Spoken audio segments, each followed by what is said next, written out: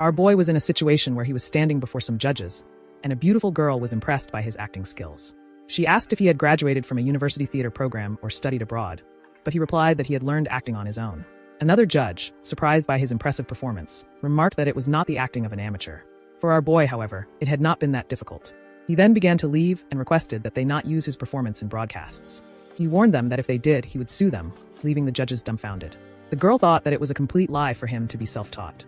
Another judge realized that if he entered the jungle of the entertainment industry, he would become a monster. Our MC, whose name was Woo Jin, had been standing outside embarrassed because when they had suddenly asked him to act, that black square had appeared before him. A day earlier, before all that had happened, Woo Jin's head was dizzy because he had drunk too much the previous night. He could only remember up to the second round, when he had thrown his resignation at that toad of a CEO and celebrated his resignation with his friends. Woo Jin realized he was in deep trouble. Then his phone started ringing, and when he picked it up, it was Young Dae asking if he had made it home safely. Woo Jin's memory was completely blank. Young Dae reminded him that he had disappeared for about 30 minutes while drinking the previous night.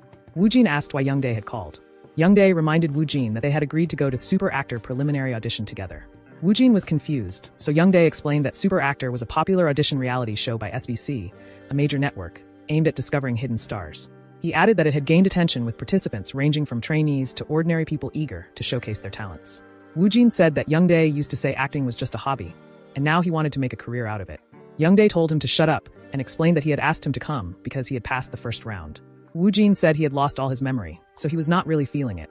Young Dae was nervous and asked Woo Jin to just give him some support, and said he will treat him to samgyeopsal and soju as much as he wanted after it was over.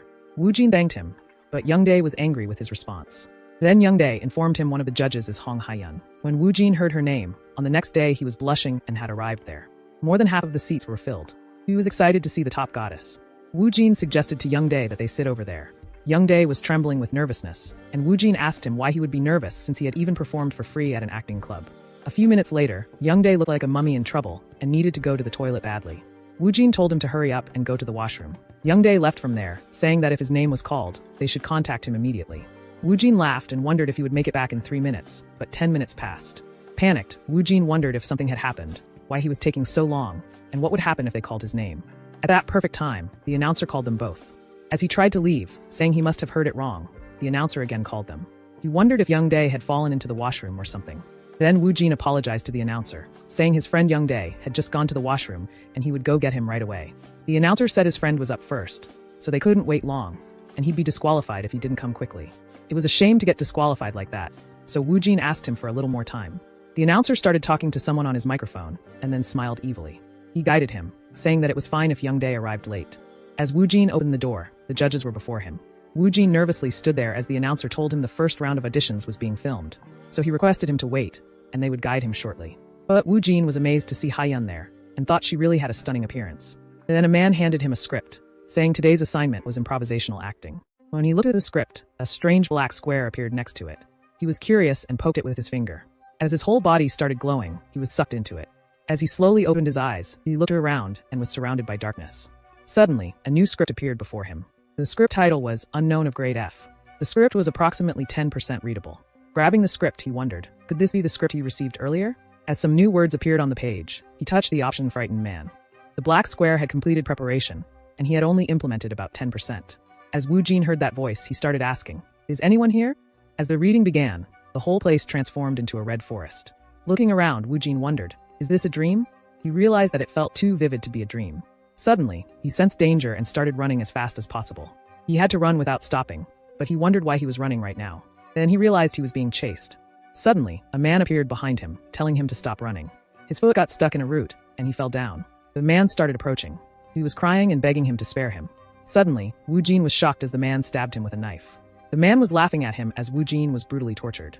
In the real world, he was screaming loudly as he fell to the ground in front of the judges. They were all surprised by his acting, but none more so than Hae-yun. As Woo Jin lay on the ground, he wondered what he had just done. He was embarrassed, having unintentionally revealed his experience from the black square, and decided to run away as if it were nothing. With eyes filled with sparkle, Hae-yun asked where he had learned to act. Internally screaming at how beautiful Hae-yun was, Woo Jin kept a straight face because he needed to deal with his embarrassment first. Acting tough and putting on a brave face, he replied no, he had learned acting on his own. Surprised, one of the judges asked then, how did he perform so well? Woo Jin replied it wasn't that difficult, thinking let's not emphasize his embarrassment just because he was also feeling embarrassed. As he left, saying if they used his performance from broadcasts, he would sue them, they were left confused. They thought he acted impressively after briefly looking at the script. Haiyun said his claim of being self-taught was a complete lie, and so, the snowball of misunderstanding began to roll with only Woojin unaware. Outside, he met with Youngdae, who had succeeded in his toilet trip. Woojin asked if he had done well in the preliminaries. But Youngdae had been taken out in 15 seconds. Youngdae asked if Woojin had gone in instead of him because the judges were asking him about Woojin. Woojin had a sudden surge of embarrassment and told him it was nothing special. Seeing the script with Youngdae, Woojin asked to give it to him. As Youngdae handed him the script, the black square appeared. At that moment, Woojin was sure that if he touched it, he would get sucked into a strange space again. He read through it, and indeed, it felt just like the experience he had in the mountains. Now, he was certain he had chosen Frightened Man or something similar. He needed to check a few things, so he asked Youngdae if he had any scripts at his place. Youngdae replied that he did and asked, but why all of a sudden? Woojin told him that the smell was bad and opened a window to get some fresh air in. Youngdae commented that the guy who out of nowhere wanted to come to his house sure complained a lot. Searching through the house, Youngdae asked why he was suddenly asking for scripts. He added that for someone who usually doesn't watch TV, Woojin needed to check something. As Woojin expected, he found 2 scripts from aired network dramas. As he saw the black square next to these scripts as well, he had finished checking the first one. He decided to check the time on the second one.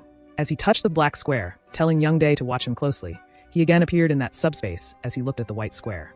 It seemed to Woojin like the number kept increasing as he acquired new scripts or screenplays. As he decided to get out, he realized he was stuck there. Then he started shouting various words, and in the end, when he shouted exit, he was in the real world. Youngdae was confused by his actions. He was there for about 5 minutes, but the time hadn't changed. Then Youngdae's smartphone started ringing. He was talking on the smartphone and whispered to Woojin that the super actor PD was asking to speak with him. Woojin's forgotten shame was rising again. First, he lowered his voice and said yes. She told him they were contacting him because he came with a friend, but ended up passing. Then she asked if he had any plans to come to super actor again. Woojin wondered if they were trying to make a fool out of him, showing off and acting tough. He replied that he didn't want to go, and it was just something to pass the time anyway. Laughing awkwardly, she wondered then if he did it seriously, just how good would it be?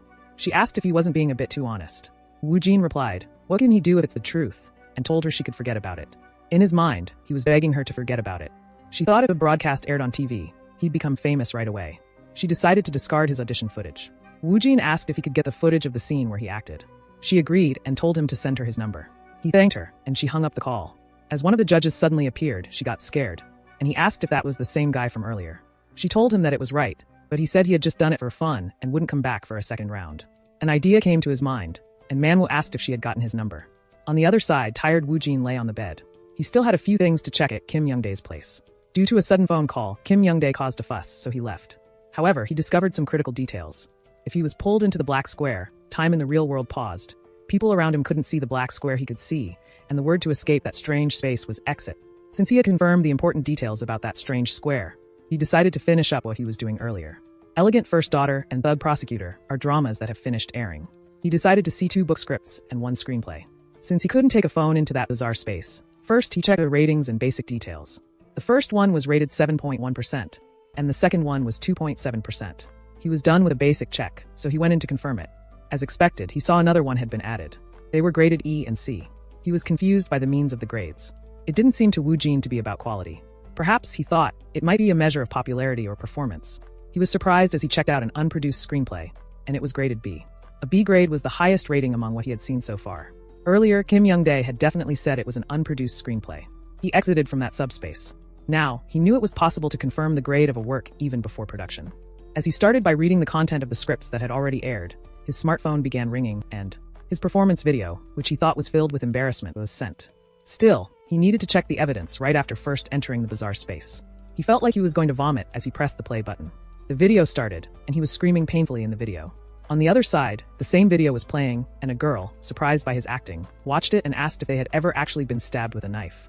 He told writer Park Yoonmi to look at that absurd expressiveness and asked, when she watched, if a character didn't come to mind. She remembered the role of behavioral analysis in creating a sociopath character. Yoonmi was worried because it was a very challenging role, and she couldn't find an actor who could portray it. However, she wanted to see Woojin's acting with her own eyes first. On the other side, as Woojin watched that video, it was better than expected. He realized his first-round success wasn't just a bluff. He had actually passed because of his acting. He imagined himself with a poker face telling them it wasn't that difficult because he was a genius. And the judges, shocked, had said, "Is this a participant for real?" Embarrassed, he realized what he had done back then. Woojin thought they wouldn't see him again, so it didn't matter much to him, and he decided to finish the bizarre space experiment. There might still be features he didn't know about. Still, he really didn't want to suddenly get stabbed and die. The next morning, dark circles were under his eyes. Unlike the first time, his mind was less foggy. He remembered every single line of dialogue from the characters in the script. Even the cafe male clerk he just read for. Not just the lines, but the character's 5 senses, emotions, everything seeped into him. Imagining himself with this level of skill, he seriously considered becoming an actor. It seemed to Woo Jin like he got to live another interesting life. Then an unknown number called him. As he picked up the call, it was producer Song Manwoo. Woo Jin remembered him, the one with a beard. Manwoo laughed and asked if they could meet as soon as possible. He stuck to the concept for now and told him to tell him the reason first. It was a bit awkward for Manwoo to discuss this over the phone. If possible, he preferred to talk in person. Woo Jin told him they could meet at 4 p.m. as it was the only time he could make. Manwoo told him a few other people involved were expected to come and sent him the address. Woo Jin agreed and Manwoo thanked him. Worried, Woo Jin wondered why he was asking to meet. According to Kim Young-dae, he heard they were a big shot. He looked up how famous they were.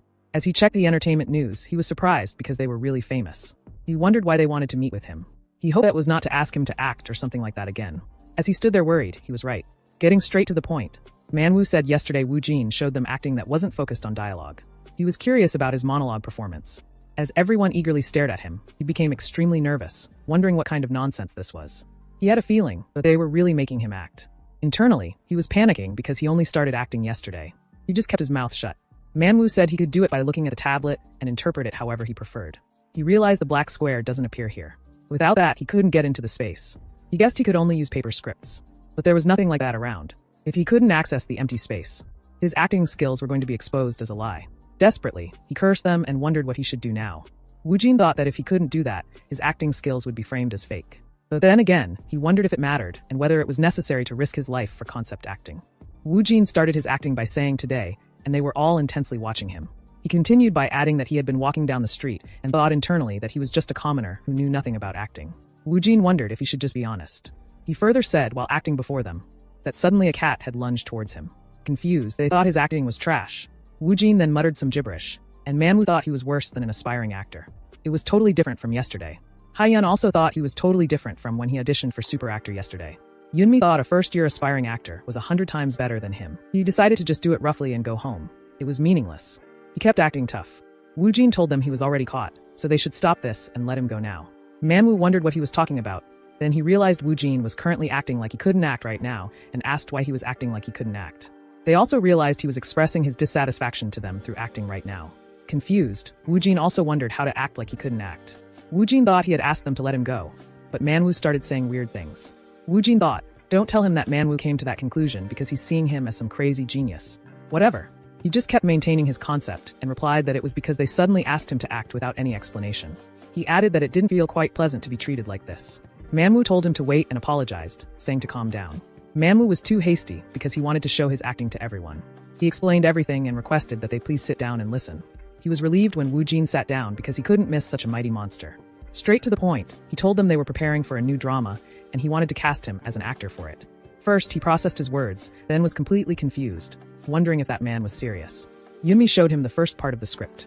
That was the first time it had been revealed to an outsider. She requested that he choose any role from there and act out that role. Manwoo requested him to please feel free to choose any role and read a few lines from it. Manwoo was confident that if Woo Jin showed his acting, the role had already been decided. However, they did not know how he would act it out. Woo Jin told them he would read it for a moment. Sometime later, they were shocked when he decided to do the role of Assistant Manager Park, the scene with a dog, and it was the sociopath character that she wanted. She thought it was not like it was appointed, but he chose such a difficult role without hesitation. She was confused when he put down the script and asked if he could do it without looking at it. He agreed, and she wondered if he already understood everything from the lines, the stage directions, the emotions, etc. Then, Manwoo said let's start right away. Excitedly, Manwoo was wondering what kind of acting that monster would present them with. Woo Jin had been silent, but suddenly, his gaze changed, followed by his aura as well. They were surprised, wondering if he had really managed to understand how to convey emotions in such a short time. Woo Jin said to go first, then looked down. They were shocked when he changed his voice, saying it was dog poop. He returned to the subspace world. He had stepped on dog poop, and the world around him was becoming hazy. What had been ordinary recently had now turned into something resembling a fairy tale. He looked at the dog, which seemed as if it belonged to a world within a dream. Then he felt like he needed to act quickly. He said, "Here he is, son of a bitch." He raised his hand, saying, "He is cute, so squashy," and started touching his nose, which made Woo Jin want to pop him so it splashed all over. Woo Jin broke his skull with his bare hands, and the blood splattered across his face. Then, in the real world, he slowly opened his eyes.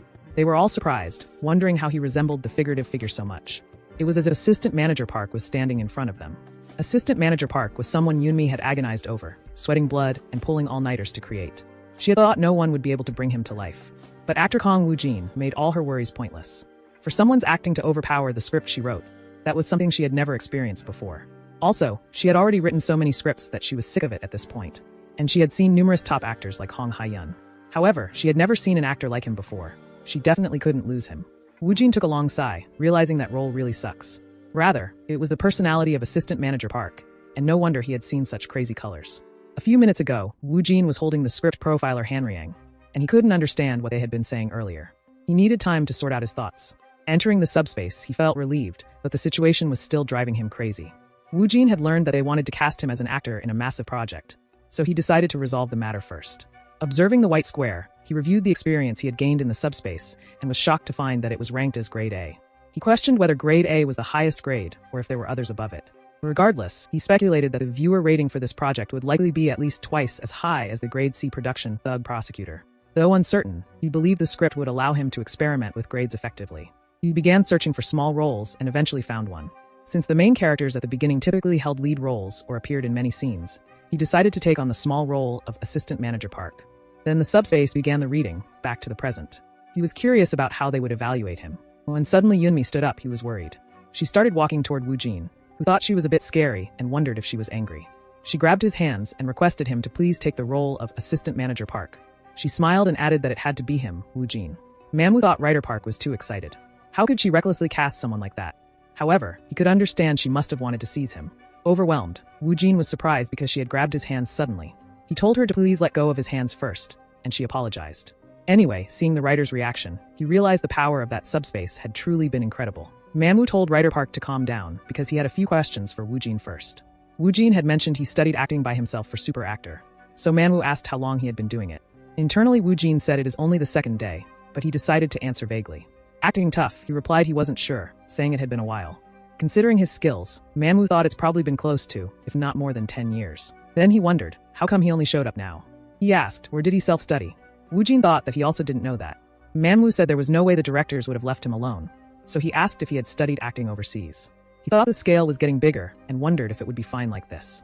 Ha-yeon asked if there were any circumstances in which he didn't need to answer them. Woo-jin replied that he would do that. Internally, he gave a thumbs up to Ha-yeon, saying he had chosen the option of secret circumstances that didn't even exist. He even appeared in Super Actor, so Manhwa wondered, it can't be anything criminal. Then they asked, why did he choose the Assistant Manager Park role? Yunmi was also curious about that too. Woo-jin thought it would be fine to say this much, but they were shocked when he replied because his scene was short. Yunmi thought it might be short, but it was 10 times more difficult to analyze and act out. Also, Manhwa thought anyone would avoid a troublesome role like Assistant Manager Park and wondered if he was a genius or just an oddball. Ha-yeon thought he was showing off while pretending he wasn't, thinking that kind of role was too easy for him. Our poor Woo-jin nervously thought, it seems like everyone is having strange thoughts. Whatever, he decided to run away first and said he would think about their offer. Outside, Woo-jin was wondering, no, just what the hell is wrong with that meeting room? Then someone called him. It was Youngdae. As Woo-jin picked up the call, Youngdae told him to meet at night after work because he had promised to treat him. He also told him to return the script and scenario he borrowed. As he pressed the lift button, Ha-yeon called his name, asking, why didn't you accept the casting offer right away? As he looked back, he was amazed by her beauty and internally was excited, thinking, I can't believe Hong Ha-yeon is calling my name like that. Woo-jin replied, it was just as I said, I needed more time to think about it. To be honest, he was putting on an arrogant act, so it would be strange if he accepted it without hesitation. Besides, if he accepted it immediately, he thought he would not look cool. She came closer to him and asked, are you with an agency? He thought her beauty was no joke and wondered, did she hear his heart thumping? Then he denied it. She asked, why don't you have one? He just didn't and asked, do I need a reason?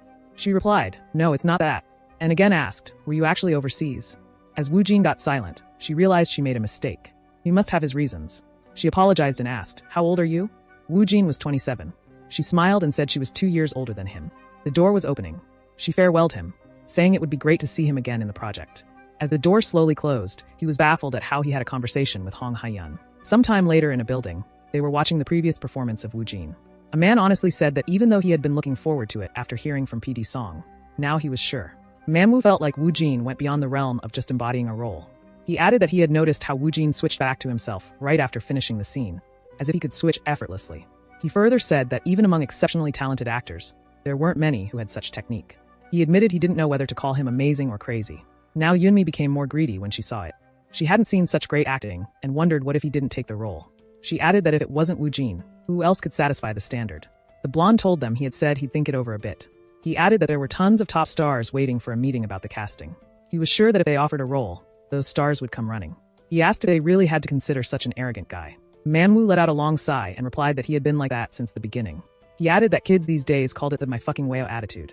The blonde shouted that even then, Assistant Manager Park wasn't a small role. It was a supporting role. Manhwa thought Wu Jin might just be trying to raise his worth. So he decided to give him time to understand his worth. The blonde mocked him, asking what appearance fee they could possibly give to a nobody like him. He hoped it was just his guess. It was the first time Manhwa had been this desperate, so he was at a loss for words. With a menacing expression, Yunmi just said one thing: "Don't be stingy with money." It was almost a threat to General Manager Lee. Manhwa suggested they should meet Wu Jin's worth. Lee reminded them that they also had to consider their production's position. Considering the potential gossip and rumors, they decided to set the pay above the average and include a confidentiality clause in the contract, slamming the contract on the table, saying this was as far as they would go. Manhwa then decided to call Wu Jin regarding the casting. On the call, he asked Wu Jin if he had thought about it. But Wu Jin remained silent, and Manhwa assumed he was pondering the appearance fees. Since they wanted to finalize the contract, they gave him time to think about it and suggested meeting tomorrow. Wu Jin agreed, and Wu Jin wondered what he was on about. He decided to ask Youngdae about it. Then he was in a restaurant handing over the script to Youngdae. Youngdae hoped he didn't use it as a ramen holder or something. Wu Jin replied he did read it. Wu Jin asked if it was true that the detective agency short film wasn't going into production. Youngdae agreed, saying an investor suddenly agreed to produce it, and they might have an audition for it. Wu Jin asked if it's produced, will it be released in a theater? Youngdae denied it, saying even numerous commercial films fail to make it, let alone a short film. Wu Jin wondered what if it goes well. Youngdae explained it would be winning awards at public exhibitions. So he asked which company is behind Detective Agency. Youngdae sent him a link to the film specialist community, where he could find information. Wu Jin thanked him. He also told Youngdae to imagine he was an unknown actor, and what would he do if he got cast by a tycoon PD or an amazing writer. Youngdae felt strange when he asked him that. In the end, he told him that for such a big project, a lot of actors would be willing to play any role, and such a situation wouldn't even happen. Disappointed, Wu Jin apologized to him in his mind, saying that situation was right in front of him. Wu Jin supposed that the unknown actor was him, so he wondered how much of an appearance fee he would accept. He replied that usually a rookie gets around 30,000 won per episode, but he would even accept just 3,000 won. However, for Wu Jin, 3,000 won was a bit low. The next day, Wu Jin was with Lee, who was acting rudely. Before entering, Lee stopped Wu Jin, saying this matter was almost like a first for him, like today's appearance fee negotiation. Confused, Wu Jin wondered if he was here to negotiate the appearance fee today. He didn't know how much he was expecting, but the amount Wu Jin was going to hear today was above the average. Lee honestly told him he was against it, since it was not good to have a lot of rumors from the beginning. So he was saying this to help him before meeting the PD. Wu Jin realized this guy was unexpectedly kind, and he was worried about him. Because of what Youngdae said, he hoped they'd give him at least more than 3,000 won. Wu Jin thought he shouldn't expect more than that. They arrived there, and Lee told the PD he had brought Mr. Wu Jin. He welcomed him, he showed him the contract, and told him to check it because there were a lot of complicated details in there. But what Manhwa wanted to talk about was the appearance fee they set for him.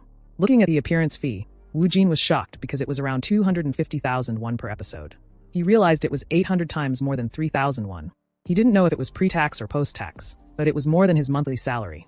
Taken aback, Wu Jin was frozen. Nervous, Manhwa wondered if he thought it was not enough. So he explained it was usually between 20,000 to 40,000 won per episode. He was a special case in many ways, and it was a shame to treat him like a rookie. The 250,000 won per episode, without separate from the additional fees such as reruns, YouTube, etc. If he appears in the later episodes, he will receive more than 10 million won. Wu Jin replied he kind of expected that. Internally, he wondered just how much top actors like Hong Haiyan receive. Manhwa was sure he will receive tens of millions per episode soon enough. And Wu Jin thought the thing that he only sees in articles or news would happen to him too. So they asked him, what do you think? It was not insufficient, but he was curious about his current worth. So he asked if he was worth only 250,000 won per episode. Manhwa expected he would feel a little disappointed. He remembered Writer Park.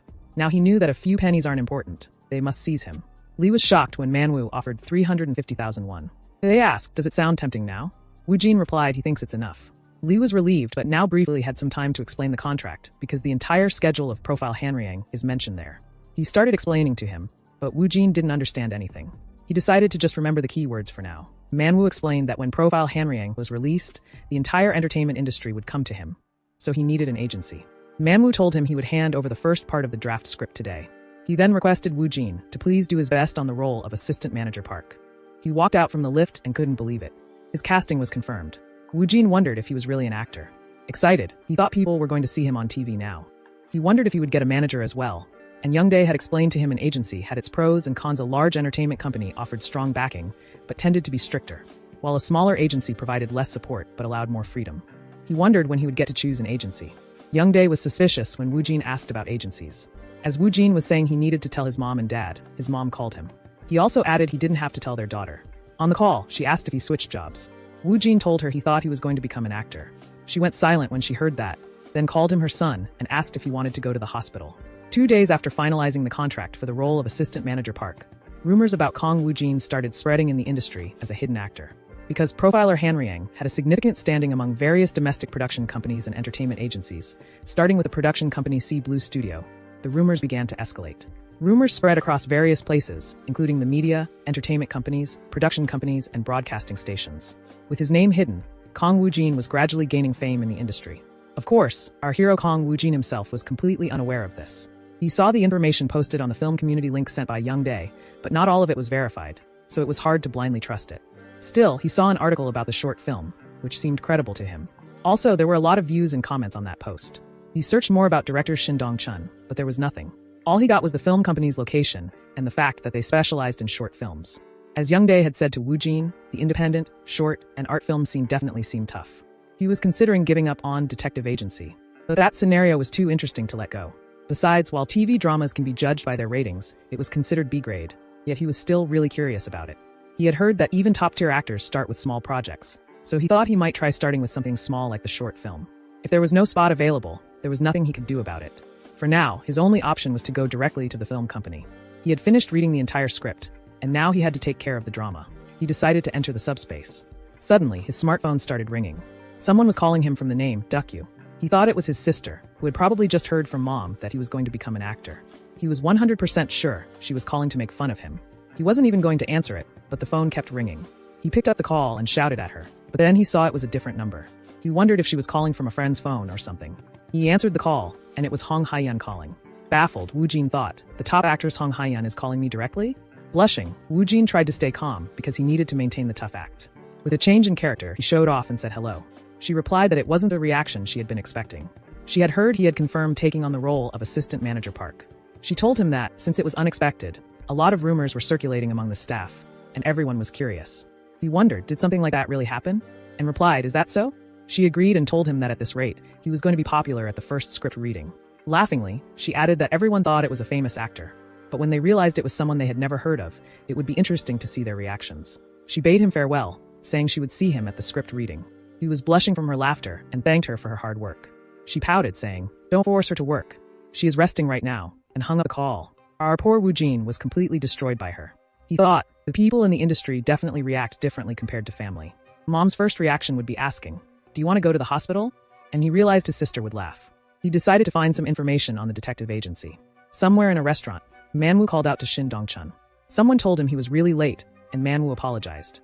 Dong-chun was a little bit surprised when Manhwa told him the script meeting for profile Han Riang had run late as well. He asked how many scripts had been completed. Manhwa answered, about 2 to 3 episodes roughly. Various finalized articles would be published tomorrow. But he asked why Dong-chun was eating kimchi with soju, and if he acted miserable, his life would be miserable too. Dong-chun replied that his situation really was miserable, so why pretend it wasn't? Manhwa asked if he had completely lost his spirit. Dong-chun was someone who was from the same SBC drama department as Manhwa. So Manhwa asked if he had quit SBC just to make such weak excuses. With a dark face, Dong-chun was listening as Manhwa said he had heard Dong-chun had even found an investor for his movie. So Manhwa asked what the name of the project was. Dong-chun answered the title was Detective Agency, and it was a short film. Manhwa had also heard the production cost was estimated to be around 30 million won. Dong-chun told him it wasn't finalized yet, and the investor was from the entertainment industry. In exchange for the investment, they wanted them to include a few rookies and have Park Young-hyuk as the male lead. Shocked, Manhwa said even if people saw it positively, Detective Agency would become his cleanup project at best. Then Manhwa asked if he should introduce him to an actor. Dong-chun asked if all the actors around him weren't top tier. Manhwa replied just because they were top tier didn't mean they didn't look at independent or short film scripts. But the one he was trying to introduce was someone else. Curious, Dong-chun asked who. Manhwa explained he was someone they went through a lot of trouble to cast in their drama, and it was Kong Wu Jin. However, Dong-chun said if he was involved in his drama, he'd likely be more focused on it. Manhwa told him he was definitely going to be a big hit, and they should give it a try. Dong-chun agreed, saying so much had happened to him over the past 3 years. He was a bit exhausted. The next day, as soon as dawn broke, the entertainment field was on fire. All because of the full-scale promotion of profiler Hanryang. The articles stirred public curiosity by teasing details until the premiere date. Meanwhile, Park Yoon-mi made it clear by saying this work would feature a truly standout scene-stealer actor. Riding the wave of the public's explosive curiosity and anticipation, the drama title was revealed around lunchtime on the same day. The news quickly spread, and soon it attracted the public's interest. Dong-chan was happy because it was the work of a close friend, but he was also a bit envious. Today, manager Park from Go Entertainment was supposed to bring some rookies around 3 p.m., but they didn't arrive. He got up saying they think they're the boss and he should just give up. Suddenly, someone called him. Dong-chan looked at him and thought he was tall and looked pretty decent. He must have been one of the newcomers that Go Entertainment was supposed to bring. Dong-chan said he was a bit late. He said he'd come at 3. Woo-jin asked if he was talking to him. He replied no, that's not it, and asked where director Park had gone. Dong-chan asked while they were waiting for Park if he should watch some of his acting. Dong-chan thought the company was famous for having many unremarkable rookies, but his aloofness gave a certain degree of trust. Dong-chan asked if he hadn't just come to show his face, and Woo-jin replied he had some performances to show. Dong-chan told him the length didn't matter, just show him. Woo-jin started acting, saying it portrayed a sudden event that unfolded while a man named Kim Ryujin was running the agency on his own. One day, a client in his 40s came in and requested confirmation, saying he suspected his wife was having an affair. Kim Ryujin took on the infidelity case and observed the client's wife. As expected, the wife met with another man while her husband was away on a business trip. Kim Ryujin first followed the two, trailing them all the way to a secluded villa deep in Gangwon. From lunchtime into the early afternoon, the two of them spent time together as if they were a couple. But suddenly, the man's head fell into the soup bowl. Seeing the man, the wife called someone, and then a burly man appeared. He dragged the fallen man to a car, and then disappeared to an unknown location. Having only taken on the case, Kim Ryujin was stunned to witness a murder scene. He confirmed that the window of the villa was open and cautiously stepped inside. In the basement, the door to which was left open, a stranger was lying face down on the floor. After confirming that the man was still alive, Kim Ryujin shook him, but upon hearing noise from upstairs, he hid in a corner of the basement where some broken furniture was piled up. And now, Kim Ryujin was a fugitive inside the villa. The atmosphere was unnecessarily intense, requiring top-notch acting to make the villa feel like a hellish nightmare. Moreover, it was heavily focused on sound effects, making auditory presentation extremely important. Dong-chan was shocked when Woo-jin finished acting by saying, "That's all for now." Dong-chan thought that must have been a challenging performance. It was crazy. It felt like Kim Ryujin had appeared before him. It was a style of acting he had never seen before. Suddenly, a man appeared there with 2 actors, saying, "Director Shin." He was a bit late. He asked who was the person in front. Confused, Dong-chan asked if Director Park didn't know him. Woo-jin told him it seemed there had been a misunderstanding. Then he introduced himself as Kong Woo-jin. Now it all made sense to Woo-jin. After reading the story, he had been prepared to be turned away at the door, but he wondered why they acted like they knew him. Woo-jin realized that big guy was the person who was originally supposed to come. Dissatisfied, Director Park asked if they should just stay here. Dong-chan replied their appointment was for 3 p.m. Woo-jin felt things might get messy if they stayed any longer, so he told him he would head back. He had come because he was interested in grade B, but it seemed to him it was going to be tough. He looked at the 2 guys and added it was as expected. Both the lead and supporting roles were already decided. He didn't really want to take on anything below a supporting role. Dong-chan was desperately calling Woo-jin. Then he felt the name sounded familiar and wondered where he had heard it. After a moment, he remembered Kong Woo-jin was the name Hyunghim had mentioned. He wondered could it be he was that same person? Somewhere in a restaurant. They were gathered to enjoy their meal. Then Manhwa got a call. He picked up the call, saying to Dong-chun he was in a meeting right now. Dong-chun told him the actor he had mentioned yesterday, Kong Woo-jin, with striking features and a cynical aura, and he asked if he had a deep voice. Manhwa also asked how he knew about that. They were shocked when he said an actor named Kong Woo-jin came to see him today. So Manhwa asked what that friend had done when they visited him. He replied they had shown their acting skills. Dong-chun said it was like he perfectly embodied a character he had written, and added no, the way he acted it out was even more vivid. Manhwa replied when someone watches his acting, that's usually how it goes.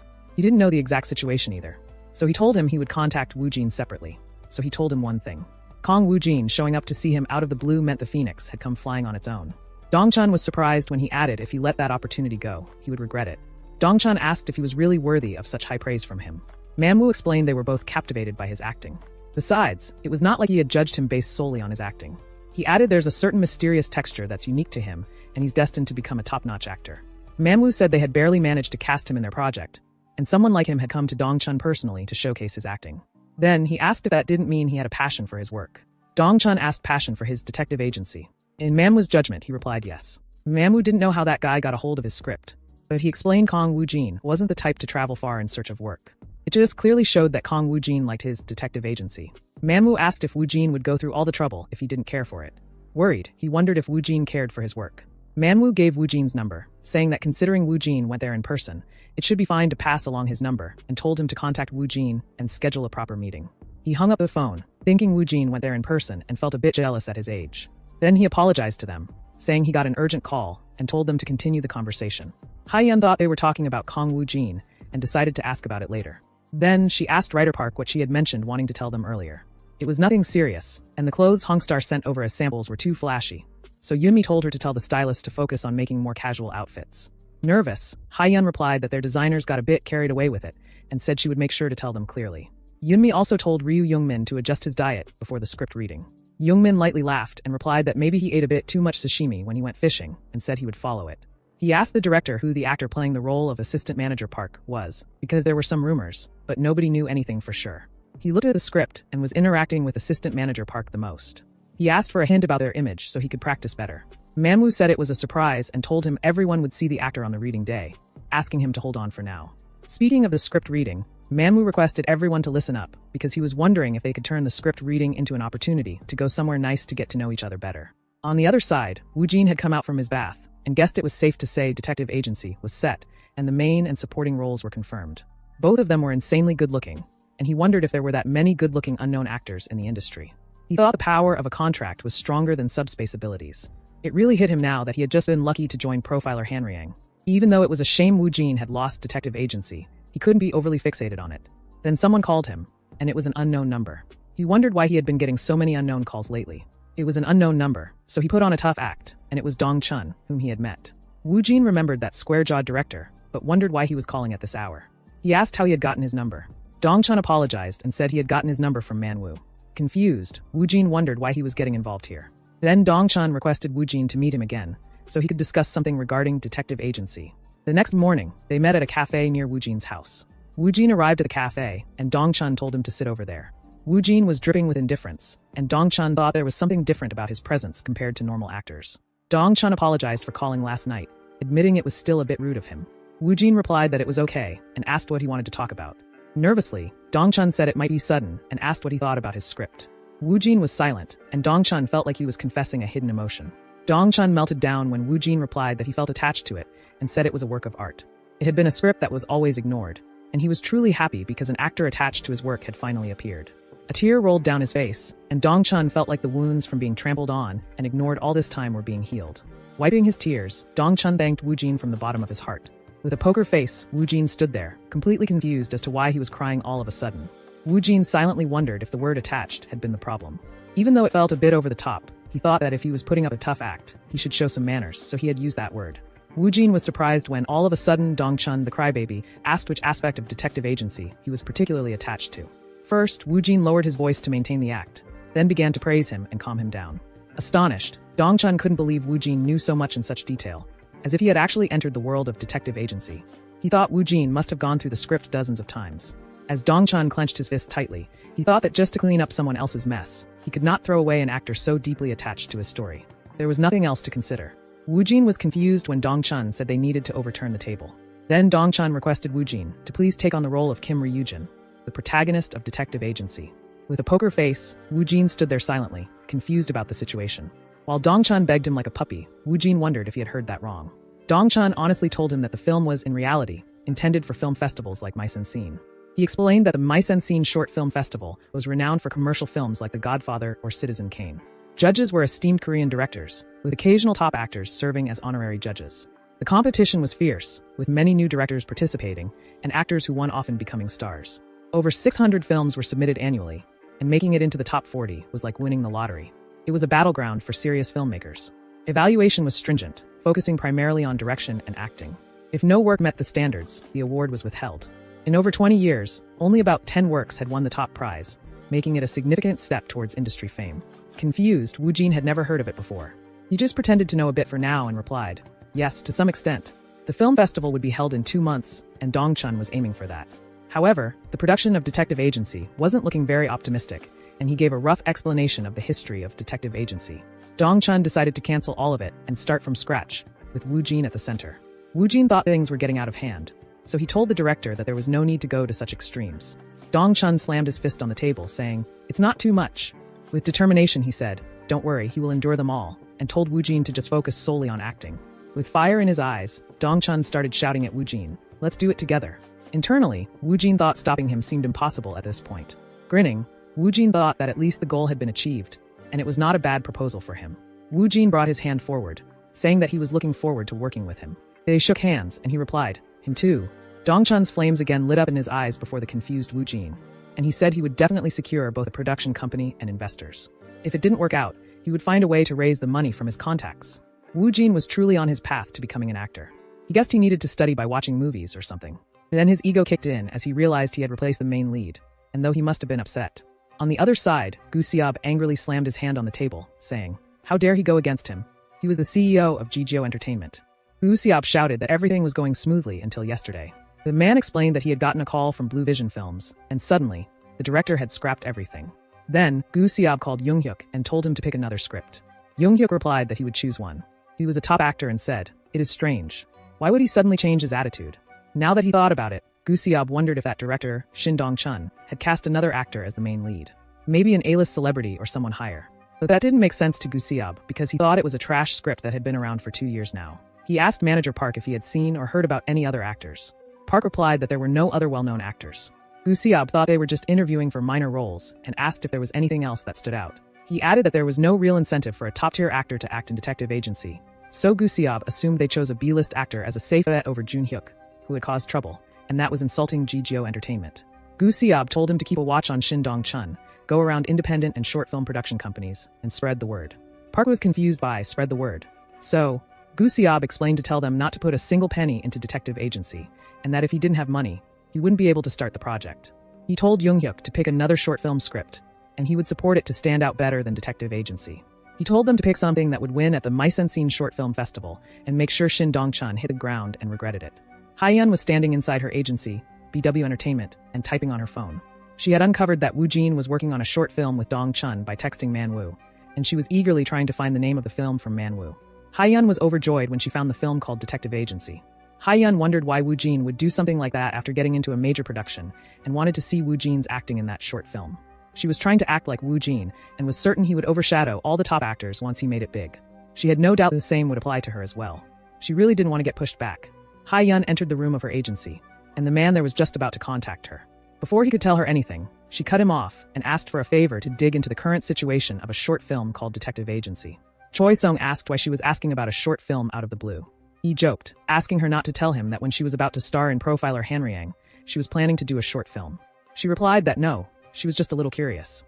Choi Sung shouted at her like a scared cat, saying that it meant she was interested. Worriedly, he said that if she was interested in something, she usually worked on it. She told him to even gather the smallest details. He replied that gathering info was not a big deal, but if the script wasn't good enough, it was tough even for him. Haiyun refused, saying PD Song must have had a reason, and also that Detective Agency was Dong-chun's work.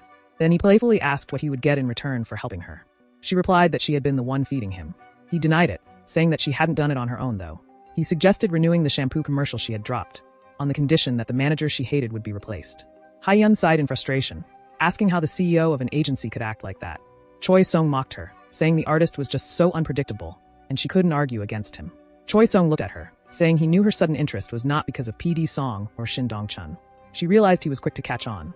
She told him there was a guy named Kong Woo Jin. He asked if he was her new boyfriend. She angrily replied that he was an actor. Haiyun quickly explained to him all about Woo Jin. He mentioned Writer Park was wary of even top stars and asked why she was so desperate. Haiyun replied it wasn't about the level of acting, but her obsession with making it perfect. Haiyun was startled when he said, so in the end, she is just interested in Kong Woo Jin's acting, and she tried to deny it. Haiyun was again startled when he pointed out that she hadn't even read the script of Detective Agency yet. She tried to change the subject by asking how much money they had. Choi Sung realized she was changing the subject, so he asked, but he was confused as she started saying that if not, she would suggest he prepare some, and then started talking about Woo Jin. Choi Sung called her out as she was saying, after reading the script completely, someone would take it away, and he realized she was full of anxiousness. He had worked with Haiyun for 10 years, but had never seen her like that. He thought it must mean that the actor, Kong Woo Jin, really caught her attention. He wondered if it was instinct, ambition, or perhaps fear of being overshadowed in acting. He agreed to dig into it, and he was getting curious about what kind of actor Woo Jin was that provoked such a reaction from her. He started quickly checking on his phone, and with his connections, it was easy. Then he explained that it was a project of GGO Entertainment, but director Shin Dong-chun had scrapped everything. Now they were upset and influencing independent companies. She didn't understand, so he explained that without funding, the production was going to be troublesome. Haiyun called him Appa, asking if BW Entertainment wasn't also preparing to start investing. On the other side, Manhwa had suddenly asked Woojin to come there, and when he arrived, Manhwa welcomed him, saying there was something he wanted to discuss. Yunmi also waved her hand at Woojin, and he wondered if that was a studio. It seemed more like an apartment building. Manhwa also told him it was basically the same as a regular apartment. Before they got to the main topic, Manhwa asked how he got his hands on the script of Detective Agency. Woojin was too tired to explain in detail, but there was no need to lie either, so he just answered vaguely. He said he got it from an acquaintance and asked if it really mattered how he got it. Manhwa denied it, saying it was just a casual question. What he was really curious about was why Woojin had chosen Detective Agency in the middle of the drama, as he found it interesting. Woojin asked if it was that surprising. Manhwa honestly answered that it was a bit of a gamble. He thought the role of Assistant Manager Park was considered B-grade and decided to keep it subtle, cool, and vague. Acting unbothered, Woojin replied that choosing it had been mostly driven by his instinct. He thought that was a solid answer and wondered if he was a genius. Nervously, Manhwa replied that his sense of humor seemed to be good. He thought instinct, or a good eye for projects, was essential. For an actor, it was a key quality. He wondered if that was really the case, then Detective Agency would definitely succeed. Manhwa asked if it was the instinct that Detective Agency would be a hit. Woojin wondered why Manhwa was shocked and thought it was a common word used everywhere. He agreed, saying it would not fail and would be a hit. Yunmi asked if it wasn't a bit reckless and said she was sure this was the most important time for him though. Nonchalantly, Woojin asked if that was so. Yunmi was shocked, thinking why he was so calm and that there was no other actor like him in this world. Manhwa thought that if someone joined a big project, they would take their time to choose another project. He was surprised by how Woojin had chosen a short film script that everyone had ignored. If Detective Agency really turned out to be a hit, Manhwa was sure Woojin would grow into a great actor with crazy acting, a different level of quality, confidence, and even acute intuition. Manhwa laughed, saying he would have to consult Woojin to choose a script when he started his own production company in the future. Yunmi excitedly asked what he thought about their profiler Hanryang. Woojin said if it was the two of them and asked if it wasn't guaranteed to be a hit. Shocked, Yunmi explained that drama was risky even with a lot of top actors. Woojin still thought profiler Hanryang was displayed as a grade A in the subspace. So Woojin said he joined because he thought it was going to be a hit. She blushed, saying maybe that was why people believed in religion. Manhwa calmed Writer Park down by saying they hadn't called Mr. Woojin there to ask him that. Taking out the script, Yunmi told him they had called her there to give him the official script book of Part 1, and the others would be sent as soon as they were out. Handing over the script to Woojin, she thanked him for acting as Park, and since the script had been revised, she requested him to go through it again. Manhwa told Woojin the script reading would be done in the MT way. Woojin thought it was something where the genius actors sync with each other before the real shooting begins. Manhwa explained script reading was just a formality. It was when actors and the entire staff gathered to have fun. Woojin realized he was going to play with celebrities and internally screamed, feeling his life had risen to a grand scale. Manhwa told him it would start on Saturday and last 2 days and 1 night. He asked if Woojin would be able to join them, to which Woojin agreed. Manhwa advised him to know the script inside out before coming. Before Manhwa could continue, Woojin's phone rang. He picked it up and apologized to the director. Manhwa said he should answer it if it was urgent. It was Dong Chun, asking for a meeting to discuss Detective Agency. Woojin agreed, and Manhwa assumed it must be Dong Chun. Manhwa then mentioned the casting for Detective Agency was finished and asked when the date for his script reading would be. Woojin was internally confused, and then replied that currently no one else had been cast except him. Manhwa was surprised and wondered if actress Haiyun hadn't contacted them yet, though he was sure Haiyun was interested in Detective Agency. Manhwa decided to arrange things for Woojin and asked where the meeting with Dong Chun would take place. Sometime later, Dong Chun had hurriedly borrowed a place and requested Woojin to sit. He explained he had looked for film companies and investors, but told him it wasn't easy. Dong Chun assumed it was because of GGO Entertainment. He apologized because the situation didn't look good. Woojin thought he resembled him when his draft was rejected for the 6th time. Woojin asked if there was something he could help with. Dong Chun told him to just focus on acting and said he would do whatever it took to secure the investment. Dong Chun mentioned leaving out some scenes to attract investors. Woojin asked if the quality wouldn't drop as well. Dong Chun apologized and hadn't expected the situation to turn out like this. He anxiously wondered if it would stay as a movie that could never be produced. Then a girl appeared there, removing her mask and asking if he was a director now. It was Haiyun, wanting to take part in the Detective Agency short film. They were surprised when they saw Haiyun. Woojin looked at her with a poker face, but internally he screamed, wondering how a top actress had come here out of the blue wanting to work on a short film. Haiyun was disappointed because Woojin was not even surprised and asked if he perhaps expected her to work in the Detective Agency. Internally, he replied, "Of course not." First, he composed himself and lowered his voice, then replied that he was surprised. She exclaimed he was funny, saying that with no expression at all. Woojin wondered how Hong Haiyun knew about it and remembered Manhwa. He asked, did Manhwa tell her about it? She agreed, saying she was going to contact him anyway. Woojin asked if she was joking about working on the Detective Agency short film. She pouted, saying that even though she might look like she was playing around, she was serious. Then he coldly said she could do it if she wanted to. It didn't matter. She agreed, saying it was a deal. Dongchun asked if she was really going to act in detective agency. He apologized because it was hard for him to believe it. She agreed, saying if he was okay with it, she wanted to play the wife role. He told her the wife role was just a supporting role, and the short film would be exhibited at the short film festival. Moreover, it was impossible for him to match her appearance fee. Showing him her credit card, Haiyun told him not to worry about investors. She added that he would receive the details if he contacted her CEO.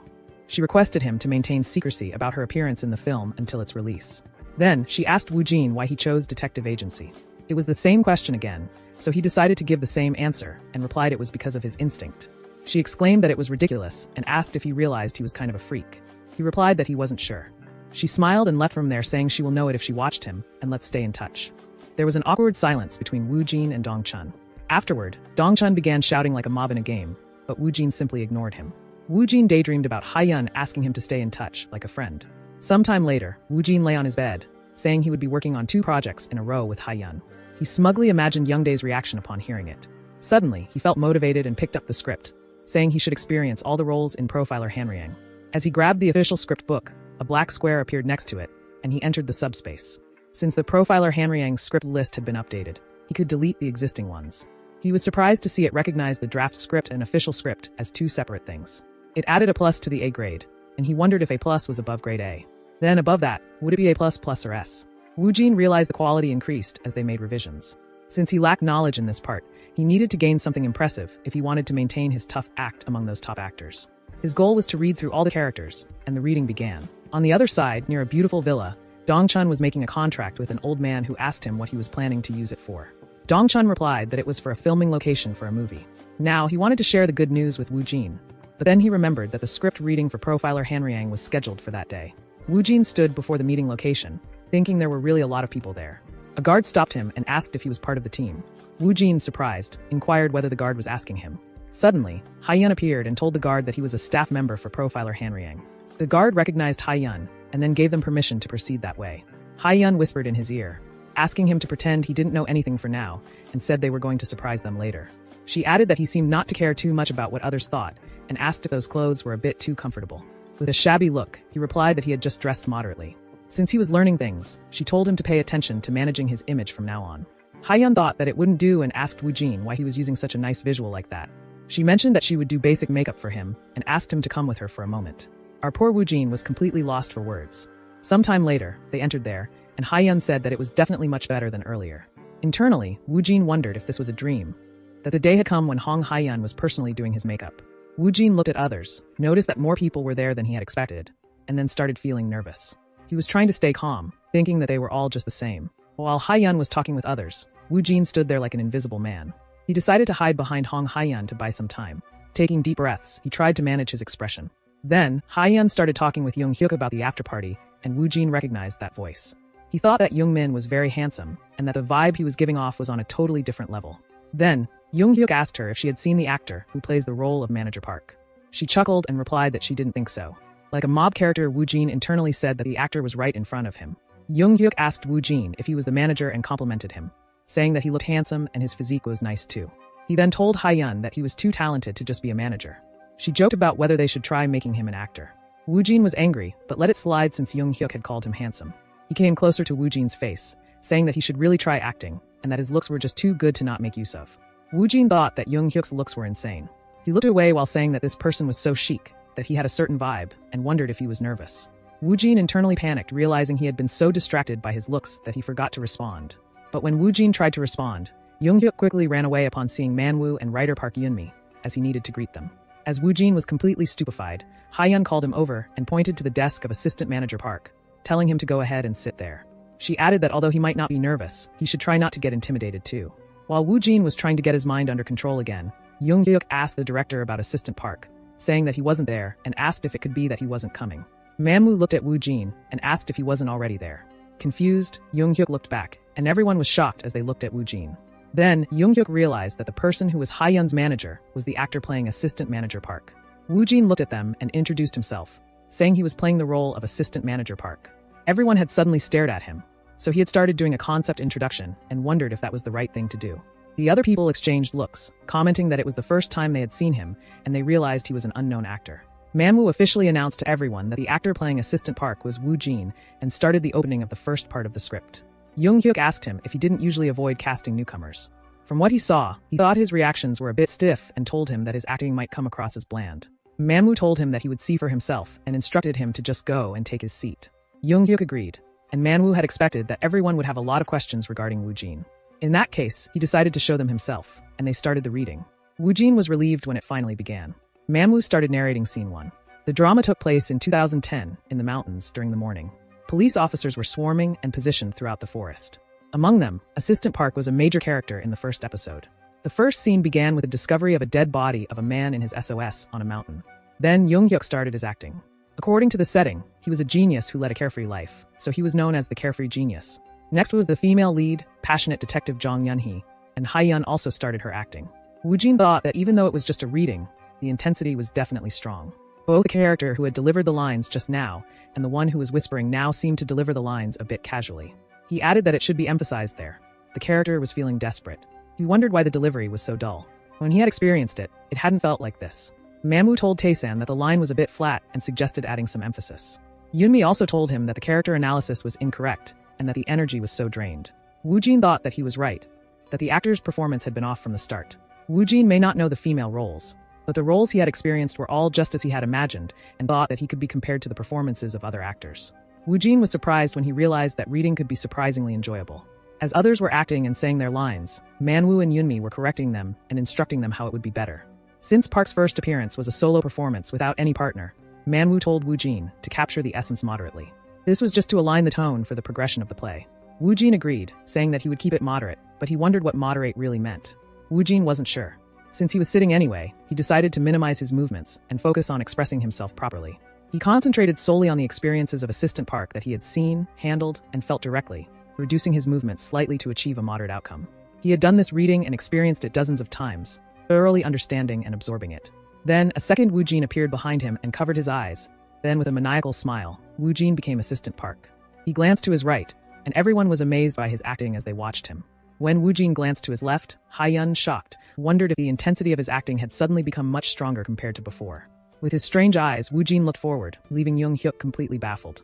Then Woo Jin opened his mouth and said, "There he is," and added with a creepy smile, "The bastard." Jung Hyuk was completely petrified. A drop of sweat rolled down his face as he clenched his teeth, internally exclaiming whether this could really be called moderate acting. He wondered how someone could switch their emotions completely like that. Jung Hyuk was trying to control his trembling and wondered how much analysis and practice one would need to achieve that level of acting. He doubted whether it was even possible to achieve that through practice alone. Jung Hyuk thought that right now, it was ambiguous to even call him an actor. He was Mr. Park himself, a sociopath with pleasure in sight, just like Mr. Park. Manhwa said that part 1 was over. Then they moved on to part 2 in the interrogation room, where Yoo Ji-hyung and Mr. Park were confronting each other. Jung Hyuk was surprised when he saw that Woo Jin wasn't even looking at the script and wondered if he thought there was no need to even look at it. He thought that with how Woo Jin had acted as Manager Park just now, he must have analyzed and memorized the script like crazy. Jung Hyuk started acting and saying his lines, but Woo Jin confidently began saying his lines with great acting. Jung Hyuk realized that he really dove into the acting process quickly. While they were both saying their lines, Jung Hyuk understood why he was sitting there, and he thought that probably not just he, but everyone there likely understood as well. Jung Hyuk wondered how he could be so calm after showing such an impressive performance, and whether that level of acting meant nothing to him. The old man near him called his name, and Jung Hyuk looked at him. The old man told him not to lose focus and mentioned that the person had captivated everyone with just one performance, controlling the flow as he pleased. The old man believed that the person was no rookie and must have had a great past. The old man asked where such an outrageous person had come from and advised him to stay focused. Otherwise, Jung Hyuk's expression became stiff when the old man asked if he didn't think he would be overshadowed by his acting. A few hours later, the script reading was over. Everyone had worked hard, so they had prepared a lot for the upcoming after-party. Manhwa also told them that if they just wanted to relax, they could comfortably stay in their rooms. Nearby, 2 girls were getting chills from Woo Jin's acting, as if they were facing Assistant Manager Park. The mood was very heavy, and they wondered if he was trying to recover his emotions at that moment. But Woo Jin was just hungry and decided to make sure to feast on a lot of meat during the after-party. He saw everyone slowly leaving and was deciding whether he should get going too or stay behind for a bit longer, when suddenly someone tapped on his shoulder. It was a girl with a microphone introducing herself as part of the making team. She apologized for bothering him when he must be tired, but she wanted to ask him a few questions. Woo Jin was just as confused by the term making team as we are. Woo Jin had seen them on YouTube, how they filmed, and he was starting to get nervous again, but he agreed. Like always, Wu Jin stood there silently, listening with a poker face, as she asked how much analysis and practice it took him to grasp the hidden meanings behind the lines, considering that the role of assistant manager Park was quite challenging. Wu Jin thought he better respond to the question using some professional terminology. If he answered it too vaguely, they might think of him as an amateur. So, he decided to subtly steer the conversation towards social life. Yunmi was touched when he replied that he just thought the script was great. As the reporter asked him if he was part of some theater troupe or had been honing his acting skills all this time, he became confused, wondering if it was just his imagination or if it felt like everyone was looking at him, as if they were waiting for his answer or something. He thought it must just be his imagination and denied it, saying that he was self-taught. They were confused by his response and fell silent. Then she screamed, asking if he was serious. Wu Jin was confused, thinking about why they were reacting like that, and he agreed, saying that he was self-taught. The people around him couldn't believe that someone could achieve that quality of acting by self-studying. Young Hyuk, also confused, couldn't believe it, while Ha-yeon was grinning because of their reactions. They were looking at him intensely, and Wu Jin had no idea why he felt like the vibe had changed. He wondered if he had come off as a bit arrogant, but he wasn't lying. He felt nervous, so he decided to escape slowly by apologizing and saying that he was not very good at expressing himself. They all watched him confusingly and silently as he left. Ha-yeon was watching him when a man followed him, asking him to wait. She guessed that the head of BHM Entertainment was there to offer him a contract. Then, suddenly, Choi Sung asked her if what he had said earlier was true. She agreed, saying that he probably wouldn't find anything even with his connections in the industry. She added that acting was just a hobby for him, and that he even participated in Super Actor just for fun. Choi Sung said that acting isn't just a memorization subject. He asked what about overseas. She replied that his past was unclear, and that he had some kind of situation going on. She then asked what he thought after seeing him in person. He answered that he could see why she was so captivated. Choi Sung honestly said that his first impression of him was just average, but it was different now. He explained that the visible acting was smooth and neat, with no sense of dissonance. He wasn't simply mimicking or reading what was written on the page. He had never seen an actor like that. The guy was a monstrous genius. He added that it was something everyone would envy. She told him that all the entertainment companies there were probably drooling over Wu Jin right now. By then, there were probably quite a few entertainment companies that had handed Wu Jin their business cards. She asked if he was just going to sit there like that. He confidently replied that there was no way. He also envied that talent and knew he needed to make a move to get him. Sometime later, at the dinner party, everyone was talking about Wu Jin. Young Hyuk, hearing them, thought that Kong Wu Jin was an actor of a kind he had never seen before, and he couldn't even gauge his potential. The role of assistant manager Park would be a highlight in anyone's acting career, but he thought about what that self-taught actor had done. Then, Young Hyuk heard a couple bad-mouthing Wu Jin, saying that as a newcomer, he should at least attend the company dinner, and that he had already become arrogant just because he could act a bit. Young Hyuk said that in his eyes, Wu Jin was more like a monster than someone who could act a bit. He added that the PD had said attendance at the dinner was optional, and if he was tired, he could skip it. The girl was nervous as Young Hyuk continued, saying that after bringing out such deep emotions, those feelings couldn't just be cleared up in a few hours. Attending the dinner would be a burden. The old man agreed, saying that Wu Jin probably had to undergo a lot of meditation. Young Hyuk further added that Wu Jin must be feeling like a mess, and talking to others in such a state would make it difficult for everyone. Then another girl said she had experiences like that too.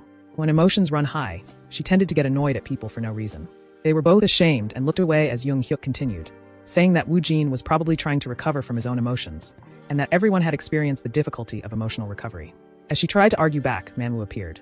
Young Hyuk looked away from her and asked Manhwa where on earth he had found Wu Jin. She nervously listened as Manhwa replied that he didn't even remember how many times he had been asked that question today.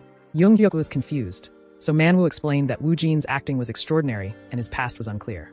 He had also looked into it a bit and was leaning toward the possibility of Wu Jin being from overseas. Young Hyuk asked if that really meant his acting was self-taught. Manhwa replied, true, and that even he could probably sense that Wu Jin himself was an existence that didn't make sense. He was just someone born to act. Young Hyuk suddenly stood up, saying that was absurd. Manhwa asked him if he was leaving already. Young Hyuk explained that he couldn't just sit there and enjoy himself. He was going to practice more. The lead couldn't be overshadowed by the supporting role. Everyone got motivated and stood up, saying they should review the script again too. Manhwa thought that Wu Jin had ignited everyone's passion, and the quality of the drama would now rise by several levels. He wondered if Wu Jin knew how much of an impact his presence would have now that he had just revealed himself. On the other hand, as usual, Wu Jin was peacefully dreaming about eating food. He was gloomy because he had slept all day and in the end couldn't eat the beef. He was just trying to make a living by acting and putting up a tough act. Ha-yeon noticed that he looked colder than usual and wondered if he hadn't recovered from the emotions of assistant manager Park. She asked him where he lived and said she would drive him home. He thought he would gladly accept it and said that it was on the Suji side. Then, she requested that he please come on in. He was excitedly thinking that it was so sweet of Ha-yeon to be escorting him, but when he entered the car, he saw Choi Sung there, who asked if they could talk for a moment. Ha-yeon introduced him as her company's CEO. Woo Jin realized that he was the one who had invested in the detective agency and wondered if that meant he was like the landlord of a building. He was confused about what was going on internally and replied that he was sure. Choi Sung introduced himself as the CEO of BW Entertainment and mentioned that, coincidentally, they already had a connection. Choi Sung told him that he knew they had invested in the detective agency and said he was looking forward to working with him on the detective agency. Woo Jin wondered if this was about the detective agency. Choi Sung frankly informed him that he knew he didn't have an agency yet and mentioned that he personally wanted to be with him from his starting point as an actor. Woo Jin asked if he was offering a contract. Choi Sung agreed, saying that their company was small enough to look like a one-person agency for Hong Haiyun, but their startups operated on a different level. Choi Sung told him that this was a time when he needed focused care rather than a distributed approach, and added that the entertainment world was like a jungle. One wrong move, and an actor's career might be blown away. Worried, Woo Jin thought that the entertainment industry was indeed brutal. He wondered how he should respond but decided to answer confidently, and said that the jungle sounded great. Surprised, Choi Sung thought that he had been trying to warn him about the risks, but Woo Jin was different for sure. He wondered what kind of past Woo Jin had for him to be so firm. Choi Sung tried to convince Woo Jin by saying that if he agreed to join them, he would make sure he received detailed and thorough care, and added that he must have received a lot of business cards. Woo Jin agreed. Choi Sung asked if they had mentioned the down payment too. Woo Jin thought that no one had mentioned it, but remembered that they did talk about the conditions. He decided to answer vaguely, and said that he thought he had heard some unconventional conditions. Choi Sung nervously replied that he would match those conditions, and at least hoped he could hear their conditions as well. Woo Jin felt like things had gone out of hand again, but he knew that if he hesitated, his tough act would fail. He had no choice and told Choi Sung that he would think about it and contact him later. Finally, Woo Jin was at home. He was lying on his comfortable bed, and he had expected to receive offers to join an agency someday. Now that the time had come, it had become troublesome because he couldn't choose which one to pick. Since the shooting of Detective Agency would start soon, he decided to think about it after it ended. He needed to experience it first. He entered the subspace, and when he was about to start, he was shocked to see that profiler Hanriang was now grade S. He was confused as to why it had suddenly increased again. He was sure it was A+ before the script reading. He thought he must have been unaware of something that had happened. Anyway, the script reading for Detective Agency started, and the reading began. Time passed by, and it was the first shoot of Detective Agency. Woo Jin was standing before a villa which looked the same as he had seen while experiencing it in the subspace. Then, one of the staff members asked if he was an actor, and told him all the actors were on standby over there. He wondered if they were the actors who would appear in Detective Agency along with him, and he felt a little nervous. He told himself not to forget to act tough. Then two actors were talking about the weather, and Woo Jin overheard them and started laughing. One of them asked if he had seen the actor who would play the wife. The other one was a little curious too, and wondered why she wasn't there yet. A girl then told them that the lead actor of Detective Agency was unknown.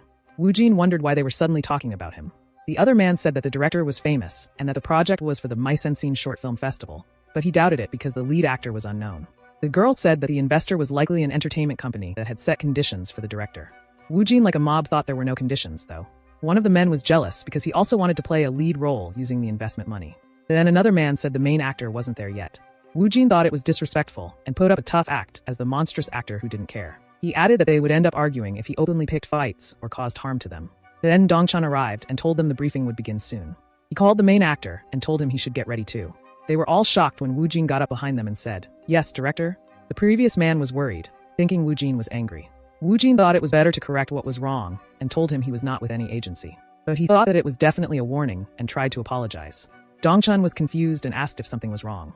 Woo Jin replied that he thought there was a misunderstanding and told him not to worry about it. Behind Woo Jin, someone walked towards him, asking what the misunderstanding was. It was Haiyun.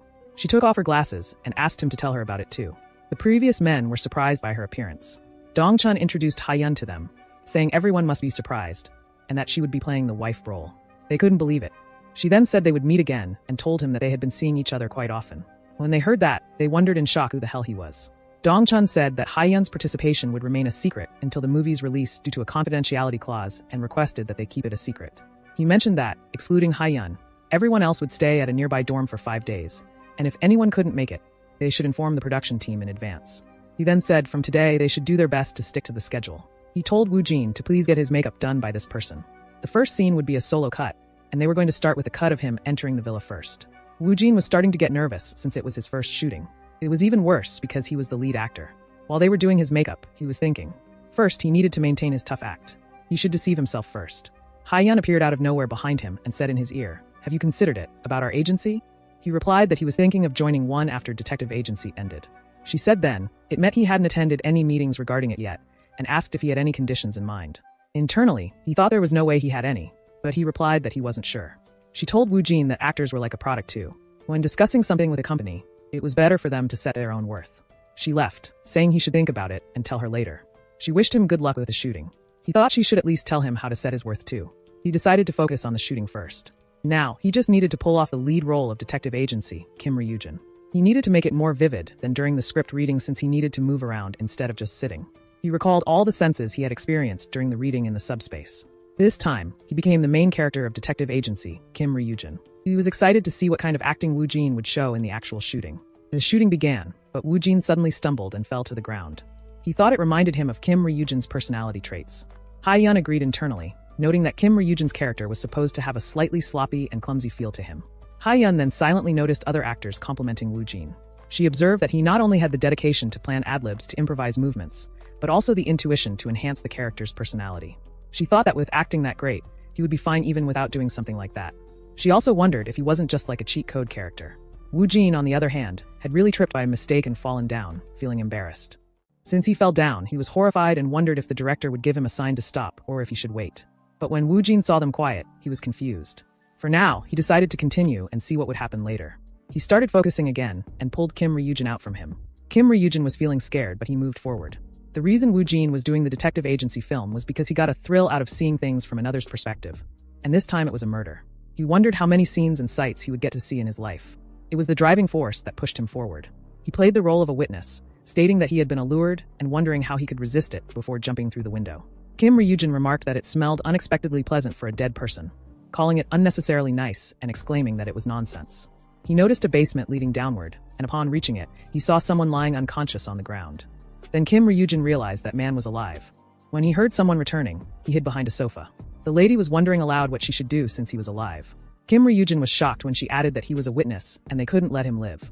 Kim Ryujin thought it would be a problem if he made a sound and tried to stop himself from shaking while holding his breath. She started killing that man right in front of Kim Ryujin, who was afraid of being caught. He cursed her in his mind while they were shooting the film. Ha-yeon silently listened while the onlookers were shocked by the huge gap in skills between them. They also mentioned that, on top of that, he was an unknown actor. Dong-chun wondered if this was a dream because Wu Jin's acting had improved even more. Ha-yeon agreed with him, saying that this would flip the scene at the Mise-en-Scene Short Film Festival, and that if they were to award others after seeing this, it would be obvious that they had been bribed. Others were surprised when Ha-yeon told them that they should do well. As the filming of Detective Agency continued, the promotions for Profiler Hanryang were rolling out like a waterfall. Profiler Hanryang's official YouTube account released the first teaser along with a first poster, revealing the drama's themes. Though it was only a short 30-second video focused mainly on script reading, the views weren't short at all.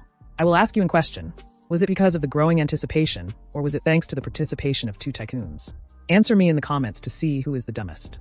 And shortly after that, the shooting of the detective agency came to an end.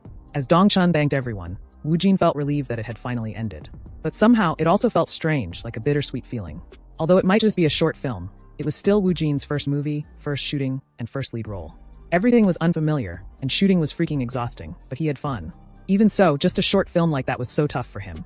He wondered how Profiler Hanryang would be, and he decided to increase his stamina. While Wu Jin was thinking that all of this was worth it, he received a call from Young Dae. He looked around, ensuring no one was seeing him, and picked up the call. Dong-chun told him that everyone was free at that moment and suggested they have a drink. Wu Jin refused, saying that they should enjoy themselves. Dong-chun called him a punk and asked if he was pretending to be busy and why he was suddenly acting so mysterious. Wu Jin was not pretending. He let out a sigh and said that he would explain later, thinking that they would see him on TV soon anyway, and that it was better to keep it a secret and then reveal it all at once, rather than lie when they met. Wu Jin was startled when he was suddenly called out by Dong-chun. He nervously wondered if he had heard that, and Wu Jin replied yes. He seemed really calm to Dong-chun, so Dong-chun asked him if he wasn't tired. He was relieved as he realized Dong-chun did not hear anything, and replied that it was manageable. Dong-chun had expected that he didn't lack anything as an actor for someone joining a mega project soon, and that it must be nothing for him. Wu Jin had finally forgotten about it, but Dong-chun reminded him of the fear once again. With the shooting wrapped up, Dong-chun decided to start working on the editing right away, and mentioned that he would contact Wu Jin before making an appointment. Dong-chun started explaining the muffled background noise in the cuts, and mentioned the post-production work on the audio, while Wu Jin did not understand a thing, and was just pretending to say alright. Wu Jin asked if the schedule for the Mise-en-Scene Short Film Festival had been released yet. Dong-chun explained that, according to rumors, it would take place in mid-April, so he hoped the post-production wouldn't take too long. Dong-chun told him that he must have a suit, and added that even if he already had one, he should spend some money and buy a new one. Wu Jin asked if there was a reason, thinking that he did have a cheap suit, but wondered if he really needed to get a new one. He added that, as the lead actor, Wu Jin should attend the festival too and needed to look good in front of the incredible individuals from the film industry. He actually told him that something like that should be managed by his agency, and that he had received a lot of business cards at the script reading of Profiler Hanriang.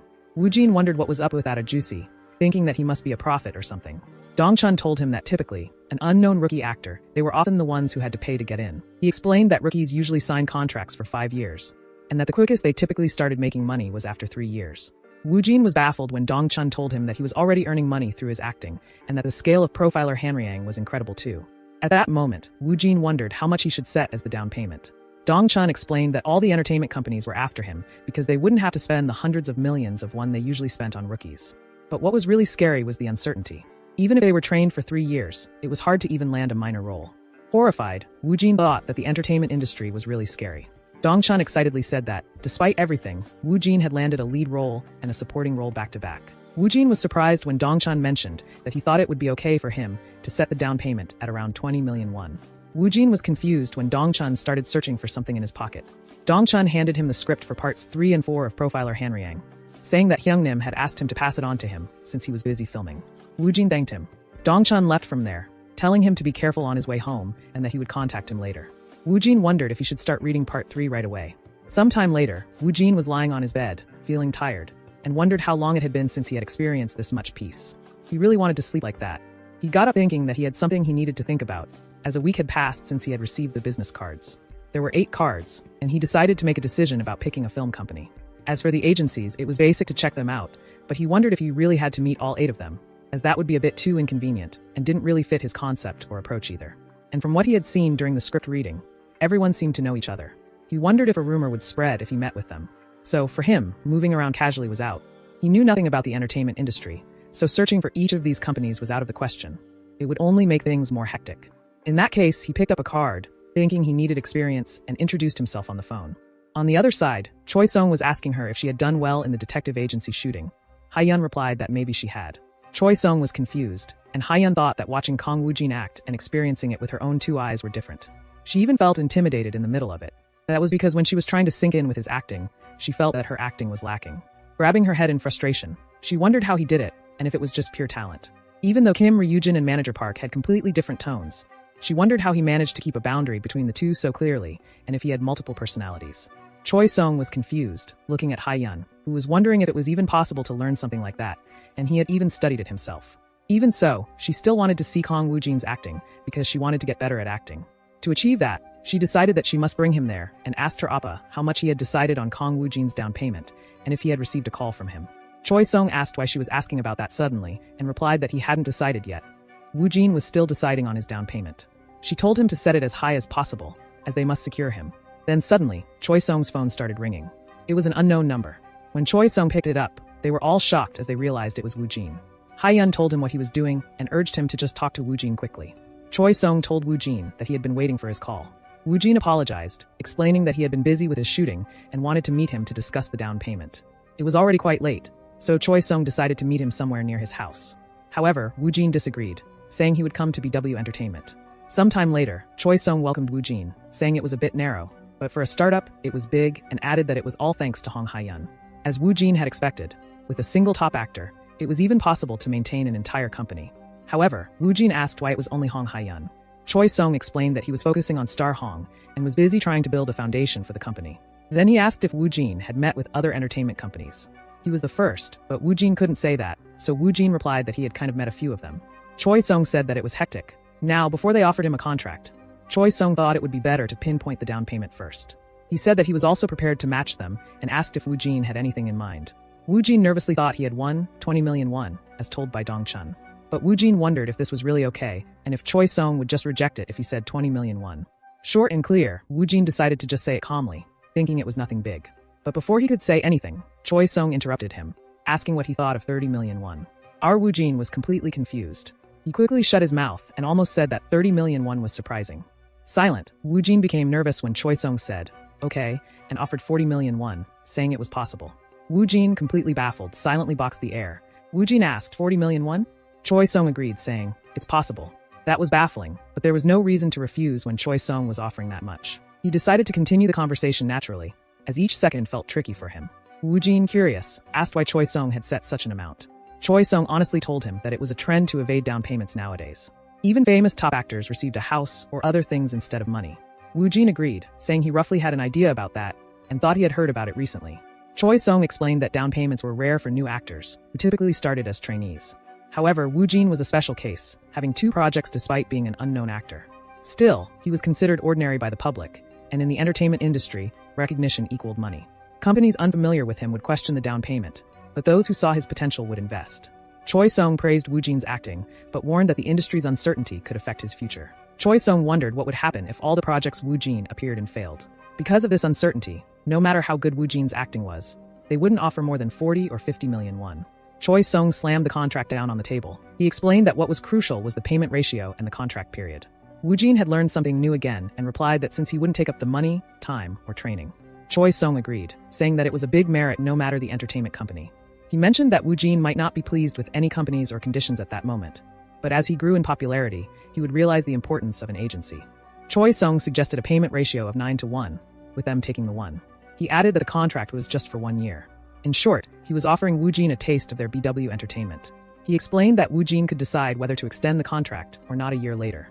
Internally, Woo Jin was shocked, thinking there must be some misunderstandings in this situation. He did not think anyone else could offer such good conditions. He needed experience, but a 9-1 ratio and a 1-year contract? Moreover, it was a bonus that it was Hong Hai-yun. Then Woo Jin asked to add 2 conditions. 1, no questions about his past, and 2, he would only work on the projects he wanted. Choi Sung roughly understood his circumstances, and regarding the second condition, he asked if Woo Jin was saying that even project recommendations would not be accepted. Woo Jin disagreed, saying that it was fine. Choi Sung thought that if it was for project choice, it was fine, and said that both conditions were acceptable and could be added to the contract. He then asked if that meant Woo Jin would like to sign a contract with them. Woo Jin agreed, saying that he would be in his care. Internally, Choi Sung was laughing like Lloyd Frontier, and said that he was looking forward to working with Woo Jin too, referring to him as BW Entertainment's actor number 2. Choi Sung was amazed when Woo Jin handed him a business card, saying he had received it during the script reading and that it was from a film company, not an entertainment company. Choi Sung was shocked when he realized it was from Box Movie, and on top of that, it was the general manager Choi Daman. He was one of the legendary directors in the country. Choi Sung realized that his next project was with Box Movie. Choi Sung thought they were trying to get Woo Jin into the movie, but for now, he believed Woo Jin should meet with general manager Choi. Woo Jin didn't know this and asked him just in case, but it seemed Woo Jin had made a good choice. Meanwhile, Choi Sung was talking on the phone with them. As always, Woo Jin, with a poker face, was surprised when they told him they wanted to meet right then. Sometime later, they were in the Box Movie film company, both waiting. They were a bit late and had already been waiting for 30 minutes. Choi Sung wondered if General Manager Choi was throwing a fit because he couldn't contact Woo Jin. Then a man arrived, apologizing and saying that he had suddenly had something to take care of on the way there. Choi Sung thought he had always heard those words at the design company and believed he was lying. He told Woo Jin that they had finally gotten to meet and that he had been waiting for so long. With a poker face, Woo Jin replied that he had been busy with a shoot. Mockingly, the man asked if that was so, saying that it still took him so long. He had thought that a new actor who had just stepped into the industry was ignoring him. Woo Jin looked at him and thought it was clear that he was obviously upset, even in the way he talked. That man asked if they knew director Woo Hyun-gu. He had told everything about Woo Jin to the director, and had almost gotten scolded since Woo Jin hadn't contacted him. First of all, the man told Woo Jin that if he wanted to join there, he would need to be auditioned. He showed him the scenario. While Woo Jin was checking the script, Choi Sung thought that if Woo Jin were to join a project of the legendary director Woo Hyun-gu, his influence would grow significantly. Choi Sung was annoyed. Meanwhile, that man mockingly said that he couldn't say anything regarding the money. Choi Sung whispered to Woo Jin, telling him that this was an opportunity he should accept, no matter what. Woo Jin asked if that was really the case. Choi Sung replied, of course, but Woo Jin then requested him to please refuse. At first, Choi Sung did not understand what Woo Jin was saying, but when he realized, he was completely confused. Choi Sung was completely baffled when Woo Jin again told him to please refuse the proposal. Choi Sung exclaimed that he would not. He was at a loss for words, thinking that he was totally being serious. Now, Choi Sung understood why Hyun had called him very special. He really was unpredictable. Choi Sung told him to calm down first, and mentioned that he had only read a few pages of the script. Woo Jin replied that he was calm. Panicked, Choi Sung said to be even calmer, and asked if he really wanted to blow this opportunity. With an indifferent face, Woo Jin agreed, saying that he wanted to blow it. There was no opening, and Woo Jin showed no signs of being persuaded. In that case, Choi Sung nervously thought that he should start by slowly covering it up with some good words. Choi Sung dryly laughed and called Manager Choi, saying that the script was amazing. Manager Choi said that it was a given and asked Choi Sung why he was saying it instead of him. When poor Woo Jin tried to say that he wanted to blow it, Choi Sung nudged him with his knee. Woo Jin wondered if he was being asked to go along with it. Showing Woo Jin a thumbs up, Choi Sung told Manager Choi that it was because he wanted to keep reading the script, and Manager Choi laughed. Manager Choi was a little hesitant. He said that just giving away the script might give the impression that they were favoring him too much. Choi Sung agreed, saying that if word got out, it could be troublesome. While talking with Manager Choi, Choi Sung was thinking that it would be strange to leave right after looking at the script, so he decided to stall for a few minutes with some small talk. He was angry, even though Kong Woo-jin was strange, and now he was part of BW Entertainment. Sometime later, Choi Sung said that then he would check the schedule and get back to them as soon as possible. Manager Choi asked if he had to wait again. Choi Sung replied that because there was a lot to prepare for profiler Hanryang, he would personally contact them and assured them not to worry. Manager Choi asked if he could get back to him quickly, adding that at this rate, he would really get scolded by the director.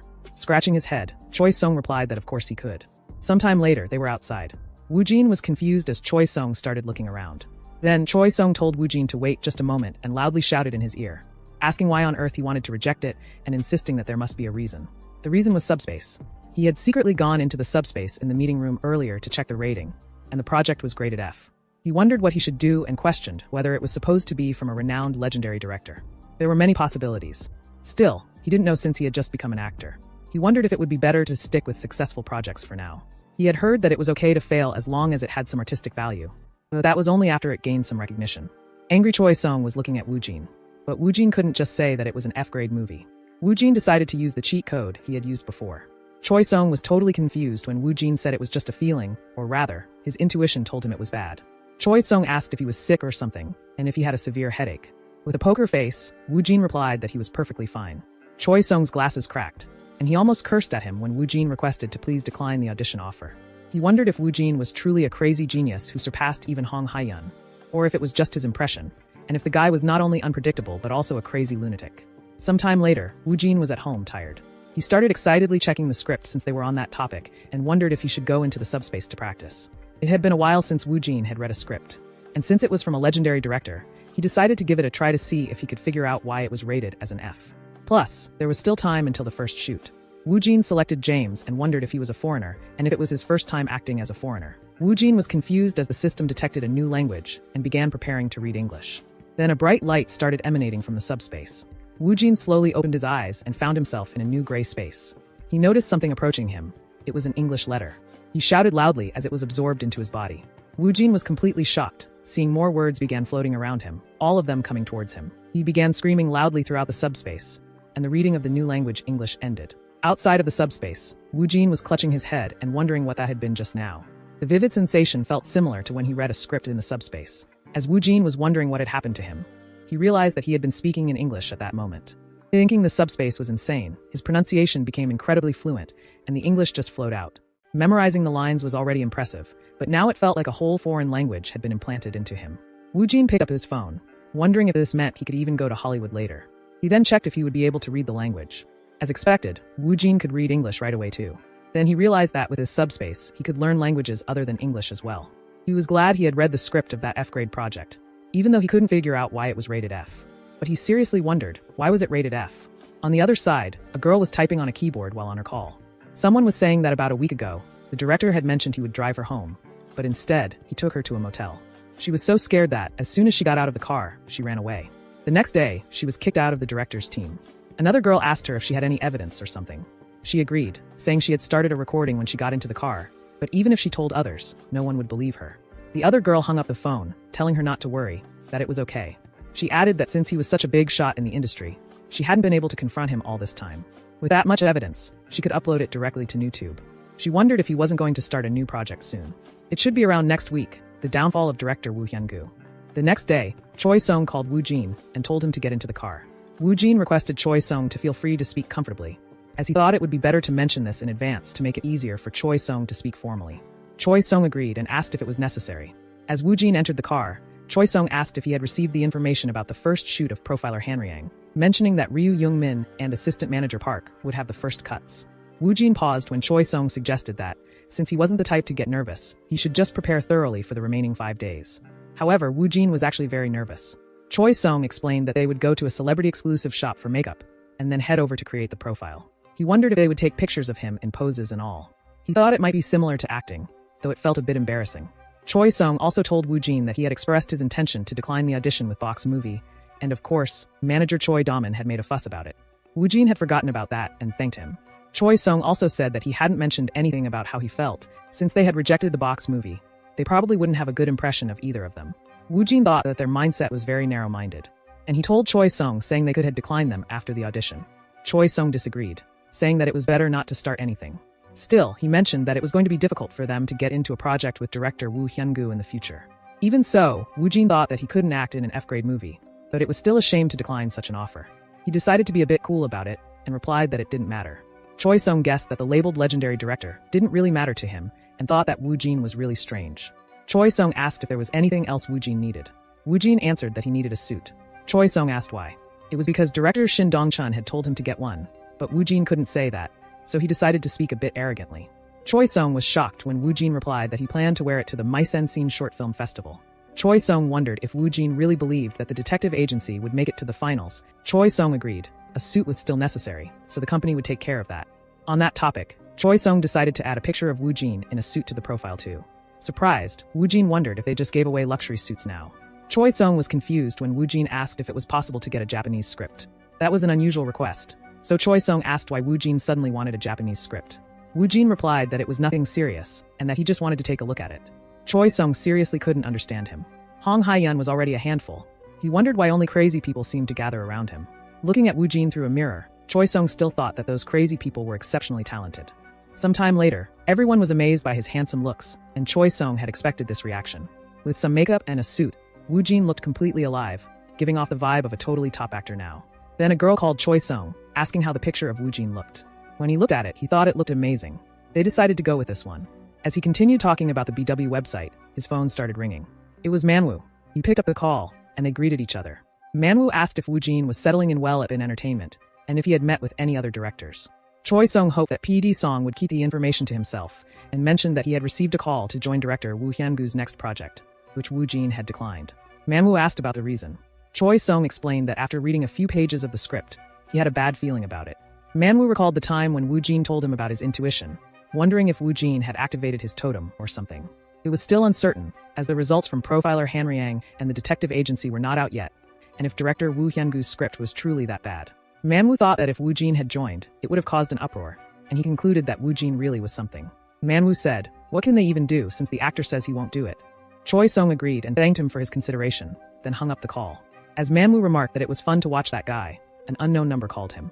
He answered the call, introducing himself, but was surprised when the caller revealed himself as director Kwon Ki-taek, saying it had been a while. Manhwa wondered why one of the best directors in the entire country would suddenly contact him. Manhwa was confused when Kwon Ki-taek revealed that he had gotten PD Song's number, because he was curious about something. Ki-taek mentioned that he had heard Manhwa was preparing for a drama, and was wondering if it would be okay for him to secretly watch the first day of shooting. Ki-taek had a personality that felt satisfied only when he saw things in person, so he asked Manhwa for a favor. Manhwa thought that if it was someone of Ryu Youngmin's caliber, there shouldn't really be a need to confirm. Manhwa replied that he understood and would contact him soon with the exact date and time. Manhwa smiled, thinking that he was coming to watch, and that he couldn't ignore that peculiar monster. Director Gilju asked what PD Song had said. Ki-taek replied that PD Song had said it was fine and thanked Gilju for giving him his number. He also thanked Hyun-gu for making the next project easier to prepare. Then director Hyun-gu told them that it would be difficult to hold their positions like this for a while, as both Kwon Ki-taek and he would soon start their projects. So Gilju asked if he had held the auditions yet. Actually, Hyun-gu wanted to talk about the auditions and told them that, recently, he had an absurd experience. A nameless person had insulted his audition. Hyun-gu mentioned that the person really had some nerve and wondered who they even thought they were. At the very least, they should have come and spoken politely. Gilju agreed with him, asking what that unknown person's name was. Hyun-gu said that it was Kong Woo-jin and mentioned that he was just some guy preparing to become an actor. He added that if Kong Woo-jin ever showed up on their set, they should just turn him away. When Ki-taek said that there must have been a reason and personally believed that as long as an actor acted well, it was fine, Hyun-gu started shouting at him. From what Ki-taek could see, he said it looked like Hyun-gu was just lacking confidence. Angry, Hyun-gu asked Ki-taek if he didn't think he was being rude right now. Then Gilju's phone started ringing, and he told them to stop. Gilju was surprised by what he saw on his phone, and Ki-taek was also shocked when Gilju whispered something into his ear. Confused, Hyun-gu asked why they were whispering to each other. Hyun-gu was even more confused when Gilju laughed awkwardly and left, saying he had an urgent matter to attend to. Hyun-gu asked the silent Ki-taek what they were whispering about. He was again confused when Ki-taek told him he shouldn't be worrying about an unknown actor like Woo Jin right now. Ki-taek pushed his phone towards Hyun-gu, saying this was not the time to criticize others, as his own life was falling apart. Hyun-gu was shocked to see the breaking news about his ugly truth and the dirty deeds. He was petrified because the news had been exposed on YouTube. Ki-taek started leaving, saying he had committed a crime, so he must face the punishment, take care, and repent while doing so. As Ki-taek left, Hyun-gu tried to stop him, saying something must be wrong and he needed to investigate it. Then his phone continuously started ringing, and he was messed up. On the other side, the film crew was setting up and making preparations while checking the scenario. As Woo-jin walked out of the car, he was surprised when he saw the big building and wondered why it was the same as the logistics center. Woo-jin felt like farting, probably because he was suddenly nervous. As Ki-taek noticed him, he thought it looked like Woo-jin was surprised. He wondered if it was his first time coming to a large film site complex. Although Woo-jin looked like an actor on the outside, Ki-taek added that since it was his first time shooting, he was still a rookie. Manhwa saw Ki-taek, who said he was cute and hoped that he wouldn't make a mistake while acting because of nervousness. Manhwa was surprised, thinking that it seemed like something interesting would unfold soon. Manhwa approached Choi Sung, asking if he wasn't happy. He mentioned that Miss Hyun and even Woo-jin were amazing actors, and that they had joined BW. Choi Sung asked what Manhwa was saying and mentioned that he would experience a hard time because both of them were not ordinary. He said he was especially looking forward to Woo-jin. Manhwa was also curious about how much he would grow. But confused, Manhwa asked if it really ended with Woo-jin rejecting director Woo Hyun-gu. Choi Sung agreed, saying that the reason for that was intuition. Manhwa chuckled, saying that he was quite looking forward to that aspect too. As he was talking with Choi Sung, Manhwa noticed that everyone was noisy. He was confused when a girl showed her phone, requesting that they please look at it. As she showed them the article that had just come out, it was no joke. They were both horrified as they saw it. Manhwa snatched her phone, shouting that director Woo Hyun-gu's disgusting dirty skills had been exposed by a 900k YouTuber, and asked if this was really director Woo Hyun-gu. They wondered what the hell was going on. Looking at its context, they realized it didn't look like it was just a rumor. But Choi Sung asked if it was really true, wondering if director Woo Hyun-gu would fall into doom. Manhwa told him to wait. In that case, they both nervously looked at Woo-jin, thinking that his intuition was like a totem. Horrified, Manhwa wondered if he had seen the future. Choi Sung also thought that Woo-jin might have been possessed by a spirit. They both were wondering just who the hell he was. Poor Woo-jin chuckled, thinking that, thanks to the fuss going on, his fart was silenced. Some time later, Woo-jin saw the news and realized that was why it was grade F. So the director was trash. Woo-jin thought the views would be a total failure, but he didn't know it would be like this. Woo-jin got surprised when they asked if he had rejected it because he knew about it. Regarding director Woo Hyun-gu, they hoped he could explain it. Even Woo-jin found it ridiculous, thinking that it looked like his intuition was some sort of a prediction of the future.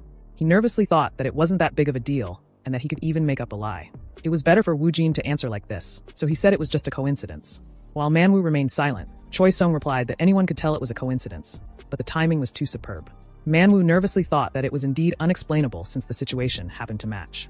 The problem was his intuition that coincided with the situation. Moreover, he was ridiculously composed while the surroundings were fussing, as if something like this was nothing to him, as if such a mere affair was something that happened every day. Manhwa wondered if that kind of situation must be commonplace in that oddball's solitude and quiet past. Woo-jin was confused when Manhwa said it was totally just a totem. Manhwa then told Woo-jin to please note that half of today's schedule involved assistant manager Park.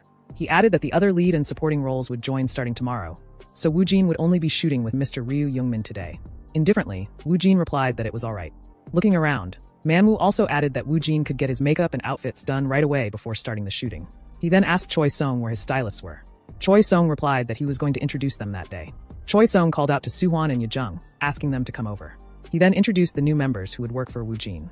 Choi Sung explained that Jang Soo-hwan was a hairstylist and Han Yejung was the stylist. Soo-hwan said that since he was younger, Woo-jin could treat him comfortably. Yejung, who was also younger than Woo-jin, told him that she had seen Hanryang's style and content, so she had already prepared the outfit. Woo-jin requested them to please take care of him, and Choi Sung encouraged everyone by saying, "Let's do our best." Yejung mentioned that she had already prepared assistant manager Park's outfit. So Manhwa decided to inspect it together with her, and she agreed. Before leaving, Manhwa told Woo-jin that an unexpected happy event might happen to him that day. He described it as being like a rattletrap leaving and a foreign car arriving. Woo-jin was confused, so Manhwa tried to explain again, saying that what he meant was there was a foreign car at the filming site. They all left, leaving poor Woo-jin still confused. Then Soo-hwan asked if the place wasn't too big, and if Woo-jin was alright. Soo-hwan admitted that he was nervous since it was his first time there. Woo-jin thought that maybe it was because of the detective agency's shoot that he wasn't nervous at the moment. Even so, he acknowledged that it wasn't like he was fully relaxed either. Indifferently, Woo-jin replied that he would be alright soon. Excitedly, Soo-hwan agreed, saying that he would secretly take a deep breath. Woo-jin wondered how the editing of Detective Agency was going. On the other side, someone was clicking on the mouse, and Dong-chun was telling the tired man to rewind the cut just now. The man was surprised when Dong-chun said that this wouldn't do, and that they should fix the previous cut after this one. It was already the third time they had edited it, and the man said that there wasn't much time left either. Dong-chun replied, saying no, the actors had shown such sincerity, and the director couldn't slack on the editing. The editor asked if Dong-chun would be satisfied like that, and if he got too greedy, it would backfire. But Dong-chun told him to do a bit more here. Dong-chun was instructing him on how to edit the video, thinking that just a little more effort was needed. Even if it wasn't perfect, he added that it must be done properly because he didn't want to give Woo Jin the poor disgrace of a total flop with his editing. On the other side, in the subspace, the grade of the script B+ had changed to a grade A. On the other side, a man handed some papers to someone. It was Young Hyuk, and they decided to go. Young Hyuk walked out of his car, thinking that he didn't know if Assistant Manager Park would be outstanding or not, and that he didn't intend to be dominated that day. He had fallen behind last time, but his pride wouldn't allow that to happen today either. As Yoo Jae-hyung, he needed to constantly keep his emotions in check and keep an eye on Assistant Manager Park's role. He wanted to examine, understand, analyze, and dissect him. As he walked forward, he added in order to blur the line between reality and acting. Young Hyuk was surprised to see Woo Jin standing before him. Young Hyuk greeted Woo Jin, thinking that his ambience was unerringly heavy too that day, and Woo Jin was amazed by his stylish appearance. Indifferently, Woo Jin greeted him back. Young Hyuk felt unpleasant for some reason, and wondered if he should be someone better for Woo Jin to treat him like a senior. Then a girl told him that the PD was asking for a rehearsal. Young Hyuk started leaving from there, saying that he wouldn't be dominated today. Confused, Woo Jin wondered what that smoking hot man was talking about. Sometime later, in the shooting area, they were getting ready for shooting. Woo Jin had completely misunderstood it, mistaking it for something entirely different from the detective agency, and that was making him feel quite nauseous. Woo Jin looked at Ryu Young-min, who was sitting composed, and it was incredible. As Woo Jin had expected from a professional, he was merely imitating one at best. However, he accepted it since this was the reality. Even so, the acting felt genuine. Then a man called him, and that man set up the prop. The first scene of Profiler Hanryang that day was about the story following Assistant Manager Park's surrender. At the center of the case was Profiler Yoo Jae-hyung, who analyzed Assistant Manager Park's traces from his past to the present. The scene depicted the second meeting between Yoo Jae-hyung and Assistant Manager Park, which was why the handcuff was an obvious prop. While Woo Jin was sitting, Park was slowly walking towards him. When the filming crew shouted action, Park possessed him. Park asked him what he could help him with. Yoo Jae-hyung had expected he was fast. Young Hyuk told him, "Let's have a talk first. About everything and nothing." Then Park asked if he had eaten breakfast. He wanted to eat a hamburger, like a shrimp hamburger. Yoo Jae-hyung said he had heard that Park had an older sister who committed suicide.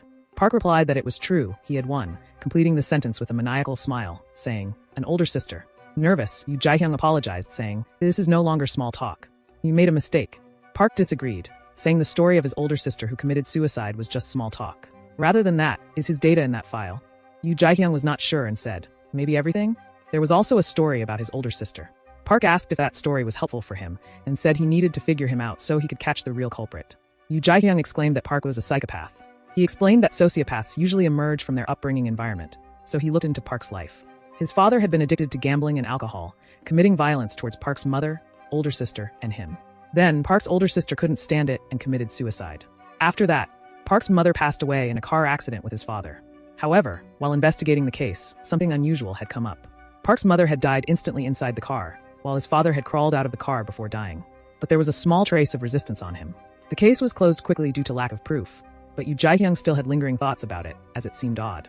Yoo Jae-hyung wondered if the son was the culprit, a psychopath from birth, and whether Park's father had been the one who awakened the pleasure of serial murder. Park replied that the works of his that were known to the public, and imagined a knife pointing at a person. With a completely dark smile, he asked if Yoo Jae-hyung thought that was everything, and whether he had ever considered the possibility of there being an untold story too. Young Hyuk was petrified by Woo Jin's acting. Manhwa was surprised, and Ki-taek, who couldn't believe it, thought that the actor was the rookie he had seen that morning. He also thought Ryu Young-min was doing his utmost to avoid being dominated by that, and that acting wasn't rookie level. Then, Ki-taek wondered who on earth he was and asked the person next to him what that guy's name was. Ki-taek was surprised when he replied, "Kong Woo Jin." He remembered Hyun-gu and realized Woo Jin was that rude, unknown actor. Ki-taek thought he was worth passing the audition. His acting was so amazing that there wouldn't be any need for him to audition. Ki-taek wondered if he didn't know whether that kid was tenacious or fearless. Ki-taek didn't know where he came from, but thanks to that, not only Ryu Young-min but the atmosphere of the filming site had also changed from how it usually was, and everyone was being spiteful towards Woo Jin. Then, Ki-taek realized that Rookie was doing the pillar role of this drama. Then a man whispered to Ki-taek, saying that since he had already checked everything, they should leave now because everyone had started to notice him. Ki-taek said, "What a shame," and that he wanted to watch it until the end. Ki-taek left from there, thinking, that boy's acting has the power to captivate attention. Ki-taek wondered, what has he been doing all this time for him to only appear now, though? Some time later, the shooting crew took a break for a moment, and everyone was complimenting the scenes and the acting of Young-min and Woo Jin. Woo Jin felt like he was dying, and might actually die for real. It was much more difficult than he had thought. Although he was prepared for it, it was completely different from the detective agency. As Young-hyuk looked at Woo Jin, who was trembling, he thought, it'll work somehow. There's no way he'll die for real. But it's a little cold here. Woo Jin was confused when Young-hyuk called Park, saying, it's not easy to recover from the emotions. Young-hyuk mentioned that he had gotten cramps in his hands a while ago too. Woo Jin denied it and said it was just that he was a little cold. Young-hyuk told him there was no need to hide it, explaining that emotional recovery was a process that came with time. Woo Jin was internally telling him that it was because he was cold and wondered why he wasn't believing him. Young-hyuk was telling him that he knew it well and that he should just take it easy. Nervous Woo Jin thanked him for understanding him, while thinking that they wouldn't believe it if he confessed that he was doing concept acting. Then the next turn was Woo Jin's, and they requested that he get ready. He agreed, thinking that it had been really demanding. He mentioned that they hadn't stopped filming for several days now, and felt as though he had become an acting robot. Annoyed Young-hyuk was angry, saying that it wouldn't do, 7 NG cuts and 5 dialogue mistakes. Woo Jin wondered if he wasn't tired. Still, it was a good thing Woo Jin had a secret space break room. He thought that if it weren't for the break room, he would have died a long time ago. While Manhwa was watching Woo Jin, who was still thinking that it was a shame he couldn't sleep, he was glad that he could at least alleviate some of the fatigue. Manhwa thought if Woo Jin was actually looking better than he had expected, and noted that with such an intense schedule, anyone would be exhausted, and Woo Jin's stamina was no joke. A phone call came as Manhwa was wondering if Woo Jin was really some inborn genius actor after all. Manhwa picked up the call, and the other person said that he hadn't had the chance to see him. Shocked, he realized it was director Kwon Ki-taek. Manhwa said that Ki-taek had something to do, and that it was okay. Manhwa asked if he had perhaps seen Ryu Young-min for a casting in his next project. Ki-taek agreed, saying that Young-min's acting had really improved, and the next project was still confidential. Then Manhwa asked what Ki-taek thought of Kong Woo Jin. Nervously, Ki-taek replied that he had been in his dreams ever since. He explained that the reason he called was also because of that kid, and asked where Manhwa had found him. Manhwa had expected it, and replied that it wasn't that he had found him, but rather it was as if he suddenly fell from the sky. Ki-taek was surprised by his reply, and Manhwa confirmed it. Ki-taek asked if Manhwa didn't mind, and inquired if he could share some information about that kid. Manhwa honestly told him that he didn't know much either, and that he was quite a mysterious guy. Above all, Woo Jin claimed that he had learned acting on his own without anyone's help. Manhwa also mentioned that if Ki-taek investigated a bit, he would find out that Woo Jin had absolutely no connections in the domestic acting scene. It was almost certain that he had learned acting on his own. Thanks to director Song, the misunderstandings were piling up. Woo Jin's ears were tingling a bit, and he thought that someone must be talking about him. Then, Choi Sung called Woo Jin and told him to wait a minute. Choi Sung gave him a script, and Woo Jin thanked him but asked what it was. Choi Sung asked if Woo Jin didn't remember, and said that he had asked him to find a Japanese script. Woo Jin remembered now, and thanked him for finding it. Internally chuckling, he thought that he had acquired a Japanese script now, and all he had to do was learn Japanese just as he had done with English. Choi Sung said that it took a bit to get the original Japanese script instead of the translated version, and asked if that was enough. Woo Jin agreed, thanking him. Thinking it must have been difficult, Woo Jin asked how he had obtained the Japanese script. Choi Sung replied that he just happened to have some connections in Japan. More importantly, he wondered why Woo Jin had suddenly asked him to get a Japanese script. Choi Sung couldn't even ask due to the contract, and wondered if it could be that Woo Jin had a connection to Japan in the past. Choi Sung became nervous when he thought that maybe Woo Jin was aiming for a Japanese debut and wanting to take a look at it for that reason. That was a good option, but English would be the most preferable language. He wondered if Woo Jin was not able to communicate in English. Woo Jin silently opened the subspace and decided to go with Japanese. He pressed his finger on the script, and the subspace began reading Japanese. Woo Jin was finally able to speak Japanese. Then, he exited the subspace, slowly opening his eyes in the real world. Now, he had also learned Japanese. Then, Choi Sung's phone started ringing, and he picked it up, introducing himself. Woo Jin was confused as Choi Sung began speaking on his phone, saying that he understood. He mentioned that Ha-yeon's schedule might be tight with the filming, but Woo Jin should be good to go. He added that he would make sure to ask Woo Jin if he was up for it. He told Woo Jin that the editing for Detective Agency was finished, so they were inviting them to watch a test screening. Woo Jin nervously smiled, thinking it was finally the time. Sometime later, as Woo Jin was walking forward with Choi Sung, he couldn't believe he was going to watch a movie he was participating in, and Woo Jin was a little nervous.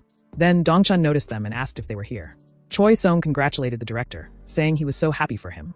Dongchun disagreed, saying it was all thanks to him, the investor. Then, he asked Woo Jin why his face was so pale. As Dongchun had expected, the shoot was tough, and director Song was famous for being strict. Looking at Dongchun's shabby appearance, Woo Jin didn't think this was the time to worry about him, and wondered if he had been stranded on an island or something. Woo Jin asked him if he was okay. Dongchun replied that he was fine and just hadn't been able to sleep or eat for a few days. He mentioned that this was just a usual occurrence for him. Dongchun said that they should discuss the details later, suggested they take a look first, and told them to sit over there. Dongchun felt a bit nervous and hoped they would enjoy it. Then, he turned on the switch. Woo Jin was really freaking nervous because he was about to watch his movie. Even though it was just a short film, it was his first leading role and first work. Then it started, and Woo Jin was curious to see what it would look like when it came out. As Woo Jin watched the movie, he felt super embarrassed and wanted to run away. The running time of detective agency movie was 44 minutes. Throughout the viewing, he felt a mix of awkwardness and embarrassment, but the completed detective agency was very similar to the experience of a different dimension, making him continuously immerse himself in it. It felt to Woo Jin as if he were watching his own life on screen. Then, Dong Chun turned off the switch and asked Woo Jin how it was. He replied that it was phenomenal. As Dong Chun was admiring him, Woo Jin was crying in shame, thinking that he didn't expect them to use the scene where he fell down just like that and that they should have deleted it. Dong Chun told him that the Maisen Scene Short Film Festival had changed its sponsor starting this year, so the atmosphere had changed a bit. He added that perhaps because the sponsor was providing more support, the scale was growing compared to last year. Thanks to that, an award for actors had been added starting this year. There were 2 awards, one for best performance and one for the grand prize. Dong Chun clenched his fist in determination, saying that there were big changes, though that was fine, and detective agency would definitely catch people's attention wherever it went. When Kong Woo Jin was focused on detective agency, a silent war was being prepared in the broadcasting industry. It was said that profiler Hanriang was in the check, and MBS and TVM were scheduled to overlap with each other. It was unsure if it was intentional or if it just happened to overlap, but the promotion war between Silver Married, couple profiler Hanriang, and Carry That and Fly It broadcasts had grown fierce. Even the media started to report on the war, saying that SBC, MBS, and TVM were releasing a new drama at the same time, and who would be the one smiling in May? However, thanks to that, the drama scene became a hot topic once again. On the other side, as preparations were being made, Young Hyuk and Hyeon were getting ready for the shooting. Choi Sung was looking around, and Woo Jin was bored, wondering when they would start. Choi Sung said that the older man looked familiar. Woo Jin asked who he had seen. Choi Sung explained that there was a handsome older man he had seen somewhere before. He added that it was not strange for the man to be wearing a mask since some staff wore them too, but the man seemed familiar to him. As Choi Sung contemplated whether he should approach the older man, he noticed Manhwa engaged in an argument with someone. Manhwa explained that the scene shouldn't feel overly like a fairy tale, but should instead convey the essence of hell in a fairy tale-like manner. Observing this, Woo Jin wondered if there was a serious issue. Manhwa, letting out a long sigh, remarked that in order to accurately portray Assistant Manager Park's mentality, the VFX team needed to fully grasp the concept, which was proving to be challenging. That man was speaking in English, asking if it was as though the ordinary city was changing colors. Woo Jin, who could hear everything clearly and understood what was being said, felt that the message was being conveyed incorrectly. He wondered whether he should intervene. Choi Sung looked confused when Woo Jin stood up, but Woo Jin reasoned that he would have to use English eventually, so starting early wouldn't make much of a difference. Manhwa was explaining these ideas to the man, who was speaking English and saying that the background didn't matter. At that moment, Woo Jin joined in and, while speaking in English, said he could represent the bright tone of the fairy tale book in a darker and more mysterious way. The two of them watched as Woo Jin went on, suggesting that the ground should be purple, the trees or grass dark blue, the sky black, and each person in different colors. He stressed that grotesqueness was a key element. Woo Jin wondered why no one was responding and speculated if it was because the man didn't know who he was. He then introduced himself as the actor who would be playing that role. Internally, he chuckled at the thought that he had just spoken with a foreigner. That man nervously asked what about the part where the firework explodes. Woo Jin explained that the cruelty would be portrayed like a fairy tale and imagined a child witnessing blood spurting. That man understood, saying that he needed to emphasize that childlike grotesqueness. That man thanked Woo Jin for helping him a lot with the image. Woo Jin replied that it was no problem, while thinking that he didn't know the day would come when he wouldn't be chatting with a foreigner. Everyone was surprised, wondering why Woo Jin was so good at English. They thought that it was not a level they could reach by just studying and wondered if Woo Jin had lived in the United States. Manhwa thought that he knew it. Woo Jin was definitely from overseas. His pronunciation was at the level of a Korean American, and it was even further. Ki-taek silently stood behind Choi Sung, who was wondering if Woo Jin had really come from an English-speaking country and why Woo Jin would be hiding that. Then, Choi Sung recalled the conversation about Japanese and thought that he hoped Woo Jin didn't know both languages. Ki-taek thought that PD Song was right. Woo Jin was from overseas. The more Ki-taek got to know him, the more odd he seemed to be. As Woo Jin was internally wondering where he should use Japanese, a girl behind him called him. Someone placed their hand on her shoulder while she asked Woo Jin if he lived in the United States and mentioned that his English was very nice. She was surprised when it was Manhwa who told her that everyone has their own circumstances they can't share, and she should take the hint. Nervously, she agreed, wondering if she shouldn't have asked. He told them to be quiet and that everyone should stand by and start the shooting. She agreed, guessing she shouldn't have asked that. Today was the scene of on-site inspections about Assistant Manager Park's serial murders. Assistant Manager Park would reenact the murder while being handcuffed, and a teddy bear was used because the scene was too brutal. At the same time, the moment of the murder would be shown to the viewers through Assistant Manager Park's flashbacks. In short, Kong Woo Jin had to act in both the murder reenactment scene and the actual murder scene, portraying both the current Assistant Manager Park and his past self. Woo Jin was worried because it felt a little uncomfortable, as it was an unpleasant scene. Though he had already made up his mind, now that it was happening, it felt a bit different. Even though it was a subspace world, he was experiencing murder. He knew he wouldn't be able to experience only good things from now on. While the subspace was wonderful, on the other hand, it could also be hellish to the extent that his ego was swayed. However, the concept acting and the misunderstanding that started accidentally emphasized his ego clearly rather than the role. Thanks to that, it kept him looking back at himself. Manhwa asked Wu Jin if he was ready. Grabbing the rope in his hands, Wu Jin was thinking about the things he had experienced. Suddenly, they shouted action. Wu Jin completed his sentence, stating that they were just parts of his possessions. In the scene, everyone was cursing at him, telling him to die and give him the death penalty. Park smiled, saying that it was so crude, and wrapped the rope around the teddy bear's neck. He tightly grabbed the rope near his shoulder and walked towards Yun Hee and Yu Jaihyung. Then the scene changed, and a woman and a man were lying unconscious before him. The scene shifted again as the teddy bear slowly started blending into a woman, who was begging him to spare her. Park replied that he didn't know and added that he was sure she was going to die today. Park threw her down on the ground, and she begged him to stop. He started pulling the rope around her neck as she screamed loudly in pain. While dragging her away, she began coughing and struggled to breathe. He called out to her, saying that she should do more and that he would like the screaming to be a little louder, as it was not arousing enough. Wu Jin looked at her as she started pulling the rope and trembled. He came back from his subspace, realizing she wasn't acting. The shooter shouted, "Cut," and said, "Okay, this scene should do the work for now." Helping the old woman, Wu Jin apologized to her, asking how she was feeling and if she had any aches. She said that she was alright. Just in case, he asked her to let him take a closer look. She was confused, thinking that the character's aura surrounding him had immediately vanished, and that he was completely different from the madman he had been just a moment ago. She was looking at his hand, and Wu Jin apologized, saying that the area around her neck had become slightly red. She replied that it was okay and pointed out that his hands were even redder than her neck. She added that he had intentionally put a lot of pressure to express the tension of the rope, and thanks to that, the rope around her neck was loose. But just to be safe, Wu Jin called the director, requesting him to please check this person's neck area and arms. Manhwa, surprised, asked if she had gotten hurt. Wu Jin explained that he thought he might have been a bit too rough during that pulling shot earlier, then told him he would quickly go to the restroom and be right back. They watched him as Wu Jin nervously ran away because he wanted to pee, and it was very urgent. As Choi Sung was watching Wu Jin leave, others thought that he was going to collect himself and regain his composure. Someone tapped his shoulder while he was wondering if Wu Jin was really okay, and he looked back. It was President Choi asking if he remembered him. Surprised, Choi Sung asked if he wasn't the director from Yulrim Film Company. He had heard that he was preparing his next project with director Kwon Ki-taek. Impressed, Choi exclaimed that they hadn't even done any press releases yet, but his information network was still on point. As Choi Sung asked, "But what brings you here?" he noticed that the masked person with a friendly vibe from earlier was director Kwon. Choi Sung whispered to Ki-taek, saying, "It's been a while," and asked if he perhaps came to see that actor. Ki-taek agreed, saying, "He's still quick on the uptake." In that case, Choi Sung asked if he must have seen Wu Jin. Kwon Ki-taek replied that he was amazing and had heard that he even speaks English quite well. According to director Song, Kwon Ki-taek asked if he was from abroad and if Choi Sung happened to know where he studied acting on his own. Surprised, Choi Sung asked if today wasn't his first time seeing Wu Jin. Kwon Ki-taek agreed, saying that he had been watching him for a few weeks and that he was actually planning to meet him properly and talk today. However, he mentioned that it would feel a bit awkward to say something to someone with strong lingering emotions from the shoot just now, so he thought he would just leave for today. Shocked, Choi Sung said that he had come all the way here and asked if Kwon Ki-taek was really saying he was leaving. Kwon Ki-taek replied that it was okay, as he had seen enough of the acting for what it was worth. Instead, he suggested that they arrange a proper meeting at a more suitable place. Choi Sung wondered if Kong Woo Jin was some kind of director magnet. He then suggested to Kwon Ki-taek that they meet in 2 days and asked if the morning would be alright. Sometime later, Choi Sung and Woo Jin were walking together. Choi Sung began to say something to Woo Jin but stopped. Woo Jin, confused, looked at him, while Choi Sung cursed the damn contract clause.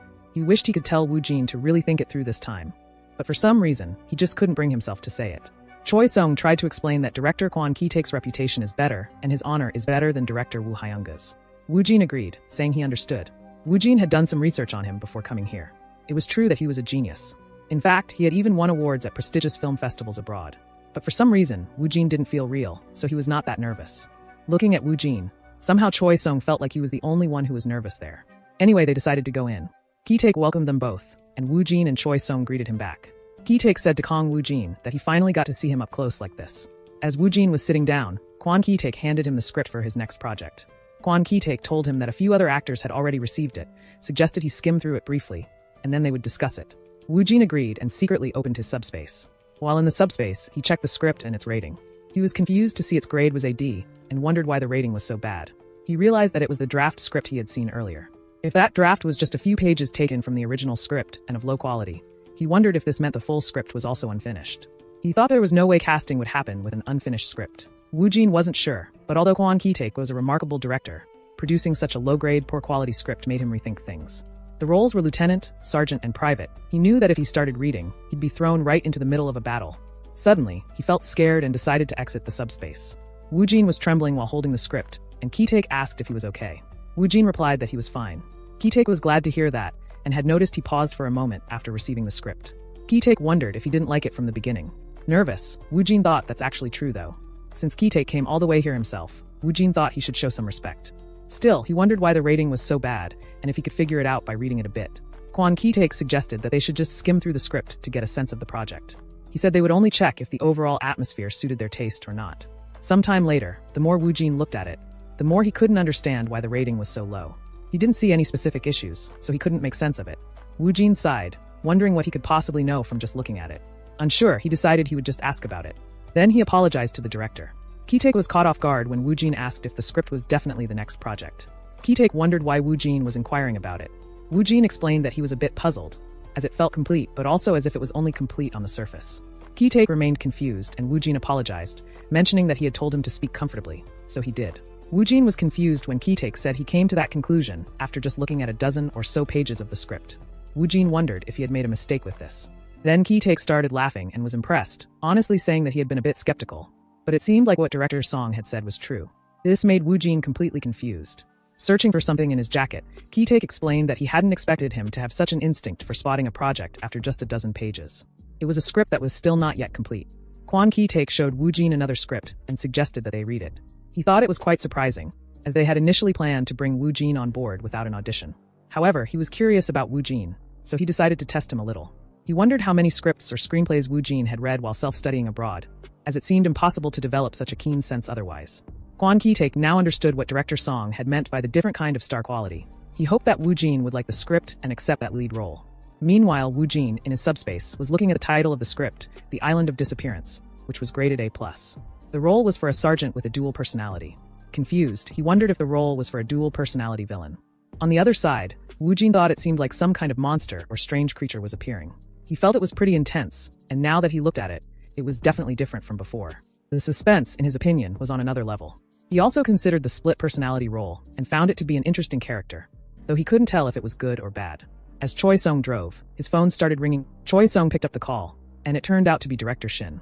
Woojin was surprised when Dong Chun informed him that Detective Agency was selected as one of the 40 works to reach the finals and would then appear at the Mise-en-Scene Short Film Festival. Feeling excited, Woojin wondered if he would be going to those film festivals often shown on TV.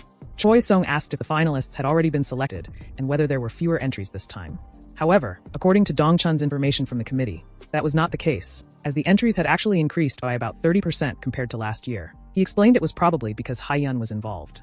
Choi Sung remarked that regardless of the quality, the committee likely reached out to entries expected to generate buzz among the audience. He decided to prepare everything for them accordingly. Choi Sung thought that debuting at a film festival just 2 months after appearing was insane and unprecedented. Moreover, even renowned directors in the country were drawn to it. On top of that, Woojin was excellent at English, though Choi Sung was still unsure about his Japanese. He felt this made the outrageous contract terms justifiable. Choi Sung wondered how things would proceed from that point onward. Choi Sung asked Woojin what he thought about the Island of Disappearance. Woojin replied that he hadn't finished reading it yet, but found it interesting so far. Choi Sung advised him to finish reading it and decide whether he wanted to continue with it. Choi Sung mentioned that director Ki-taek was currently occupied with the Mise-en-Scene Film Festival, so they would plan a meeting after the festival concluded. Choi Sung was surprised when, all of a sudden, Woojin asked if he could get more scripts and scenarios, preferably for something still in the planning stages. It wasn't a difficult request for Choi Sung, but he asked Woojin which genres he preferred, such as thriller, action, rom-com, or others. Woojin responded that it didn't really matter as long as he could look through them. Dong Chun told him that he had been playing intense characters early in his career, but if he continued in that direction, he might get typecast. He added that the best way to gain a fanbase was through sweet and charming characters. He told Woojin that his facial features were versatile and asked if he was interested in rom-coms or melodramas. Sometime later, the shooter shouted, "Cut." Manhwa turned to Woojin and remarked that he had been exceptional in the last shoot. Manhwa added that, in his entire career as a director, the portrayal of Assistant Manager Park that Woojin had delivered was the absolute best he had ever seen. Everyone started cheering for his hard work. Woojin felt like he had become a god of acting or something. He wondered how he should wrap it up, but he didn't know. He decided to just express his gratitude straightforwardly. Woojin bowed his head and thanked everyone, saying he had learned a lot. Jung Hyuk and Manhwa happily looked at him. Choi Sung told Woo Jin that he had worked hard and mentioned that he needed to have a brief conversation with the production team. He requested Woo Jin to wait in the car. Woo Jin agreed, saying he would be taking his leave then, though he felt there was something strange about the situation. It felt to him like being discharged from the military, leaving his comrades in arms with whom he had shared hardships. He found it a bit emotional and thought that he needed to get used to these little farewells. As Woo Jin walked, he still felt it was nice that it was over, or perhaps, he wondered, should he say he felt relieved? He guessed that was why the emotions he had been holding back felt like they were about to spill out. There was no one around, and Woo Jin began laughing uncontrollably. He said to himself that he didn't know about anyone else, but after all the hard work he had put into acting and maintaining the tough act, it should be okay to let it out. As he continued laughing, he was shocked to notice someone standing there, watching him. It was our beautiful waifu Hong Hae-yun, and Woo Jin thought it was a disaster. He wondered what he should do. Woo Jin asked her how long she had been there. She replied that she had been there from the beginning and had been waiting in the car. As Hae-yun grabbed his shoulder, Woo Jin worried that she had seen everything, which he thought was bad. She shouted at him, telling him to get a grip and that he couldn't act that way. Choi Sung arrived, confused, and asked why they were acting like that and what had happened. He wondered if they were fighting at that moment. Angrily, Hae-yun told him that Woo Jin had been laughing by himself. She explained that he had been chuckling and talking to himself, which was unlike his usual self. They were telling the poor, confused Woo Jin to snap out of it, saying that he was not possessed by Assistant Manager Park and that he was not a psycho or a sociopath. Choi Sung asked if he should make an appointment with a psychiatrist. Nervously, Woo Jin wondered how he should handle this situation. Woo Jin denied it, saying that he was acting as a character from the Island of Disappearance.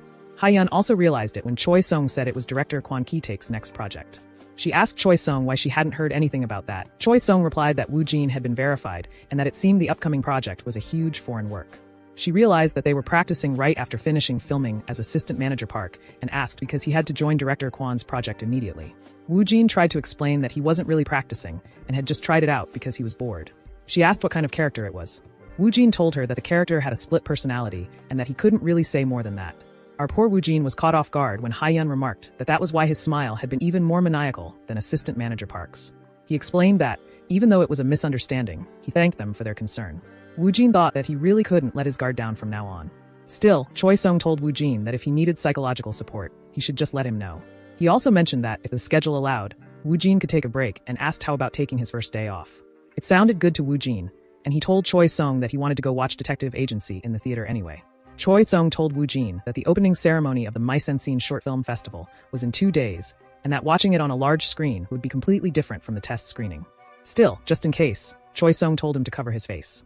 Woo Jin thought that if someone saw him at Detective Agency, they might recognize him. He didn't think anything unusual would happen.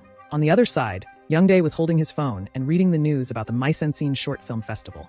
He mentioned that a short film festival was getting a lot of media coverage this year.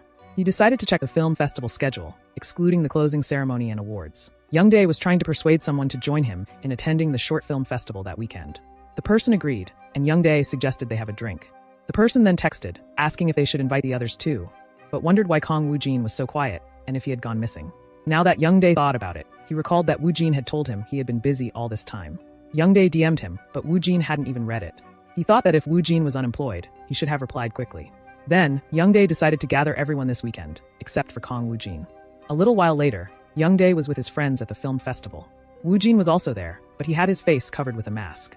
They walked past each other without noticing, both heading to the CCV cinema. In the theater, all the seats were full. Looking around, Woo Jin wondered if so many people had come, finding it truly impressive. More importantly, he was getting nervous just thinking about appearing on a big screen with the audience present. He thought about how he could see their reactions in real time. As Woo Jin tried to calm his heart, he noticed some people walking towards him. Their voices sounded familiar to him, and he was shocked when he recognized them. According to Woo Jin, it was none other than the Hopeless Trio. Lee Kyung-sung, the chubby one, Na Young-gu, who gave off the vibe of a charming and witty male entertainer, and the big guy Kim Dae-young.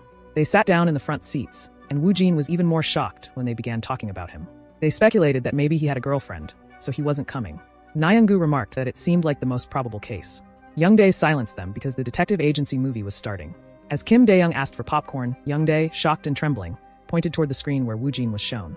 Their mouths dropped wide open in shock, as if a watermelon could easily fit inside. They were utterly confused and began asking each other what Kong Woo Jin was doing there. Kim Dae-young suggested they should first go out and either call Kong Woo Jin or talk to him. Youngdae denied the suggestion, saying they should watch the whole thing and then call him. It was crazy that Kong Woo Jin was over there, but Youngdae wondered why he was acting so well in the meantime. Then, Youngdae realized, after the super actor Kong Woo Jin suddenly asked for a scenario or a script. One of the scripts he gave him was Detective Agency. After that, Woo Jin had asked about various things related to short films, and then he suddenly became busy and stopped showing up. So Youngdae wondered if that meant he had taken a quick look at the scenario back then, auditioned, and got the lead role. Confused, Youngdae thought that a guy who had been designing his whole life suddenly became an actor overnight. Woo Jin was silently watching them, and thinking that those guys weren't they paying a bit too much attention? Originally, Woo Jin had been planning to tell them around the time the premiere episode of Profiler Hanryang was released. Given the situation, Woo Jin thought he should at least give them a rough explanation today. Even Woo Jin wouldn't have believed it if he were in their shoes. Woo Jin became confused when Youngdae shouted loudly in shock, because in the movie, Woo Jin was with Hong Hae-yeon. Everyone was surprised and began wondering why Hong Hae-yeon was in a short film. Poor Woo Jin now realized that no one knew Hong Hae-yeon would be appearing. After the movie ended, Woo Jin crouched under a tree, silently watching his friends. He was already crafting excuses in his mind, convinced one of them would work. But before he could make his move, his friends spotted him. Like characters straight out of Shin-chan, they pointed their fingers at him in unison and yelled at the top of their lungs, "Catch that bastard!" Poor Woo Jin was petrified in shock when he saw them, as they started chasing him like a wild boar and telling him to stop. They got tired and stopped, saying that if he stopped running, they would talk to him. Woo Jin asked why they were running after him. Youngdae shouted that, of course, they would chase him when he suddenly appeared in the movie rather than as a viewer. Woo Jin asked why they were looking at him, as if they wanted to kill him, and told them he would explain everything. Youngdae grabbed him in a headlock, telling him to explain it to them. First of all, Woo Jin agreed, saying he was the protagonist they had seen in the movie. Hearing it directly from him made it even more unbelievable. Youngdae asked why he had suddenly switched from being a designer to acting. Woo Jin explained that he had first realized his talent for acting during the Super Actor audition. After that, he became more interested in scripts and scenarios. He practiced a bit and then auditioned for Detective Agency, and the director had seen his abilities and asked him to join. Woo Jin was looking away when Youngdae asked if that even made sense, adding that it wasn't just talent. It was pure cheating. Woo Jin told them that he was really busy with filming. Youngdae asked if he was going to continue being an actor. Woo Jin agreed, saying he would, but asked them to keep the matter confidential. Youngdae then asked if he had decided on his next project. Woo Jin agreed, saying it was a drama and still confidential. Youngdae asked if it was for a major network and when filming would start. Woo Jin replied that the first episode was airing soon. Youngdae started to check it out. Kim Dae-young asked if he was close with Hong Hae-yeon. His friends gathered around him as he excitedly said he had Hong Hae-yeon's number. Youngdae thought that Detective Agency was pouring in attention because of Hong Hae-yeon's appearance, as expected. There were quite a few mentions of Kong Woo Jin as well, and his recognition was growing. Youngdae was curious about what kind of evaluation Detective Agency would receive at the Mise-en-Scene Film Festival. On the other side, some people were talking, saying that the quality of the artworks had significantly improved compared to last year. They found the actors' performances a bit disappointing. Speaking in Japanese, they asked a man how the director felt about it. He was the Japanese master director, Kyotaro Taniguchi, and he agreed with them. As the next movie, Detective Agency, began and they started watching it some time later, Taniguchi was shocked, wondering who that actor was. The actor behind the protagonist role was on a different level compared to the ones they had seen so far, and Taniguchi wondered if there were actors of that caliber in Korea who only appeared in short films. Others started asking who that actor was, noting that he even overshadowed Hong Hae-yeon's presence. They were surprised when a girl said she had never seen him in any theater plays either. They became more confused when a man said he was from overseas. It was Ki-taek saying that. A girl then asked if director Kwon was accurate about this actor. Ki-taek replied that he had just heard about it because of a slight connection.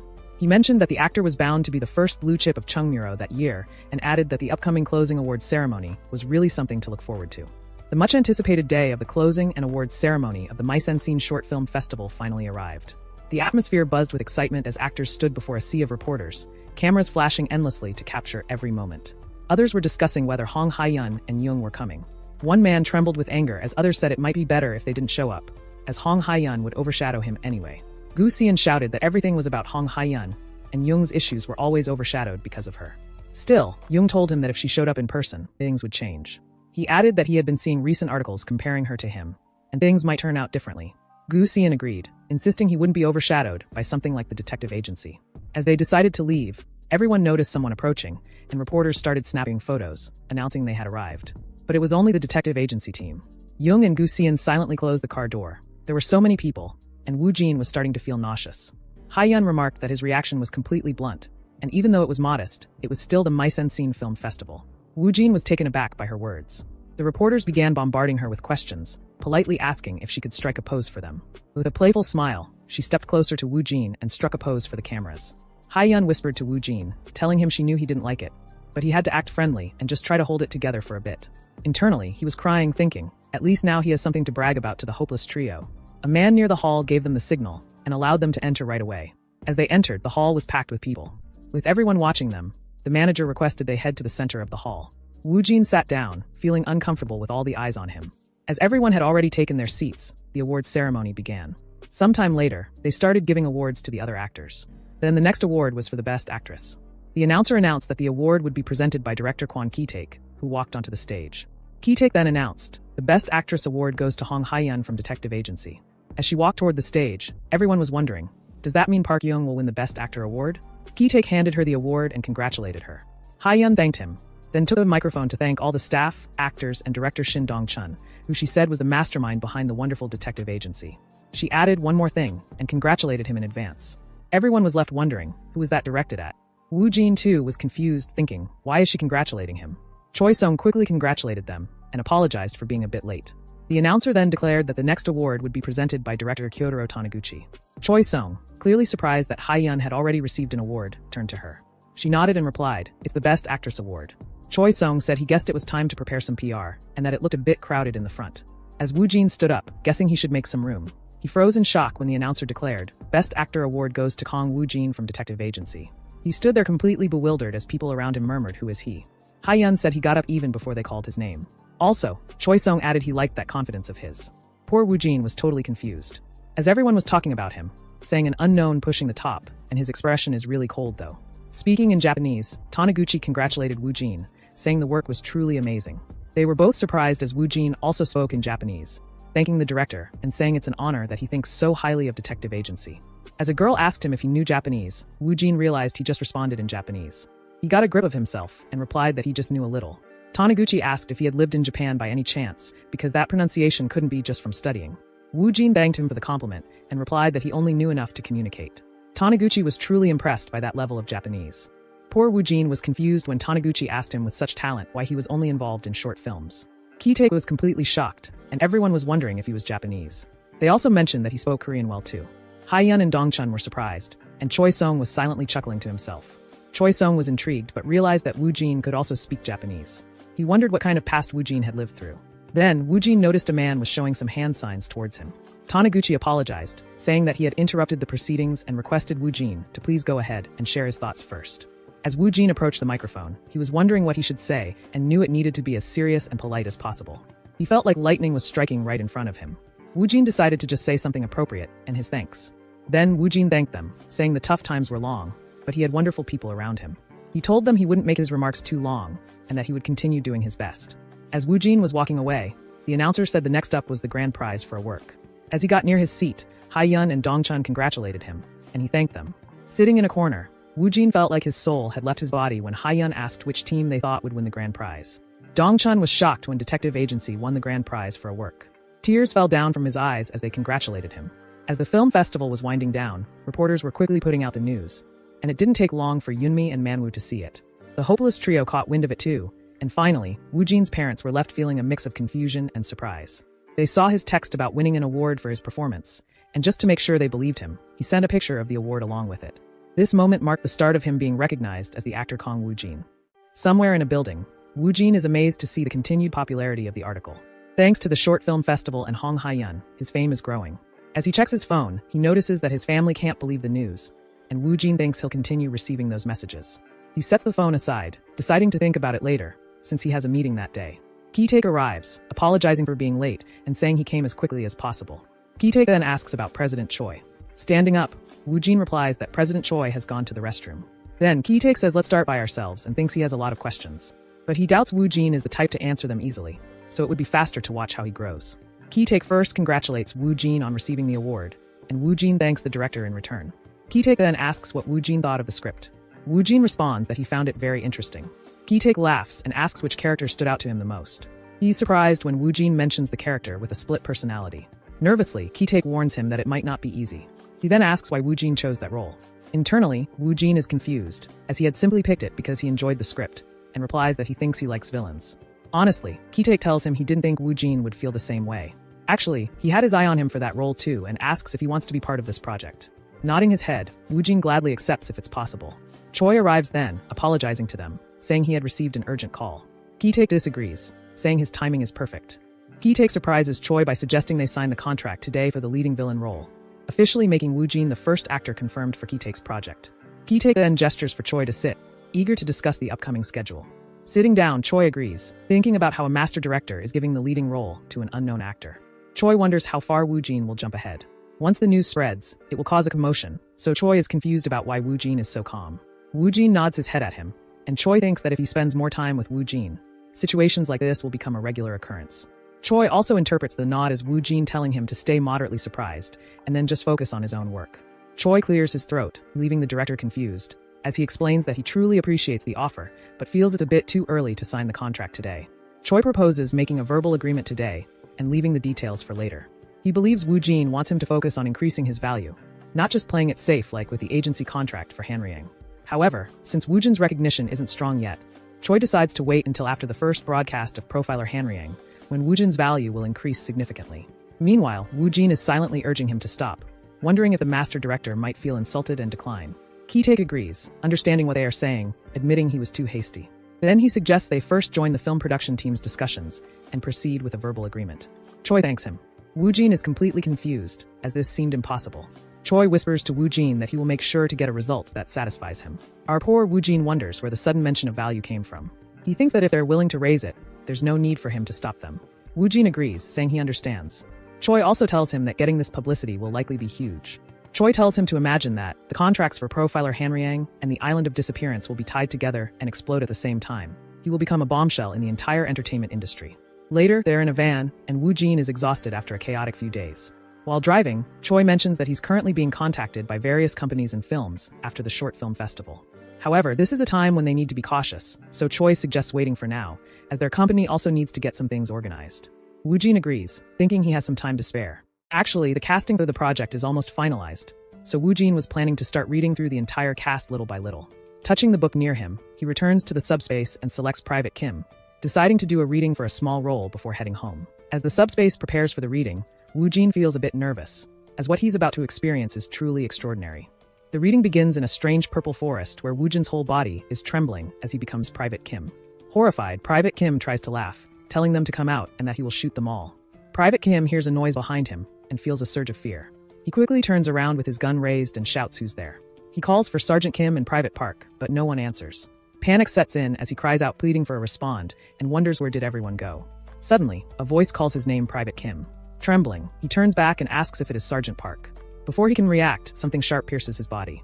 Private Kim collapses to the ground, his blood spreading across the area as he falls before the mysterious figure.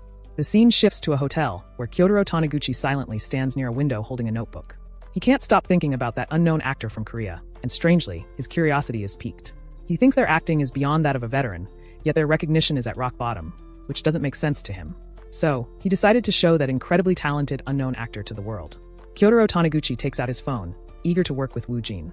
He calls someone and tells them to come to his room immediately, as he needs to stay in Korea for a few more days. While Woo Jin was relaxing at home on the official holiday, a major event was unfolding at the SBC broadcasting station in Mokdong. It was the production presentation for the much-anticipated Profiler Hanryang. There, Park Yoon-mi stole the spotlight by teasing an actor who was set to steal the show. This sparked a buzz across public communities and media outlets about Profiler Hanryang. Feeling the pressure, MBS and TVM quickly began promoting their upcoming shows. Soon, every drama released its main trailer almost simultaneously. Sitting on his bed, Woo Jin looks at the main trailer, which has top-notch quality and is truly fascinating. Woo Jin had also done video editing while working at a design company, but it wasn't anything that significant. Suddenly, Woo Jin gets up, shocked, after seeing his bank transfer message, showing a 60 million hit in one go. Woo Jin is excited about his first salary since he started acting. He heard that the Hanryang side continues to bring in money even after the first episode. Woo Jin has never dealt with such an amount before, so he's clueless. He's really conflicted, wondering whether he should give some to his parents first or save up a bit more for moving. Then, Woo Jin receives a message from President Choi, asking if he can come to the office tomorrow with Soo-won and Yoo-jung instead of him, as he's busy. Woo Jin wonders if something is going on. The next morning, Woo Jin greets Soo-won and Yoo-jung. They tell him to speak more casually now, as it feels uncomfortable. Woo Jin agrees but asks if the president is very busy. Nervously, Yoo-jung tells him not to even mention it, saying the company is in chaos right now, like a battlefield. Soo-won says Appa won't understand like that, so she starts to explain the current situation. Choi had dark circles under his eyes and looked shocked as the office buzzed with news about Hong Hae-yun's interview and Kong Woo-jin. Everyone was urgently asking to send it through quick delivery. The quick delivery requests are piling up in front of the exhausted Choi. His glasses started to crack as he kept hearing non-stop about Hae-yun and Woo-jin. Choi slams his fist, quickly arranging an emergency meeting. They are proceeding with Hae-yun as same, but with Woo-jin, they are not disclosing matters until after the Hanryang. They need to hire more staff, so he asks, what's the most urgent area? They reply that the marketing team is the top priority, and the managing team is struggling as well. Behind them, Team Suwon shows Woojin the current situation. Choi looks back at Woojin and apologizes for calling him during his break. Choi knows Woojin can see the current state of the company, so he just points and tells Woojin to look over there. There are scripts and scenarios coming to him, along with quite a few interview schedules. Choi asks what he's going to do, and Woojin is amazed by the sheer number of them. Woojin replied that he is still not fully prepared to do interviews, as it feels a bit overwhelming. With only 2 days left until the first episode of Hanryang airs, Choi advises keeping things as quiet as possible for now. Choi then decides to talk about the next project, mentioning a melodrama and a romantic comedy that he had carefully selected after filtering out the less meaningful options. Woojin wonders, when he's supposed to read all of this? Choi advises him to rely on his intuition and make a selection. Woojin spots a script, and Choi explains it's probably just a cameo role. He admits he didn't get much time to chat with the director, but heard they're already deep into filming. Woojin secretly sneaks into the subspace, discovering that the script was graded B+ from the very beginning.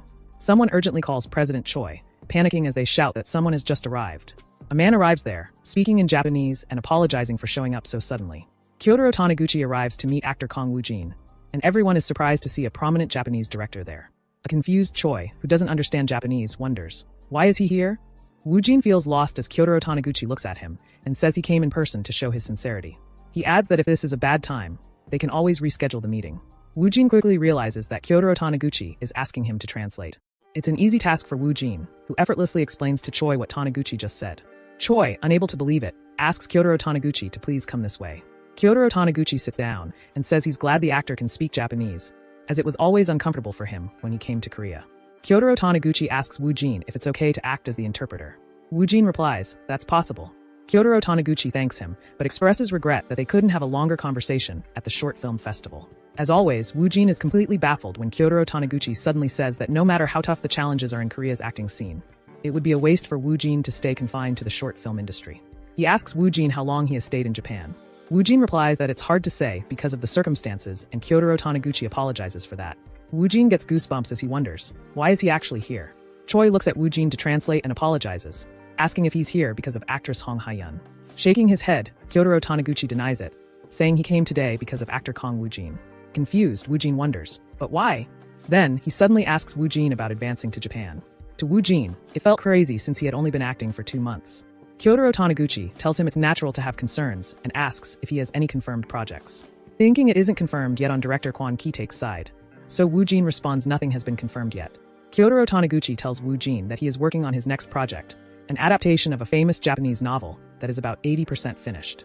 He then asks Woojin if he wants to join the project, leaving Woojin completely stunned. Nervous Woojin thinks it's not that bad. Choi asks what director Kyotaro is saying. Woojin informs Choi that Kyotaro Taniguchi wants to work on a project with him.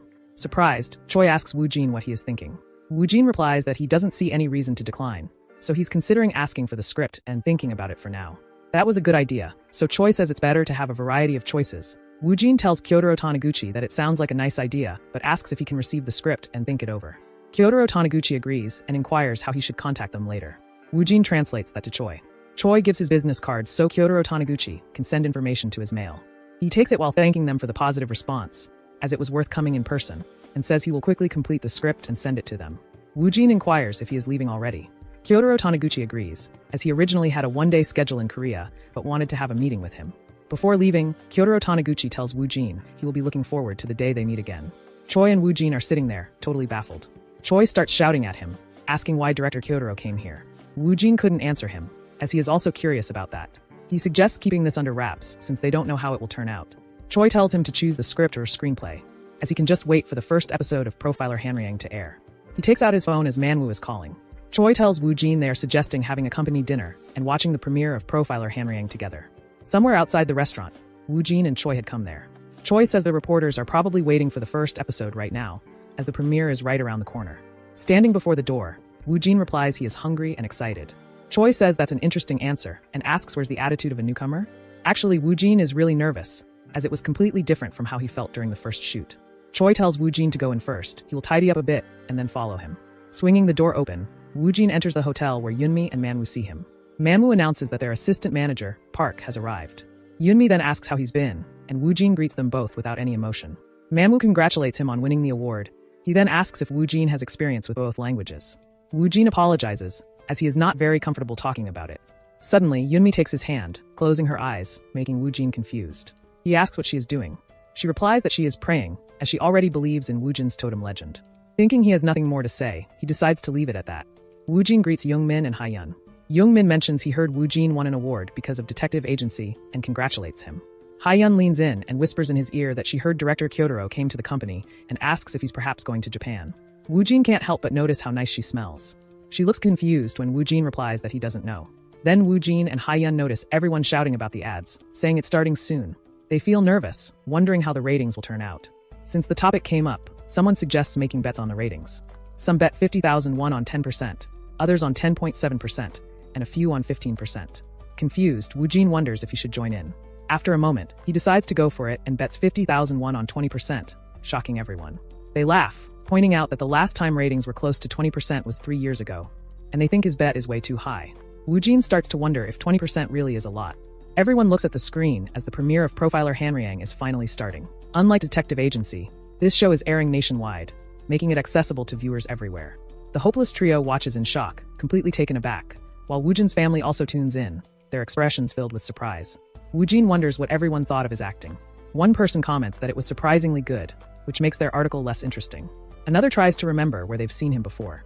The blonde then exclaims, "That's the one who won the acting award at the short film festival, Kong Woojin."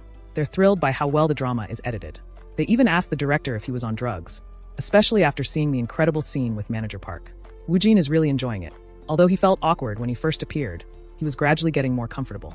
Woojin looks at his phone, amazed by the flood of messages, even from people at his old company. He can't help but wonder, did everyone watch the drama?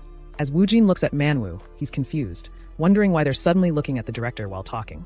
Manhwa is looking at his phone when a man asks him did it come out, and how much is it? With a dark expression, he tells them real-time ratings of MBS are 5.9%, TVMs are 2.7%. But he smiles, adding they got 20.3%, making everyone shocked. They ask him if he's serious, and he confidently replies, "That's true, 20.3%. Manhwa nods as a shocked girl exclaims, "Hasn't it been about 3 years since any drama hit a 20% rating? And it's so rare for the first episode to reach 20%. He explains that the unprecedented promotions from each broadcasting company and the media's effective hooks played a role. Viewers tried other shows but ultimately settled on ours.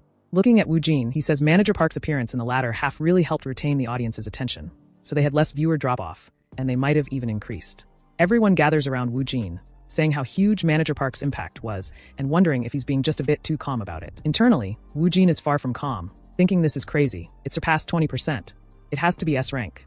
Manhwa listens as they start talking about how he won an acting award. His first drama's rating hit 20%, and he guessed it exactly, also winning the bet. Then Manhwa is shocked, realizing that Woojin had guessed 20% exactly just a few minutes ago. To him, this feels less like activating a totem and more like a level of future prediction. Manhwa wonders if he's even human.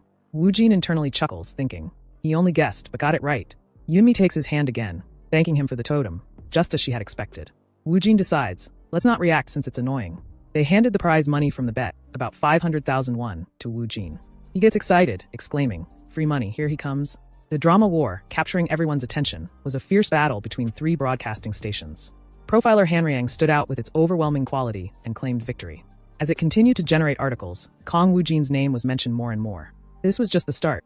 Both the media and the public couldn't ignore it, and Profiler Hanryang's influence spread quickly, both online and offline.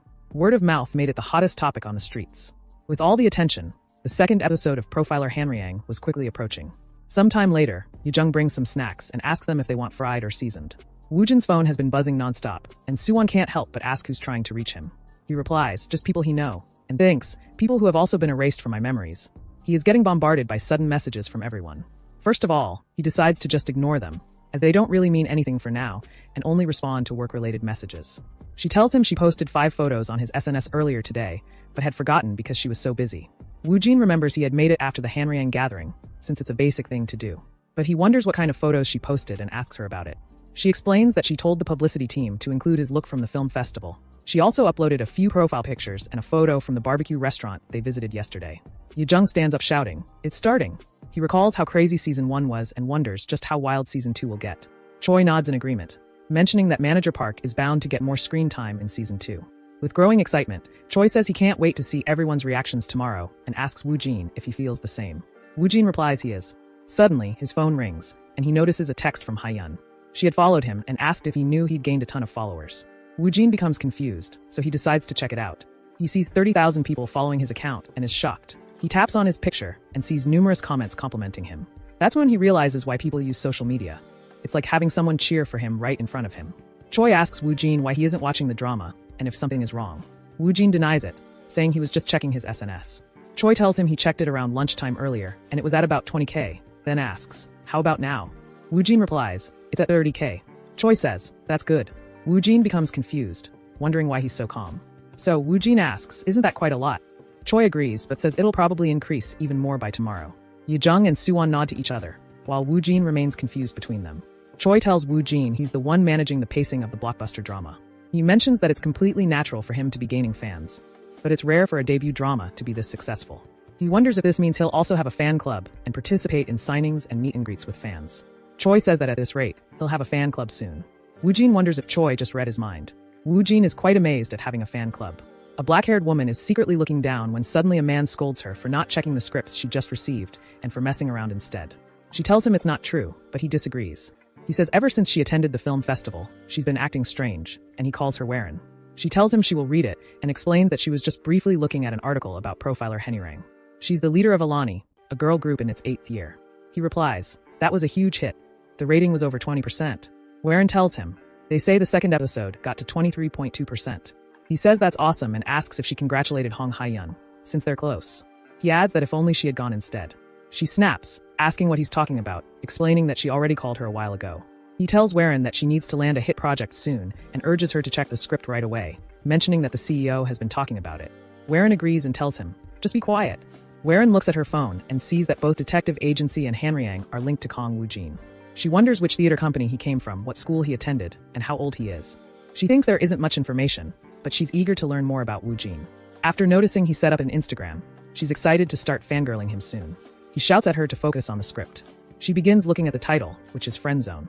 On the other side, Woojin sits on his bed, finally catching up on all the messages. He ignores the ones from those ambiguous relationships, though. His social media follower count is getting close to 50,000. He never expected getting so much attention would be this fun. Of course, he still has some worries about it. It doesn't matter for now. He decides to just enjoy the moment. Soon, he starts going through the script and scenario sent by the agency. He quickly skips over grade E and grade D, cutting out anything below grade C. But when he looks at the grades A and S scripts, he can't help but think they're on a whole other level. Woojin successfully salvaged a B+ grade movie about drug dealers. He wonders if this is the cameo role. He recalls his conversation with Choi, who mentioned wanting to meet and talk after seeing him at the film festival. Looking at the script, he says it might be a B+ for now, but the rating could improve later. Then he realizes it is a crime thriller which sounds good and feels quite interesting to him. A call comes to him from President Choi. First of all, Choi asks Woojin if he has looked at the scripts. Woojin agrees, telling him most of them aren't that good, but the drug dealer one is okay. Choi laughs, saying that he trusts Woojin's instincts and decides to go with it. Woojin realizes a misconception has solidified. But Choi tells him that Director Kim of Drug Dealer seemed a bit rushed, so he asks if he is okay with it and if they should set up a quick meeting. Woojin requests to go ahead. Choi informs him that producer Song contacted him and asks if he knows producer Yoon Byung-seon, as he is a big name in the entertainment industry. He is one of the top producers in the domestic entertainment scene. The variety shows he produces always get great ratings, and the shows he plans are always in the spotlight. Woojin has enjoyed a few of these shows himself, but he wonders why Choi is mentioning this now. Woojin agrees, telling him that he does. Choi says the lead actors of Profiler Hanryang will appear on the Novelist Recaps YouTube channel run by producer Yoon Byung-seon for promotional purposes. He suggests doing a mix of variety and talk show formats. Woojin thinks about the variety show and wonders if Choi is worried that the concept might be at risk. He realizes he will have to do a variety show at some point and thinks it might be a good idea to establish a foundation early on. He decides to go ahead without looking back and tells Choi he thinks it'll be fine to do it. Sometime later, Woojin and Choi stand in front of a house, opening the door. Woojin greets the director. Director Kim Do-hee of Drug Dealer thanks them for taking the time, especially since they must be extremely busy. Do-hee says Woojin seems much calmer than she expected and looks even more subdued than when she saw him at the film festival.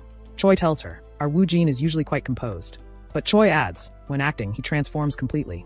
Do-hee agrees, saying, there aren't many actors with such a variety of colors. She looks at Woojin, who becomes confused, thinking, this can't be a staring contest. She says he fits the character even better, making her greedy. First, she honestly explains the situation with Drug Dealer. Recently, Junwoo, one of the actors, was involved in a car accident. Due to the serious injuries he sustained, he had to leave the project. Choi asks, so, she wants Woojin to take on that cameo role? She says that even though it's called a cameo, It's actually a very important role. Then, as she saw Woo Jin at the film festival speaking Japanese fluently. Given the context, this cameo requires Japanese language skills. She also mentions that the role has some level of difficulty, but Woo Jin's acting was excellent, which made the proposal still feel a bit strange. She tells them it feels a bit like a patch job, and, on top of that, the timeline is a bit tight. Choi asks how much time they have. She answers, they need to finish filming within 3 weeks. Choi replies, that might be a bit challenging. She agrees, saying, but we can't just remove the role, as it'd kill the energy of the movie. The boy next to her suggests removing it after all. She's about to agree with him, but suddenly Woo Jin calls her, saying he believes he can do it, which shocks her. Woo Jin thinks the given time is too long and decides to finish it in just 3 days. There is no reason to pass on Drug Dealer. With its solid B+ rating, a need for Japanese language skills, and a short filming period, it is an appealing choice.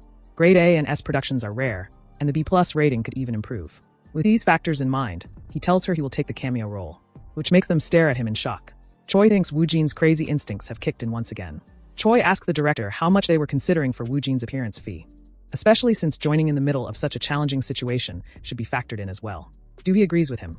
Sometime later, as Woo Jin walks out of the car, Choi tells him to go home and get some rest, and that he will let him know his schedule tomorrow. Choi starts searching his coat for more scripts sent to Woo Jin, which he brought from the company, and asks if Woo Jin wants to take a look. Choi hands them to Woo Jin, saying, these 2 are the thickest among them, so he thinks looking at only those should be enough. Woo Jin says one of them is written by Lee Woo-seon, titled The Love That Freezes to Death. Choi agrees, saying she's a star writer on par with Park Yoon-mi, and tells him that if he transitions right after Hanryang, the impact will be huge. Excited, Choi adds that she's known for rarely using newcomers and suggests that this is a big opportunity. Woo Jin checks the second one, written by Choi Nana, who's an assistant writer for Park Yoon-mi, working on Friendzone. Choi informs him that it won an award in the Netflix short film competition, but tells him that since it's a short, it feels a bit off. Choi considers Woo Jin's schedule and tells him he could only really choose one, as they're both romantic comedies. Considering the buzz and his future, Choi suggests the script by Lee Woo-seon seems to be the better choice, as it feels a bit disrespectful to overlook Park Yoon-mi. When Choi says he must be finding it difficult to make a choice too, Woo Jin immediately replies, not really. This confuses Choi and Woo Jin continues, it's not that difficult for me, actually, as he decides to go with Choi Nana's script Friendzone, leaving Choi completely baffled, just like the familiar ending. Choi asks if he knows who writer Lee Woo-seon is. Woo Jin replies he does. He thinks that when he searched for writer Park Yoon-mi before, he became aware of her existence because he had seen several articles comparing the two. Choi asks about the reason he chose that short story. Honestly, he thinks there wasn't a big difference in their ratings. They're both average scores. C and B are normal results or slightly above that. While the results aren't different, and considering the impact, writer Lee Woo-seon might be better. But his reason for choosing Friendzone is simple. It's because the short story begins with a kiss scene. He wonders if they kiss boldly right from the first scene. He likes the way it shows the current situation first, and then reveals the past to explain how it came to be. On the contrary, when Woo Jin thinks about the script The Love That Freezes to Death, where the male lead has severe OCD and is terrified of being touched by others, which makes the atmosphere of the story feel dull. More importantly, after everything Woo Jin has been through, he feels that something warm and sweet would be nice. However, he can't just say it's because of the kiss scene.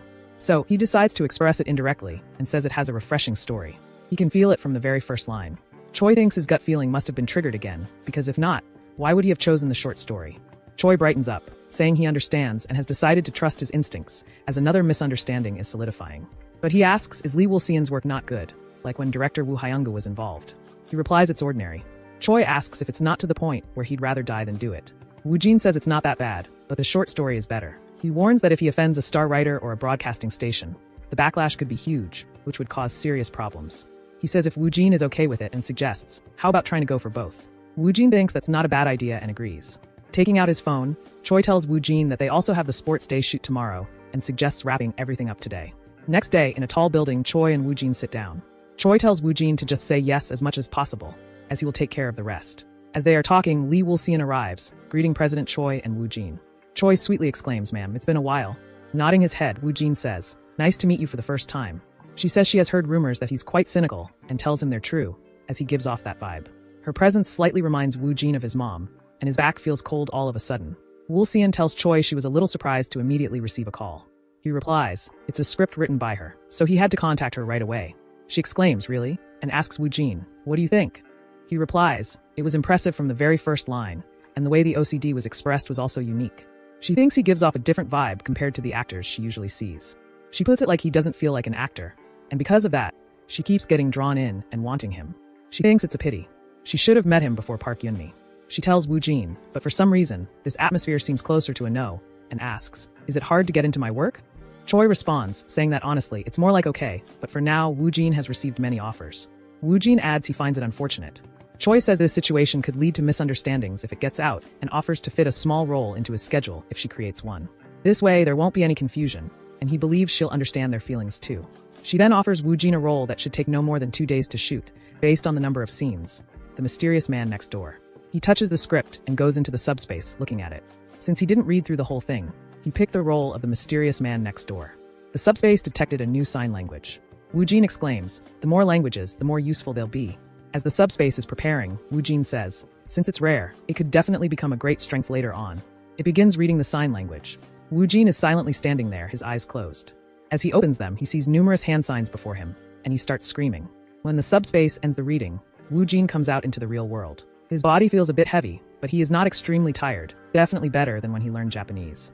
Anyway, he thinks he can do it right away. He knew that subspace wasn't a scam.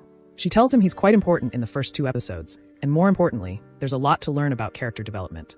He asks if she is perhaps referring to sign language, which makes Choi shocked. She lightly laughs, looking at Choi, saying, "Almost all of the lines of that role are in sign language, so it's not easy." Choi worries learning sign language will take too long and wonders if he should choose a different role. Nervously, he admits it seems like a standout role, but it feels a bit overwhelming. She asks if he thinks it'll be difficult. Suddenly, Woojin confuses them both by denying it, saying he can handle this much as he doesn't have to learn sign language from the start. Surprised, they were both silently looking at him. She asks if he knows how to use sign language. He replies, "A little." Then she suggests him to show her a little. Woojin agrees, putting down the script, and starts showing her some hand signs, which totally surprises her. She thinks he's keeping the movements minimal, yet natural and smooth. He's also adding strength to the parts that need emphasis, and expressing his emotions through his gaze. She's amazed at how perfectly he does it.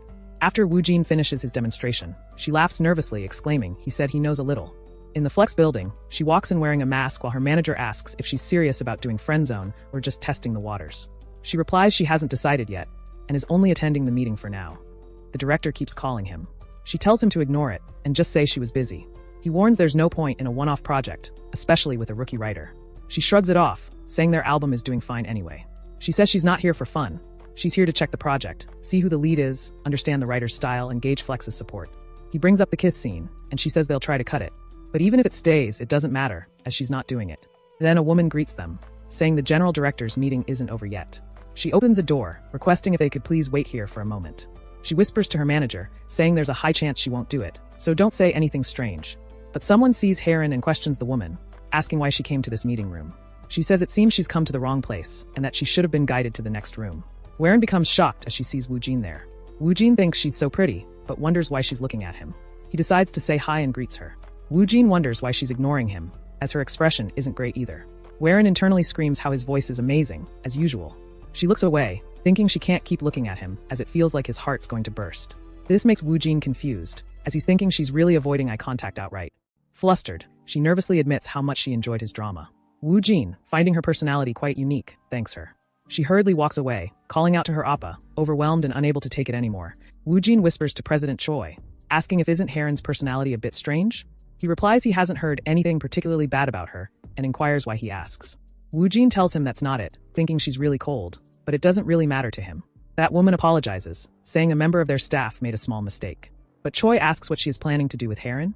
She honestly admits that they were a bit surprised too, explaining that she's also there for a meeting related to friend zone. However, the woman assumes it'll just be a casual meeting and nothing more. Choi dryly laughs and replies, someone like Heron wouldn't really need to go to a one-time thing. Looking at the writer, she says that's true. But even without Heron, they have enough with Woojin. Choi Nana agrees and asks Woojin why he chose his friend zone. Woojin thinks it's because there's a kiss scene 3, but he can't say that. He replies that he liked how the script goes straight to the point without any unnecessary fluff. She becomes excited, but doesn't really understand what that means. The woman asks Woojin if he sings or plays the piano. Confused, he wonders why she suddenly changed the subject. Remembering how he shines at karaoke, he confidently says he's not bad and asks why she wants to know. Choi Nana informs him, actually, it's for a scene in the second episode, not the first one. Choi inquires, what vibe is the writer going for with that? Innocent, Choi Nana tells him something like a professional singer and pianist. Choi starts pondering, the woman interrupts him, explaining that there's no need for it since the singing and playing can easily be fixed during editing. Woojin tells her he is not bad at singing or playing the piano and asks if he can receive the rest of the script from episode 2. Choi Nana agrees. Outside, Weron wonders why everyone is laughing. She is really curious about what they decided to do with Woojin. They come there, asking Heron if she has been waiting a long time. She freaks out, replying no. First of all, that woman thanks her for agreeing to this meeting. She tells her the script was intriguing and wonders if their meeting with Woo Jin is over. The woman tells Warren she'll reveal her counterpart before discussing details. Meanwhile, Warren wonders if she should wait for the right moment to ask why Woo Jin is here. She blushes in shock when the woman reveals Kong Woo Jin will play the male lead in Friendzone. Warren starts imagining Woo Jin holding a flower. She adds that they can proceed with the meeting, and the press announcement is scheduled for next week. Her manager asks the director for permission to mention a few conditions first, making Warren worried. The director agrees. He panics and demands they remove the kiss scene from the opening line of the script, while Warren steps on his foot and whispers a sharp warning to keep quiet. On the other side, Woo Jin is looking at episode 2 of the script. Opening the subspace, he quickly decides to check the details. He notices that episode 2 of Friendzone is now graded B+. Woo Jin remembers it was originally a grade B and starts wondering, did something change since yesterday? Could it be because he was confirmed as the male lead? He checks the other projects, but their grades haven't budged. Just as he's trying to figure out what's going on, the grade for Friendzone suddenly changes again, rising to grade A. This leaves Woo Jin completely baffled. He exits the subspace and starts questioning what could have changed. Just then, Choi gets a call. After a brief conversation, Choi turns to Woo Jin and says, the Flex creative team just called. They said Heron decided to join Friendzone. He wonders if she really doesn't know he's the male lead, as she seemed completely indifferent to him. He says she doesn't know that I'm going to be her co-star. He becomes totally confused when Choi informs him they said that's the first thing they told her in the meeting. Choi says it's a bit surprising and good, but the sullen Woo Jin isn't so sure about it. He realizes why it was rated grade A, but he finds Heron pretty, though her personality seems a bit odd, almost dismissive of him. Woo Jin sighs, thinking that even if the main lead isn't great, shouldn't the actor just focus on working hard at their craft? Still, he doesn't want to give up on a grade A opportunity. In the end, he decides he'll just focus on acting properly. After finalizing the contract for the love that freezes to death in Friendzone, the day of recording finally arrived. There are a lot of people. Woo Jin is surprised as they are already filming. Woo Jin is feeling nervous and tries to calm himself while reminding himself not to lose focus on the concept. Suddenly, Choi places his hand on his and says Woo Jin is not that nervous, as he has already seen plenty of variety shows. Woo Jin boldly says that he thinks it will be quite fun. Choi tells him he doesn't need to overdo it or try anything extra. As they are talking, someone approaches them. It is Byung-san who greets Woo Jin, saying he has really been enjoying the drama. Woo Jin can feel the gazes focused on him, so he decides to stick to the concept and greets him back. Byung-san praises Woo Jin, saying he brought Manager Park to life so convincingly, noting that the role must have been incredibly challenging. Woo Jin wonders how he should respond and simply replies with a yes, leaving them totally confused. This isn't unfolding the way Byung-san expected, as Woo Jin remains as steady as an ancient oak tree. Feeling nervous, he comments on Woo Jin's straightforward responses and asks if he is fully in character or just feeling nervous. Woo Jin doesn't understand what Byung-san means and simply replies that he will do his best, leaving Byung-san even more confused. He wonders what kind of personality this guy has. Byung-san asks Woo Jin to take a seat for now. As Woo Jin walks away, someone calls out to the director from behind. It's Ha-yeon and Young-min, greeting him and letting him know they've arrived. The director greets them back. As the cast arrives, all the actors start putting on their microphones and taking their seats. They start the show, and Woo Jin remembers the concept, keeping his reactions authentic. Woo Jin thinks there's no time to overthink his lines. As Byung-san starts to introduce them on his channel, he asks Young-min to give a quick hello to the viewers and subscribers. Young-min greets them, telling them he is playing Yu Ji-hyung in Profiler Hanryang. Woo Jin internally starts practicing his self-introduction. Byung-san tells Woo Jin he is one of the most talked about actors right now and requests that he please introduce himself. Just as he practiced, he says, "Nice to meet you for the first time," and introduces himself as Kong Woo Jin, who is playing the role of Profiler Hanryang in the drama Manager Park. They watch as he folds his hands, sighs, and thinks, this is good enough to pass. Everyone starts laughing loudly, which makes Woo Jin confused. Ha-yeon asks him if he's just calling the drama Manager Park, telling him it looks like he got a little mixed up. Nervous Woo Jin tells them he meant to do that. They can't believe him, asking if the perfect Manager Park made a mistake on purpose, especially since he had been stiff as a board during the entire shoot. As Woo Jin insists he's serious, Byung-san thinks, this could actually be pretty funny, finding Woo Jin's intense seriousness almost charming. Woo Jin's soul had left his body as Byung-san says they said he was as stiff as a board throughout the shoot and inquires when it was the hardest for him. Woo Jin replies, right now? Everyone laughs at his answer, and Byung-san decides to move on to the next segment, the character game. It's about showing a picture of a celebrity and saying their name within 1 second, and they'll win a total of 10 prizes. Sometime later, one of the prizes is removed because of the wrong answer. That's already the 6th failure. Woo Jin is thankful as he is not at the front. Byung-san shows Woo Jin a picture, saying he has been too quiet. He replies, Daniel Fassbender. Woo Jin thinks he is thankful as it's a well-known Hollywood actor. Byung-san tells him it's correct and wonders if he just heard an accent in his voice. After some correct answers, he shows him a picture, saying it's an easy one, and if he answers correctly, he will win. Woo Jin did not understand who she was and wonders if it's a photo shoot to confuse him. Haiyun trembles as the time runs out, her anxiety clear. Woojin apologizes but cluelessly asks who it was. Frustrated, Haiyun slaps his back, exclaiming it was her and demanding if he's being serious. Confused, Woojin replies, the photo looked a bit different. As in the background, Haiyun is beating Woojin, Byung-sen asks President Choi if Woojin speaks a bit of English. Choi exclaims not just a bit, and tells him he's at a native level and also speaks Japanese. Byung-san is internally surprised by the timing, as he needed someone with foreign language skills for a new overseas variety show. Byung-san decides to test the waters a bit and asks if they're talking about local level fluency. Choi agrees with him. Choi notices that the moment he mentioned native level, director Yoon's expression changed. He wonders if it's related to the rumors he heard about them planning a new variety show overseas. Choi explains he's beyond just local level Korean. That makes sense because Woojin is international. Byung-sen asks if he lived abroad and for how long. Choi replies that he believes it's been quite a long time. However, he asks why Byung-san is asking about Woojin's foreign language skills. Byung-san replies he is just curious if Woojin is fluent. Choi says if Byung-san does he can hear more after the shoot. Laughing nervously, Byung-san agrees with him. Choi marvels at how Woojin is charming everyone, even director Yoon, and jokes that he's becoming a master fisherman. Meanwhile, our poor Woojin can't help but think about how Hong Haiyun keeps playfully hitting him like they're close friends. Sometime later, Woojin is sitting in a car, exhausted, and Choi is telling him he did well. He asks if Woojin knows episode 3 and 4 of Profiler Hanryang aired, as they're incredibly popular. Woojin has been so busy he completely forgot. He remembers episode 4 ends with Yoo Ji-hyung catching the real culprit and manager Park, who had an incurable disease, hanging himself in the detention center. Woojin decides to check the articles or community reactions. He sees numerous comments about him and exclaims, the reactions are incredible, as the name is being mentioned everywhere in public opinion and the media. Considering his rising popularity, Choi asks if he doesn't think it's time to move, as he'll get recognized the moment he steps outside. Woojin thinks about the timing, and Choi adds that he will arrange a lease office near the company and pack his things as soon as possible. Woojin's attitude changes, and he agrees, thinking that if someone's offering him a place in Seoul, there's no reason to refuse. Choi also mentions how he just landed his first advertisement deal. He honestly says he thought this would happen gradually. Woojin wonders if he's talking about the ads seen on TV or YouTube and asks, well, what kind of advertisement is it? He replies, it's a hamburger advertisement, which leaves Woojin completely confused. Choi comments with a knowing look, guessing that Woojin probably has a good idea. But Woojin doesn't know. Why a hamburger? Then he remembers assistant manager Park's line. Choi explains that the brand sees him positively because of the way he ate in the interrogation room scene, and he heard that their sales increased after that episode. Choi comments on how impressive it is to land an advertisement just 2 months after debuting. Woojin agrees, saying it's truly amazing. Choi mentions that the brand plans to run a formal TV commercial along with ads on YouTube. He adds that with something this big, Woojin must be getting paid quite a lot. Woojin asks if it will be a single take. Choi explains that the first ad is usually done as a single take, and they'll decide whether to continue with him as a model or not. Choi asks if he's going ahead with it, mentioning that he shouldn't have any bad feelings or anything like that. Confused, Woojin wonders what could be the bad side. Woojin agrees to go ahead with it, but asks about the concept. Choi tells him to think of it as assistant manager Park casually enjoying a hamburger. Woojin thinks that's easy to understand at a glance.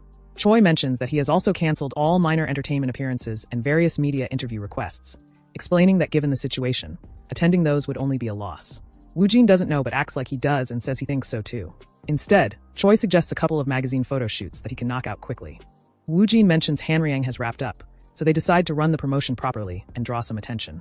The next day, as Choi Sung-jian had predicted, the articles shifted focus. Previously, they had been about profiler Hanryang or assistant manager Park, and people were asking about Kong Woojin's next project and when it would be decided. This time, however, the articles were filled with teasers about Kong Woojin. His next roles, which he had been quiet about for a while, were immediately announced. The reactions from the media and public opinion were mixed, both disappointing and amazing. With the release of the viewership ratings for episode 5 of Profiler Hanryang, the ratings had dropped after assistant manager Park's death, with a 4% drop in just one day, a rare phenomenon. As a result, Kong Woojin continued to be mentioned in the media, and his recognition inevitably increased. Woojin is scrolling through a flood of articles coming out on his phone. Suwon calls him Appa and shows him his fan club, which was just established but already has over 3,000 members. She suggests that at this point, he should start planning a fan meet and greet or a fan signing event. But she wonders if the PR team has contacted the fan club manager, so she decides to start taking some actions too. She informs him that the manager's ID is a female relative, which is quite strange. Woojin remembers his sister, Kong Hyuna. Woojin arrives at the company and greets Choi and Haiyun, with someone sitting with them. Haiyun greets him back, saying she is fortunate to see his face, as she was just about to leave. Woojin is struck by Haiyun's explosive beauty, thinking it's the perfect way to start the day. But then he spots a huge figure and wonders, who's that? The silhouette looks almost identical to Kim Dae-young's. The infamous Dae-young flashes his smug grin at Woojin, who, as always, is completely lost and clueless. Wu Jin is panicking as Haiyun tells him that's right. This is his friend whose face she remembered. Wu Jin trembles in fear, silently begging her not to remember. She asks about the audition day, reminding him that he had told her Wu Jin was a designer. Scratching his head, Daeyoung nods in agreement. Wu Jin is freaking out internally, torn between whether he should just leave or try to brush it off later. He also wonders if he might have already heard about the concept. Choi suggests Wu Jin have a chat with his friend. Wu Jin tells him it's been a while and asks why he is here. He becomes confused by his sudden serious acting and feels something's off, as his gaze is intense and his expression is cold. It's nothing like the usual Kong Wu Jin. He watches Wu Jin, who's fixated on Haiyun and Choi. Daeyoung takes in the scene and immediately understands what's happening. He tells Wu Jin that he has become much more cheerful, which makes Haiyun and Choi surprised. Daeyoung winks, and Wu Jin silently pleads with him not to make things worse. Haiyun exclaims if that's what he calls cheerful. Choi inquires if that means Wu Jin was different in the past. He agrees, saying he had more gravitas than he does now, which was cool, but he was too aloof and cynical. Suddenly, Wu Jin steps up behind him, as if Daeyoung were Light Yagami, and says in a like manner, "Just be quiet." Wu Jin asks President Choi why he is here. Choi explains that they're hiring new staff, and that Daeyoung has submitted an application. Since Choi heard that Daeyoung is friends with Wu Jin, he decided to talk to him separately. Annoyed, Wu Jin wonders if he should shoot him. Wu Jin asks for a moment to talk to his friend privately. Choi tells him to go ahead. But Haiyun stops Daeyoung, asking why he brought Wu Jin to the audition, as he wouldn't have suggested going first. Daeyoung thinks that's just because of the full course of pork belly and Haiyun, but he can't say that. So Daeyoung replies that he's good at design, but he felt it was a waste for him to only act when he was bored. Before Daeyoung can continue, Wu Jin stops him and starts dragging him from there. Haiyun says Wu Jin's past was worse than she thought, and Choi agrees with her. But Choi assumes that in the midst of all that, he quietly built his self-esteem and taught himself to act. Haiyun then wonders if his acting, something he only did out of boredom, ended up being what saved him. The confusion had already turned into an impenetrable maze. In the bathroom, Wu Jin is looking around, checking if there's someone, and asks Daeyoung what he's doing here. Daeyoung explains that since he surprised them from movies to dramas, he decided to take a shot in the dark as well. Wu Jin leaps at him, ready to fight, and Daeyoung asks if he's trying to challenge him. After the fight, Daeyoung asks why he was acting all tough in front of Haiyun. Wu Jin denies it, saying he just ended up that way and can't turn back now. Wu Jin asks about the company he was working at. Daeyoung explains that he has always been interested in the entertainment industry, so the timing felt perfect. He initially wanted to work with Wu Jin since he's an actor, but the president had mentioned they weren't hiring for that role. Instead, Daeyoung had suggested starting as a manager's assistant and guard, and Choi agreed to it. Wu Jin asks when he will start working. Daeyoung replies in a month, as he will wrap up things at his company. Wu Jin asks to confirm if he is serious. Daeyoung replies for real, thinking no one can challenge him, as it will be fine if there's at least one person who knows him. Daeyoung questions if he is going to keep up that serious concept. Wu Jin replies there's really no turning back now, and tells him to match that vibe if he wants to work too. Daeyoung says that sounds fun, but asks won't his other acquaintances start to pick up on it? He replies that people from elementary school are fine, as he moved around a lot.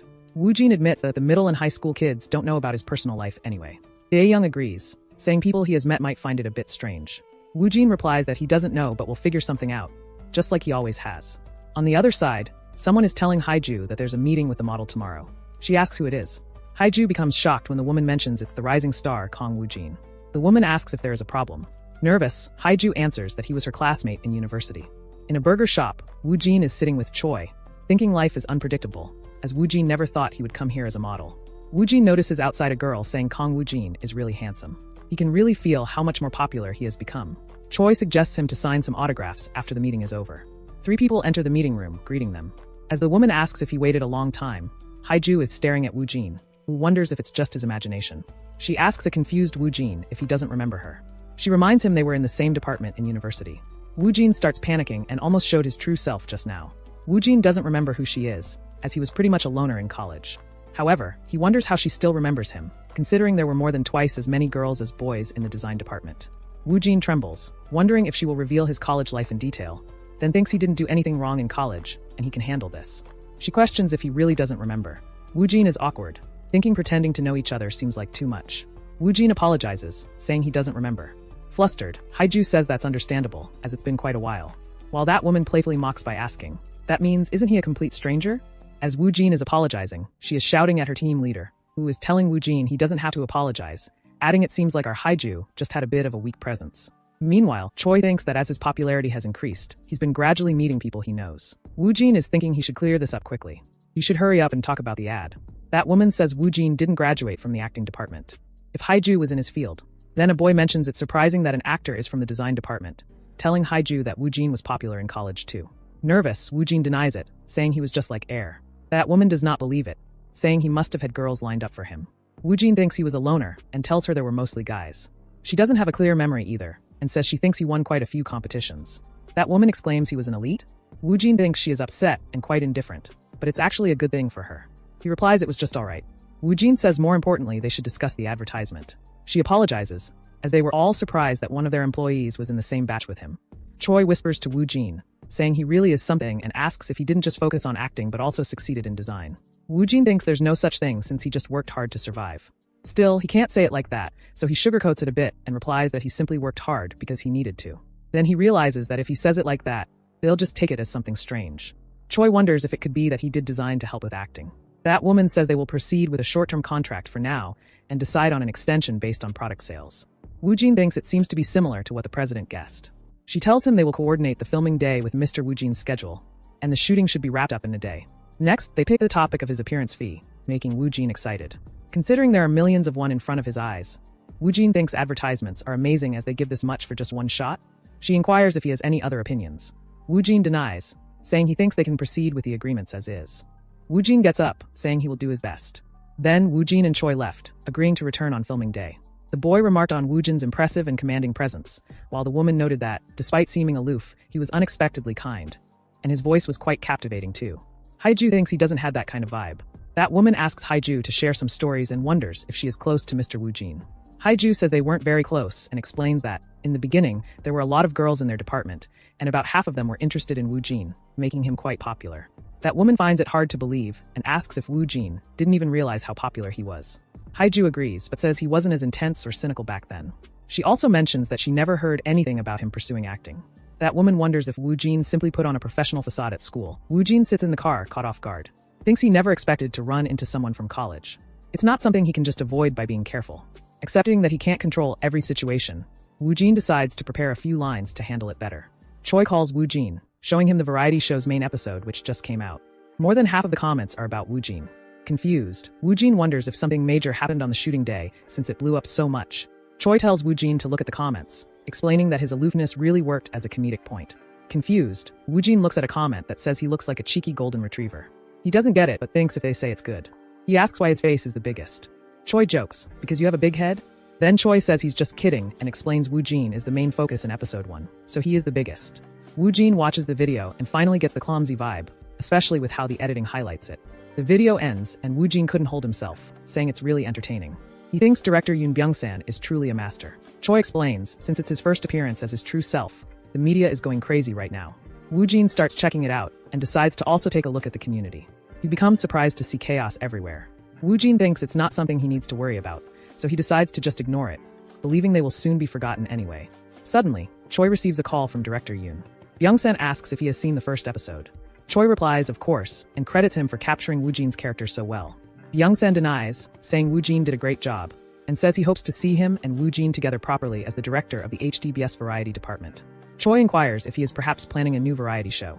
Byung-san agrees, saying Woojin would fit in the new variety show. He requests to discuss the details in person. But Choi thinks if he's too easily recognized in the variety industry, he'll be eaten alive quickly. So Choi tells him to wait a moment as he checks Woojin's schedule. Byung-san asks if Woojin has any commitments scheduled for the second half of the year. The next day, at the entertainment department, Woojin stands with Choi, feeling nervous despite thinking he's been to the broadcasting station before. Woojin enters the meeting room, greeting them. He sees a camera and wonders what it's for. Byung-san reassures him not to feel pressured, promising to use it to take a picture if Woojin agrees. However, if he disagrees, Byung-san won't use it at all, even though many viewers enjoy this kind of behind-the-scenes content. Byung-san gives the new entertainment project proposal they are preparing. He then asks if Woojin would like to read the rough outline for now, to which Woojin agrees. Byung-san explains that the main stage will be overseas. The plan is to break it into 3 episodes, each released quarterly. Surprised, Woojin thinks that's a massive entertainment project. The plan includes opening restaurants that sell Korean food to foreigners. He also mentions it would be great if at least 1 or 2 participants could speak a foreign language. He hopes Woojin will be one of them and asks for his thoughts. His head is all mixed up. In complete confusion, Woojin wonders if director Yoon Byung-san is casting him. He can't let it show, so Woojin decides to buy some time. Byung-san guesses that Woojin is considering it and believes there are no downsides. He reassures him that it'll be fun, especially since he'll get to breathe in foreign air again. Woojin thinks it would be his first time and senses another misunderstanding coming. Nervous, Byung-san explains that he didn't propose casting Woojin just because of his language skills. Byung-sen mentions that Woo Jin has a unique character. Honestly, they considered others too, but he stood out the most. He's feeling greedy and tells him he really wants to do this together. Woo Jin asks if Byung-sen would listen to him if he wanted to set some conditions, which makes Byung-sen confused. Woo Jin figures that since Byung-sen likely understands his eccentric personality, it's also a condition important for his future, though he's not sure if Byung-sen will agree. Byung-sen agrees, saying that if it's not a big issue, they'll find a way to accommodate it. This leaves Woo Jin feeling relieved. First, Woo Jin sets aside the basics and says he'd prefer it if his past wasn't heavily addressed. Byung-sen realizes he's talking about a mysterious concept, but Woo Jin denies it, saying rather than it being a concept, he just wants him to focus on his current self. Woo Jin acknowledges that things might surface after becoming an actor, but insists he doesn't want his past self shown or hinted at in post-production. Byung-sen gets it and says that doesn't even count as a condition. Based on his personality and vibe, Byung-sen thought it wouldn't be smooth sailing. Byung-sen promises that if anything, they can even add it to the contract. Woo Jin thanks him. Byung-sen brushes it off, saying many actors set that condition. Woo Jin silently watches Byung-sen, who nervously asks if he has committed any crimes. Woo Jin thinks he has lived his life honestly. He even pays his rent on time every month. He replies, of course not. Nervous Byung-sen laughs, saying just kidding, and asks about the other conditions. Woo Jin asks if he can know in advance who he will be working with, and thinks it would be better to know beforehand to avoid surprises. Byung-sen says that part is also typically discussed since some people decide based on who they'd be working with, and tells him they are looking at a total of 6 people. He shows Woo Jin a document mentioning they have confirmed on Jong-hak and Ha Gang-soo, and they're still negotiating with one person. Woo Jin internally exclaims, 2 amazing actors already? Byung-sen informs him they are also looking for about 2 females, one of them being Warren, catching Woo Jin completely off guard. Byung-sen tells him she's been active in Japan for a long time, so she's fluent in Japanese. Woo Jin asks if Warren is confirmed. Byung-sen agrees, explaining that her role will be brief and focused on solo scenes. He then asks if he might feel uneasy around Warren. Woo Jin wonders if she might actually feel more uncomfortable, but wonders when will he ever get to go abroad for free. Woo Jin thinks if he has to do an entertainment project someday, it'd be better to be part of such a big production. He also wants to openly use English or Japanese, as it could be fun. Woo Jin nods and confidently promises to give it his all. Byung-sen thanks him, mentioning he is already looking forward to working with him. Then, he tells Woo Jin he needs to have a proper discussion with President Choi right away and asks what his filming schedule looks like. Woo Jin mentions he has a shoot for a Max Burger advertisement. Byung-sen asks if it's his first commercial and comments on starting with a burger ad, saying it looks like a challenging start, which makes Woo Jin confused. Sometime later, at the Max Burger shooting day, Woo Jin is irritated, eating a burger as someone shouts cut. He tells Woo Jin it's good, but they need to secure as many shots as possible and suggests focusing on the burger a bit more and going again. Woo Jin agrees, realizing what Byung-sen meant. As that man shouts action, Woo Jin wonders how many times they're going to reshoot the same scene, thinking this is only one shot, but his fatigue is piling up rapidly. Honestly, he admits a scripted drama or movie would be better. After the shoot ended, Woo Jin is relieved as it was finally over. Choi, while eating a burger, offers one to Woo Jin, saying it was given to them. Woo Jin declines. Choi pulls out a script and hands it to Woo Jin, mentioning that it's the official script for director Kyotoro's next project. Woo Jin couldn't recall exactly what Kyotaro Taniguchi said, but only remembered him mentioning that he was adapting the script based on a famous novel in Japan. Its title was The Bizarre Sacrifice of a Stranger. Woo Jin feels like he's heard it somewhere before and wonders if it's just his imagination. Choi informs Woo Jin that Kyotaro Taniguchi's email mentioned they should have a meeting after reading the script.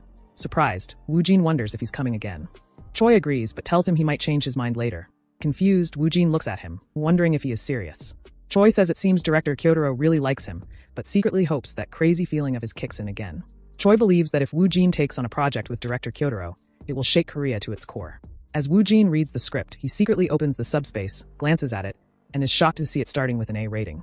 He decides to say yes and exits the subspace. Woo Jin decides to check out the original work online. Woo Jin finds a book with the same title, and it's a bestseller. He thinks it seems to be popular in Korea as well, as it has a lot of reviews from here. Woo Jin realizes the novelist is Akari Takikawa. Woo Jin has heard of her as a famous author in Korea. It's amazing, a Japanese master director and an ultra-famous novelist working on an A-grade project.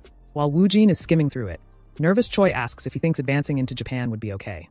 Woo Jin says he doesn't think it would be too bad. Internally, he's really excited, exclaiming, "Let's go to Japan right away." After Woo Jin's work in Japan was confirmed, time passed, and now it's the shooting day for Drug Dealer. There are a lot of people here, so a man says he hasn't seen them before and asks, "Who are they?" Doohee explains that they are the distributors and production people.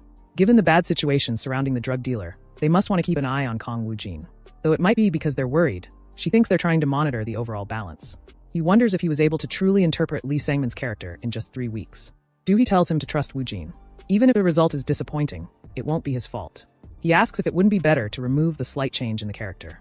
She sighs deeply, saying she's also considering removing it if it's too much, and thinks it must be hard for everyone, but still, she trusts a rookie.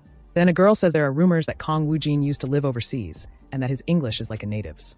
She questions if it shouldn't be Japanese. Others also mention that they heard the same thing from an acquaintance in Hanryang. They say he learned to act on his own, which doesn't make sense. They wonder if it's just the spirit of a rookie. Then, a man informs the director that Kong Woojin has arrived. She is worried and eagerly waiting for him as Woojin heads there with his team. Woojin looks at the people staring intensely at him and wonders, why are there so many people? Doohee quickly runs towards them, telling him that Woojin got there early. He greets her. She hands the script to Woojin, saying she will introduce the lead actors to him, but adds that they've made some modifications to the scenes with Lee Sang-man. Since it might be difficult, she gives him the option to go with the original scenario. Woojin calmly says he'll take a look at it first. As he picks up the script, the subspace appears, and he quickly realizes there's no problem. Meanwhile, Doohee, on the verge of tears, wonders if she went too far, especially since Woojin looks completely frozen. Doohee nervously says it might be too much and tries to tell him to take his time. But before she can finish, Woojin confidently responds that it's possible if she gives him just 5 minutes. Doohee is left baffled by his request for only 5 minutes. Others nearby are equally confused, questioning if this is just a rookie's overconfidence. They believe he is arrogant. A short while later, Woojin calmly tells Doohee that he's finished, leaving her stunned once again. He confidently announces that he's ready for the modified scenario and suggests starting the filming immediately. Although they are worried, after all, only 3 minutes have passed, they reluctantly agree. The crew sets up a dark backdrop as the filming begins, with men standing in the pouring rain. Doohee checks if everything is ready, then instructs the team to start, shouting action. A figure steps out of a car in the rain, smoking, while another man holds an umbrella over him. The scene introduces a gripping crime thriller set in Busan, 1999, during the peak of the drug market. At the time, the influx of overseas drugs was causing chaos, leaving the Busan Metropolitan Police Agency overwhelmed. To make matters worse, some officers had joined hands with drug organizations. In response, the agency launched a top-secret undercover operation. Young Sung-hoon, a detective from the drug department, was chosen to lead the mission. Reluctant but pressured by higher-ups, he had no choice but to comply. His first mission was to infiltrate the inner circle of Choi Juno, a powerful drug kingpin, who was behind bars. Young Sung-hoon managed to gain Choi Juno's trust and join his family. Once released from prison, with the drug king's support, Sung-hoon started a drug business in Busan while secretly feeding information to the police about hidden drug networks. During this time, he met Kim Hyun-soo, also known as Professor Kim, a brilliant drug manufacturer. Together, they became the largest drug distributors in Busan. Their growing empire brought them wealth, but also put them on a collision course with the police. To avoid trouble, the cunning Sung-hoon aimed to expand into the Japanese market. This is where Lee Sang-man enters the story, a character played by Kong Woojin. Sang-man clan was the largest gang in Busan, had strong connections with the Japanese Yakuza. Through a deal with Sang-man, Sung-hoon expanded his operations to Japan. Although Lee Sang-man's role is primarily to establish the Japanese connection, he is a pivotal character who heightens the tension and excitement in the first half of the movie. Woojin uses his subspace to transform into Lee Sang-man and quietly grabs his arm. Black dots start appearing on it, and he mutters that it needs to be injected quickly, debating whether to do it now. Suddenly, a mouth appears on his head, urging him to inject it into his arm. His body begins trembling as the voice grows louder, commanding him to set himself free. The boy with the umbrella hesitantly asks if Sang-man is alright. Sang-man, furious, snaps back, asking if he looks stupid. The boy nervously explains that Sang-man just seemed a little uncomfortable and quickly apologizes. Sang-man then stands in front of a red-haired boy, who is badly beaten and begging for his life. Kneeling down, Sang-man looks at him coldly and says he must have completely lost his mind. Sang-man asks why the boy is so skinny, leaving him confused. Grabbing his face, Sang-man orders him to open his mouth. He then places a cigarette in the boy's mouth, causing him to start coughing. Sang-man sneers, telling him to eat it and fatten up his face a little since he's far too skinny. Afterward, Sang-man throws him to the ground and coldly commands his men to fill him with concrete and toss him into the sea. Sang-man asks if the item is at the top of the building, and they confirm it. Moments later, he stands at the foot of a staircase and shouts for to run before charging ahead. With a crazed smile, he exclaims that death is right in front of him. As Woojin is taking on the role of Sang-man, Doohee watches in shock, unable to believe what she is seeing. Others exclaim in awe, saying he's incredible. It seems impossible, considering he had only glanced at the changed scenario for a brief moment. Yet his acting, technique, and delivery are flawless. Everyone agrees that the scene just now was legendary. The Lee Sang-man issue had been a real challenge, but their worries vanished completely after witnessing it. They assume that with acting like that, as soon as Lee Sang-man appears on the big screen, he's going to capture the audience's full attention. As usual, Woojin feels confused. The continuity scene has already ended, but the room is eerily quiet. He starts to wonder if he made a mistake. He decides to wait for now, wondering if the bit part actor's throat is okay. Doohee realizes her mistake and immediately calls for a cut. She rushes over to Woojin, grabs his hand in excitement, and says he nailed it. She then asks how he managed to do it, considering he only saw the new scenario for a few minutes. He replies that he just did what it said. She laughs, saying that doesn't make sense. Doohee is amazed, thinking that despite his hectic schedule, he's still putting in extra effort to study her scenario. She decides to repay him accordingly and asks him to do the same scene again. This time, they will remove some lighting and focus the camera on the front. As Woojin agrees, she believes that Lee Sangman, the stoic monster he portrayed so desperately, will be depicted even more realistically. She runs off, shouting to her crew to make the rain heavier. Woojin thinks it seems like her passion has increased. Then he is horrified to realize that means he will be getting off work late. Woojin calls the red-haired actor, asking if his throat is okay, concerned that he might be uncomfortable. The actor quickly reassures him, saying he's fine. Woojin apologizes, telling him he will do it as quickly as possible, without any NGS. The red-haired actor reassures him that there's no need to worry about it. Woojin denies it, insisting that he has to. The red-haired actor, confused, had thought Woojin seemed a little cold, but now realizes he's actually sweet. They are amazed by his personality. As Woojin leaves with an evil smile, he thinks that he can get off early if there are no delays, just as planned. A little while later, they dive straight into the next scene. Doohee checks in with Woojin, asking if he's ready to move on. She tells him that if he needs a break, they can take one since the next scene is crucial. Woojin tells her it's fine, and they can move on right away, thinking he's ready to wrap up and head home. Woojin sits down on the couch near the table before some injections, while the crew is preparing to start the shoot. Woojin reflects on Lee Sangman, feeling that for him, two worlds exist, reality and death. He knows he needs to bring out even deeper emotions, especially the darkness of Lee Sangman's world of death. As they shout action, Sangman grabs the injection from the table. As he injects himself, his hand starts trembling, and his body slowly succumbs to the drugs. Drool drips from his mouth as he looks around, his eyes rolling back as his body loses control. Then, he starts laughing uncontrollably. She quickly shouts cut, and is surprised by how amazing he is. He doesn't seem like a rookie, but like a real actor. She thinks the scene they just shot was one she created with his heart and soul. She personally looked for drug addicts and interviewed them herself. The hurdles in acting were that high, but Kong Woojin pulled it off so easily. She wonders just who the hell that monster is. Behind her, two people assume Kong Woojin really does drugs because his acting is so detailed. Doohee questions them if anyone here has actually done drugs and asking how they could judge that Woojin's acting was real. She tells them they should inspect her first since she's the one who wrote the scene. They quickly apologize to the director. She warns them not to ask Woojin anything. If she sees them display such rude behavior again, she will turn everything upside down. She thinks, although she's annoyed, she kind of understands them. After all, Woojin's acting is so real. She walks over to Woojin and asks if he's alright. He says he's fine but thinks he's just sleepy, silently hoping she'll let him leave. She tells him anyone would be exhausted after such an intense scene and suggests he take a break and have a smoke. He surprises her by saying he doesn't smoke. She reminds him that he smoked naturally while playing Lee Sangman. Woojin quickly clarifies that he was just acting. She laughs nervously, admitting she fell for it, and thinks she's not so different from those people earlier. At an airport, someone stands in front of a car where Kyotaro Taniguchi is sitting inside. He comments that she arrived sooner than he expected, calling her writer. She explains that she's uncomfortable with reporters, so she skipped the press conference. Kyotaro Taniguchi laughs and says a world-class writer shouldn't do that. She quickly retorts, saying he's the one who used her as a shield. She then adds that he entered the country secretly and reveals she's Takikawa Akari, the most popular novelist. He denies it, saying he just wanted to make her entrance stand out. Takikawa Akari calls him mean and asks if it's too early for him to be back already. He explains that he has things to do here, including checking on actor Kong Woojin's situation. She observes that it seems like he's excited about it. He admits he was eager to meet him. Kyotaro Taniguchi is confident she'll like him. She agrees, but adds that if she doesn't, there'll be a problem. She then asks if she can watch Kong Woojin's acting. Kyotaro Taniguchi tells her she can catch it on the hotel TV, but she insists on seeing it for herself. The directing team was preparing for the next shoot, while a man thought Kong Woojin was exactly as Jung Min-hyung described. The rookie could completely overwhelm him.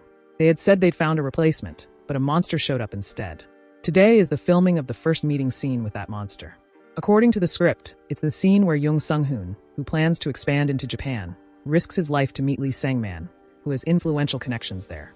Instead of meeting at an office, they meet in an abandoned warehouse, which adds a lot of intensity to the scene. He becomes startled when Woojin approaches him. Woojin calls him by his name, Jaejun. He mentions that he couldn't greet him yesterday because Woojin was too occupied and assumes Woojin will be seeing him the most. Woojin responds that it's fine and that he'll do his best. Jaejun finds Woojin's aura distinctive and can't determine whether he's simply composed or distant. But Jaejun couldn't grasp what he's thinking at the moment. Woojin was pondering Jin Jaejun's small face and sees all the top actors as cheat characters.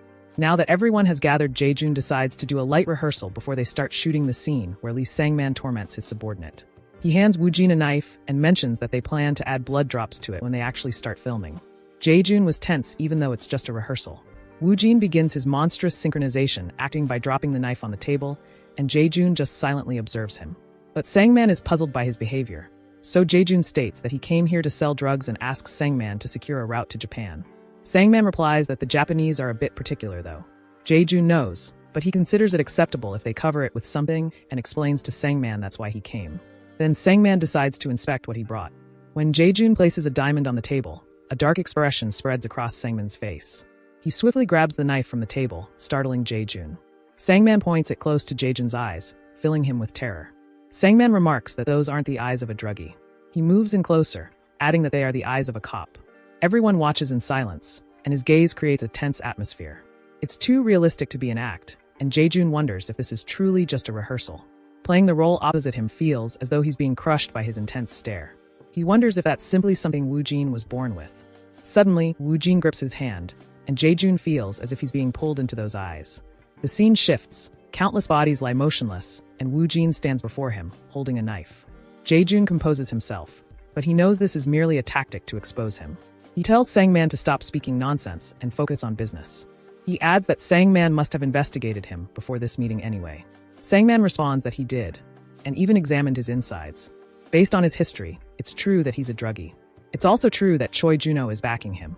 But now that Sangman sees him in person, he has the eyes of a cunning gangster. Also, he doesn't trust people, he trusts actions. If Sangman wants to do business, trust must be the foundation. Sangman suggests that he create a thrilling event, one that could make headlines, which leaves Jae-jun bewildered. So Sangman elaborates that if Jae-jun cuts open his own backer and removes all his innards, he will trust him. But if that elderly drug king survives, then it'll be Jae-jun's head on the line. Jae-jun's top priority is escaping this situation alive, so he agrees.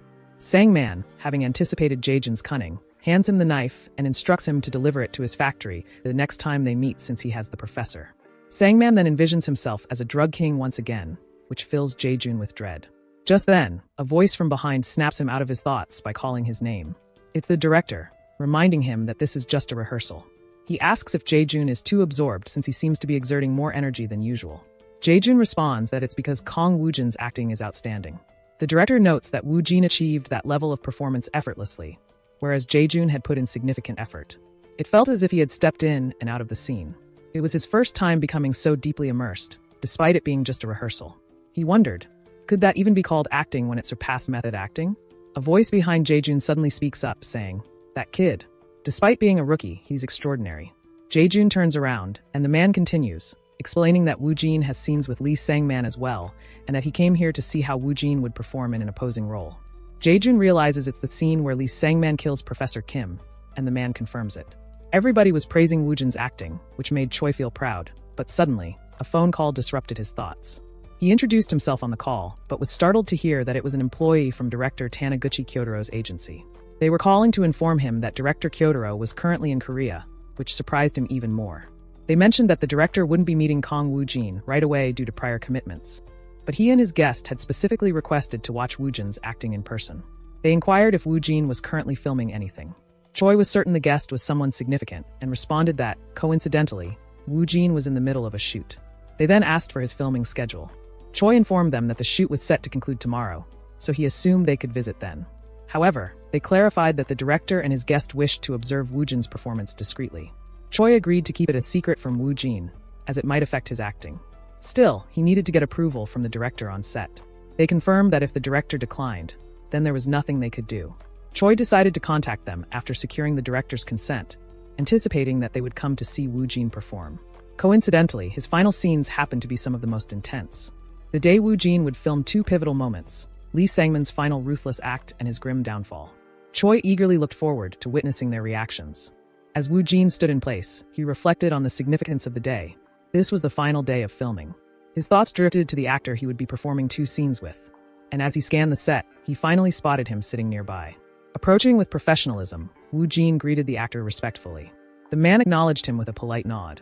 As they shook hands, Woo-jin took note of the actor's composed stance and decided to maintain the highest level of courtesy. Meanwhile, the actor himself found something unusual in Woo-jin's gaze. It was different from the typical rookies he had worked with, a presence that made even him, a seasoned professional, feel slightly nervous. The director soon arrived, interrupting their brief exchange. She checked if they had finished their introductions before instructing Woo-jin to proceed with his makeup and outfit preparations.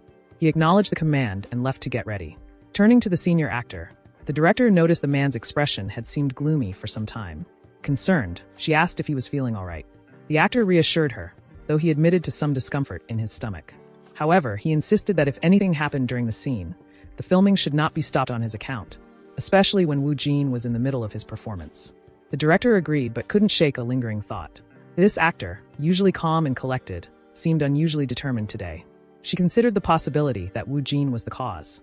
There was something about him, an ability to awaken the true potential of those he acted alongside. As she pondered this, her attention shifted toward a group of people approaching the set.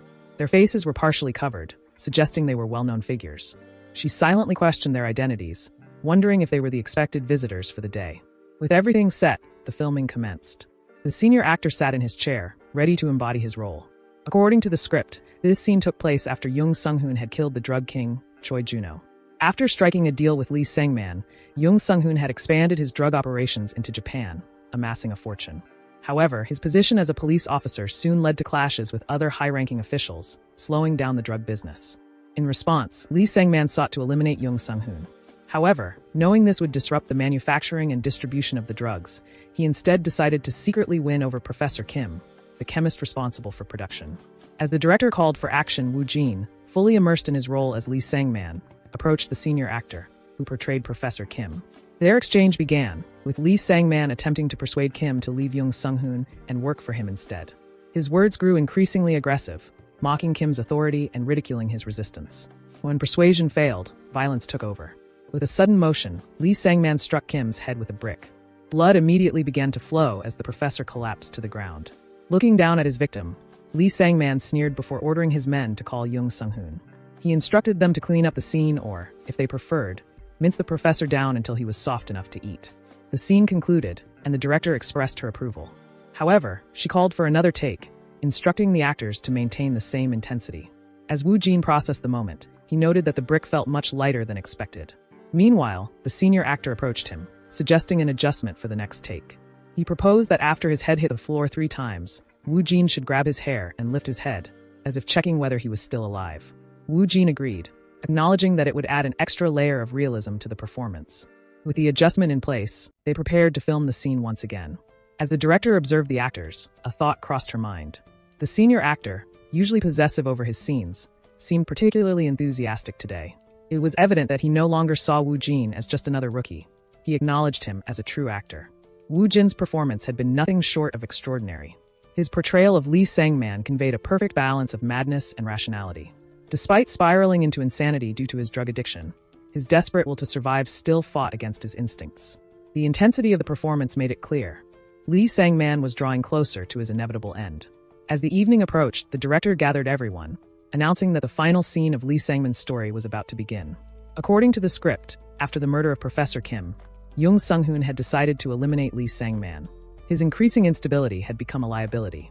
To ensure success, Jung Sung-hoon had conspired with Lee Sang-man's own right-hand man, who had also grown weary of his erratic behavior. Together, they orchestrated a plan, luring Lee Sang-man under the pretense of discussing the domestic drug market before bringing him to the very location where Professor Kim had been killed. The scene began with Lee Sang-man stepping out of his car into the pouring rain. His bodyguard, holding an umbrella over him, informed him that Jung Sung-hoon had arrived. Without hesitation, Lee Sang-man moved forward.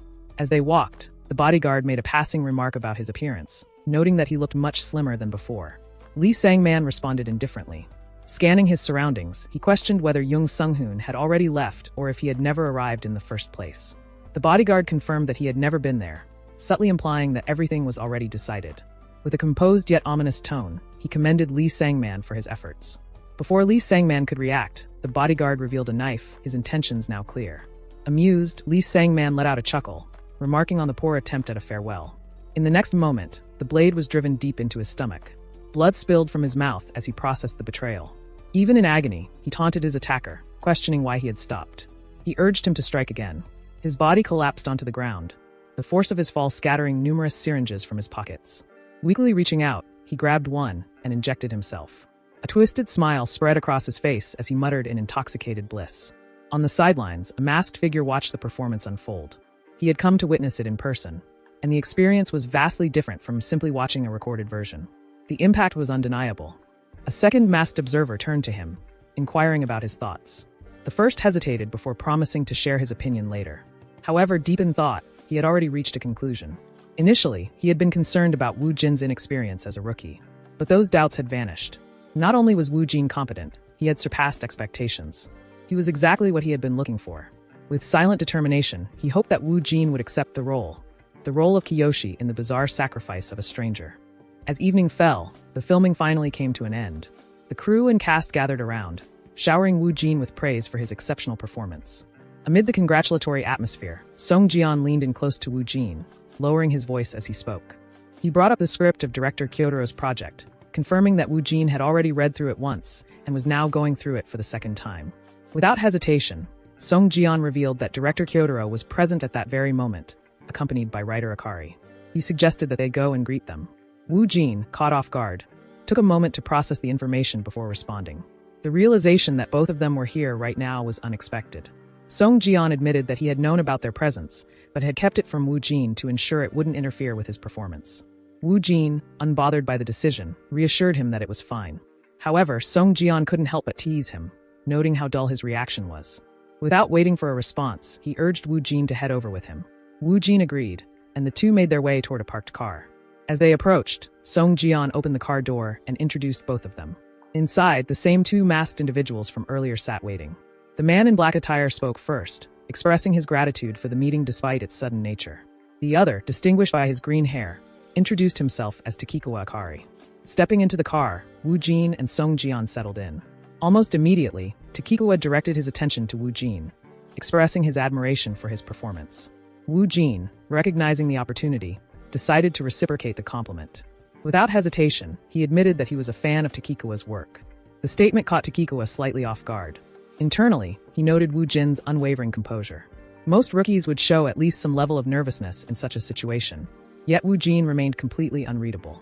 Shifting the conversation, the other masked man questioned whether Wu Jin had finished reading the script. Wu Jin confirmed that he had, admitting that he had become so engrossed that he lost track of time. He also commended the adaptation, stating that it was well executed. Taking his words into account, the man wasted no time in making an official proposal. He extended an offer to Wu Jin, asking if he would be willing to work on the project with him. Hearing this, Wu Jin took a moment to reflect. The idea of expanding into Japan felt surreal, as if he were inside a movie. Yet the challenge ahead excited him. Without hesitation, he accepted the offer, stating that he would absolutely like to be part of the project. The man, clearly pleased, let out a small laugh. He acknowledged the weight of this moment, expressing his high expectations for Wu Jin. He then revealed that the bizarre sacrifice of a stranger was planned for simultaneous release in both Korea and Japan. This was the first official casting offer for the drama, and they wanted Wu Jin to take on the role of Kiyoshi. Wu Jin processed the words carefully. The realization struck him. This wasn't just any role. It was the lead role. The thought lingered in his mind for a moment before he responded. He repeated the name of the character, seeking confirmation. His suspicions were correct. The man reaffirmed that Kiyoshi was the drama's main role, and even added that the character would be adjusted to suit Wu Jin. With that assurance, he was asked if he was ready to take it on. Without hesitation, Wu Jin agreed, confirming that he had no issues with the role. Following the official confirmation of Wu Jin's involvement in the bizarre sacrifice of a stranger, the entertainment industry began to stir. Netflix announced an upcoming project titled A Guy Friend, and while public praise for Wu Jin continued to grow, the media took a different approach. Sensationalist articles flooded the news cycle, driven purely by the need for views. Although most of these were mere rumors and speculative reports, one person in particular was displeased by the situation: director Kwon Ki-taek. Knowing that Wu Jin's controversy would soon become directly linked to the island of the missing, the frustrated director made a bold move. Releasing an article of his own, he sent shockwaves through the film industry. In an instant, the once calm atmosphere turned chaotic as public opinion flared up.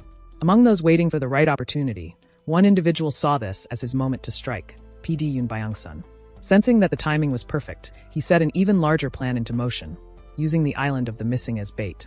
As a result, Wu Jin's name spread like wildfire. Soon, his influence became inescapable. Discussions about him took over both online and offline spaces.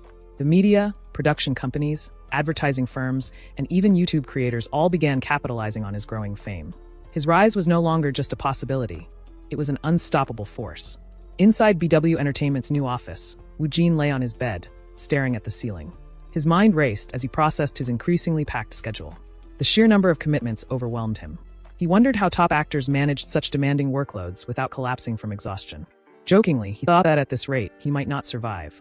Instead of dwelling on it, he decided to focus on the upcoming meeting for a guy friend the next day. However, a nagging thought crept in. He had yet to practice singing or playing the piano for the role. As he considered the situation, a realization struck him. What would happen if he read through the parts that required singing and piano playing? Thinking back to his role as Lee Sang-man, he recalled never having smoked a cigarette before. Yet, during filming, the subspace had somehow allowed him to portray it naturally. There had been no issues at all. A new theory formed in his mind. Had the subspace transferred the character's traits into his body? That would explain why he had craved cigarettes while playing Lee Sang-man, but felt no desire for them outside of acting. If that were true, could the same logic apply to learning how to sing and play the piano? Without wasting time, he accessed the black screen, entering the subspace once more. Inside, he navigated through the interface, selecting an option on the screen in front of him. A message appeared, informing him that abilities beyond basic specifications had been detected. The system would begin reinforcing his singing ability and piano skills first. Seeing this confirmation, Wu Jin was taken aback. He hadn't expected much, considering that singing and playing an instrument required innate talent. Yet here it was, being reinforced just like that. Before he could fully process it, the preparation was completed, and the reinforcement process officially began. Something felt different this time. As the reinforcement took effect, Wu Jin could feel the abilities integrating into him. Returning to reality, he immediately tried to assess any changes. Speaking out loud, he listened carefully to his own voice. While the tone remained the same, the resonance had shifted. His vocalization seemed more refined, with greater control and range. Additionally, his fingers felt noticeably more flexible, as if they had been trained for years. His mind, too, had changed, now filled with musical notes and harmonies, as though he could instinctively play the piano the moment he saw one. But that wasn't all. A new sensation welled up inside him. It was as if something was growing within, emotions he had never fully recognized before. The melodies of music seemed to breathe life into his feelings, making them richer and more profound than ever. A sense of excitement took over. This newfound depth of emotion would undoubtedly help him in future performances, especially when portraying intense or deeply expressive characters. However, there was one thought that still amused him. He had always been confident in his singing and piano skills, yet the system had deemed them in need of reinforcement. If he had attempted to film the scenes without this enhancement, the results might have been laughable. Early in the morning, Warren stepped into the elevator, lost in thought. The upcoming meeting was on her mind. Updates about the OST and schedules were expected, and the director for the project had already been decided. More than anything, she was determined to confess something today, no matter what. She had to let him know that she was a fan. As the elevator doors opened, Wu Jin entered, greeting her casually. Startled, Warren quickly turned her face away, trying to stay composed. She just needed to say it, but nervousness took over. She managed to call out to him, catching his attention. However, as soon as he looked at her, her confidence crumbled. Overwhelmed, she abruptly excused herself and rushed out of the elevator, claiming she needed to use the restroom. Watching her sudden exit, Wu Jin was left puzzled. Her reaction seemed odd. Was she avoiding him? It felt absurd. As he glanced downward, he noticed a bracelet lying on the floor. Picking it up, he wondered if it belonged to Warren. Just a short distance away, Warren hid behind a wall, whispering to herself. Admitting that she was a fan seemed impossible. What if he found her strange? Unbeknownst to her, Wu Jin had overheard every word. The realization brought a smirk to his face. Was she really his fan? It seemed unbelievable. She was a top star. Why would she admire him? For now, he decided to keep it to himself. It would be more natural to return the bracelet later. More importantly, he needed to focus on the meeting. As he opened the door to the conference room, his eyes landed on Director Shin, who greeted him. Recognizing him instantly, Wu Jin wondered why he was present. Before he could dwell on it, Warren entered, greeting everyone as she walked in. Noticing her, Wu Jin handed over the bracelet, which she accepted with a quiet word of thanks. Observing the exchange, a few team members whispered among themselves. It wasn't the first time they had noticed tension between the two. Even during past interactions, they didn't seem to get along. As everyone settled into their seats, a woman took charge of the meeting. She introduced Director Shin, revealing that he would be directing a guy friend. Hearing this, Warren's excitement grew. The director of Detective Agency was now leading their project. She planned to greet him properly after the meeting. The discussion moved forward, outlining key details. The short drama project was set to release every 2 weeks, starting with a guy friend. The team intended to put significant effort into promotions and production. Additionally, the drama was confirmed for release in Japan through Netflix, making the project even more ambitious. Wu Jin found himself impressed. The scale of the production was bigger than he had anticipated. Was it an A-grade project because of Warren and the international release? The conversation shifted to the OST. The team had plans for 2 to 3 songs, including a duet and solo tracks for the main actors.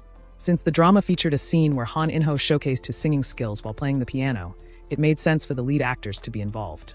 Warren was already on board, but now Woo Jin had to decide. Inwardly, Warren hoped he would accept.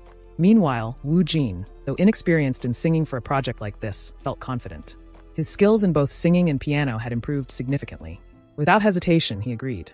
Warren's face lit up with happiness at his response, while the team leader took note of his confidence. Just to be sure, she proposed a sample check. Since they needed to determine his vocal tone, she suggested heading to the recording studio immediately. The group arrived at the recording studio, where Woo Jin stepped up to the microphone. Standing in front of everyone made him feel a bit self-conscious, but he decided to approach it casually, just like a coin karaoke session. The woman in charge reassured him that there was no need to push himself too hard, since they were only testing his tone. She played the song he had requested, signaling for him to begin. As Woo Jin started singing, the woman grew nervous, hoping that at the very least, his singing would be decent. However, the moment his voice filled the studio, both she and Warren were taken aback. His singing wasn't just acceptable, it was remarkable. Unable to hide her surprise, she questioned whether Woo Jin had worked as a singer before. Song Jian, equally stunned, hesitated before responding. He wasn't entirely sure himself. If Woo Jin had such talent, there had to be something in his past that explained it. Had he worked as a faceless singer, performed as a street musician overseas, or had he learned music to improve his acting? After all, music had a way of refining emotions. Whatever the case, his skill level was far beyond what anyone expected. If he chose to, he could easily become a professional singer. The sheer talent left Song Jian wondering, had fate truly made Woo Jin different from everyone else? As the song ended, Woo Jin stepped out of the studio, only to be met with a flood of questions. Everyone wanted to know if he had secretly been active as a singer. He brushed off the speculation, calling it nothing more than a hobby.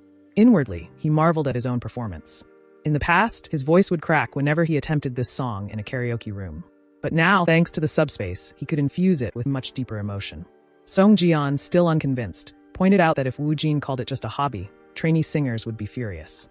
Meanwhile, Warren, filled with admiration, silently decided that she would remain his fan forever. The woman in charge then turned her attention to Warren, telling her it was her turn to sing. She could perform any song she felt comfortable with. Warren nodded and stepped up to the mic, preparing to begin. Before moving away, the woman whispered to Woo Jin that if everything went well, their duet could dominate the charts in both Korea and Japan. His skills were beyond description, and his voice blended perfectly with Warren's. As Warren's voice filled the studio, Woo Jin listened carefully. Something about the melody resonated with him, and instinctively, he felt as though he could play it on the piano. Without hesitation, he sat down and began accompanying her. Watching in disbelief, the woman struggled to process what she was witnessing. Woo Jin was playing the piano live without any sheet music, his fingers moving effortlessly over the keys as if he were a professional pianist. She couldn't help but wonder, who exactly was he? Song Jian, still unable to let go of his curiosity, approached Woo Jin once again. The same question lingered. Had he worked as a singer or buskied while living overseas? Woo Jin denied it, though his thoughts drifted elsewhere. The idea of busking was amusing. After all, the only buses he had taken were for daily transport. Still skeptical, Song Jian pressed further, questioning whether he had taken up music as part of his acting training, just like he had done with design. Woo Jin admitted that it was something similar. Song Jian then proposed an idea. What if Woo Jin leveraged his musical talent to enhance his influence as an actor? Using it as a secondary persona could be beneficial, especially since his singing and piano skills were too extraordinary to go to waste. The suggestion made Woo Jin pause. The idea had merit. After all the effort he had put into developing his skills, letting them go unused seemed wasteful. He agreed that it might not be a bad idea and asked if there was a plan in mind. Song Jian had already thought it through. With Woo Jin's foreign language skills, musical abilities, and acting talent, there was only one logical step: launching his own YouTube channel. The idea intrigued Woo Jin, and he agreed that it sounded promising. Before the discussion could continue, Song Jian brought up another topic. Director Kwon Ki-taek had completed all the preparations for the Island of Missing, and wanted to schedule a meeting to greet everyone. Hearing this, Woo Jin couldn't help but wonder. What meeting? Woo Jin stood outside the door of a room, mentally preparing himself.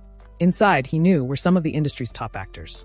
Taking a deep breath, he pushed the door open and stepped inside, immediately noticing the room filled with professionals. As he entered, Ryu Youngmin called out to him, gesturing towards a seat. Among the faces in the room, two stood out: John Woo-chang and Kim Lee-won, both highly respected actors.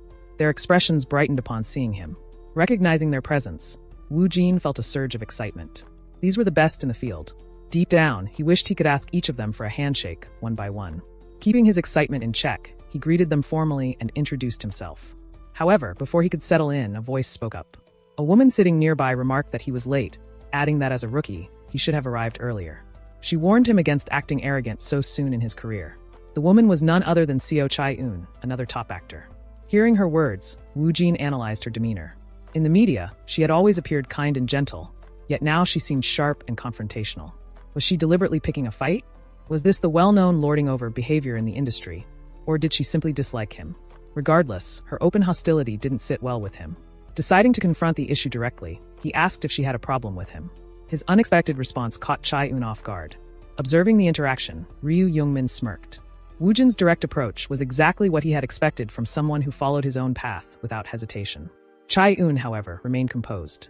She clarified that her remark was merely about his tardiness. Woo Jin countered, explaining that, technically, he wasn't late at all. He had arrived 45 minutes earlier, but had been in discussion with director Kwon Ki-taek. The director would be arriving shortly as well. Chae-eun's expression shifted to surprise. If that was the case, he should have just said so. Woo Jin pointed out that she hadn't given him the chance. She had confronted him the moment he walked in. Chae-eun glanced at him, her thoughts racing. Something about him unsettled her.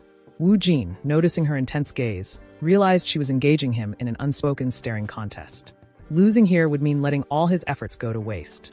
Before the silent battle could continue, the director arrived, immediately addressing the room. Apologizing for being late, he assured everyone that they could remain seated. Since time was limited, he got straight to the point. Chae-eun observed him carefully, trying to gauge his personality. Woo Jin, on the other hand, felt satisfied. His stance in the group had become clearer. The director then laid out the plan. The script reading would likely begin next month at the earliest. Since they were all in this together, their goal was to push forward successfully until the project's release. With that, he wrapped up his briefing and invited everyone to enjoy their meal. As Woo Jin took his first bite, he was immediately impressed by the food. Meanwhile, Chae-eun turned back to him, asking whether he would be late or cause any problems once filming began. Woo Jin found her persistence irritating. He was enjoying his meal. This conversation wasn't worth his attention. Instead, he responded with a question of his own, asking if she would be late herself. She seemed momentarily taken aback before shifting the conversation. Was he close with director Kwon, or did he have someone powerful backing him? Woo Jin simply denied it. Excusing himself, he got up to use the restroom. As he left, Chae-eun turned to Ryu Youngmin, voicing her doubts. Could Woo Jin really have no backing? Was he from a wealthy family? His confidence and behavior were unlike any rookie she had ever encountered. Something didn't add up. Ryu Youngmin considered her words before responding.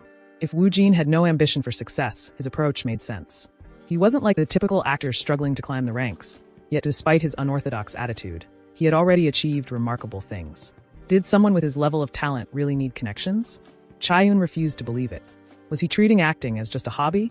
Youngmin admitted he wasn't sure. Woo Jin didn't seem like someone who revolved his entire life around acting. His fluency in English and Japanese was flawless, and he had also heard about his talent in design. It was as if acting was just one of many things he excelled at. Unlike most actors who fought relentlessly to survive in the industry, Woo Jin had something different backing him: his own skills. Chae-eun, unconvinced, insisted that in the end, he was still just a rookie with no real backing. Youngmin warned her against underestimating him. Her short temper could get her into trouble one day. She dismissed his words. Moments later, she checked her phone. A message awaited her. It's ready. Come see me tonight at 11. A car pulled up to a discreet location, coming to a smooth halt. From inside, Chae-eun stepped out, her face concealed behind a mask and sunglasses. The place she had arrived at was a plastic surgery clinic. Nearby, another vehicle remained parked, its occupants keeping a close watch. Inside, a woman held a camera, her fingers continuously pressing the shutter. As Chae-eun exited the clinic, the people inside the car exchanged whispers. They were tracking her movements. One of the men leaned toward the woman with the camera, asking if she was capturing everything properly. She nodded, confirming that she had taken numerous shots, though Chae-eun's face remained covered, making it difficult for anyone to recognize her. The man assured her that it didn't matter. Even if her face was hidden, the car she had arrived in was enough proof of her identity. He then warned the others not to inform the chief editor about this discovery just yet. If word reached him, they would be forced to report on it immediately. For now, they would keep it to themselves. Another man hesitated before questioning whether they were certain about what they were doing.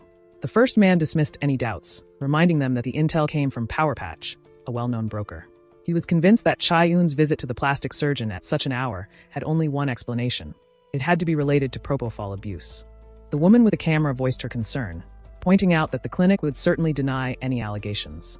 The man remained unfazed. Chae-eun wasn't the only one involved. There were others too, and they had already secured a reliable witness. All that remained was collecting additional evidence to strengthen their case. Curious, the woman asked when they planned to reveal everything. The man estimated that once they had gathered information on all the other individuals involved, they would likely make their move next month. When the story broke, the resulting scandal would trigger automatic investigations and legal proceedings. Chae-eun and the rest would plummet instantly, their careers and sponsorships completely destroyed. Meanwhile, Woo-jin found himself inside his subspace, staring at a floating screen in front of him. The text displayed caught him off guard. Third script title: The Island of the Missing. Grade D. His expression shifted to confusion. Just recently, the script had been rated A+, yet now it had inexplicably dropped to D. Something was seriously wrong. Woo-jin pondered over the situation, realizing that something unusual was happening, but he had no way to uncover the truth immediately. He considered the possibility of director Ki Taek being involved, but if that were the case, the ratings would have been low from the start. It didn't make sense for it to drop so suddenly. He ruled out Ryu Young-min, as Hanryang's grade was still marked as S. That left only the top actors who had recently joined: John Woo-chang, Kim Lee-won, and Seo Chae-eun. His instincts pointed towards Seo Chae-eun, but he knew he couldn't rely solely on intuition.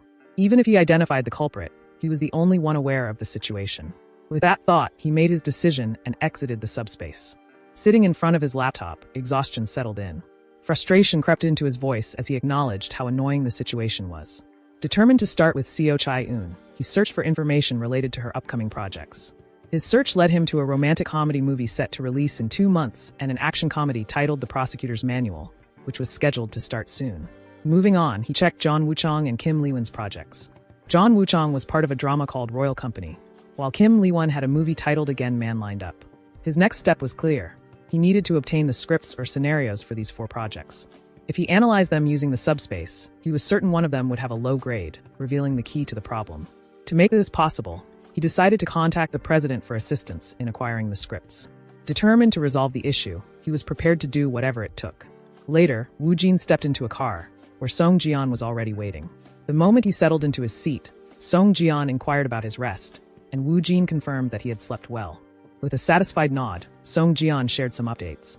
The filming for Drug Dealer had wrapped up earlier than expected, likely due to the motivation brought in by Woo-jin's performance. Additionally, the main OST for A Guy Friend had been finalized, and Woo-jin was expected to record a song for it. More importantly, the much-anticipated fan signing event was finally here. Hearing this, Woo-jin reacted with mild surprise. Song Ji-yeon elaborated that since this was the first fan signing event before the official fan meeting, a great deal of effort had gone into making it a success. Sponsored by Max Burger, the event would take place in their building's event hall and last for 3 hours. As part of the sponsorship agreement, Woo-jin was also expected to promote the brand. Reporters would be in attendance, and the PR team would be filming throughout the event. Despite being an unofficial signing, the turnout was expected to be large, with no more than 400 attendees. Hearing the number, Woo-jin took a moment to process it. Song Ji-yeon continued, explaining that about half of the attendees would be members of his official fan club. The general manager and the operators of the fan cafe would also be present, making it a good opportunity for Woo-jin to build a connection with them, as they would likely be involved in future events. He then attempted to recall the general manager's nickname, but Woo-jin interrupted, already knowing the answer. It was Family Lady. The nickname was unusual enough that he had remembered it. Inwardly, he couldn't help but think about how strange it was to consider them as younger siblings when they weren't related at all. Song Ji-yeon confirmed the name and then handed Woo-jin the scripts and scenarios he had requested the previous day. Curious, he asked why Woo-jin wanted them despite his already busy schedule. Woo-jin clarified that it wasn't because he wanted to take on new projects. Song Ji-yeon pressed further, wanting to know the real reason. Woo-jin explained that it was for confirmation. These were the projects belonging to the senior actors he had met during the Island of the Missing meeting. Song Ji-yeon assumed that Woo-jin wanted to study their styles and understand what kind of projects they had worked on. Woo-jin agreed, though he downplayed the significance, stating that he was merely curious about their past performances. Internally, however, he was impressed by how quickly Song Ji-yeon had managed to obtain the scripts. His efficiency was remarkable. Song Ji-yeon laughed at the thought, brushing it off as no big deal. If Woo-jin ever needed something similar in the future, he could always rely on him. Woo-jin silently acknowledged Song Ji-yeon's reliability before turning his attention back to the scripts. Without hesitation, he entered his subspace once again. As he reviewed the results, he confirmed that both of the low-rated projects were connected to Seo Chae-eun. His intuition had been correct. The fact that The Island of the Missing was the only project rated as D suggested that her late addition to the cast might have been a factor. The other 2 projects had either completed filming or were just about to begin. Despite identifying Seo Chai-eun as the most likely suspect, a major problem remained. There was little time to determine what exactly she had done. No matter how he analyzed the situation, there seemed to be nothing he could do on his own. With that realization, he knew he had to entrust the matter to someone else. Making his decision, he exited the subspace. Without delay, Woo Jin called for Song Jian. The moment he appeared, Song Jian assumed another request for scripts was coming, but Woo Jin quickly clarified that it was something else. He brought up his suspicions about Seo Chai-eun, hinting that something about her was off. Hearing this, Song Jian immediately questioned what he meant. Woo Jin knew that making the situation appear more serious would be key. Keeping his expression unreadable, he decided to use misunderstandings to his advantage. He calmly stated that the feeling he had now was similar to the one he had experienced with director Woo Hyung-gu. Song Jian observed Woo Jin carefully. The expression on his face was far too serious for it to be a joke. A thought crossed his mind. Had Woo Jin's sharp intuition activated again? His curiosity deepened, and he asked if Woo Jin truly felt the same way about Seo Chai-eun as he had with Woo Hyung-gu in the past. Internally, Woo Jin acknowledged that he was deliberately playing into the misunderstanding. Regardless, he affirmed that the situations were mostly similar. Song Jian pressed further, wanting to know in what way Seo Chai-eun seemed suspicious. Woo Jin couldn't provide a concrete answer, but he could tell that Song Jian already believed him to some extent. Choosing his words carefully, he simply stated that he hadn't felt right about her from the first time they met. Song Jian immediately questioned why Woo Jin had waited until now to bring this up. Woo Jin explained that, unlike with director Woo Hyung-gu, the situation was different this time, and he had hesitated before deciding to act. Song Jian considered the matter carefully. Woo Jin's intuition had never been wrong before. Was this something worth investigating? After a moment of thought, he made his decision. Since Woo Jin was the one making the claim, there was no room for doubt. With a nod, he assured Woo Jin that he would personally look into Seo Chai-eun and instructed him to focus on his own schedule in the meantime. He planned to dig up any rumors surrounding her as soon as possible. Before leaving, he asked if there were any other suspects besides Seo Chai-eun. Woo Jin confirmed that she was the only one. Song Jian let out a slight sigh of relief. If this information needed to be revealed, now was the best time to do so while they still had some free time. Since Seo Chai-eun's involvement had yet to be exposed to the press, acting quickly was crucial. With that in mind, he knew he had to move fast. The scene shifted to the event venue, where a large crowd of fans had gathered. Woo Jin sat in the center, surrounded by people beaming with excitement at seeing him. As he listened to their chatter, a thought crossed his mind. Was this really happening? 400 people had come all this way just to attend his fan signing event. He found himself wondering how he should act. Handshakes were a given, but was he also expected to chat with them? Should he ask why they had come? Before he could dwell on it further, a man with yellow hair approached and announced that they would begin with the Kong Heart Fan Club. The first in line was the general manager, known as Family Lady. Looking ahead, Woo Jin saw a young woman step forward and introduce herself, addressing him as her older brother and revealing that she was the representative of his fan club. His eyes widened in shock. The realization hit him. So Family Lady was truly a family lady. He almost cursed out loud. It suddenly made sense why she never reached out to him when he was busy. There was no way she had managed everything on her own. She must have established the fan club with her friends. With a bright smile, she admitted that she hadn't told him earlier because she assumed he would be too busy. Internally, Woo Jin fumed at her bold lie. She had clearly hidden it on purpose. Meanwhile, Song Jian greeted her politely, acknowledging her as the general manager of the fan club. Introducing himself as Woo Jin's main manager and the president of BW Entertainment, he apologized for not thanking her sooner. She returned the greeting with a polite nod. After a brief moment of observation, Song Jian commented that Family Lady gave off a similar aura to Woo Jin. Without hesitation, Woo Jin stated that she was his younger sister. Song Jian froze, visibly startled by the statement. Regaining his composure, he asked Woo Jin to repeat what he had just said. At that moment, the young woman confirmed it herself. Her name was Hyuna, and she was indeed Woo Jin's younger sister. Song Jian's shock only deepened. Woo Jin, maintaining his composure, told Hyuna to move along for now and promised they would talk later. As she walked away, Hyuna wondered if her brother was simply trying to act cool or if she was imagining things. With so many people watching, she decided to let it go. Once she was gone, Song Jian turned to Woo Jin, still in disbelief. He questioned him again, asking if she was really his sister. Woo Jin confirmed it, adding that he had no idea she was the representative of his fan club. Song Jian sighed, deciding to leave the matter for later. Right now, there were many fans still waiting for Woo Jin's attention. As the event progressed, Woo Jin found himself overwhelmed. The job wasn't as easy as it looked. When the fan signing finally concluded, Woo Jin stood up and addressed the crowd, expressing his gratitude for their support. He assured them that a fan meeting would be happening soon and hoped to see them there. Before leaving, he reminded them to take the gifts prepared for them. Even as he spoke, he couldn't help but think that if the fan signing had been this exhausting, the actual fan meeting might make him collapse.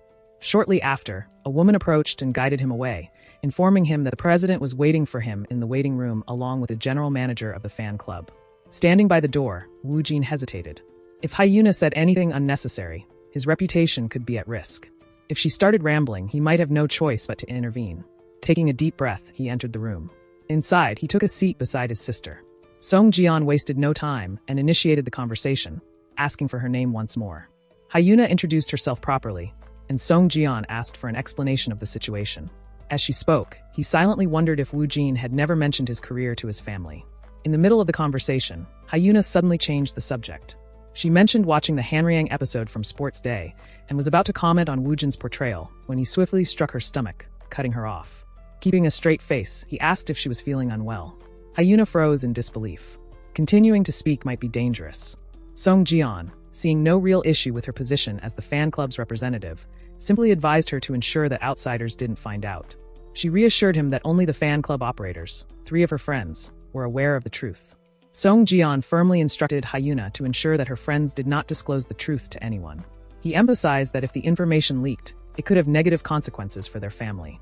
He also reminded her that being related to Woo Jin did not grant her the right to act irresponsibly within the fan club. Understanding the seriousness of the situation, Hyuna acknowledged his warning without hesitation. Observing her demeanor, Song Jian commented on the stark contrast between her and Woo Jin. Unlike her cold and reserved brother, she was bright and lively. Woo Jin, however, had no interest in such remarks. Instead, he requested a private conversation with his sister. Song Jian agreed, but insisted they keep it brief, limiting the discussion to 10 minutes. With that, he left them to talk, stating that they could meet again if possible. Without wasting a second, Woo Jin grabbed Hyuna and pulled her aside, his frustration evident. He immediately demanded to know if she had lost her mind. Hyuna, confused by his reaction, questioned what she had done wrong. As they left, Song Jian checked his phone and was immediately taken aback by what he saw. His expression darkened as he processed the information. Seo Chai-eun was being followed by Power Patch, a media company known for chasing even the smallest rumors. While their involvement itself was unsurprising, the accuracy of the timing unsettled him. Woo Jin's sharp intuition had once again proven eerily on point. He began to analyze the situation. Despite the lack of news about Seo Chai-eun, something felt off. Was Power Patch simply wasting their efforts, or were they waiting for the right moment to expose something? If she had indeed done something problematic, and the news broke after her involvement in the island of the missing became public, the entire production could be jeopardized. Deciding to act quickly, Song Jian placed a call. Without hesitation, he declared that there was only one viable course of action, initiating a strategic move to secure their side first. His next call was to the director, whom he apologized to for the unexpected contact. Without delay, he got straight to the point, requesting an immediate halt to all media coverage related to the actors and promotions. The director, surprised by the sudden request, questioned the reason behind it. Song Jian did not hesitate. He warned that a major scandal involving Seo Chai-eun was likely to surface. Hearing this, the director was taken aback. He pressed for clarification, wanting to know if this was a confirmed fact or merely speculation. Song Jian admitted that, as of now, the chances were uncertain, 50-50 at best. The director considered his words carefully. Song Jian was not the type to make reckless claims. If he was saying this, there had to be a valid reason. Unless he had completely lost his mind, he must have received credible information from somewhere. After a brief pause, the director agreed. Delaying promotions for a few hours would not be too difficult, so he decided to put everything on hold for the time being. However, he was still curious. What exactly was this scandal about? Song Jian kept his response brief. He revealed that he had come across troubling information, suggesting that Power Patch had picked up on something regarding Seo Chai-eun. However, whether they were actively suppressing the news or waiting for the perfect moment to release it remained unclear.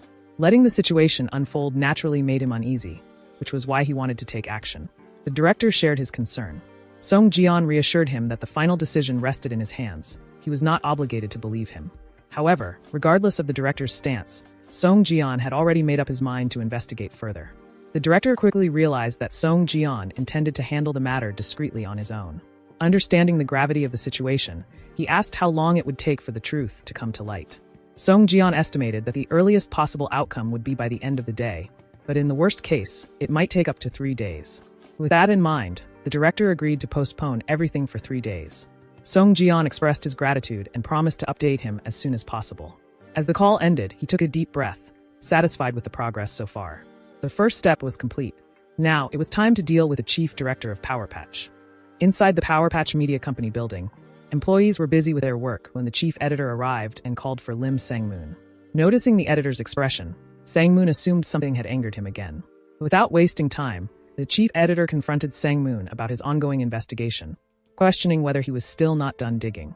When Sang-moon feigned ignorance, the editor directly mentioned Seo Chai-eun, accusing him of habitual proposal abuse. Sang-moon, realizing his secret had been exposed, muttered in frustration about how unreliable his sources were in keeping things under wraps. The editor reminded him that once a secret was spoken, it no longer remained a secret, then demanded to know what information had been gathered so far. Sang-moon admitted that he had almost completed his investigation into Seo Chai-eun and was now focusing on gathering details about the others and the hospital. Without hesitation, the editor ordered him to publish the news immediately, revealing that President Jian had mentioned Seo Chai-eun, which meant others might already be aware of the situation. Emphasizing the urgency, he warned that if they delayed, someone else could steal the scoop. As the weight of the situation sank in, Sang-moon anxiously wondered who could have leaked the information. Meanwhile, Song Jian sat in front of his laptop, reading the explosive headline. Habitual propofol administration hidden behind the top actress's mask, logs of Seo Chai-eun's addiction. As expected, Power Patch had released the news. If further drugs were uncovered in the investigation, Seo Chai-eun's acting career would be over. Soon after, the director called Song Jian, acknowledging the news and assuming he was behind it. However, Song Jian clarified that it was actually Woo Jin's doing. The director, surprised, asked if Song Jian hadn't handled the matter alone. In response, Song Jian explained that while he had gathered the information himself, it was Woo Jin who first noticed the corruption within the island of the mission, something no one else had realized. He admitted to playing only a supporting role, choosing to shift the focus onto Woo Jin instead. In truth, without Woo Jin, he wouldn't have even discovered the issue. Curious to understand everything, the director insisted on hearing the full story. Song Jian agreed and brought up director Hyungu, recalling an incident where Woo Jin had once rejected his offer. When the director assumed it was due to an unexpected audition, Song Jian corrected him, explaining that Woo Jin had simply claimed he didn't feel right about it. Woo Jin's instincts, though unexplainable, had been sharp even back then. Piecing things together, the director acknowledged that Woo Jin's intuition had played a key role, just as it had with the current situation. He found it remarkable that Woo Jin not only possessed exceptional acting skills, but also had an uncanny ability to choose the right projects. Expressing his gratitude towards both Woo Jin and Song Jian, he admitted feeling indebted to them. Seizing the opportunity, Song Jian suggested a way for the director to repay his debt by increasing Woo Jin's appearance fee. Rather than specifying an amount, he left it to the director's discretion. Understanding the significance of the favor, the director proposed a running guarantee, adding 101 to it, ensuring that Woo Jin would be compensated accordingly. Hearing the offer, Song Jian was momentarily stunned. Excluding incidental pay, he quickly calculated the potential earnings. If each viewer contributed 101, then 1 million viewers would generate 100 million won, and 10 million would amount to 1 billion. This, combined with a separate appearance fee, placed the contract at a level reserved only for top-tier actors in the industry. Such special treatment was usually granted only to those of grade A or S. Of course, if the project underperformed, any profit beyond the base fee would remain nothing more than a distant dream. However, the island of the mission was guaranteed to perform decently at the very least, making this an incredible opportunity. Still, he knew he couldn't settle for just this. Acknowledging the offer, Song Jian pushed for an additional benefit. Since the running guarantee depended on future performance, he requested that Woo Jin also receive a luxury car as part of the contract. The director, amused, readily agreed and added it to the deal. However, he had something else to share. With Seo Chai-eun's role now vacant, he planned to cast Haeura in her place. Hearing this, Song Jian was surprised. Haeura, a top actress who had successfully entered Hollywood, was supposed to be in California. However, the director revealed that she had secretly flown back to Korea a few days prior and was currently in the country. Originally, he had only intended for her to make a special appearance, but now, with the cast short by one member, she was being considered for a full role. Since Hyeon had already completed filming for Hanryang, there were no scheduling conflicts. Understanding the situation, Song Jian assured the director that he would confirm everything with Hyeon before proceeding.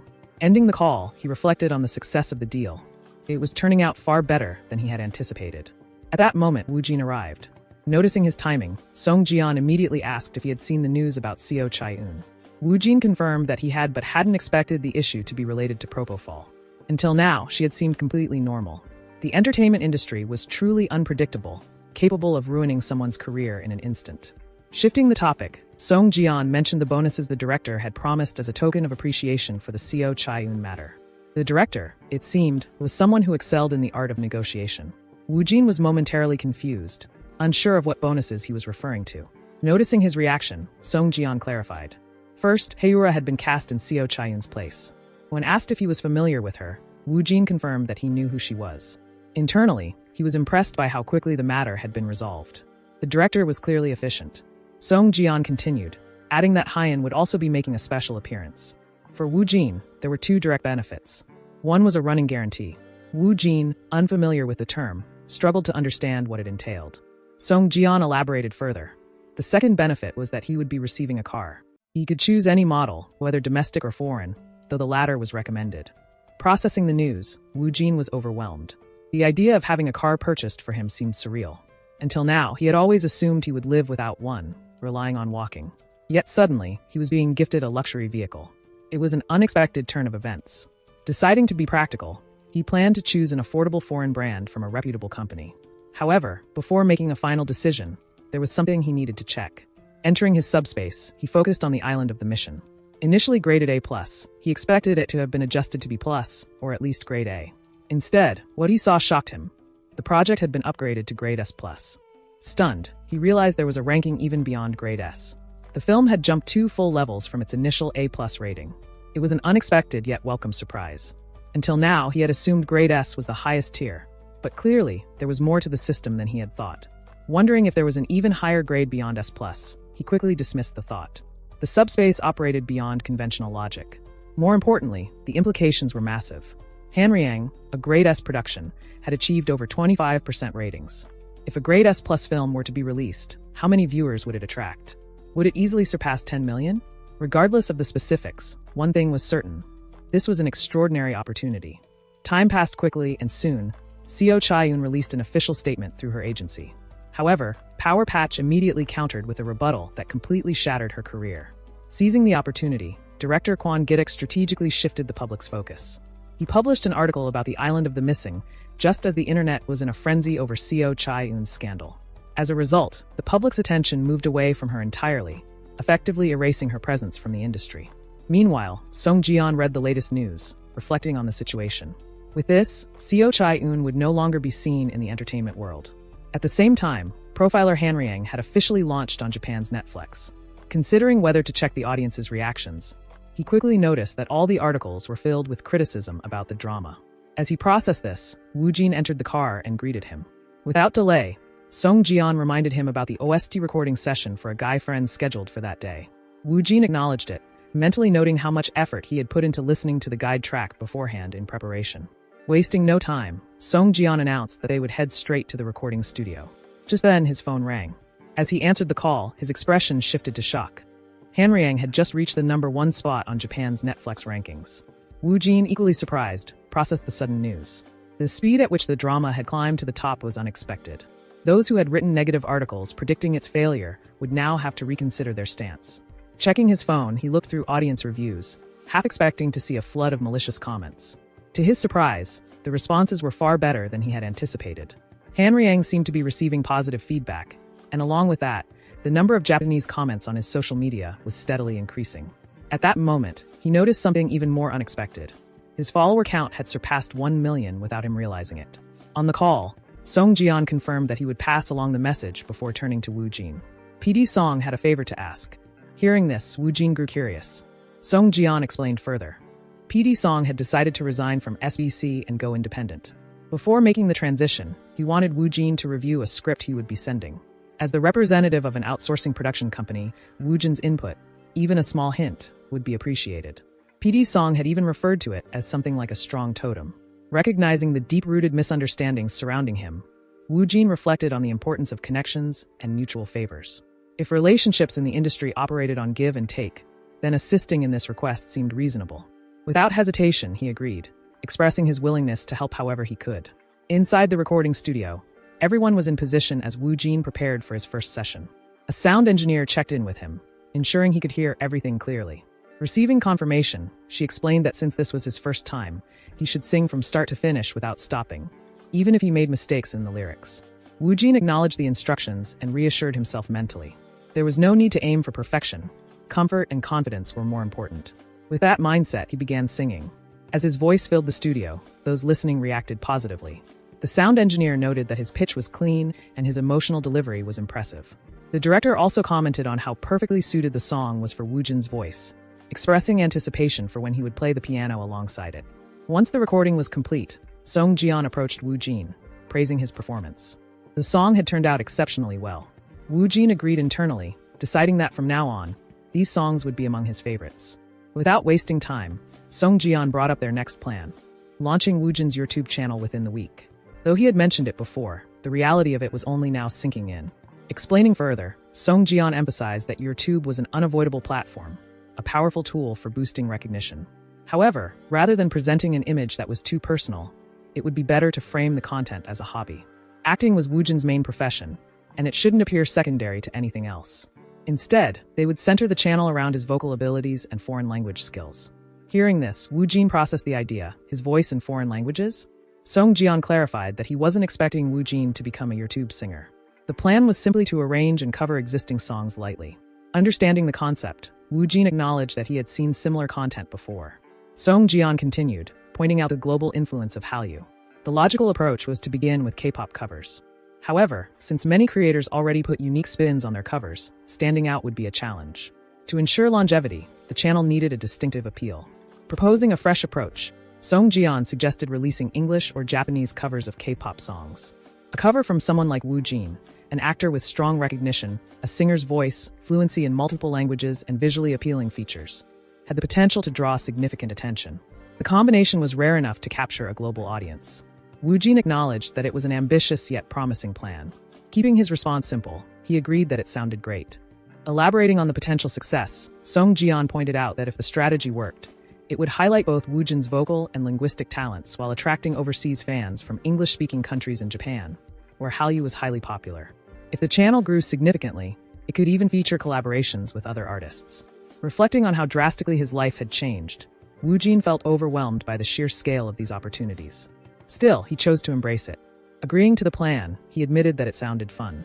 With Woojin on board, Song Jian wasted no time, promising to arrange everything, from song selections to lyrics and studio setup, as quickly as possible. He reminded Woojin that his schedule would become even busier from now on, but he was confident that he could handle it. Woojin smiled and assured him that he could manage, though internally, he felt the complete opposite. The overwhelming workload made him feel like he was heading straight for exhaustion. Returning home, Woojin collapsed onto his bed, already feeling drained even before the YouTube project had begun. Sitting up, he shifted his focus to the next major task. Tomorrow marked the beginning of the script reading for a guy friend. This was his first time leading a project, carrying the responsibility of pushing it forward. The weight of the role felt surreal, but rather than letting the pressure consume him, he reminded himself to focus solely on the acting. With that thought in mind, he accessed his subspace. Checking the current state of his projects, he noticed that all their grades had improved. This raised a question. Was it due to his involvement, or was it a direct result of Hanriang securing the top spot on Japan's Netflix? Regardless of the reason, seeing the projects consistently reaching at least a decent rating was satisfying. As he examined the script preparation for a guy friend, a notification appeared, confirming that the reading preparation was complete. The scenario had been implemented at 100%, ensuring a high-quality drama script. Feeling a surge of excitement, Woojin embraced the moment. Everything was in place. Now, it was time to begin. Outside the scripted room, a few people stood gathered, arranging things and chatting among themselves. They urgently discussed the lack of chairs on one side, wondering where the extras were, while someone volunteered to tape the name tags. Nearby, a girl, visibly excited, spoke to a guy about finally getting to meet the popular actor, King Woojin. She remarked that aside from his role in Detective Agency, this was his first time leading a commercial project. Another added that it was also his debut in a romantic comedy. Though they were both rookies, she admitted that Woojin was in a completely different league. The guy responded calmly, noting that it was the same for everyone. Among the gathered rookies, a few wondered silently about the mysterious personality of the much-talked-about monstrous rookie. They were curious about his acting, how it differed from theirs, and what truly set him apart. They quietly repeated the name, Han In-ho, Mr. Kong Woojin. Just then, Warren arrived, causing a wave of excitement to ripple through the group. Everyone greeted her warmly, though the overwhelming attention made her feel slightly awkward. She observed the room, thinking most of them were rookies or lesser-known actors she didn't really recognize. But then again, for a short drama, this kind of cast made more sense. She looked around and wondered where Mr. Woojin was. At that moment, Woojin suddenly appeared behind her and greeted her, startling her for a second. But the moment she turned and saw him, a bright smile lit up her face. She expressed her surprise and congratulated him, mentioning how Hanrang had hit #1 in Japan and how his popularity had suddenly exploded there. Mid-sentence, she stopped herself, feeling she was rambling. Wu Jin gently reassured her that she wasn't. As Wu Jin scanned the room, he noticed all the rookie actors staring intently at him. He wondered why they were all looking only at him. Feeling a little self-conscious, he decided he should at least greet them. With a polite bow, he introduced himself. Everyone was struck by his presence. His posture, his aura, it was no joke. Clearly, he stood apart.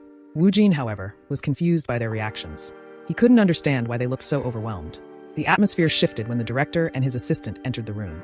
The director asked if all the actors had arrived, and upon getting a unanimous confirmation, he asked everyone to take their seats. Before beginning the script reading, the director announced that there was something important he needed to share. He brought up the kiss scene at the start of the drama and mentioned he was thinking of altering it. At this, Warren blurted out a loud "Pardon?" out of surprise, immediately realizing her voice had been too loud. She wondered nervously whether Wu Jin was okay with the change and questioned whether the scene would be deleted. Meanwhile, Wu Jin was internally panicking. He couldn't believe it. No romantic projects anymore? He didn't know when he'd get another chance to do a rom-com. He couldn't accept it, but the director clarified that he wasn't deleting the scene. Instead, he wanted to deepen it, making the emotions more vivid and the moment more detailed. Wu Jin, confused, asked what exactly was deeper than a kiss scene. The director explained that while the original scene involved a simple kiss meant to shock viewers, it felt too bland. He envisioned a story that would transition from the present to the past and return to the present again, ending in the future. Because of that, the very first scene needed to reflect the end properly. It had to be done right from the beginning, not vaguely. Hearing this, Wu Jin was internally thrilled. He admired the director's vision and thought it was truly the work of a talented creator. Warren, on the other hand, blushed and silently panicked. Was the director really asking them to go that deep? It felt intense. Still, outwardly, both of them maintained a calm and professional demeanor, which led the director to mistakenly assume that they were uncomfortable with the change or not close enough to pull it off. He began to reconsider, wondering if he had pushed too hard. He then reassured them that they could stick with the original script if the new version felt burdensome. At that moment, both Wu Jin and Warren were taken aback. In truth, they were both interested in doing the scene. Wu Jin stepped forward and said he was fine with it. The project mattered. Warren, hearing this, blushed, realizing that Wu Jin had only been thinking professionally, while she was the one having inappropriate thoughts. She felt embarrassed, but in Wu Jin's mind, he was dead set. They had to do the deep kiss. Warren followed suit and said she was okay with it too. The success of the project came first, and she would do it. The director was impressed. He saw that both of them were incredibly professional. He expressed his appreciation and promised to deliver a perfect scene. He then explained the updated script. Originally, the scene was supposed to begin with a light peck from Han In-ho, shocking Lee Bauman, followed by an immediate scene change. But now, in the altered version, after a brief pause between them, Lee Bauman would impulsively charge at Han In-ho again. They were just friends before, but now, after the kiss, their feelings had become clear. The follow-up kiss would express that realization, that they could no longer hold back. The director wanted the scene to be so intense that viewers would feel its depth instantly. Hearing this, both Wu Jin and Warren, though flustered, were silently thrilled. Yes, deep really was the right word for it. After all the actors finished introducing themselves and reviewing the altered script, the director announced the beginning of the script reading session. With a calm affirmation from the group, the reading began immediately. The first scene opened with cherry blossom trees lining the road. Amidst the crowd, Han In-ho and Lee Bauman walked side by side. The rookie actors silently observed the scene, nervous and uncertain about what kind of acting they were about to witness. Their glances shifted back and forth, some swallowing hard as anticipation built. Despite it being just a table reading, their excitement lingered in the air.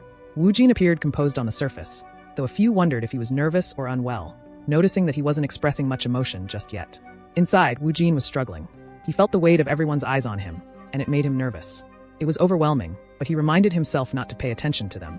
He focused instead on maintaining his character and expressing the right emotions. Determined, he began drawing out the emotions from within. As the director read aloud from the script, he described how Han In-ho looked strangely at Lee Bauman, who was walking just a step ahead of him with excitement. The expression appeared fond, yet ambiguous. In sync with the narration, Wu Jin subtly shifted his expression, casting a charming smile toward Warren. The moment flustered her. The rookies, stunned by Wu Jin's transformation, watched in awe. He had transitioned into Han In-ho effortlessly. Just one look conveyed his character's emotions so clearly. Through his gaze alone, he expressed a man deeply in love with Warren, and everyone could feel it. The director continued narrating, explaining that the story of a guy friend revolved around Han In-ho and Lee Bauman. Their families were close, which led them to grow up together. They attended the same primary and high school and spent most of their lives as friends. However, a small crack began to form in their relationship. It took less than 10 seconds for someone you'd known as a friend for 10 years to suddenly feel unfamiliar. The narration flowed into a vivid scene from their past. Lee Bauman called Han In-ho and handed him a bunch of flowers, asking him to try smelling them. In-ho replied that they didn't smell like anything, except maybe her head. Bauman, embarrassed, reacted with mock anger, asking if he wanted to die. At that moment, Inho's gaze shifted toward her lips. He gently held her chin and leaned in, placing a kiss on her lips. The script had only just begun, but the emotions it carried were already pulling everyone in. The scene returns to the present moment. Suddenly, Warren stands up abruptly, shouting in panic. She apologizes urgently, explaining that she needs to rush to the toilet due to an emergency. Hearing this, even the director becomes nervous and stutters his approval. Woojin watches her hurry off and thinks to himself that she really seems to be in a rush. Then, pausing, he feels a sudden urge himself and realizes he might need to go too. Outside the room, Warren slows down, her thoughts swirling. She recalls how Woojin had been staring at her during the acting scene. Though he was performing, his gaze had felt too intense, crazy even. It was just acting, yet it felt frighteningly real. The realism in his eyes had left her overwhelmed. She admits to herself that the feeling was nice, but mentally draining. She had anticipated challenges like this, but never imagined she would falter so quickly. Warren wonders how she's supposed to withstand such a dramatic presence. His acting wasn't just good, it was vivid, overwhelming. And with the upcoming kiss scene, she questions if she can handle it. Letting out a sigh, she debates whether she should ask him to take it easy on the filming day. But then, she shakes the thought off. She tells herself she needs to be stronger. The idea of becoming a burden to Woojin horrifies her more than anything. She reminds herself that she is an actor too. No matter how hard it may be, she has to match his energy and stand tall. Just then, a door creaks open. Woojin steps out and seems surprised to see her there. He apologizes, saying he didn't know she was standing outside. He recalls she was supposed to be heading to the toilet. Embarrassed and flustered, Warren stammers an excuse, saying she's already back. Then, awkwardly, she adds that she had just taken a phone call.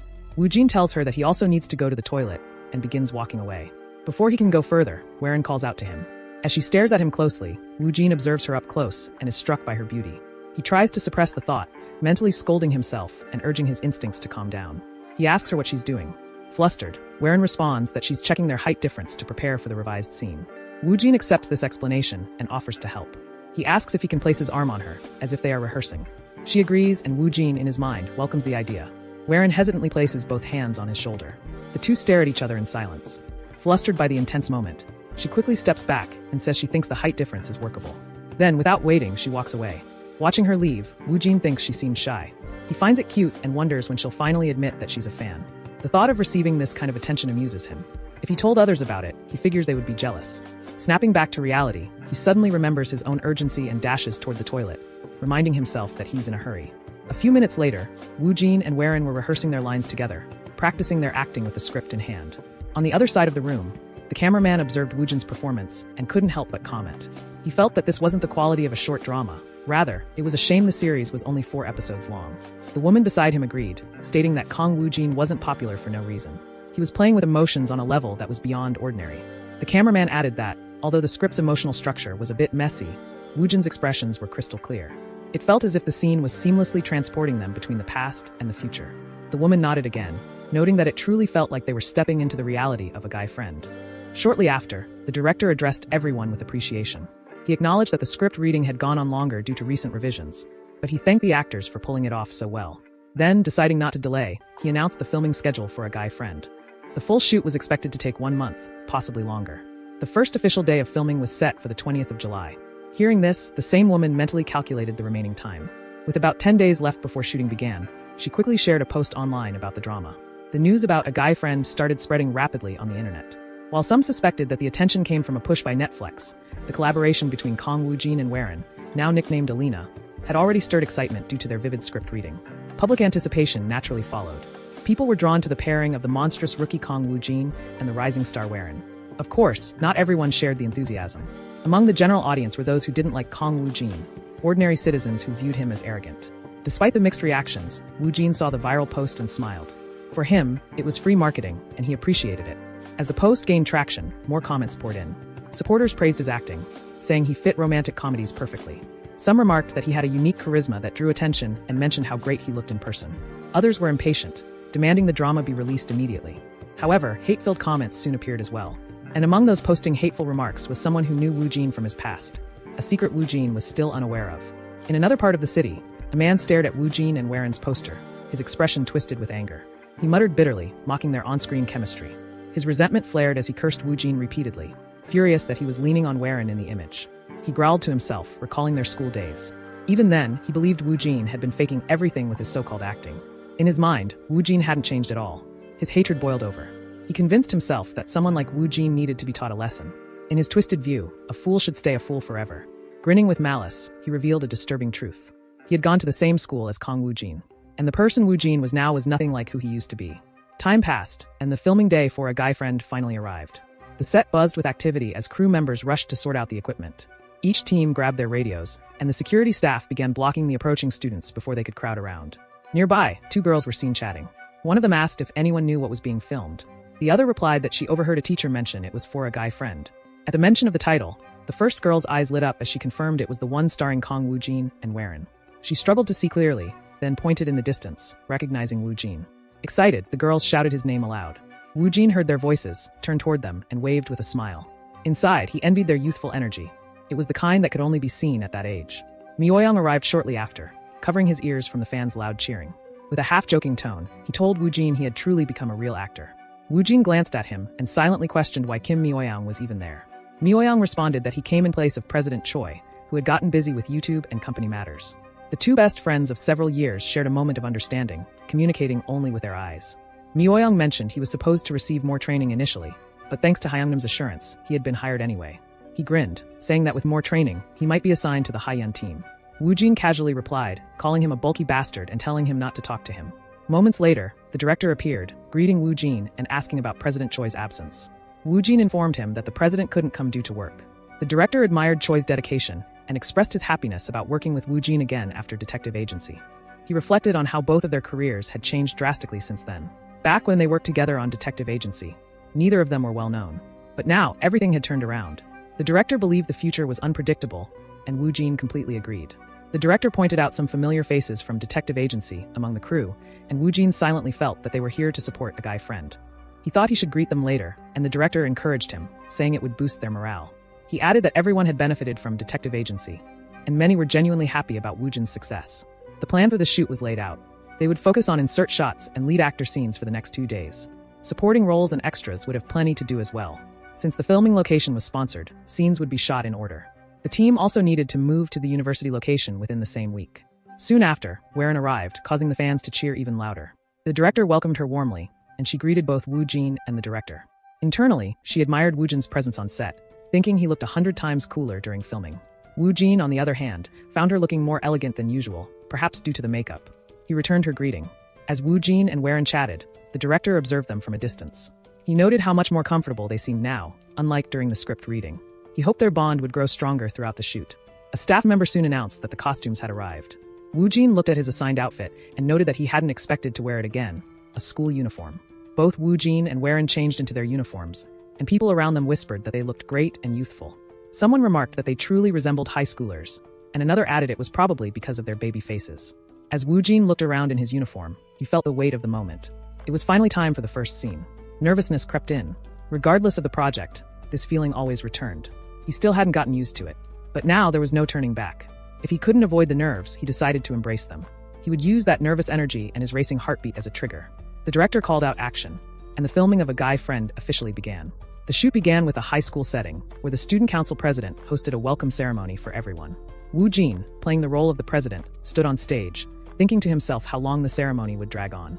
While observing the crowd, his gaze shifted to Bauman, his childhood friend, now playing the female lead Warren, walking away from the scene. He wondered what she was up to. Since her dream was to become a composer, he assumed she was probably off composing or doing something music-related. He decided to ignore her, thinking it would be amusing if she got caught and scolded for sneaking off. As she walked away, Bauman turned back and noticed Woojin staring at her. He immediately grew flustered and, in a knee-jerk reaction, flashed her the middle finger. Bauman looked back in confusion, wondering why he was showing her that. In retaliation, she stuck out her tongue to tease him. Woojin smirked, thinking to himself that she was sulking again. He believed that if he just left her alone, things would sort themselves out. The director called for a cut and praised Woojin for his performance, acknowledging the authenticity in his acting. Watching from the sidelines, a few rookie idols whispered among themselves, gushing over Woojin. One of them found him incredibly cute and admitted that his smile hit them like a ton of bricks. Another agreed, saying that even though it was just the first scene, their heart was already fluttering. The director commented that both Woojin and Warren possessed impressive qualities. Their visuals suited the drama perfectly, intensifying the romantic comedy vibe of the shoot. Without wasting time, the crew prepared for the next scene. The director announced the upcoming shot, an outdoor kiss scene. Hearing this, Woojin's thoughts raced. It was finally time. The kiss scene was about to begin. Woojin prepared for the next kiss shooting scene, changing into a new outfit. As he read through the upcoming script, a wave of disbelief washed over him. He silently questioned if he was truly about to film the kiss scene, the one with Warren, the top-tier girl group member. Everything still felt unreal. Just then, President Choi appeared beside him. He had initially come to ask how Woo Jin was feeling about the shoot, but after seeing him, he remarked that Woo Jin seemed to be doing fine. Woo Jin hesitated before replying, then muttered a response. Internally, though, his thoughts betrayed his composure. He felt like throwing up. Yet he brushed it off, telling the president it was just acting. President Choi laughed lightly, acknowledged the sentiment, and reminded Woo Jin that his shoot would begin in 10 minutes before walking away. Soon after, Myoyoung approached Woo Jin, calling out his name. He confessed in a half-whisper that he was intensely jealous. Woo Jin told him to shut up, admitting he felt like his heart was about to burst. Myoyoung, amused but understanding, handed him a mouth freshener, saying he picked it up while buying snacks. Woo Jin sprayed it into his mouth while Myoyoung, watching with pitiful eyes, thought once again about how jealous he felt. Meanwhile, the director spoke to Warren. He suggested shooting the scene near a tree, where she would be running toward Han In-ho. Warren agreed. The director then asked if she was truly okay with the new change. The scene now required a deeper kiss. If she felt even slightly uncomfortable, he was open to changing it. But Warren confirmed she was fine. She insisted it was just acting, and there was nothing uncomfortable about it. The director seemed relieved and told her not to hesitate to speak up if anything felt wrong. Warren nodded in agreement. In her mind, she reaffirmed her decision. She had already made up her mind to go through with this. Even though her heart felt like it would burst whenever she saw Woo Jin, she believed this time was better than the last. Since it was acting, she could shoot it well. Or at least, that's what she kept telling herself. The director called out, announcing 5 minutes until the camera rolled. Warren quickly reminded herself to gargle and apply lip balm. Soon after, Woo Jin and Warren came face to face. Woo Jin expressed that he looked forward to her cooperation, and Warren returned the sentiment. The director signaled them to get ready. Warren steadied herself. She had gargled thoroughly and reminded herself to stay calm. She repeated to herself that it wasn't a big deal and tried to stay composed, just like Woo Jin. She told herself that in this moment, she wasn't Warren. She was Lee Bauman. The shoot began. Bauman, holding a bunch of flowers, ran up to Han In-ho and asked him to smell them. In-ho gazed at her intently. Warren, overwhelmed, questioned whether this was truly just acting.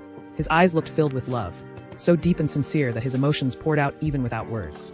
Within those sweet, penetrating eyes, she felt something stir. She wondered how he could convey such emotional depth and silently begged for help. Her heart raced uncontrollably as Woo Jin moved closer. Then came the kiss. As Woo Jin kissed her, Warren's composure shattered. She grew nervous, stumbled out of her character, and accidentally hiccuped during the kiss. A staff member noticed and asked if that was an NG, a blooper. Another wondered if they should stop. The director, recognizing it as an NG, paused to assess. But he decided to keep going, suspecting Warren might have done it on purpose. The staff questioned if it was an ad-lib, and the director pointed out that Woo Jin hadn't stopped acting, which meant he likely noticed the hiccup, but chose to continue anyway. Overhearing their exchange, Woo Jin stayed in character and simply said they should keep acting. On the other side, Warren panicked internally, feeling like she had completely messed up. But the director shared his thoughts with the staff. He believed Warren had purposefully acted surprised with a hiccup, and it fit the moment well. Spectators whispered among themselves, finding Bauman's hiccup cute and perfectly in tune with the character. If it had been intentional, it was a brilliant touch. Woo Jin eventually pulled back from the kiss, but remained fully immersed in his role as Han In-ho. Warren noticed it. Despite her earlier mistake, he had kept going. She realized he had done it for her, a quiet signal to say it was okay and to continue. He was taking care of her in the scene. Encouraged, she chose to push through till the end. Snapping back into her character as Bauman, she hiccuped again and snapped at In-ho, calling him a lunatic. With the background music swelling, the emotions buried deep within Bauman's heart began to surface. The feelings she had hidden, the ones she had ignored, were now bubbling up, all because of Han In-ho. The shoot captured it all. As the kiss scene played out on set, a few onlookers murmured among themselves. Some questioned whether such an intense moment was truly necessary for a mini rom-com drama. Others, however, believed that viewers would be completely stunned once the scene aired. Amidst the whispers, Myoyoung sat quietly, still burning with jealousy. The director, watching closely, felt satisfied. For him, the intensity was essential. He believed this kind of depth was what elevated a scene. In his mind, the moment was perfect, almost insane in how well it was executed. Then he finally called out cut and praised them both with excitement, declaring the scene as a success and telling them they had killed it. Woo Jin and Warren dropped their expressions, returning to themselves. Woo Jin blinked, trying to recall what had just happened. Everything felt like a blur. He realized he didn't remember much of the moment. The director rushed over to them, brimming with excitement. He declared that once the scene aired, it would dominate everything. He turned to Warren, bringing up her hiccup. He asked if it had been an ad-lib. Woo Jin listened silently, now certain that the hiccup really had been unintentional. He chimed in, saying it made the scene feel livelier. The director agreed wholeheartedly. He complimented Warren for perfectly capturing Bauman's shocked expression. Meanwhile, Warren quietly wondered if Woo Jin had covered her mistake by calling it an ad-lib. She had definitely felt it was a slip-up. But since it fit the mood so well, he accepted it and kept acting. She admired how quickly he adapted and how deeply he understood his co-star. Everything about him, she thought, was top-notch, just as expected from Mr. Woo Jin. The director, still riding the excitement, admitted he wanted to see a clean version of the scene without the hiccup. He asked them to shoot it once more, following the original script. Both Woo Jin and Warren agreed without hesitation. They both thought the same thing. They were doing it again, and they had no complaints. In fact, they welcomed the chance. They shot the kiss scene once more. When it ended, the director once again called for a cut and approached them. He apologized, explaining that due to a staff error, they would need to do 5 retakes. Neither Woo Jin nor Warren objected. Both of them calmly said they were fine with it. Inside, both of them were genuinely thankful for the extra takes. Warren almost smiled but held it in. Woo Jin complimented her on her performance. She returned the praise, then thanked him. Woo Jin, puzzled, asked what she was thanking him for. Warren simply said it was for hiding it. Woo Jin, unsure of what she meant, decided not to ask further. He figured it would be better to stay cool, especially since it suited the concept he was going for. Soon after, a staff member came over and informed Warren that her solo cut would be filmed next. Woo Jin was asked to wait on the side. As Woo Jin wrapped up the previous shoot, President Choi approached him and complimented him for his hard work. Woo Jin humbly disagreed, saying it wasn't really hard work, rather, it was a blessing. He quickly credited Miss Warren for putting in the most effort. President Choi chuckled, saying that was just like him. Shifting the topic, President Choi handed Woo Jin a sheet of lyrics. It was for the Japanese version of a song that would soon be uploaded to YouTube. He instructed Woo Jin to read and familiarize himself with it. The Japanese version was ready, and the English version's lyrics and music arrangement were also nearly complete. Soon, Woo Jin would be able to listen to the guide track. For now, he was to go through this version. Looking at the lyrics, Woo Jin immediately recognized the song. President Choi confirmed his thoughts. The song was indeed familiar because it had a connection with Woo Jin. That's why he had chosen it as Woo Jin's first cover release. The song was Ballerina, the best hit by Alani, a jazzy dance number known for its powerful choreography and slick rap, a sensation in Korea and Japan 3 years ago. He added that the team managing Woo Jin's YouTube channel was already formed, consisting of 5 members including a PD, editor, and other staff. The studio for the shoot was also booked. Everything was nearly set. Woo Jin was taken aback by the scale of the project. It was just a YouTube channel, but the scale was no joke. Just then, a staff member called out to Woo Jin. The next scene would be his first frustrating moment at school, so he needed to change back into a school uniform. Extras playing bully roles were also asked to gather. Woo Jin realized this must be the scene where Han In-ho heroically saves Lee Bauman from bullies who targeted her for being confident and optimistic. On his way to prepare, Woo Jin overheard a conversation between the director and another staff member. The director seemed dissatisfied. When asked what was wrong, he explained that something was lacking. He wanted someone with a more intimidating face and a bigger build to play the bully. The staffer reminded him that the bully characters already had actors, selected through auditions, and they even had scripted lines and solo shots. Casting someone new on site would be a lot of work. Still, the director wondered if someone with the right look, decent acting, and the right physique could be found, even if they were just an extra. Woo Jin glanced over and smirked as his eyes landed on his best friend, Kim Dae-kyung, whom he fondly called Myoyeon. With a spark of mischief, Woo Jin asked the director if he was looking for another extra for the bully role. He pointed straight at Kim Dae-kyung, recommending him. Caught off guard, Dae-kyung was shocked and mentally cursed Woo Jin, calling him a lunatic. Woo Jin continued, saying Dae-kyung had been in an acting club for a while and had some experience. Internally, Woo Jin hoped the director would accept. This was Dae-kyung's dream, and he didn't want it to go to waste. Woo Jin highlighted Dae-kyung's strong build and left the final decision to the director. The director took a good look at Dae-kyung and considered the idea. Though Dae-kyung looked slightly older, makeup could easily fix that. It wouldn't seem forced. Plus, he had prior experience. The director agreed to try a few test cuts first. He asked Dae-kyung if he wanted to give it a shot. Overwhelmed, Dae-kyung emotionally accepted and promised to give his best. The director nodded and said they'd need to sort out Dae-kyung's outfit first. Watching from the side, Woo Jin wondered if Dae-kyung was really crying. President Choi, witnessing the scene, asked Woo Jin why he suddenly volunteered his friend. Despite being close, they usually acted distant. Woo Jin simply said it had been Dae-kyung's dream. President Choi was touched. He noted how Woo Jin had remembered his friend's dream, calling him a classic tsundere. Woo Jin brushed it off, saying he had only suggested it because it was a perfect opportunity. President Choi patted him on the shoulder, reaffirming his observation with a laugh. Just then, the crew called Woo Jin to get ready for the next scene and moved him to a new location. Meanwhile, President Choi received a call from the promotion team leader. The leader reported 2 urgent matters concerning Kong Woo Jin. Caught off guard, President Choi felt a sudden tension from the serious tone and asked the leader to go ahead. The first report was good news, but the next piece of information made President Choi's expression shift to concern. He said he'd personally check into it and instructed the team to send him the data and continue with other tasks. After ending the call, President Choi sat in thought. If things went wrong, it could potentially lead to a scandal for Woo Jin. The scene shifted to the set where the drama shooting finally began. The storyline unfolded with a female lead, Warren, portraying the character Lee Bauman. In the scene, Bauman was being harassed by a group of bullies. The male lead, played by Han In-ho, entered the frame to comfort her. Among the bullies was Dae-young, who was acting out the role for the drama. As filming continued, Dae-young observed Woo-jin's, who was portraying In-ho, acting performance with silent surprise. He thought to himself that Woo-jin's expressions and delivery were incredibly detailed. The depth in his acting impressed Dae-young so much that he quickly reminded himself to focus harder on his own performance. During a break between takes, Dae-young casually asked In-ho if it was true that he and Bauman were married. Nearby, director Shin silently evaluated Dae-young's acting and noted that although he still had room to grow, his tone and voice projection were commendable. The scene resumed with Dae-young grabbing In-ho by the collar, pretending to strike him as part of the scene. He remarked that he wanted to test this so-called husband's physical endurance. In-ho calmly warned him to look up before throwing his punches. As Dae-young looked upward, he froze. Standing there was the school principal, silently watching the scene unfold. Shortly after, director Shin called for a wrap, praising the team for their work and announcing that the day's shooting had concluded. Woo-jin exhaled in relief, his mind already drifting toward home. He just wanted to escape the set and collapse onto his bed. Before he could leave, President Choi called him over with a warm expression, acknowledging Woo-jin's hard work. He commented that despite Woo-jin's busy schedule, he still managed to maintain his composure and looked completely fine. Woo-jin, however, privately admitted to himself that he would have already collapsed if it weren't for the stabilizing effects of the subspace. President Choi then lowered his voice and informed Woo-jin that he had something important to discuss. He asked Woo-jin to follow him somewhere quiet. Woo-jin agreed without hesitation, though he couldn't help but notice something unusual about the president's demeanor. It felt different than usual, more serious. As they walked together through the quiet hallways, Woo-jin finally asked if something was wrong. President Choi chuckled and denied it, then suddenly changed the topic. He asked Woo-jin if he had ever heard of a Japanese talk show called the Teo Talk Show. Woo-jin responded honestly he hadn't. President Choi explained that Teo Talk Show had been airing for over a decade. It held a steady spot during prime time and consistently delivered decent ratings.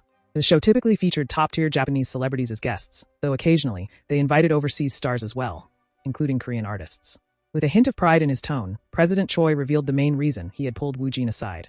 Woo-jin had received an official invitation to appear on the show. Woo-jin, taken aback by the sudden news, simply repeated the word in disbelief. He had been invited? Woo-jin couldn't help but question why he was being considered for a Japanese talk show. He suspected it might be because of the drama Hanryang gaining popularity in Japan. President Choi explained that if Woo-jin agreed, the show's team was even willing to come to Korea. That level of effort seemed unusual, though not completely unfamiliar. Director Kyotaro had done something similar. Choi added that given the current momentum from Hanryang and Woo-jin's rising fame in Japan, appearing on the show would be a smart move. On top of that, his role in A Guy Friend was also gaining attention. Even a dedicated YouTube channel had been launched. If Woo-jin appeared on the talk show, he'd become a hot topic not just in Korea, but in Japan as well. Choi pointed out that Woo-jin would be the first rookie actor to appear as a guest, making the event symbolic. Despite the potential, Woo-jin hesitated. With Sports Day already wearing him out, the idea of appearing on a major Japanese show felt overwhelming. The thought excited him, but it also made him nauseous. If he did go, he feared that his character's misunderstandings might spiral further, spreading beyond Korea. But after coming this far, he decided there was no point in holding back. Since it wasn't confirmed yet, and was just a meeting, he resolved to test the waters first. He agreed to the opportunity. Choi responded positively and said he'd inform the show's team to coordinate with their schedule and visit Korea. Woo-jin asked if he'd be appearing alone. Choi admitted he hadn't received the full details yet, but since Hyun hadn't been contacted, it seemed likely the show was only inviting a few villains. 4 people in total, including Woo-jin. Relieved, Woo-jin felt slightly less nervous. Choi teased him not to look too happy about it. Still unsure, Woo-jin asked if a group appearance might not be ideal. Choi agreed, explaining that if the group segment wasn't well managed, Woo-jin might end up carrying the whole thing, which would place unnecessary pressure on him and reduce the benefit to his personal brand. He promised to push for a solo appearance at the upcoming meeting. Suddenly, Choi brought up something more serious. He showed Woo-jin a comment that read, "I went to the same school as Kong Woo-jin." His personality now is totally different from back then. Woo-jin realized that his concept acting was starting to be exposed. Choi clarified that he wasn't digging into Woo-jin's past, but wanted to confirm the situation directly in case things escalated. He explained that such issues weren't rare, though claims that someone had changed personalities completely were unusual. He warned that if reporters got hold of it, it could become a scandal. Choi asked if there was a reason behind the repeated comment. Woo-jin admitted that his real personality and his current character were indeed very different. That difference was bound to stand out to people who knew him before. Though he debated staying quiet, he ultimately decided it was better to tell the truth. He told Choi that everything he had been doing was concept acting. He had been performing, not just recently but throughout this period. As soon as the words left his mouth, Woo-jin braced himself, expecting anger and accusations of deception. Instead, Choi responded with surprise and a bit of disbelief, interpreting Woo-jin's confession as him having spent his entire life pretending to be someone else. Woo-jin panicked. That wasn't what he meant at all. He tried to clarify, but Choi had already drawn his own conclusion. Choi chuckled, calling Wu Jin a brat for turning his entire life into acting practice. Wu Jin froze. He was sure he had told the truth, but it had only led to another misunderstanding. Now Choi seemed to believe that Wu Jin had been acting normal for all 20 years of his life. Frustrated, Wu Jin questioned why this always happened, even when he told the truth. He attempted to explain again, but Choi brushed it off, saying he would keep it to himself and had experience handling such matters. Wu Jin disagreed silently. Choi clearly didn't understand. Meanwhile, Choi internally reasoned that if Wu Jin had truly been eccentric from the start, he wouldn't have blended in easily.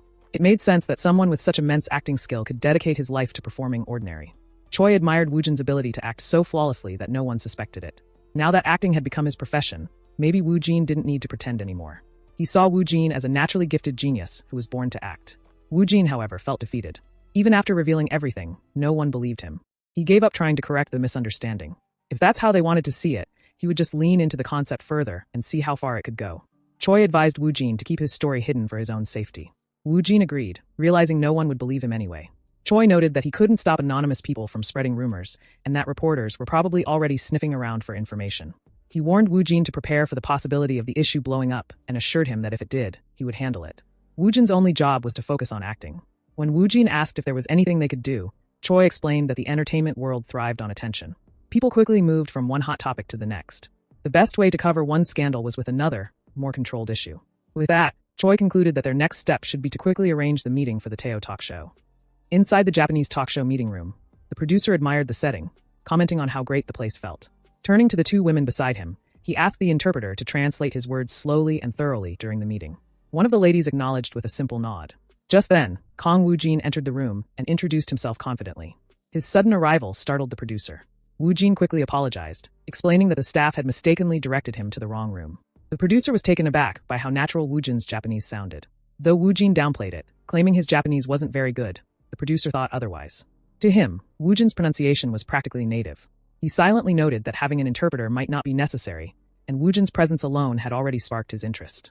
At that moment, President Choi appeared and introduced himself as the president of BW Entertainment. The producer responded in kind, revealing that he was the show's main producer, Shiki Shinjo.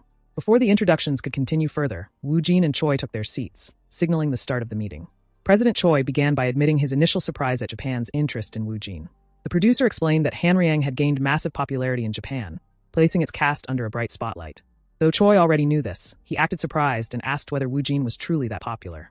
The producer confirmed it, mentioning that Wu Jin was frequently discussed, even as much as the main character Handy Anner. Despite his composed exterior, the producer couldn't tell if Wu Jin was truly unaffected or just naturally calm. Meanwhile, Wu Jin internally analyzed the staff, noting their composed and professional demeanor. They reminded him more of a documentary crew than a talk show team. Convinced that his concept acting would work smoothly with them, he readied himself for the performance. The producer, watching quietly, felt a shift in Wu Jin's presence. From a rookie who had just debuted with Hanryang, Wu Jin gave off a weighty aura, as though he had experienced countless hardships. The more the producer recalled his research, the more intrigued he became. Every project Wu Jin had joined had been a hit, and his collaborations included well-known actors. Wu Jin was proving to be someone who consistently piqued curiosity. Wu Jin politely thanked the producer for coming all the way to Korea and asked what plans they had in mind. The producer, again impressed by Wu Jin's native-like mannerisms, explained that the show intended to spotlight the 4 villains from Hanryang. President Choi responded cautiously. He apologized but expressed that a group appearance might be a disadvantage. Wu Jin would inevitably shoulder the responsibility, and due to separate filming schedules, he wasn't particularly close with the other villain actors. The atmosphere turned tense. Choi clarified that having 4 strangers together wouldn't result in a fun or cohesive segment. He emphasized that it was a sensitive period where even minor details could become critical. The 2 women beside the producer exchanged glances at Choi's bluntness. Meanwhile, the producer pondered the dilemma. A solo appearance would be easier to manage. If they stuck with a group plan, they'd either need to divide the show into separate segments or risk cutting short Wu Jin's time, even though he was the star. In that case, if Wu Jin couldn't appear fully, the entire idea might as well be scrapped. One of the women nervously asked what the producer planned to do. After a brief silence, he made his decision. He canceled the group plan and chose to feature only Kong Wu Jin on the show. Both Wu Jin and President Choi were stunned, though internally, they both recognized it went exactly as they had hoped. Later at the agency, President Choi commented that the meeting had gone well. They had secured exactly what they came for. Wu Jin silently reflected that although things went according to plan, it wasn't something he had wanted personally. Choi reminded Wu Jin that his only remaining task for the day was the song recording.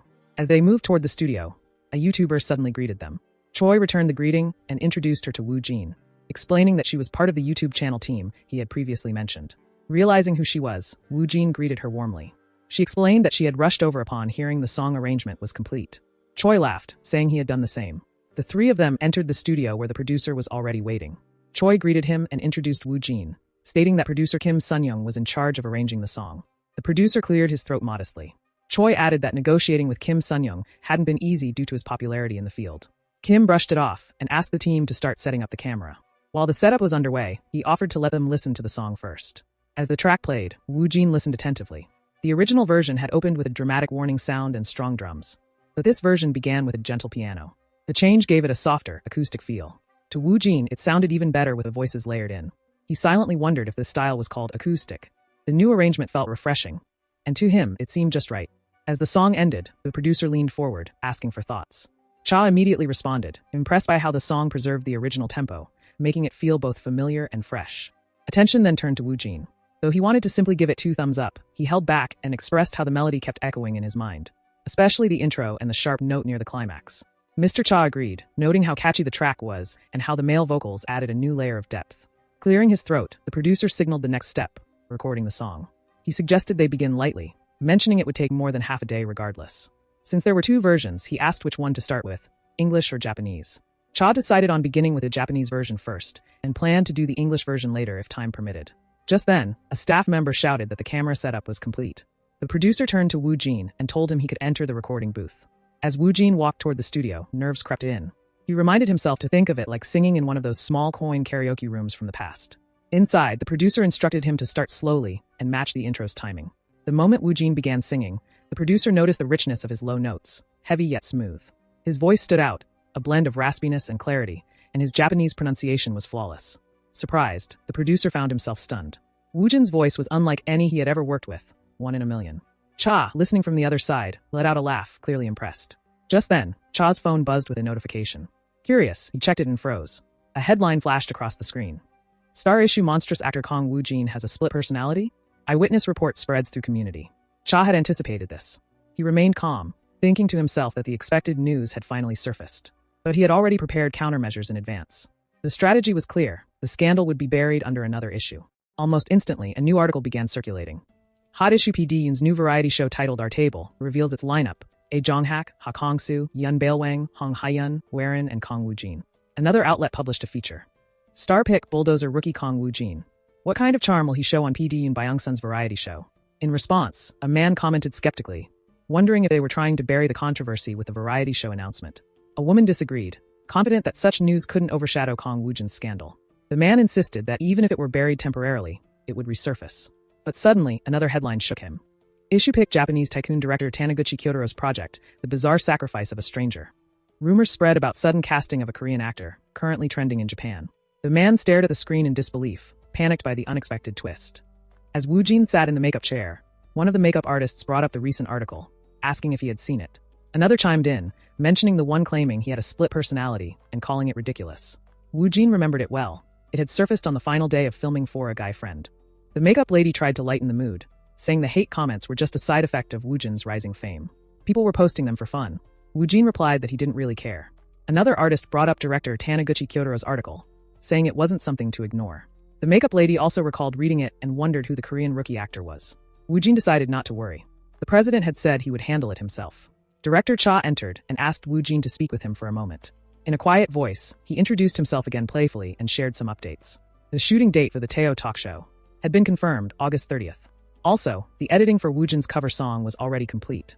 Woo Jin was surprised by the speed, but Cha explained that the arrangement was strong and Woo Jin's vocal performance was impressive from the start. He offered to let Woo Jin hear it. As the video played, Woo Jin thought it was awkward seeing himself on screen. But closing his eyes, he admitted it sounded great. Cha explained the content. There were 3 videos, a 3-minute interview, a Q&A format interview, and both Japanese and English versions of the ballerina cover from Alani. All that was left was uploading. He then asked Woo Jin what he wanted to name his channel. Woo Jin hadn't given it much thought, but suggested Kong Woo Jin's alter ego. Cha repeated it aloud, considering it. Woo Jin wondered if it sounded weird, but Cha found it humorous and said it felt like it had been decided in a rush, which actually added charm. He teased Woo Jin, saying he probably had thought it through despite pretending not to. Woo Jin clarified that it just came to mind. Cha proceeded to change the name on the channel. The account was live, Kong Woo Jin's alter ego, with 0 subscribers. He mentioned the plan was to upload the starting video, depending on how things unfolded, and prepare extra content before the official launch. He also suggested starting to think about a second cover song. Woojin agreed. Just like how K-pop songs were adapted into Japanese or English, they could do covers of J-pop or Western pop in Korean. Cha liked the idea. A blonde-haired staff member then shouted a 10-minute warning before filming. Cha decided to use the remaining time to brief Woojin. First, about director Kyotaro's film, The Bizarre Sacrifice of a Stranger. The project had gained attention in both Japan and Korea. Cha reminded Woojin he was in charge of that and the Our Table variety show. Initially, director Kyotaro had planned to reveal Woojin's role close to filming, but that didn't suit their timeline. So, Cha convinced him otherwise.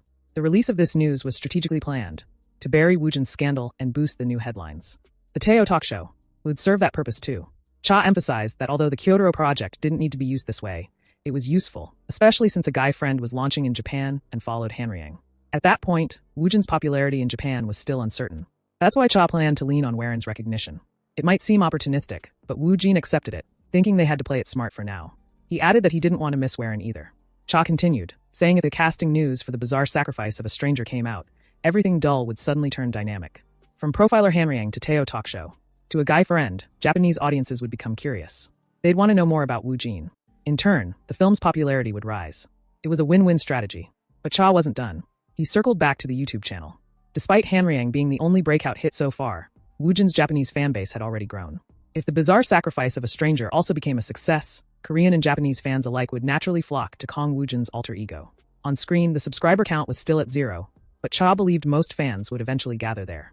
He admitted it wouldn't explode overnight. Woojin responded with a quiet, uncertain expression. Cha reassured him that their strategy was about gradually building attention and expanding scale. Woojin thanked him for his hard work. Cha downplayed the praise, saying such behind-the-scenes work was just part of his expertise. There was no need to mention it further.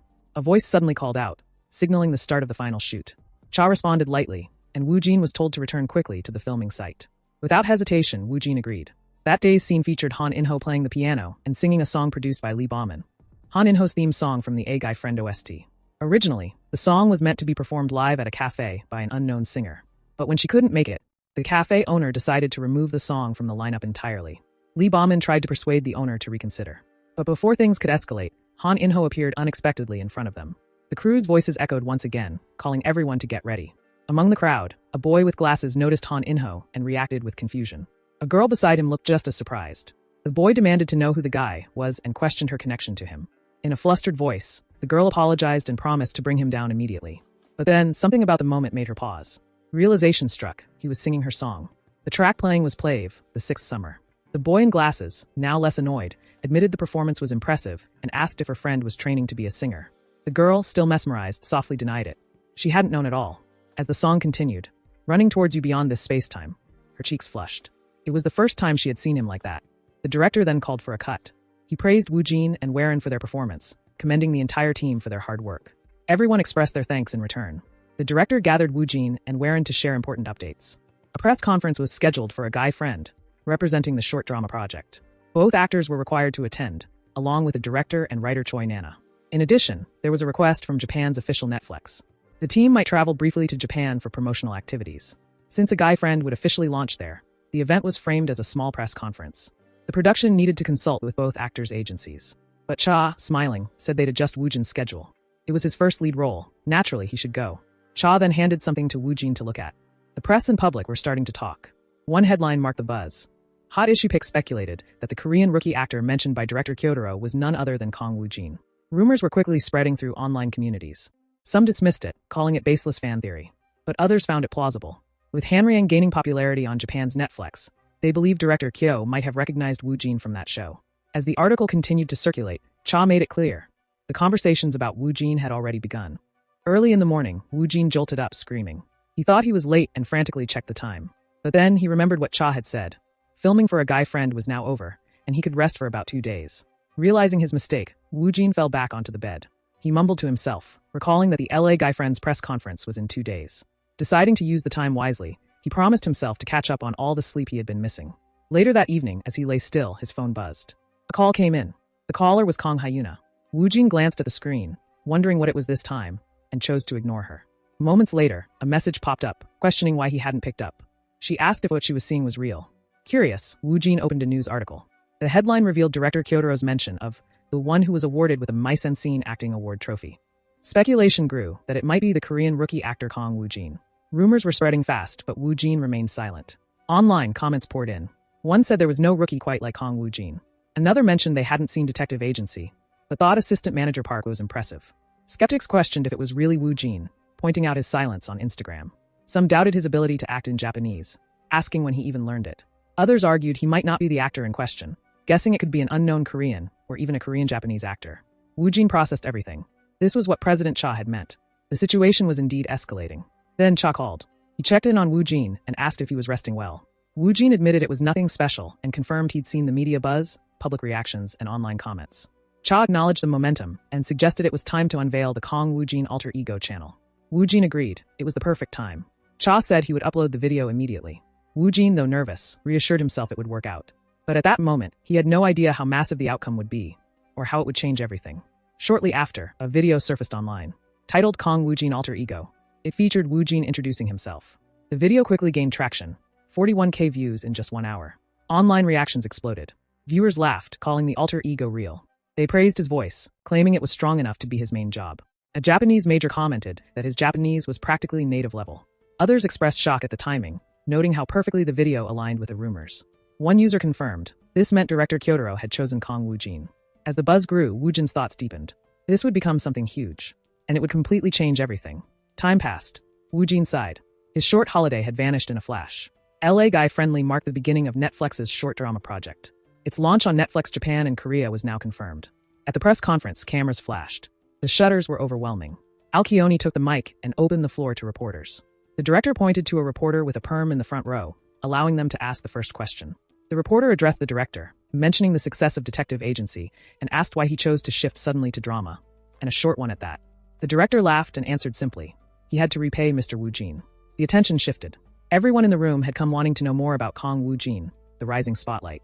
Though the questions were being held in for now, anticipation filled the air. The hoster announced the next round. Questions for Mr. Wu Jin. Wu Jin tensed. He scanned the crowd, knowing he needed to answer wisely. He decided to pick the reporter with the gentlest appearance. The director pointed to a reporter wearing a shirt at the back of the room. A green-haired woman stood up and began her question. She brought up the Japanese launch of KA Guy Friendly and referenced the growing rumors. Many believed Wu Jin was the Korean rookie actor director Kyotaro had chosen. She asked for his thoughts. Just as she finished, the pink-haired anchor quickly interjected. Wu Jin stepped forward and confirmed to the crowd that he was indeed the Korean rookie actor everyone had been whispering about. Gasps echoed across the room as shock rippled through the reporters. Chaos erupted instantly. Reporters shouted, demanding answers. Had he personally met director Kyotaro? When had this discussion happened? How could a rookie actor land the lead role in the project of a legendary Japanese director? They urged him to explain the process. In the midst of the noise, Wu Jin froze. His thoughts spiraled. He had no idea how to respond and silently pleaded to be saved. He wondered if things were still under control. Just minutes earlier, Cha had approached him. He reminded Wu Jin that someone from the press would undoubtedly bring up Kyotaro. He asked Wu Jin to give him time to respond, desperate for some damage control. But Wu Jin made it clear he didn't plan to avoid the topic. He believed it was fine to speak about it as long as it wouldn't cause any issues. Cha agreed. They had already discussed the matter with director Kyotaro. If Wu Jin was ready, Cha would handle whatever followed.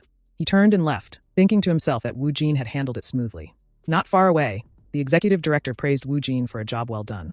Yet even as he said it, he was unsure how to calm the situation that was spiraling out of control. Cha offered a solution instead. There was no need to settle anything. He could simply step away from the chaos. He thanked the executive director for allowing him to proceed with his plan. The executive director responded gratefully. From their perspective, the press conference had given them priceless publicity. With a shocking reveal dropped during a casual event, the buzz would now spread through both Korea and Japan. He suggested they contact Netflix Japan to expand the scale of promotional activities. They needed to push the guy-friendly project even harder now. With the attention finally bursting into the open, Wu Jin was bound to dominate headlines across both countries. Cha acknowledged it quietly, relieved that things had unfolded this way. Meanwhile, Wu Jin reminded himself to be careful with his words moving forward. In the crowd, a woman with long black hair trembled with excitement. The realization hit her. Wu Jin was truly going to star in director Kyotaro's project. Her heart raced. He was her ultimate bias, and now he was going to act in Japan. The thrill overwhelmed her. She recalled how Wu Jin had once uploaded a Japanese cover of her group's song on YouTube. The memory resurfaced with fresh admiration. She decided to check that video out again, and share it across social media platforms as well. Elsewhere, the director watched quietly, thoughts aligned with what he had expected. Even though he had anticipated this outcome, seeing it unfold felt surreal. Wu Jin had gone from being a rising name in Korea to catching the attention of legendary figures in Japan. The question lingered in his mind. Just how far could Wu Jin go? At this pace, he believed that by next year, Woo Jin might even reach Hollywood. As Kong Woo Jin's unfiltered remarks spread across the media, he directly admitted to being the much-rumored Korean rookie actor in director Kyotaro's upcoming project. The confirmation ignited headlines and stirred conversations, both online and offline. His name instantly became the center of attention, not only in public opinion and media outlets, but in everyday discussion as well. Then, as director Kyotaro officially acknowledged Woo Jin's bold statement, the buzz only intensified. Exclusive news quickly followed. The Korean rookie actor cast in director Taniguchi Kyotaro's project was confirmed to be Kong Woo Jin. Fans reacted with excitement, praising his talent and authenticity. Some highlighted his YouTube channel, urging others to check out his covers. Many wondered how a rookie could land such a major role so early in his career. Interest in Kong Woo Jin continued to grow rapidly across both Korea and Japan. As if timed perfectly, Netflix Japan released an official teaser for A Guy Friend, alongside the confirmed Japan schedule for Woo Jin and his co-star Warren. Soon, they landed at Haneda Airport. Woo Jin, now in Japan, took in the moment. The flight had been quicker than expected. He reminded himself to stay composed and not show that it was his first time flying abroad. Songjin, overwhelmed by Woo Jin's rising popularity, shared that casting calls were pouring in. Fortunately, the current Japan schedule had reduced the number slightly. He had already filtered out minor offers, focusing only on major opportunities. But he still needed Woo Jin's input on how to handle the incoming projects. After considering his current commitments, Woo Jin admitted that it would be too much to take on anything new for now. Projects like The Island of the Missing, The Love That Freezes to Death, and several advertisements had already piled up. He decided to stay focused on the scheduled projects alone. Songjin agreed. They would revisit new opportunities after the release of A Guy Friend and Drug Dealer. He noted that from October onward, Woo Jin would likely be booked solid with event broadcasts, ceremonies, film festivals, and awards shows. The momentum from Hanryang and other past projects meant offers would keep coming. He also mentioned that director Kim Do-hee had contacted him before they boarded the flight. A blind premiere for Drug Dealer was scheduled for the following week. Woo Jin paused, recalling what a blind premiere was. He remembered hearing about it during Detective Agency. If it was happening now, the editing must be close to completion. Still, he found the timeline surprising. It felt fast. Songjin confirmed that while the editing was about 90% complete, the pace had been intense. The production team seemed to have poured everything into finishing early. The blind premiere was moved up due to the actors' schedules, and full promotions would begin before mid-September. The official release would likely follow in October or November. Woo Jin, feeling the pressure, admitted he was nervous. Unlike event-based projects like Detective Agency, this time the viewership and sales would be counted and tracked. Songjin pointed out the possibility of both A Guy Friend and Drug Dealer being released around the same time. Woo Jin confirmed internally he had heard that A Guy Friend would be out in October. Songjin believed that simultaneous releases might be even better. The impact of back-to-back headlines could amplify Woo Jin's public image. The contrasting characters, Lee Sang-man and Han In-ho, came from completely different genres and atmospheres. Their presence and tone were polar opposites. He wondered how the public would react to such contrast. Woo Jin reflected, comparing the experience to jumping between a hot bath and a cold bath. Then, Songjin shifted to discussing the upcoming Japan schedule. The promotional activities for A Guy Friend had overlapped with a guest appearance on the Teo Talks How, so he had already adjusted the timeline. He also arranged a meeting with director Kyotaro. Once in Japan, Woo Jin would head straight to Netflix Japan for a briefing on the event. Later in the afternoon, he would meet PD Shinjo. The next day was the Teo Talks How appearance, and on the following day, he had a formal meeting scheduled with director Kyotaro, among other engagements. Woo Jin felt overwhelmed and tried to stop his thoughts. Songjin, noticing his reaction, checked if he would be okay, knowing Woo Jin wasn't someone to easily show emotion. Woo Jin reassured him, saying there was no problem. He'd use the subspace if needed. A reporter signaled that they would be moving on. Songjin warned that a few reporters might have gathered at the airport, as both Woo Jin and Warren's schedules had already been made public, along with the article about Teo Talk Show. Though things might get noisy, he told Woo Jin to act as usual. Warren approached and informed Woo Jin that it'd be better if they walked together from this point to allow for a double shot, rather than appearing separately. Woo Jin agreed, it made sense. Warren silently thought to herself that if their schedule had been lighter, she would have taken him to a local foodie hotspot. Woo Jin, meanwhile, started feeling the pressure. It felt like a wall of people was closing in around him. He sensed that stepping out now would draw massive attention. But oddly, the crowd seemed too large for what had been expected. Warren noticed the commotion. Woo Jin wondered what it was. Was it people? Suddenly, reporters began shouting. They had spotted them. The sound erupted. Calls for Kong Woo Jin echoed throughout the terminal. Woo Jin was stunned. This wasn't just a few people. The crowd was massive. Songjin guessed there were around 500 people, though he'd originally expected 2,000. He wondered if the airport had gotten involved in managing it. Woo Jin could hardly believe it. That was considered a little? He urged himself to get it together. He had to stay calm, clench his teeth, and keep walking, even though it felt like he might throw up. Reporters kept shouting his name. Japan schedule, Day 1. The first stop was a meeting with Netflix Japan to discuss the event. The second was a press conference and promotion for A Guy Friend. The third and final stop of the day was a meeting with PD Shinjo of the Teo Talk Show. By the time they arrived at the last meeting, Woo Jin was exhausted. His thoughts echoed his fatigue. He was tired, so tired. PD Shinjo greeted him warmly, expressing excitement over Woojin's popularity in Japan. His name had become a trending topic, dominating communities and SNS platforms. He also revealed that Woojin's YouTube channel had surpassed 1.05 million subscribers. Woojin was shocked. Over 1 million already? PD Shinjo admitted it was his first time witnessing such rapid growth in his entire career as a producer. Woojin, still surprised, accepted the reality. He was now officially a 1 million subscriber YouTuber.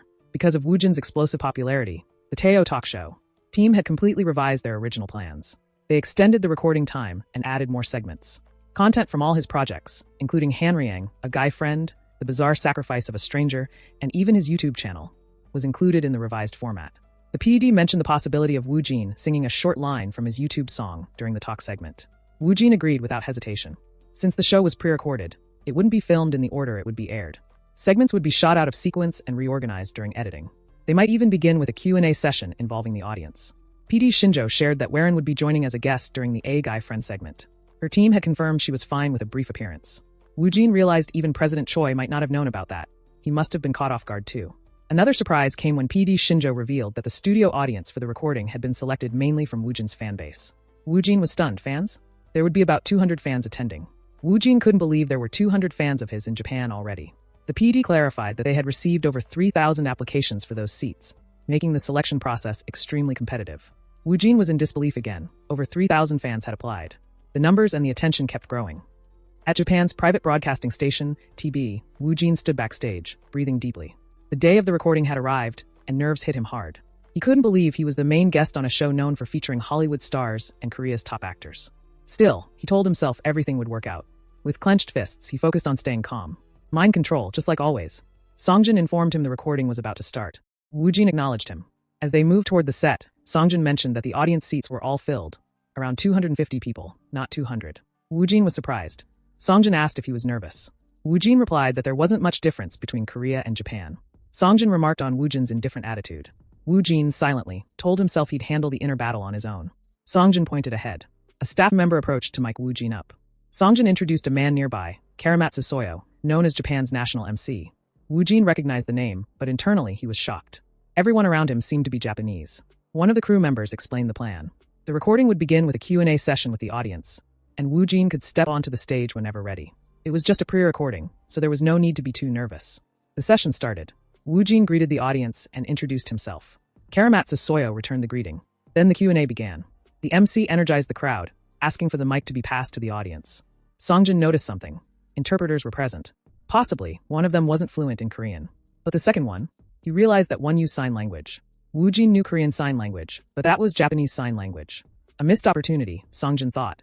If only the world shared one sign language, Woojin's twist would have been perfect. Suddenly, the MC reacted. Something unexpected was happening. Woojin had answered using sign language. Was it Japanese Sign Language? A little boy asked how Woojin knew it. Woojin paused, confused. He thought it was because he already knew sign language, but then questioned himself. Why did he know Japanese Sign Language? He didn't have an answer. Trying to calm down, Woojin tested it again, asking if what he'd done was correct. The boy confirmed it was accurate. In fact, Woojin was better than his own sign language teacher. So, it was true. Woojin really could use Japanese Sign Language. PD Shinjo called for a brief stop in the recording.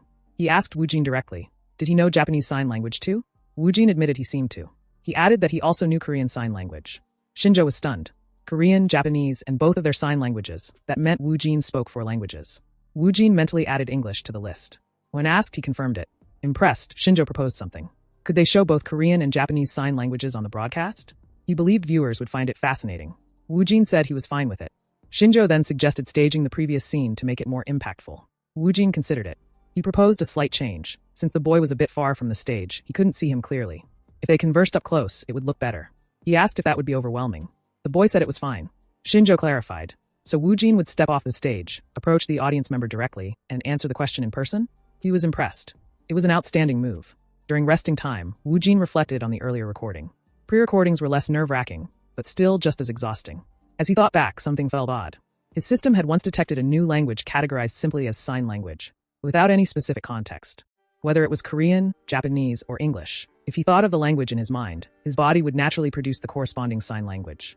But when he tried thinking in French, nothing happened. Because he didn't know French. Now it made sense. Sign language functioned like a passive skill. Once he mastered the main language, he automatically gained its sign language equivalent. That explained why the system used a general term, the sign language. This meant that mastering one spoken language from now on would also unlock its sign language. A 1+1 deal. Currently, Wu Jin had 6 languages under his belt. He didn't use sign language often, but he felt it would be useful someday. Songjin approached, demanding an honest answer. Was Wu Jin really human? Wu Jin was confused. Songjin sighed. He had come to terms with the unexplainable things that always seemed to happen around Wu Jin. Whatever the reason, he had decided to simply accept everything. He'd even told the rest of the team, Yizhong and Suwon included, to do the same. Because Wu Jin was who he was today due to his past. Wu Jin expressed his thanks. Songjin informed him the second recording session would begin soon. Before leaving, he mentioned the young boy Wu Jin had communicated with using sign language. The boy had been visibly emotional, so happy he nearly cried. It had been a long time since Songjin had seen a fan react that way. Wu Jin thought about it. What were the odds that someone would get to use sign language to speak directly with a favorite actor or someone they admired? Songjin admitted it was rare. Even beyond actors, chances to use sign language were limited. Wu Jin remarked that unintentional isolation was tougher than people realized. He recalled his own experience, isolated and misunderstood. Songjin agreed. For that young boy, today would likely become one of the most memorable days of his life. Elsewhere, staff asked the chairman how he wanted the study cleaned. He told them to skip it and move on. Then he noticed a visitor. It was Shingo. The boy greeted him excitedly, announcing that something incredible had happened. He reminded the chairman that he had won a seat at a talk show taping. The chairman was stunned. Shingo was smiling, a boy who always wore a lifeless expression. Shingo explained what had happened. The Korean actor Kang Woo-jin had used Japanese sign language fluently. The chairman was surprised. It wasn't easy to learn sign language as just a hobby. Then it clicked. Woo-jin must have similar circumstances. Otherwise, why would he learn sign language? Shingo had been the sole survivor of a car accident that took the rest of his family. The trauma had left him deaf and unable to speak. For his grandson, the chairman had learned sign language and studied the deaf community. But no matter how hard he tried or how much money he spent, Shingo had only seemed to grow more distant. Yet now, Shingo had returned, smiling. For the first time in a long while, there was hope. Kang Woo-jin. The chairman felt an overwhelming sense of gratitude. Such an actor deserved to be a big hit. He vowed to find a way to repay him. Yoshimura Hideki, chairman of the Kasahi Group, made a quiet decision. At the Toega Film Company, Woo-jin sat in the meeting room as the director began outlining the day's agenda. There was much to discuss: project downtime, filming schedules, promotions, and other logistical concerns. Amidst the updates, the director casually acknowledged the recent news about Woo-jin's YouTube channel and a rumored guy friend, offering congratulations. Woo-jin responded politely, though a faint unease began to grow within him. Something felt off. There was a subtle heaviness in the air, a quiet tension he couldn't ignore. Curious, he asked if something had happened. The director admitted that the script reading, which was initially scheduled for October, would now be delayed. With a sigh, he explained the new plan. It would be pushed back to early next year, possibly in half a year. Woo-jin was taken aback. The sudden shift in schedule hit harder than expected. The director continued, revealing that nearly half of the total investment had already been lost. They had already suffered a 30% drop, and now the rest seemed to be slipping away too. Alarmed, Woo-jin wondered if he was the cause. The director immediately dismissed the idea. It wasn't because of him, but rather due to people who were unwilling to accept change. President Choi, observing quietly, turned to Woo-jin and asked if something was wrong. In his mind, he had already been suspecting this outcome. As Woo-jin's popularity grew, so did the attention, both good and bad. Hate comments had increased significantly. Some investors might have become wary of this rising influence. Others could simply be uncomfortable with the idea of a Korean actor being thrust into such a prominent role. If news about the investment issues reached the media or the public, the resulting backlash could severely damage the project. What troubled Choi the most was that they had already invested in early promotions centered around Woo-jin. Now all of it seemed wasted. Even so, Choi found it strange how easily the investors were pulling out. The director elaborated further. From the moment the project was announced, fans of the original work had shown strong resistance. Despite investor concerns, he had pushed the project forward. But after Woo-jin joined, the fear of backlash intensified. The investors, worried about reactions from all sides, including the original fanbase, decided to withdraw. Cowards, the director muttered in frustration. Woo-jin sat quietly, processing the chain of events. In the end, it had come to this. He glanced at the 7th scenario script titled, The Bizarre Sacrifice of a Stranger. It had received a C grade. It was unfortunate, just average. He wondered if finding another investor could help raise the rating. But as expected of the entertainment world, it remained a place full of complications and constant trials. President Choi concluded the meeting, stating there was no choice but to wait for now. He reminded everyone that they needed to head to the airport. The director assured them he would deliver good news next time. Woo-jin acknowledged the situation and prepared to leave. President Choi offered some reassurance. The director's reputation carried enough influence, so the project likely wouldn't be cancelled. Still, there was nothing more they could do at the moment, so all they could do was wait. Choi pointed out that Woo-jin didn't have time to dwell on that project anyway. Once he returned to Korea, his schedule would be packed, starting with a drug dealer blind screening event, followed by postponed commercial shoots, YouTube content shoots, promotions for a guy friend, script reading and filming for The Love That Freezes to Death, and then onto our table, The Island of the Missing, and more. Hearing the endless list, Woo-jin could only think, just kill me instead. After the meeting with director Kyotaro, Kong Woo-jin returned to Korea. With no time to catch his breath, he immediately resumed everything he had postponed. First came the blind screening event for Drug Dealer. Then came the commercial shoots. He also began stockpiling videos for his YouTube channel Kong Woo-jin's Alter Ego, with additional promotions for a guy friend on top of it all. Just like that, an entire week passed in the blink of an eye. Amidst the chaos, the momentum around him continued to grow, gaining even more attention. Exhausted, Woo-jin slumped into a chair, thinking he might die from doing everything all at once. He remembered. Today was the script reading day for The Love That Freezes to Death. Just then, someone rushed in. There was trouble. The news about the withdrawal of investors from BSS had made headlines in Japan. It was total chaos. Woo-jin remembered they had said that news must not get out. Yet now it had. President Choi told him to just take note of the situation and wait to see how things unfolded. Trying to shift his focus, Woo-jin checked his system window. He wondered if the grade for the 7th scenario would drop even further. If it hit F, it would be beyond saving. Suddenly, something unexpected happened. The 7th scenario rating had increased to S+. He was shocked. Was it an error? Confused, Woo-jin questioned what had just happened. There was no clear answer. He decided to leave it be for now. Something must have occurred elsewhere that he didn't know about. He planned to check again tomorrow. Not long after, Woo-jin received a call from director Kyotaro. Kyotaro confirmed the situation. News of the investors pulling out had indeed reached the headlines. Things weren't looking good. He had asked those investors to remain quiet, but they hadn't kept their promise. Because of the sensational news, even the remaining investments were now at risk. The project might be delayed until mid-next year. If things continued like this, it would seriously damage Woo-jin's public image.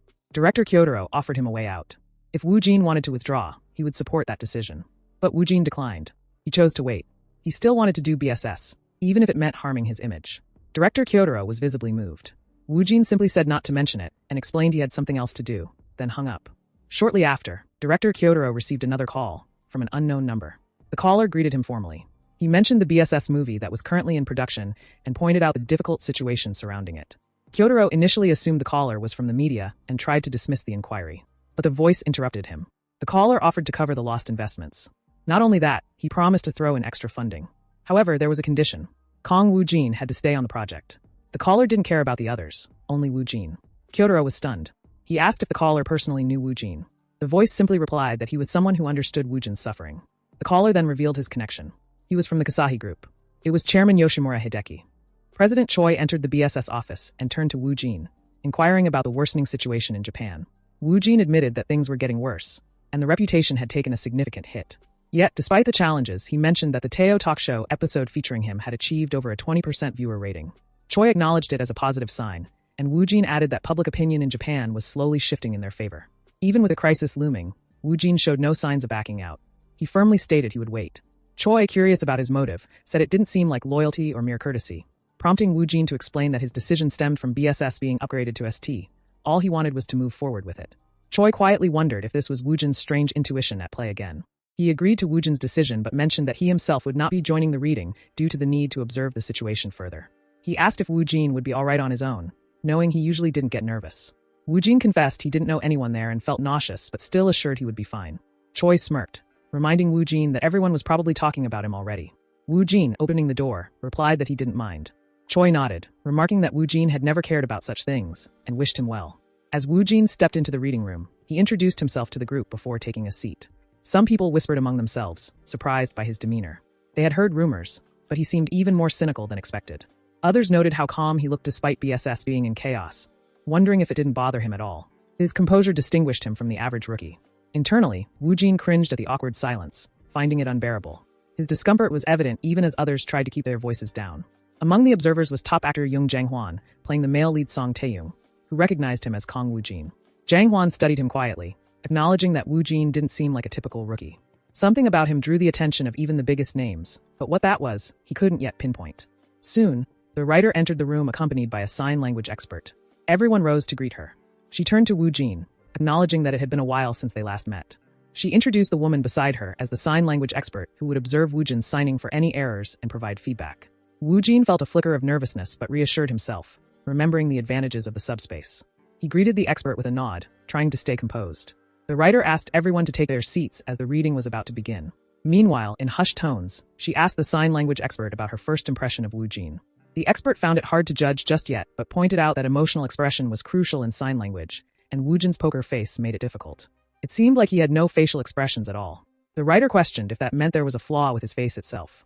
The expert wasn't sure, but warned that if this continued, it would eventually become a serious problem. Once the introductions ended, they began the reading. Mrs. Writer introduced the first scene, describing Song Taehyung jolting up from bed. The drama followed a child named Song Taehyung, who had severe mysophobia and avoided interactions with the world, growing up amid various changes.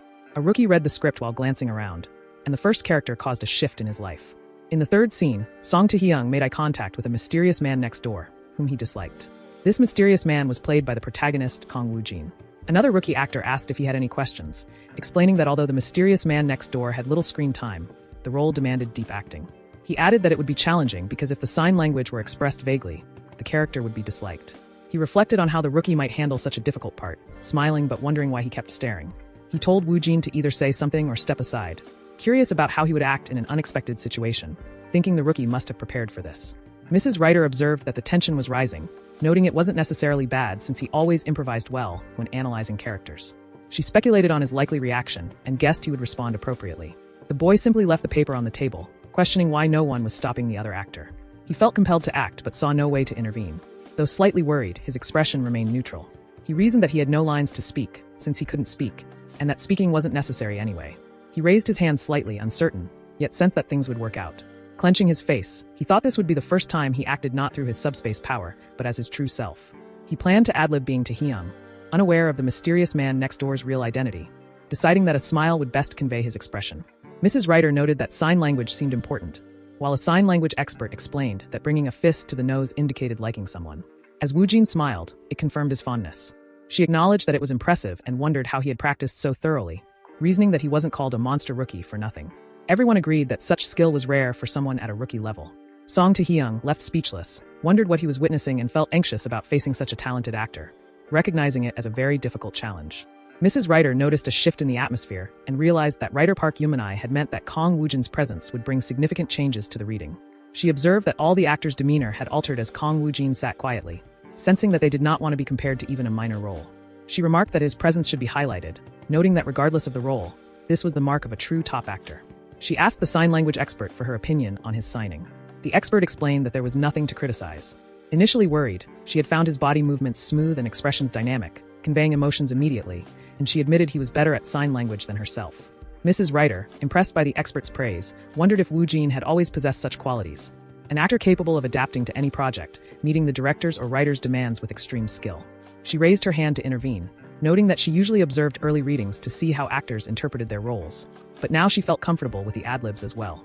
She commented that Mr. Jangwon's ad-libs were not bad, acknowledging his curiosity, though she felt that some lines sounded more like a test directed at her by actor Young Jang-hwan, rather than something Song Taehyung would say. The boy, puzzled by the atmosphere, reflected on why it felt as if he was being scolded. Despite the challenge, he felt a sense of satisfaction, sensing that the work had grown slightly harder, but in a way that felt rewarding. Taehyung apologized for going a bit overboard, and Mrs. Writer acknowledged that, noting that since he was more experienced, she wondered why he was walking on the spot and told everyone to listen. She understood their curiosity about Woo Jin but mentioned that as actors, it was better for curiosity to turn into determination rather than jealousy or grudges. She sensed a little jealousy mixed with curiosity, and Taehyung apologized to Woo Jin, admitting that his curiosity had gone a bit too far. Our boy thought that if he kept ad-libbing, his mind might freeze, so he said it was fine, amazed that he was managing himself so well in such situations. Mrs. Writer then asked what Woo Jin thought about the ad-lib, explaining that she believed it clearly expressed the difference between Song Taehyung and the mysterious man next door, and that she wanted to keep it. Our boy asked if she meant adding it to the official script, saying he wouldn't mind. She replied that, since filming day was near, she would quickly modify the script and added that she was looking forward to it. In the next scene, it was described that while the boy was causing a stir in the reading place, the love story involving the three sisters' death figure connected to the BSS appeared in Japan. The Kasahi group was reportedly showing interest in the BSS, and rumors were spreading in the film industry. It was explained that the BSS side had settled investment matters and was fully committed to the production as planned when BSS released their official statement. Since there had been no prior contact between the group and BSS, most people assumed it was just a rumor. However, more people began to believe it as news circulated, saying that investors had backed out, leaving only one group funding the project. Questions arose about whether the investment issues were truly resolved. Some speculated that if major companies were withdrawing, it might be because they saw potential profit or perhaps due to Kong Woo Jin's influence. Public opinion about BSS had started to shift, amid growing speculation that the Kasahi group would eventually take its first step in the cultural industry, previously untouched by them. The official statement appeared to confirm these reports. The scene then shifted to the production center, where people had gathered for a set inspection that was now complete, and they were about to start shooting shortly. A man asked Mrs. Ryder to sit while she seemed focused on something, noting that many actors were on standby on the set. The man explained that it was because this was their first shoot. They probably wanted to watch it in person. Mrs. Ryder mentioned that since the script had been revised to include ad-libs, they were likely curious and wanted to see Woo Jin perform live. The science expert arrived, greeted everyone, and Mrs. Ryder remarked that she was glad he had come, especially for the first shoot. A girl noticed something seemed off and wanted to mention it. Mrs. Ryder asked what it was, and the girl said that Mr. Woo Jin seemed different from what she had expected in the crowd. She observed him sitting alone in a chair, reading the script, undisturbed by the noise around him. Mrs. Ryder noted that he had always been like that and suggested he was probably getting into the right mindset for a tough role, although in reality, he simply needed a moment. Soon, someone announced that the shoot would start and everyone should take their positions. The manager suggested treating it like a read-through since it was the first one. Woo Jin confirmed and said he wouldn't do any ad-libs that day, though the boy thought he didn't mind. He also noted that Woo Jin was taller and felt a twinge of jealousy. Someone called them to get ready, and they walked to the stage. Closing his eyes, he reflected that he felt like he was waking up from the mysterious man next door who existed deep in his imagination, and he had to bring him out as the scene was about to start. Standing in front of the door, he noticed how quiet the world seemed as he opened it, and there was the man next door, standing beside it. He was leaving the house at the usual time, wearing an angry expression. The man thought that he wanted to ask him something and wondered if he could really approach him, worrying whether he might get scared or be able to lead the conversation. As the man walked away, the boy tried to stop him, but his expression showed he couldn't speak. Still, he managed everything with a smile. The man walked off, while the boy signed that he liked him. Everyone was amazed, noting that such a feat wasn't something a rookie could pull off. Mrs. Ryder thought it was as if the script had come to life and worried that her standards might have become too high, considering that perhaps it would have been better if she hadn't witnessed this. The crowd shouted that it had been great and that they would continue in a few minutes. People began gossiping about his impact, praising his performance, and remarking that they just wanted to keep watching him. Another man noted that talent like his explained why big names from Korea and Japan were interested in him.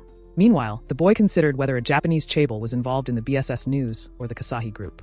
He thought the manager might have been nervous, recalling that the group already knew him and that his manager had informed him about it. But he wondered why a chaebol would appear now, perhaps indicating the director had connections.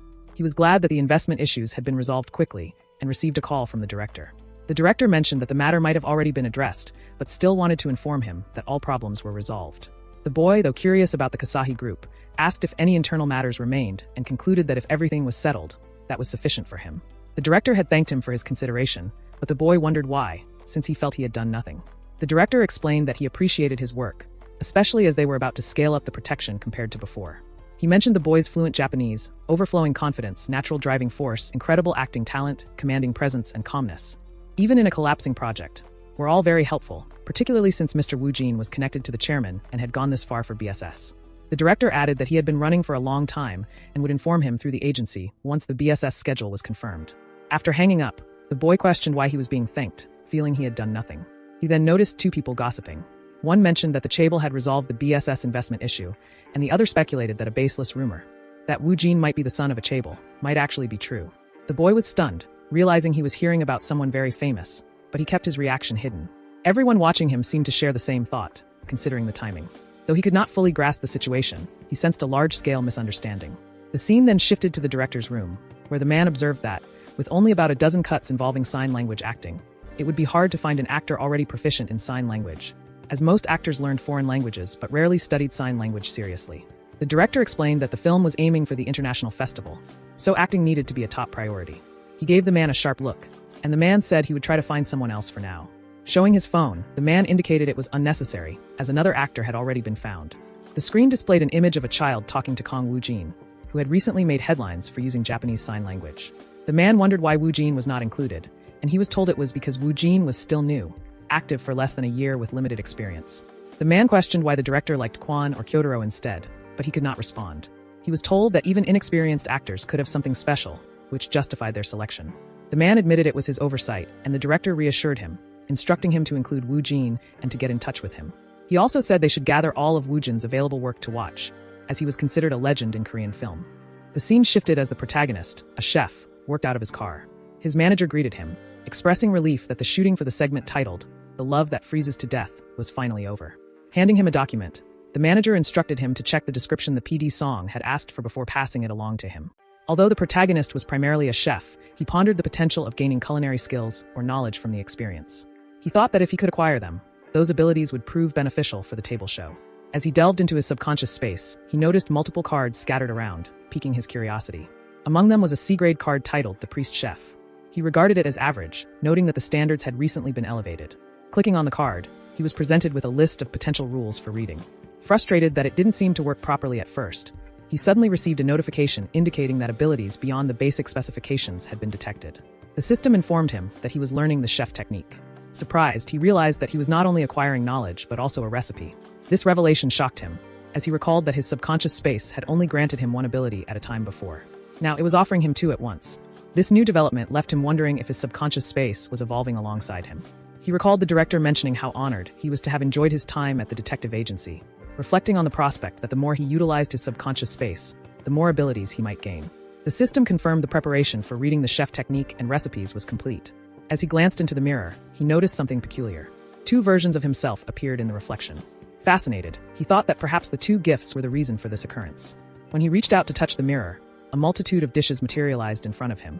The feeling of tasting these dishes engulfed him as they rushed toward him. He wondered if this was part of the chef recipe. Meanwhile, the scene shifted back to the manager, who asked the protagonist for his thoughts on the descriptive piece while the protagonist still held the document. The protagonist admitted he felt no particular desire for it. The manager clarified that the protagonist didn't seem thrilled about it, expressing concern that the PD song would be disappointed. He reminded the protagonist that a new project, Guy Friend, featuring a drug dealer, would be released soon, necessitating promotional efforts on social media, particularly on Kong Woojin's alter ego channel. The manager also mentioned that the channel had recently reached 5 million subscribers, suggesting they explore different content beyond music. The protagonist pondered about incorporating cooking into their content, leading to a speechless response from the manager. The protagonist confidently claimed it could go viral, speculating about the sudden urge for such ideas. He proposed creating super simple recipes done in a short amount of time. The manager countered this with thoughts on mukbang, but quickly dismissed the notion when considering the protagonist's ability to present meals enticingly. He speculated that if the protagonist's cooking skills weren't solid, it would challenge the sustainability of the content. The protagonist suggested they should head to his home first to test his newfound abilities. As they arrived at the protagonist's home, he began tasting his own cooking and exclaimed how delicious it was, claiming it surpassed his mother's cooking by 100-fold. When the manager inquired about what specific techniques or ingredients made it so outstanding, the protagonist explained that the techniques and recipes seemed to pop into his head while he cooked, leaving him unfazed by any menu. The manager was astonished, questioning how he learned to cook at such a level. The protagonist shared that both his mother and father were excellent cooks. The manager speculated about the potential of cooking on demand for invited guests. The protagonist assured him that it was indeed possible, prompting the manager to confirm that he would relay further details later. While the protagonist continued to savor his meal, he received a call regarding finalized table schedules for the upcoming season. The call informed him that they would travel to America for a Korean street food tour in November, aiming to diversify the menu with authentic Korean dishes like instant gimbap, along with the usual street food offerings. The manager explained that they would begin with content in Korea for episode 1 and would operate a one-day restaurant for practice. He mentioned they had already secured a location for the restaurant, believing one day would suffice for filming. As the protagonist listened, he found the premise of the entertainment show quite daunting. The manager elaborated on the necessary arrangements and guest applications for surprise operations, detailing 5 basic menus that included ramen and gimbap. He highlighted that during practice filming, each area would have a designated mentor, citing Chef Lee Yong-woo for the cooking segment, someone the protagonist recognized from various YouTube appearances. The chef would impart recipes, but would allow the cast to creatively adapt them. While the staff would handle the tasting, they would primarily stick to Chef Lee's recipes to ensure consistency, especially for the American audience. The protagonist reflected on the importance of originality and marketability for their dishes. The manager encouraged the protagonist, as a competent cook, to consider how he might showcase his skills. The discussion quickly turned to the potential for the protagonist to take on a role in the cooking segment, which he accepted gratefully.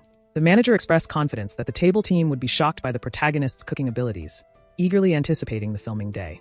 However, internally, the manager hoped for a moment of failure in the protagonist's journey. As the scene shifted, everyone was anxious to set up the cast table first, knowing that the guests would be arriving shortly. A girl shouted that Kong Woojin had arrived, and as he entered the scene, she greeted him enthusiastically, expressing that it had been a long time and waved her hands while he stood there. Another boy, Yun Baek Gwang, the leader of a top-tier boy group, also greeted him, sharing that he had really enjoyed watching Woojin's show and insisted on being called Hyung. Another top actor, Ha Gang-soo, was present as well, complimenting Woojin on his recent successes and stating that he had been eager to meet him face-to-face. Woojin felt speechless at how socially adept they all were. Just then, a man known as Jong Hak, a top all-round entertainer, appeared from behind and noted that they would have to save the greetings for later since the traffic had been terrible, possibly due to an accident ahead.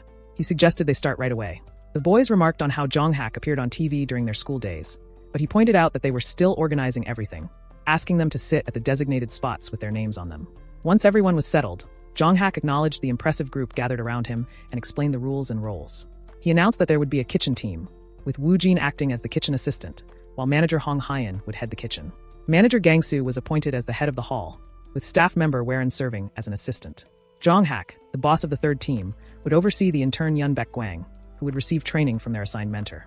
They would be heading straight to the Pundit restaurant after a quick icebreaker game, which would consist of a light quiz about the characters. The girl beside Woo Jin shot him a side glance, warning him to be careful, as getting something wrong might lead to consequences. With a look of concern, he assured her that he would do his best. Just as they were about to start with Jonghak, he received an unexpected call from an unknown number. After answering, he discovered it was Choi Song-jian on the other end, who expressed pleasure in speaking with him as he revealed he was the director Gabuk. Jonghak could hardly comprehend that such an esteemed personality was calling him. The director explained that he wanted to meet actor Kong Woo-jin. Intrigued, Jonghak pondered why a living legend of the Korean movie industry would want to meet Woo-jin and was curious about the significance of this personal call. When he inquired whether it had anything to do with the project, the director confirmed it was indeed the reason for the call. Although Jonghak would love to meet right away, he mentioned his packed schedule, as he was filming for an entertainment show called Our Table that day and needed to catch a flight to Vietnam the next day for a shoot titled The Island of the Missing. He apologized and asked if they could perhaps meet after his overseas shoot. The director agreed, as he had initiated the call. Back in the cast makeup area, Woo Jin stood with his manager, who reminded him to get into position.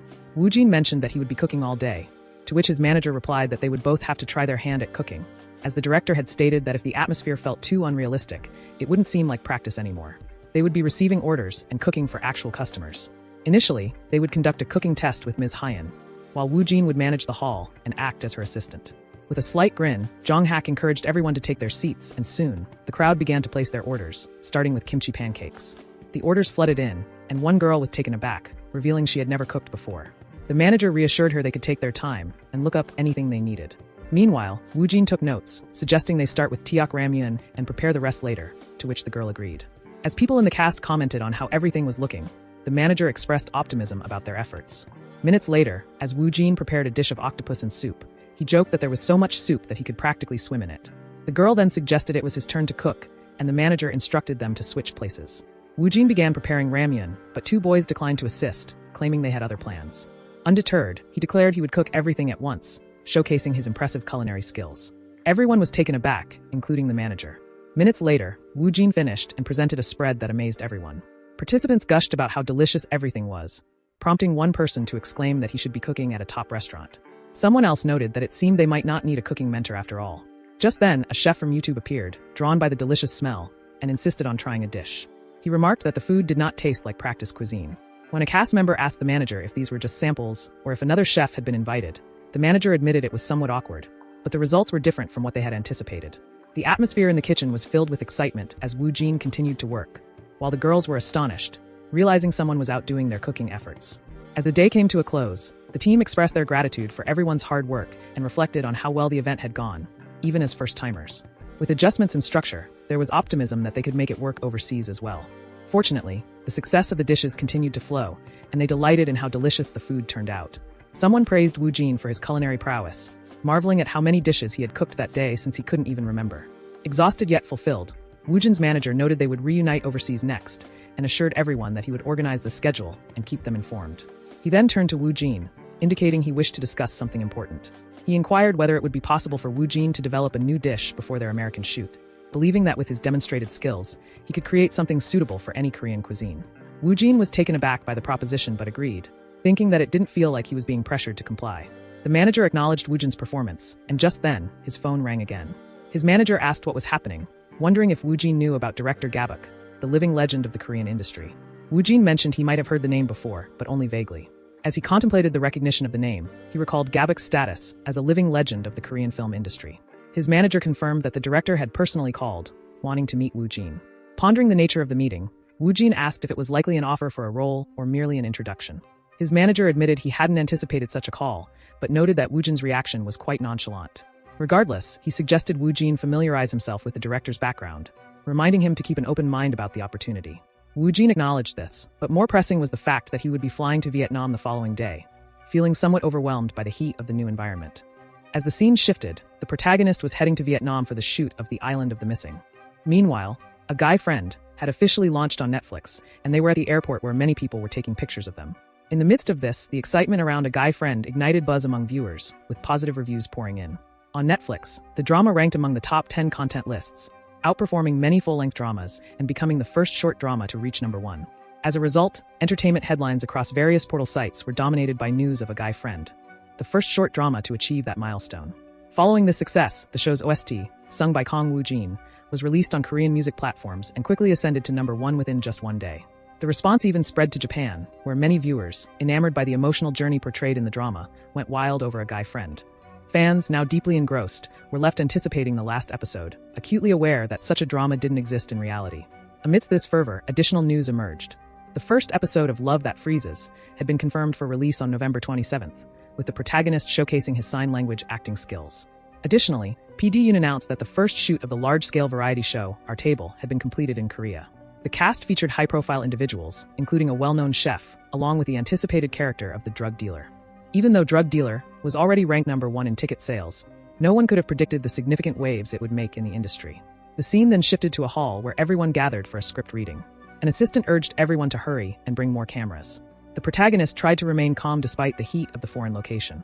He wondered aloud why they were conducting the script reading overseas, while 2 colleagues nearby discussed their disbelief over Kong Woo Jin accepting the role of Corporal Jin Suncheol. One friend admitted he initially thought it was a joke. They pondered whether Woo Jin would feel overwhelmed, especially with several senior actors around him. One remarked that this day would mark a turning point in his acting career. As they conversed, another boy listened attentively. A third actor soon interjected, asking if something was wrong. When told it was nothing, he replied that he was simply observing the set, overwhelmed by the realization that it was finally happening. He confessed he felt a little nervous, acknowledging how anxious rookie Kong Woo Jin must be. Another actor joined their conversation and pointed out that the role itself must feel like a heavy burden. However, one of the boys insisted they should focus on their own performances instead of worrying. The story of The Island of the Missing unfolded in a rural village surrounded by mountains, where several villagers had mysteriously gone missing. Police, firefighters, and military personnel launched a massive search operation, but things escalated when soldiers also started to disappear. Around this point, First Lieutenant Choi Yuri made his entrance with his search team. They discovered an odd cave that emitted a foul smell, and from deep inside, human screams echoed. Fearing further losses, Yuri chose to return to the entrance. Strangely, the cave had changed shape, revealing elements that hadn't been there when they first entered. Anxiety began to rise among those waiting outside, who soon realized that night had fallen too rapidly. The soldiers meant to guard the entrance had vanished, further heightening the sense of dread. The scene shifted back to the script reading, where someone called out for Mr. Young-min to get ready. The protagonist felt his heart pound as he closed his eyes, reminding himself to calm down and fully embody Jin Suncheol. Knowing there were prominent figures present, he gathered his focus, understanding that his character battled low self-confidence and self-esteem. They planned to begin with a poignant scene at the mortuary, where he would see his deceased mother one last time. As he prepared to cry out, questioning why she had to leave while he was in the military, he implored for just one more day or a few more hours with her. Beside him, an actor smiled creepily and urged him to stop the nonsense, suggesting he might cry all night. Reassured, the protagonist declared his genuine grief, but the character mocked him, telling him to move on. Leaning closer, the mysterious figure asserted that they were the same, both drowning in a sea of mirage. As the character begged for time, the sinister figure insisted on silence, indicating that it was already time to progress to the next scene. As the reading continued, the protagonist transitioned to a lighter moment, where a doctor beside him questioned how much the insurance money would amount to, contemplating the money he would gain from the reading.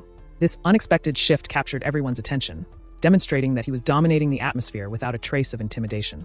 Noticing the sudden changes in his expression and performance, the cast members realized he was no longer the rookie they had known. One actor remarked that if he was exhausted, they would simply send him to the sidelines. However, the protagonist asserted that he was ready to continue, acknowledging the captain. While in his mind, he urged himself to stay grounded and focused.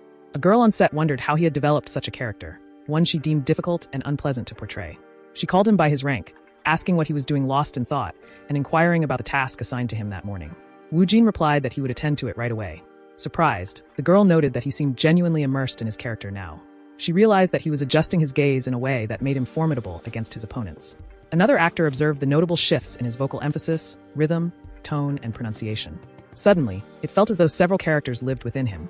At first, there were 2, and now it seemed there were 3 distinct personas emerging as he fully embraced his role. The cast and crew bustlingly prepared for the film shooting, the excitement palpable as they rallied around Rose, urging her to get ready. Meanwhile, Active sat quietly in a chair, engrossed in the script, reflecting on the impressive quality of the reading. He was determined to approach this role as a pure acting challenge, one distinct from his past experiences during the profiler drama set on the Island of the Missing. He anticipated a psychological battle against Lieutenant Choi, who was filled with doubts about Corporal Jean, yet he endeavored to trust him. As the drama unfolded, Corporal Jean behaved like a bizarre, otherworldly creature, eliciting suspicions that he might indeed be the true villain of the Island of the Missing.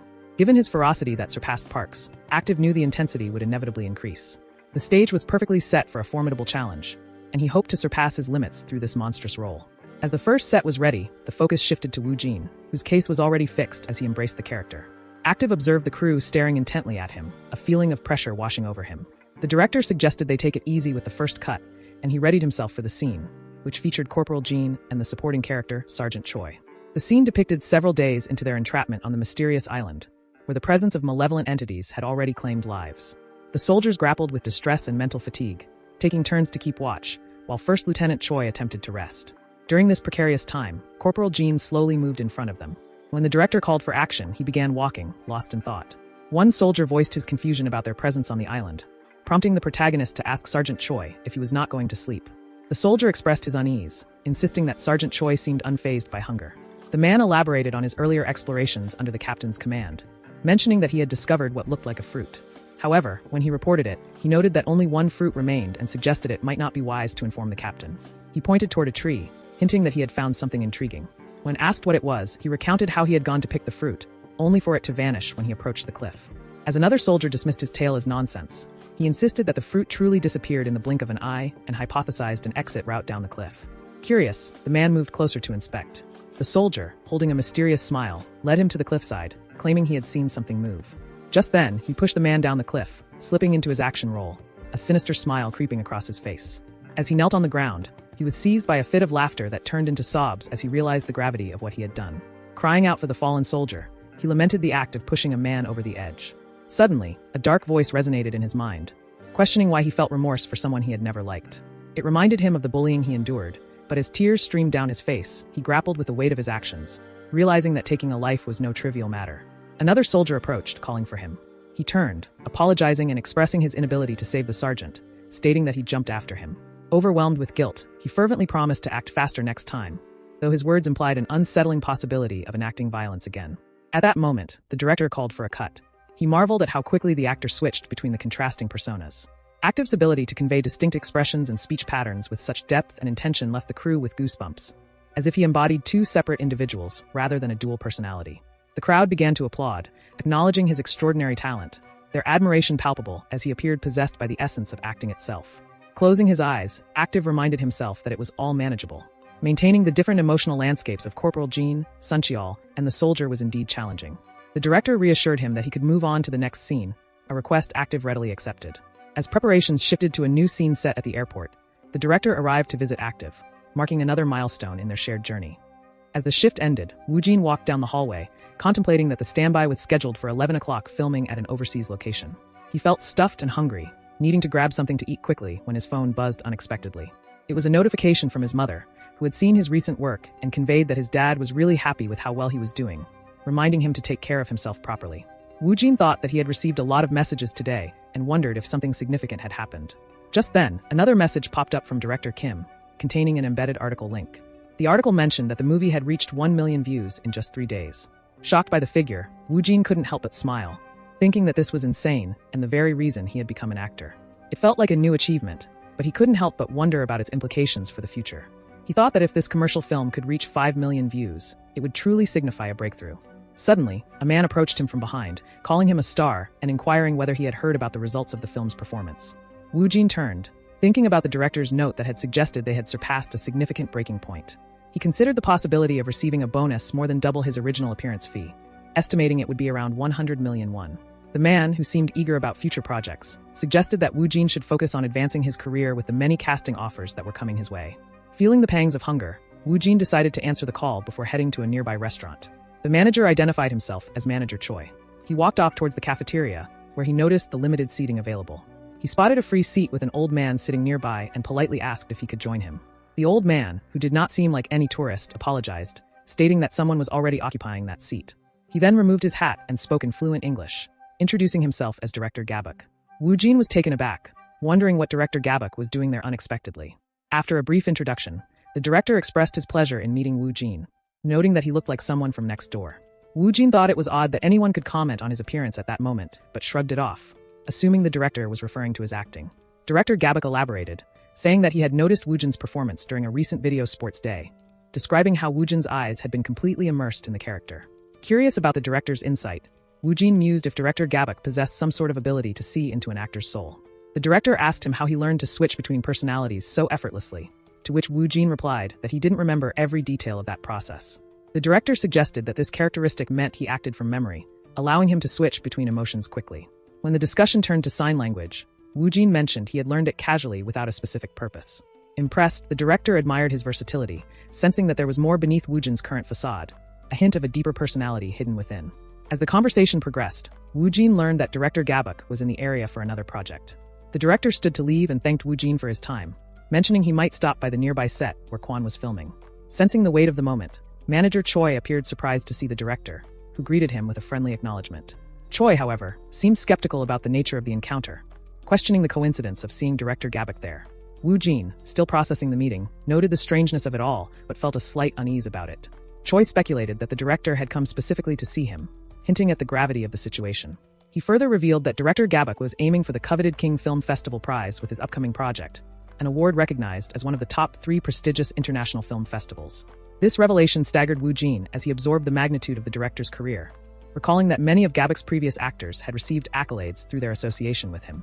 Choi mentioned that the recent buzz surrounding Gabok's project had hinted at being a severe contender, possibly even for the grand award, the Platinum Palme d'Or.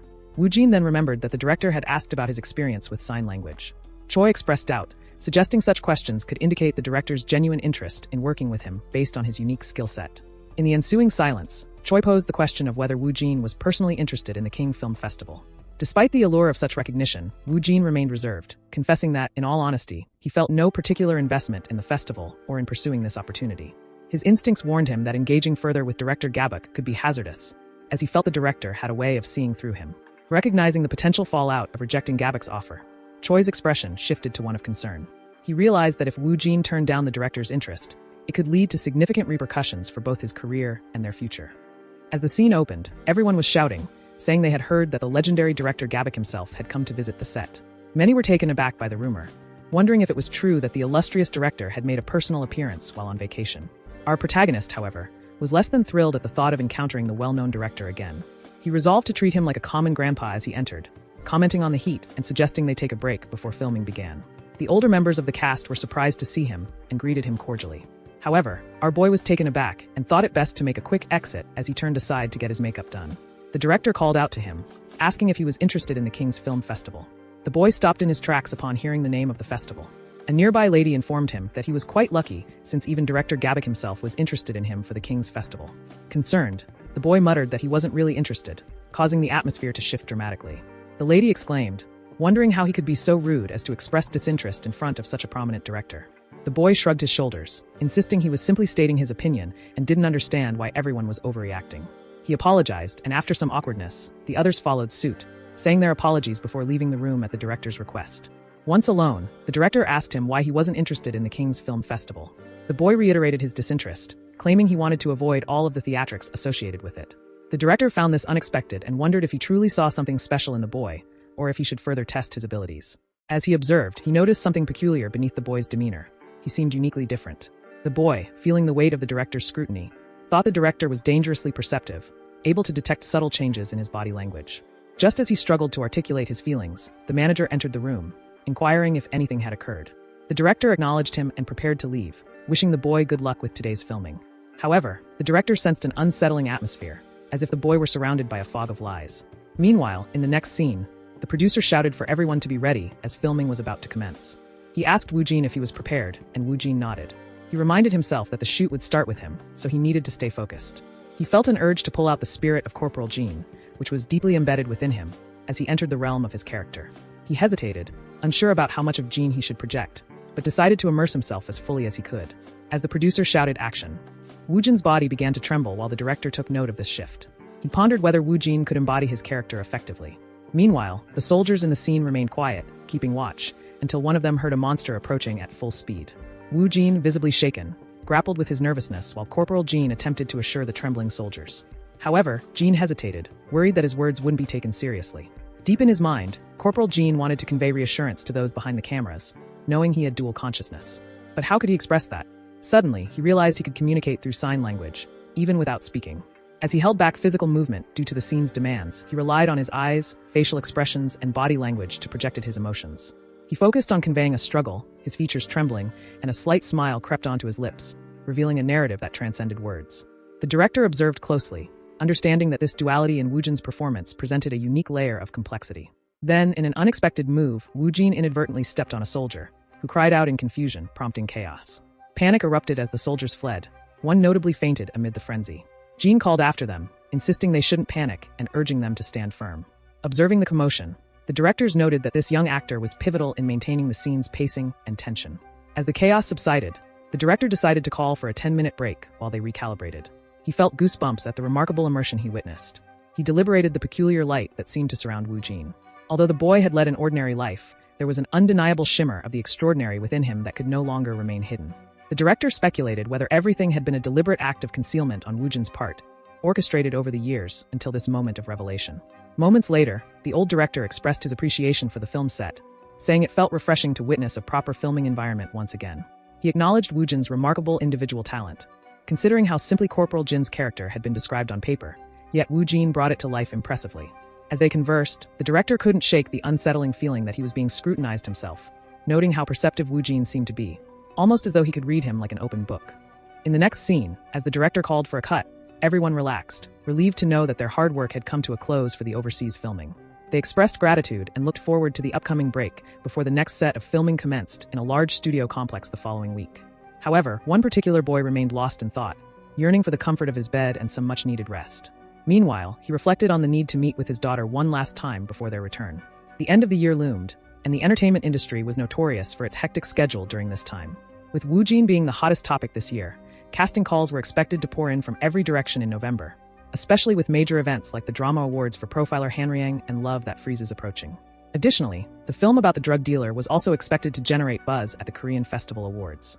Although the artist awards were not being held this year, Wu Jin had his sights set on attending multiple events, as this would be his chance to showcase his talent. Having achieved in under a year what many artists struggled for over a decade, Wu Jin's rise was nothing short of sensational. His agency was eager to explore new opportunities as his one-year contract was set to expire on March 15th of the following year. He knew he had the upper hand in negotiations, and that entertainment agencies would likely vie for his contract renewal. He had made up his mind regarding his future, although his manager suggested they should focus on the company's expansion for now, believing that director Gabok would reach out again. That same evening, as Wu Jin finally settled into bed, his phone rang. It was director Gabok calling. In the next scene, they found themselves at the airport after touching down in Korea. As they walked through the terminal, the director noted a change in the air, prompting him to reminisce about their earlier conversations. He expressed his desire for Wu Jin to be a part of his 100th movie, which was expected to premiere at the King's Film Festival. Director Gabok revealed that he recognized Wu Jin's talent not only in language, which had initially sparked his interest, but also in acting, especially after witnessing his performance firsthand. Despite a few probing questions about the film festival, Wu Jin seemed disinterested, which puzzled the director. Gabok realized that Wu Jin was aiming higher than merely participating in the King's Film Festival. He was interested in the world's top 3 festivals, Cannes, Venice, and Berlin. Upon hearing this, the director felt both a sense of awe and concern. He knew that winning an Academy Award was a monumental task that took decades of effort for even the most seasoned actors. The thought that a rookie, especially one like Wu Jin, could have their sights set on such lofty aspirations was daunting. It seemed Wu Jin's ambition was genuine, rooted in a clear desire to succeed. Gabok explained that achieving the Academy Award would require a solid filmography and significant acknowledgement in the industry. He believed that establishing a presence at Cannes, with its credibility, was crucial for anyone hoping to achieve such recognition. The manager acknowledged that Wu Jin's current portfolio was still lacking, making the goal daunting, but also realized that if anyone could make an impact at Cannes, it was Wu Jin. With a new determination, Gabok decided to focus on securing Wu Jin's contract renewal and sent his assistant, who quickly barged into the office, interrupting with exciting news. She revealed that Wu Jin had signed a 1-year contract with BW Entertainment, prompting a wave of interest and speculation among the team. The manager was intrigued yet cautious, questioning the circumstances surrounding the contract and whether any influential figure was involved. As the assistant confirmed the authenticity of her information, the manager weighed the implications of this news, recognizing both the risks and opportunities it presented. If the rumors were false, they could face trouble. If true, it could be a game changer in the realm of entertainment. Determined to follow up on this lead, the manager urged her to confirm the information further, knowing that the outcome could significantly impact their position in the industry. In the next moment, as the car door opened, the boy greeted the president, who was accompanied by someone from the vehicle, handing him some documents. It was his manager, who informed him that the documents contained details regarding the year's schedule and casting offers from various award shows. The manager urged him to recognize the potential benefits of attending these events. The boy took the documents, acknowledging the significance. The manager then probed if he was aware of the Academy Awards, and the boy stood frozen for a moment, contemplating the daunting prospects. He understood that even receiving a nomination was a formidable challenge. "Of course it's difficult this year," he replied, confused about why the manager was suddenly inquiring about it. The manager expressed disbelief that the Academy Awards were on the table for them, commenting on how the boy had aimed for the awards from the beginning. "If I had known, I could have prepared myself," he said. The boy was taken aback, pondering when he had ever harbored aspirations for the Academy Awards. It was still a mystery to him. His manager seemed to find Director Gabok's insights unsettling, noting how he seemed to read the boy's mind. The boy, however, wondered why the manager was mentioning the director at such a critical moment. He clarified that while he hadn't told Gabok about his ambitions, the manager likely inferred them based on his personality. The realization that the director had caused this misunderstanding made the boy uncomfortable. He sighed, considering how the expectations might grow, yet he hesitated to correct the assumptions swirling around him. The manager suggested they keep this between the two of them for now, acknowledging that attaining an Academy Award was a monumental goal, vastly different from merely expanding into the Japanese market. The manager shared his thoughts, explaining that there was no better platform than Ken to establish a strong presence in Hollywood. He pressed, asking if the boy had any connections in Hollywood, but the boy shook his head, urging the manager to speak freely about his thoughts. The manager revealed that Director Gabok had proposed using this movie as a stepping stone. He suggested they schedule a meeting, presenting it as an opportunity to view the scenario and assess its potential. After a moment of contemplation, the boy realized it wasn't as daunting as it seemed. It felt uncomfortable, yet ignoring the offer wasn't an option. "Let's treat it as practice and enhance my acting concept," he decided, curiosity piquing about the scenario written by the Korean film industry. "All right, let's set up an appointment," the boy responded, and the manager smiled, pleased with the decision. He inwardly considered the significance of the Academy Awards, pondering if they were truly within reach. In the next scene, they found themselves in a meeting room with the director, who expressed his relief at finally sitting down with them. He handed over some documents, mentioning he had just returned from Vietnam. "Let's get into the details," he said as the boy looked through the file. He thanked the director, while the manager marveled at the documents, contemplating whether this film could indeed serve as the boy's stepping stone. In his subconscious, the boy noted the film's title, which was simple yet impactful. As he read through the high-quality movie scenario, he wondered what kind of results it might yield at Cannes. He noted that it could be evaluated based on theater views, but questioned whether it would solely be released there. He picked up the scenario again, shrugging off his concerns with a casual thought that he didn't care about anything as long as the film succeeded. However, the director noticed his hesitation, commenting that the boy had flinched when reading. "Do you dislike something?" he inquired. "I was just reading," the boy replied, but the director seemed skeptical. "Is that so? Have you only seen it for a short time? What do you think about it?" The boy confessed he hadn't fully read it yet and referred to himself as an idiot for his lack of preparation, realizing it was too soon to discuss the project.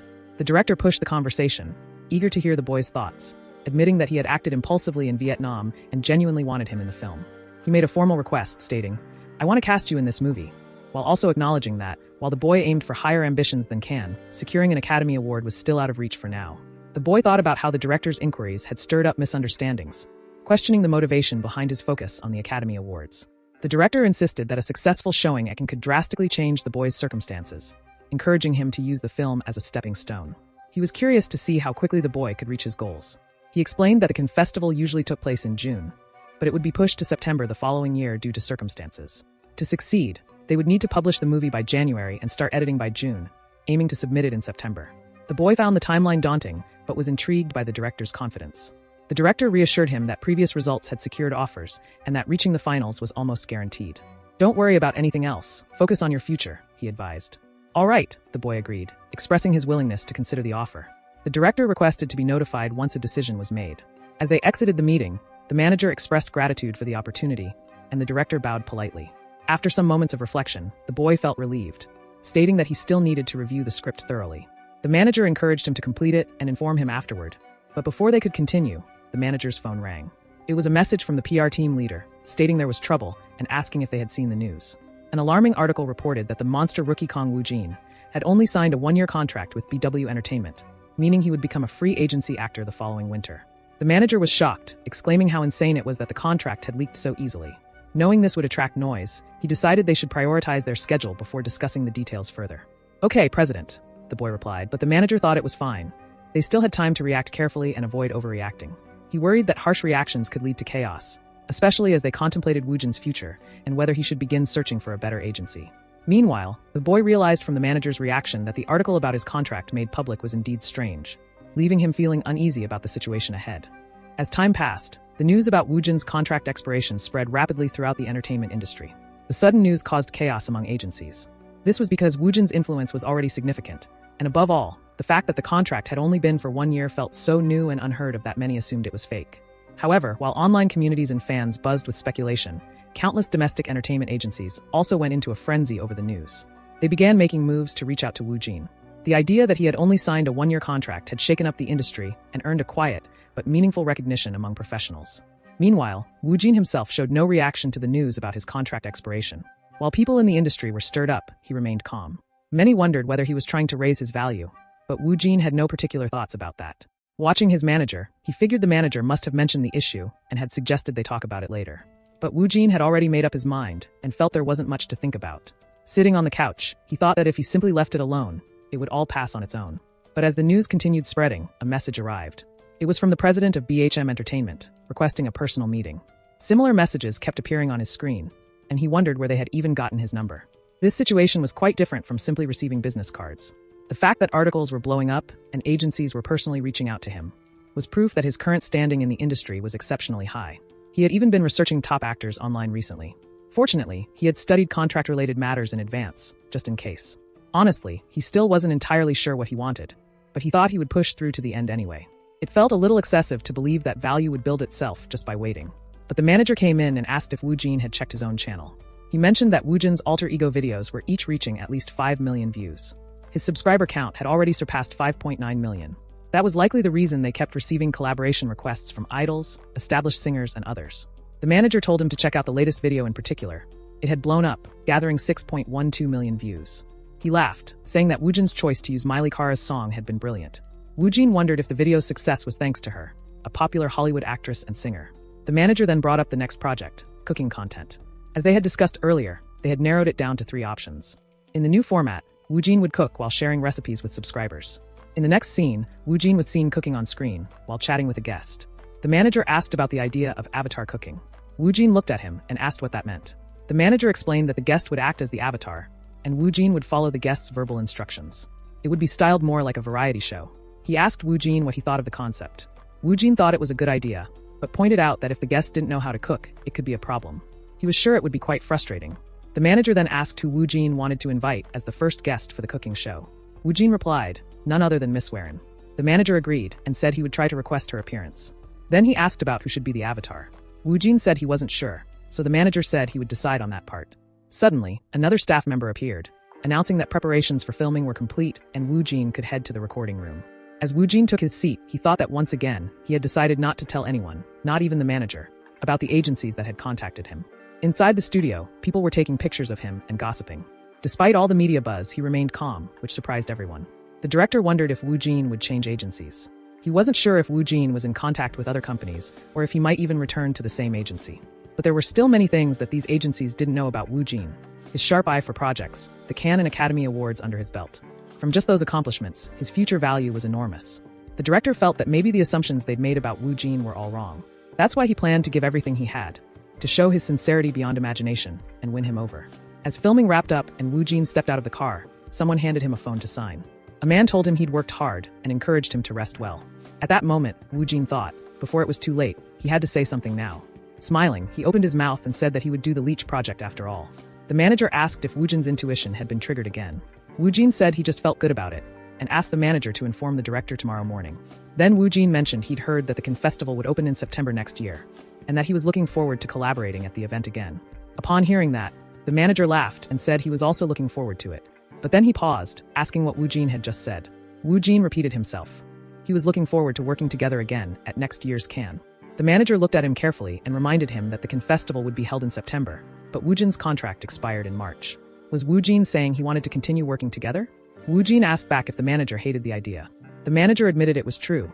He hadn't expected Woojin to say that so directly. Tears welled up in his eyes. and he said Wu Jin was truly unpredictable. Wu Jin wondered why the manager was surprised. He should have seen this coming. The manager told him that a lot of agencies had reached out. Was it really all right for Wu Jin to make such an early decision? Wu Jin replied that he thought spending time on that would be a waste. He was already busy, and if he got even busier, things would just get more hectic. Besides, no other agency was like this one, BW Entertainment. Looking straight into the manager's eyes, Wu Jin said he trusted him. The manager had supported him all this time, and Wu Jin couldn't just ignore the deep misunderstandings that BW Entertainment had helped him overcome. Even so, he wasn't planning to ignore the contract conditions either. The manager called out, reminding Wu Jin that when they first signed the one-year contract, he had said Wu Jin would get a taste of BW Entertainment. Now he asked, how was it? Wu Jin replied that it had been quite a good experience. The manager then asked if Wu Jin was going to share the main points he'd considered for renewing the contract. Wu Jin explained that they didn't need a one-year contract anymore. It was inconvenient. The new contract would be for 3 years. The profit split would change from 9:1 to 7:3. And finally, for the down payment, he planned to give the house they were currently using. The manager was stunned. He couldn't believe Wu Jin was giving up the house so easily. It was a huge gesture. The house was already worth $1 billion. Lying in bed that night, Wu Jin thought to himself, finally, the house was his. Yet, it didn't quite feel real. Suddenly, his phone buzzed. It was PD Song, who apologized for calling so late. He asked if Wu Jin could spare some time to meet him the next day, as he'd be busy afterward. There was a script he wanted to show Wu Jin. The title of the script was A Necessary Evil, Choi Nana. He feels grateful that Wu Jin makes time to meet him. He wants Wu Jin to review writer Choi Nana's new work because he becomes deeply absorbed in the script and chooses it as his first independent project. Wu Jin reads through the script and thinks that even though it has not been long since A Guy Friend, this new work feels exceptional. The man believes that both he and writer Choi Nana see Wu Jin as the perfect choice for the male lead. Wu Jin grows more curious because the script is not a short project, but a full 16-episode drama. When he checks the first page, he notices that the story begins with action immediately. He finds it interesting enough that he would read it all at once if he had the time. The man hopes he will take the role, and Wu Jin accepts. Before leaving, the man reminds him to go through the full script and update him later. Meanwhile, Wu Jin reviews more of the script material. He suddenly finds himself standing in a dark space where rows of white papers float before him. He picks one labeled as the 8th scenario, titled Leech, with an SS grade. He remembers that Leech used to be S+, and he feels certain the grade changed because of him. He reasons that Leech is meant to be the project submitted to Cannes, and with an SS grade it might even reach cinemas. He then checks the 9th script, titled Necessary Evil, graded S+, and realizes that it is also interesting right from the beginning. Later, Wu Jin sits in the car as his manager goes over updates. The manager notes that the meeting with PD Song seems successful. He adds that during the meeting, he informed director on that Wu Jin will participate in Leech, and he also officially announced Wu Jin's 3-year contract extension. He expects some news sites to exaggerate the announcement, but believes the attention will fade if they remain quiet. He also shares that the first episode of Love That Freezes to Death aired the previous day and received positive reactions, especially toward Wu Jin's sign language acting. The drama reaches an overall viewer rating of 12.8%, with a peak of 19.1% during Wu Jin's first appearance, confirming his strong drawing power. The manager adds that the views for Drug Dealer have passed 7.5 million, and that every project Wu Jin has taken so far has produced strong results. Wu Jin's reputation has grown, and he has become a trusted actor whose status and market value rise sharply. The manager then reminds him that they need to move to the next location. Wu Jin thinks about the cooking content he is scheduled to film with Miss Warren. He checks the teaser uploaded on his channel and sees that the reactions are very positive. He believes the content will become even more popular if other celebrities besides Warren join as guests.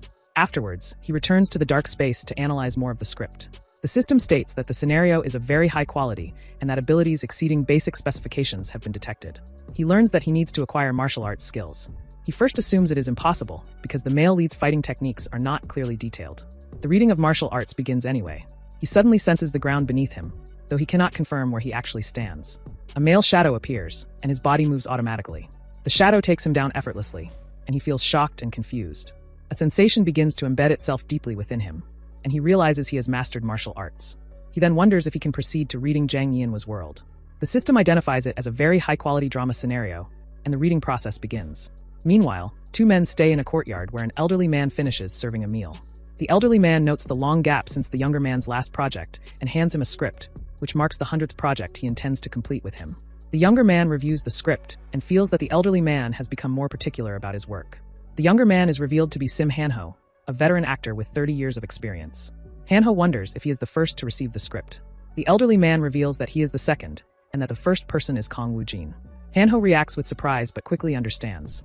He recently watched Drug Dealer and feels that Wu Jin stood out more than anyone else, so he decides the script is worth reading. Meanwhile, a young news reporter notices the 2 men from a distance. He recognizes the elderly man as director on Gabuk and the other man as veteran actor Sim Han-ho. Seeing the two together, he snaps a photo, already imagining how strong the headline will be.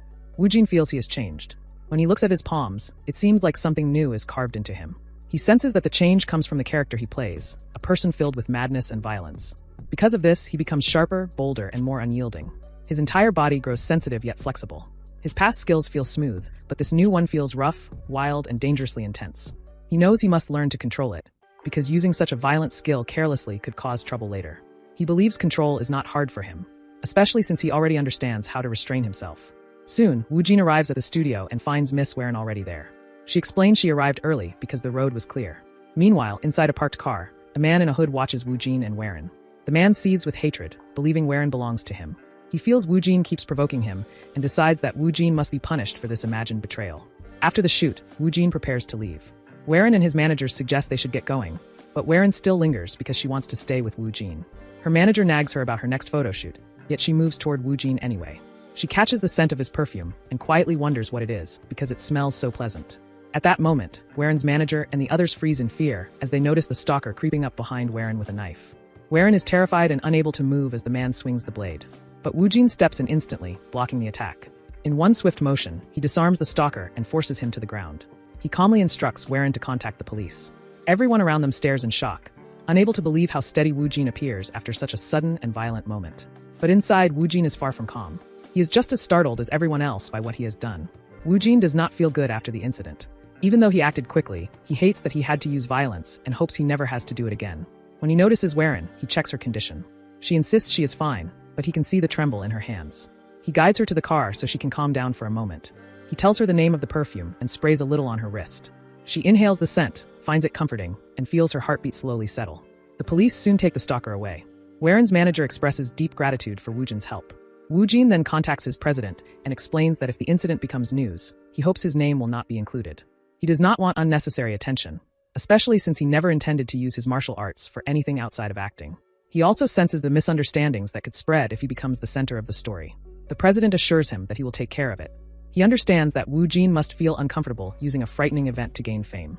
He states that witness accounts and CCTV can be handled if he coordinates with Warren's agency, but gathering information from surrounding cars may be harder, so letting the situation unfold naturally might be the best choice. He warns Woojin that the media may still report more than expected, but since Warren's agency is involved, they will issue a proper warning. Woojin accepts this calmly. The president then tells Woojin that he can rely on him as a shield in the future, because Woojin is precious to him. The words move Woojin deeply. The president then observes the situation again and tries to understand how Woojin managed to restrain the attacker so effectively, almost as if Woojin were a secret agent. Woojin is startled by this thought, realizing the comparison fits too well and resembles the main character of a spy film. He tries to brush it off by saying he is simply an actor. The president remains surprised, noting that such a move is not easy for just anyone to pull off. Woojin explains that he learned a bit of Hapkido when he was younger.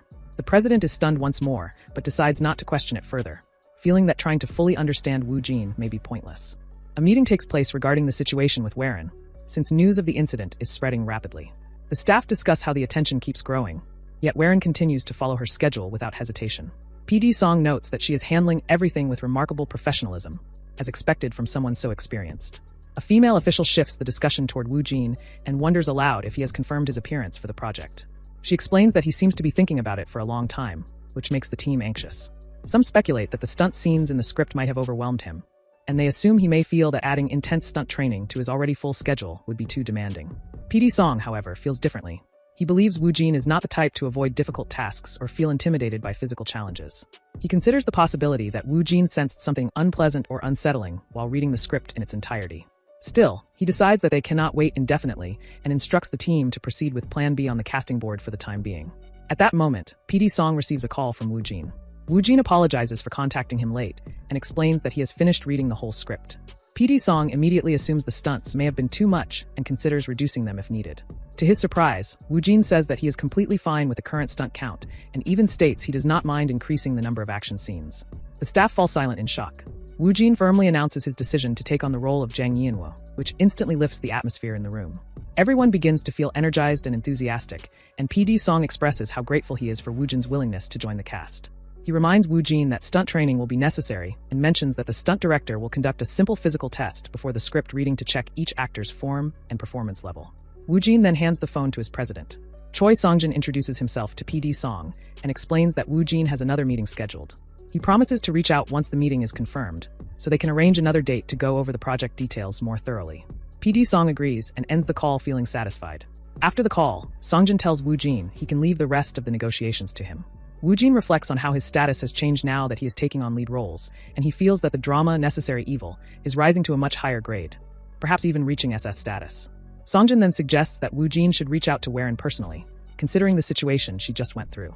Before Woo Jin can respond, Songjin checks his phone, comes across a newly released article, and freezes in shock. He immediately informs Woo Jin that they may be facing a new problem. The next actor-director on cast after Woo Jin turns out to be Sim Han-ho, one of Korea's top 3 actors and a legendary figure whose massive filmography has earned him the title of a living history of the acting world. With director on Gabok's 100th project The Kin in Motion, Woo Jin preparing for his international festival debut, and now actor Sim Han-ho possibly joining the cast, Songjin realizes that the scale of the production is growing far beyond what they first expected. He begins to wonder how the public and the entertainment industry will react to Woo Jin, a rookie still in his first year, being placed alongside a legendary figure like Sim Han-ho. He also considers how Woo Jin himself might feel about such pressure. Even though Woo Jin is someone who rarely gets shaken by public opinion, Songjin knows that standing next to a top-tier veteran might still feel overwhelming. As expected, Woo Jin shows a small moment of shock when he hears the news.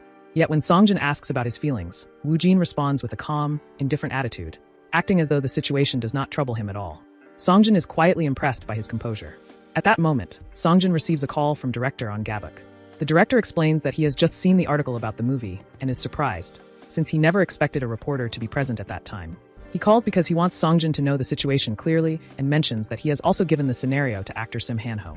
Hearing this, Songjin asks nervously if the director has told Han-ho about Woo Jin as well. Director On confirms that he has explained everything to Han-ho, including the detail that Woo Jin was the second actor to receive the script. The news leaves Songjin stunned. Director On continues, explaining that although Han-ho has not officially confirmed his participation yet, the possibility is very strong. He asks if Woo Jin feels pressured by the situation. Songjin responds that Woo Jin insists he does not mind at all. Director On becomes impressed, thinking that Woo Jin might be one of the boldest young actors in the country. Songjin then suggests that if Sim Han-ho does confirm, it would be best for both actors' casting announcements to be released at the same time. This would avoid any unnecessary hierarchy and present both actors on equal footing.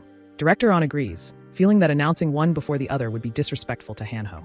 Just as Director On begins to bring up the topic of Woo Jin's appearance fee, he suddenly stops mid-sentence. He checks a message that has just arrived from Sim Han-ho. The message states that Han-ho has accepted the role. Director On becomes energized by the news, feeling that the project is about to become far more exciting than he originally imagined. Woo Jin asks Songjin if everything goes smoothly with Director On, and Songjin explains that the conversation ended well. He adds that they even discussed Woo Jin's appearance fee during the call. Woo Jin learns that he will receive 200 million won, along with a running guarantee and an additional 100 won per view once the film passes its break-even point. Director On, seeing Woo Jin's potential and impact, values him at the level of a top-tier star. The casting director then calls Woo Jin and Miss Hyeon over, saying he has something important to go over with them.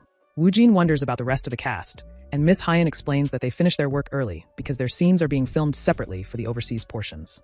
The casting director says they only need a short meeting to discuss schedules and give a simple briefing, so everything should be quick. He asks Woo Jin if he has decided on his original recipe for the show. Woo Jin responds by asking to use the kitchen, and the casting director immediately grants permission. Miss Hyeon offers to help, and Woo Jin assigns her to prepare the ingredients. A short while later, Woo Jin finishes making a soy sauce-based makuksu. Since the dish will be sold in America, he adjusts the broth to be milder, so it can appeal to a wider audience. He adds that the flavor can be strengthened with perilla leaves, sesame seeds, and roasted seaweed flakes. The cast members taste the dish and react with genuine admiration. When they ask for the dish name, Woo Jin presents it as makuksu with roasted seaweed flakes. The casting director comments that the name sounds pleasant and marketable, then moves on to scheduling matters. He explains that due to several timing issues, the American shoot will be divided into 2 parts. There will be 10 episodes planned for the season, and the first round of filming will last about a week, covering roughly 5 episodes. The first official broadcast is scheduled for early next year, and the second round of filming will take place around the same time. For the America-based episodes, the location and restaurant have almost been finalized. Out of the 7 days, 2 days will involve running a food truck together to improve group chemistry, while the remaining days will be spent operating inside the restaurant. He also states that the departure for the first round of filming is set between late November and early December. Woo Jin realizes that his trip to America is approaching much faster than he expected. Meanwhile, Warren, who recently endured a frightening incident, recovers quickly thanks to her unwavering dedication as a fan. With her strength restored, she now prepares to head to America alongside Woo Jin. As the end of the year approaches, the domestic entertainment industry becomes overwhelmingly busy, and every ongoing issue grows more intense. Ranking topics shift every hour, and the atmosphere becomes especially chaotic and lively. Among all the stories being discussed, Waren's incident remains the biggest and most heated topic. The media and the public continue to stir up the situation non-stop, turning a single event into a blazing fire that refuses to fade. In the middle of this noise, the drama Our Table, featuring Kong Woo-jin, heads toward its scheduled filming in the United States. Although Woo-jin remains outwardly calm, he still finds himself wondering if he is truly about to fly to the US for a program. Meanwhile, in a place far removed from his expectations, a small problem begins to form. In a parking lot, a man sits inside his car, replaying his dashcam footage of Woo-jin stopping the stalker. The man cannot understand why Woo-jin's involvement never appears in the news or in any online videos.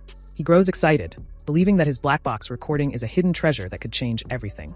While this unnoticed issue quietly begins to grow, Woo-jin arrives at Los Angeles International Airport. The reality of being in the United States strikes him all at once, and he stands frozen as he processes the idea that he will be filming a variety show overseas. Miss Hyun notices his distant expression and points out how distracted he seems, and Woo-jin explains that he is simply thinking about his upcoming projects while also trying to rest. Hyun encourages him to take things slowly, and he continues adjusting his thoughts while they walk. With the entire team gathered, the casting director, P.D. Yoon, begins explaining the schedule for their time in the U.S.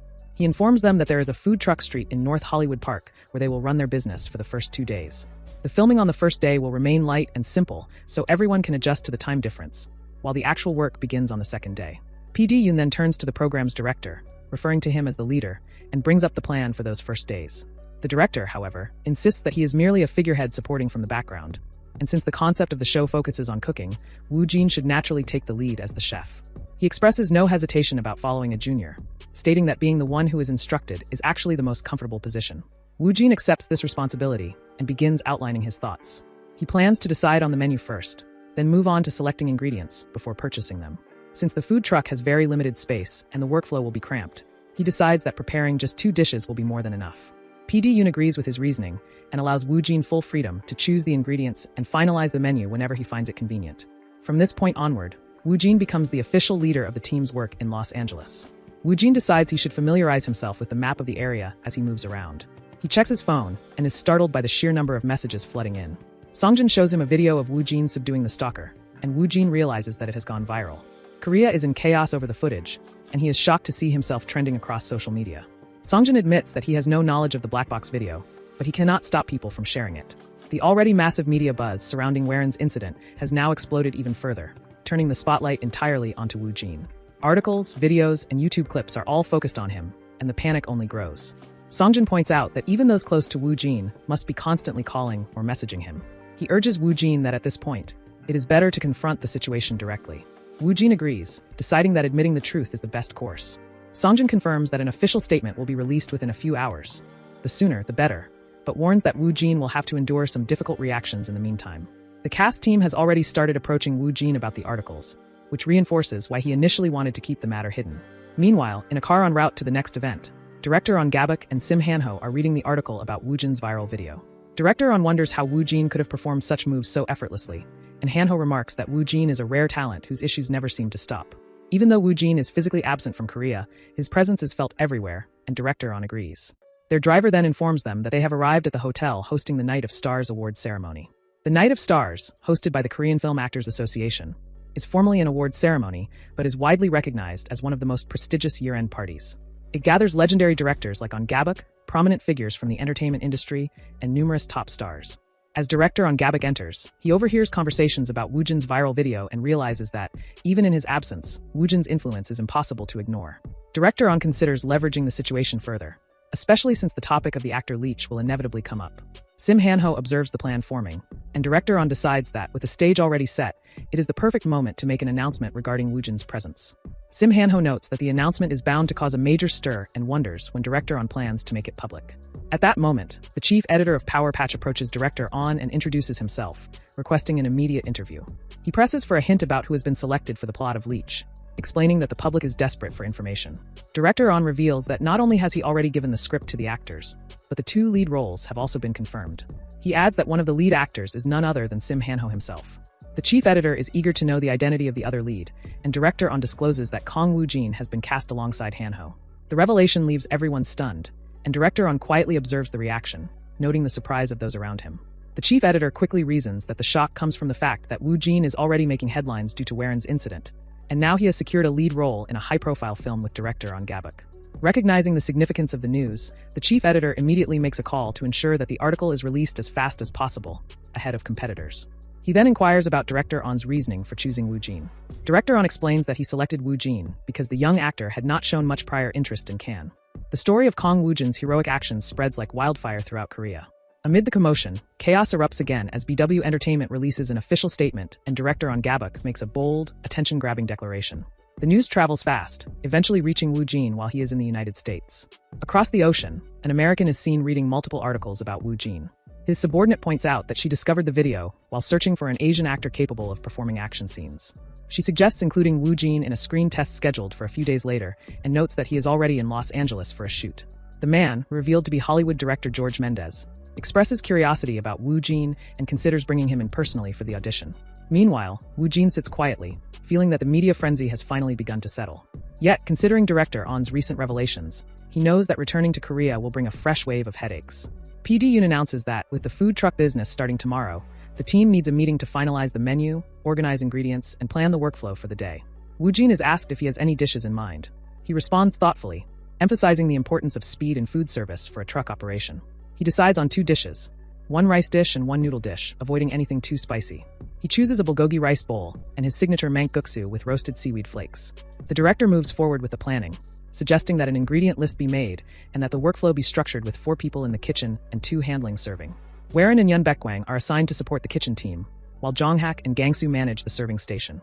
Gangsu raises a question about drinks, and Woo Jin points out that offering beverages could slow down conversation and reduce the speed of sales, so they decide to provide only water for now and adjust as needed. Waren and Baekwang praise Woo Jin for his clear thinking and reliability, calling him dependable. Feeling the conversation drifting, Woo Jin shifts focus and instructs the team to split into 2 groups, one for purchasing ingredients and the other for preparing them back at the dorms. The team arrives at the food truck location, and Waren admits that being inside the truck makes her nervous. Baekwang observes her anxiety, but notes that Woo Jin seems completely calm. Waren insists that there is no way Woo Jin would feel nervous about something like this. Soon, an elderly couple approaches the truck. Jonghak calls out to the kitchen team to prepare servings of the bulgogi rice bowl and the roasted seaweed flake noodles.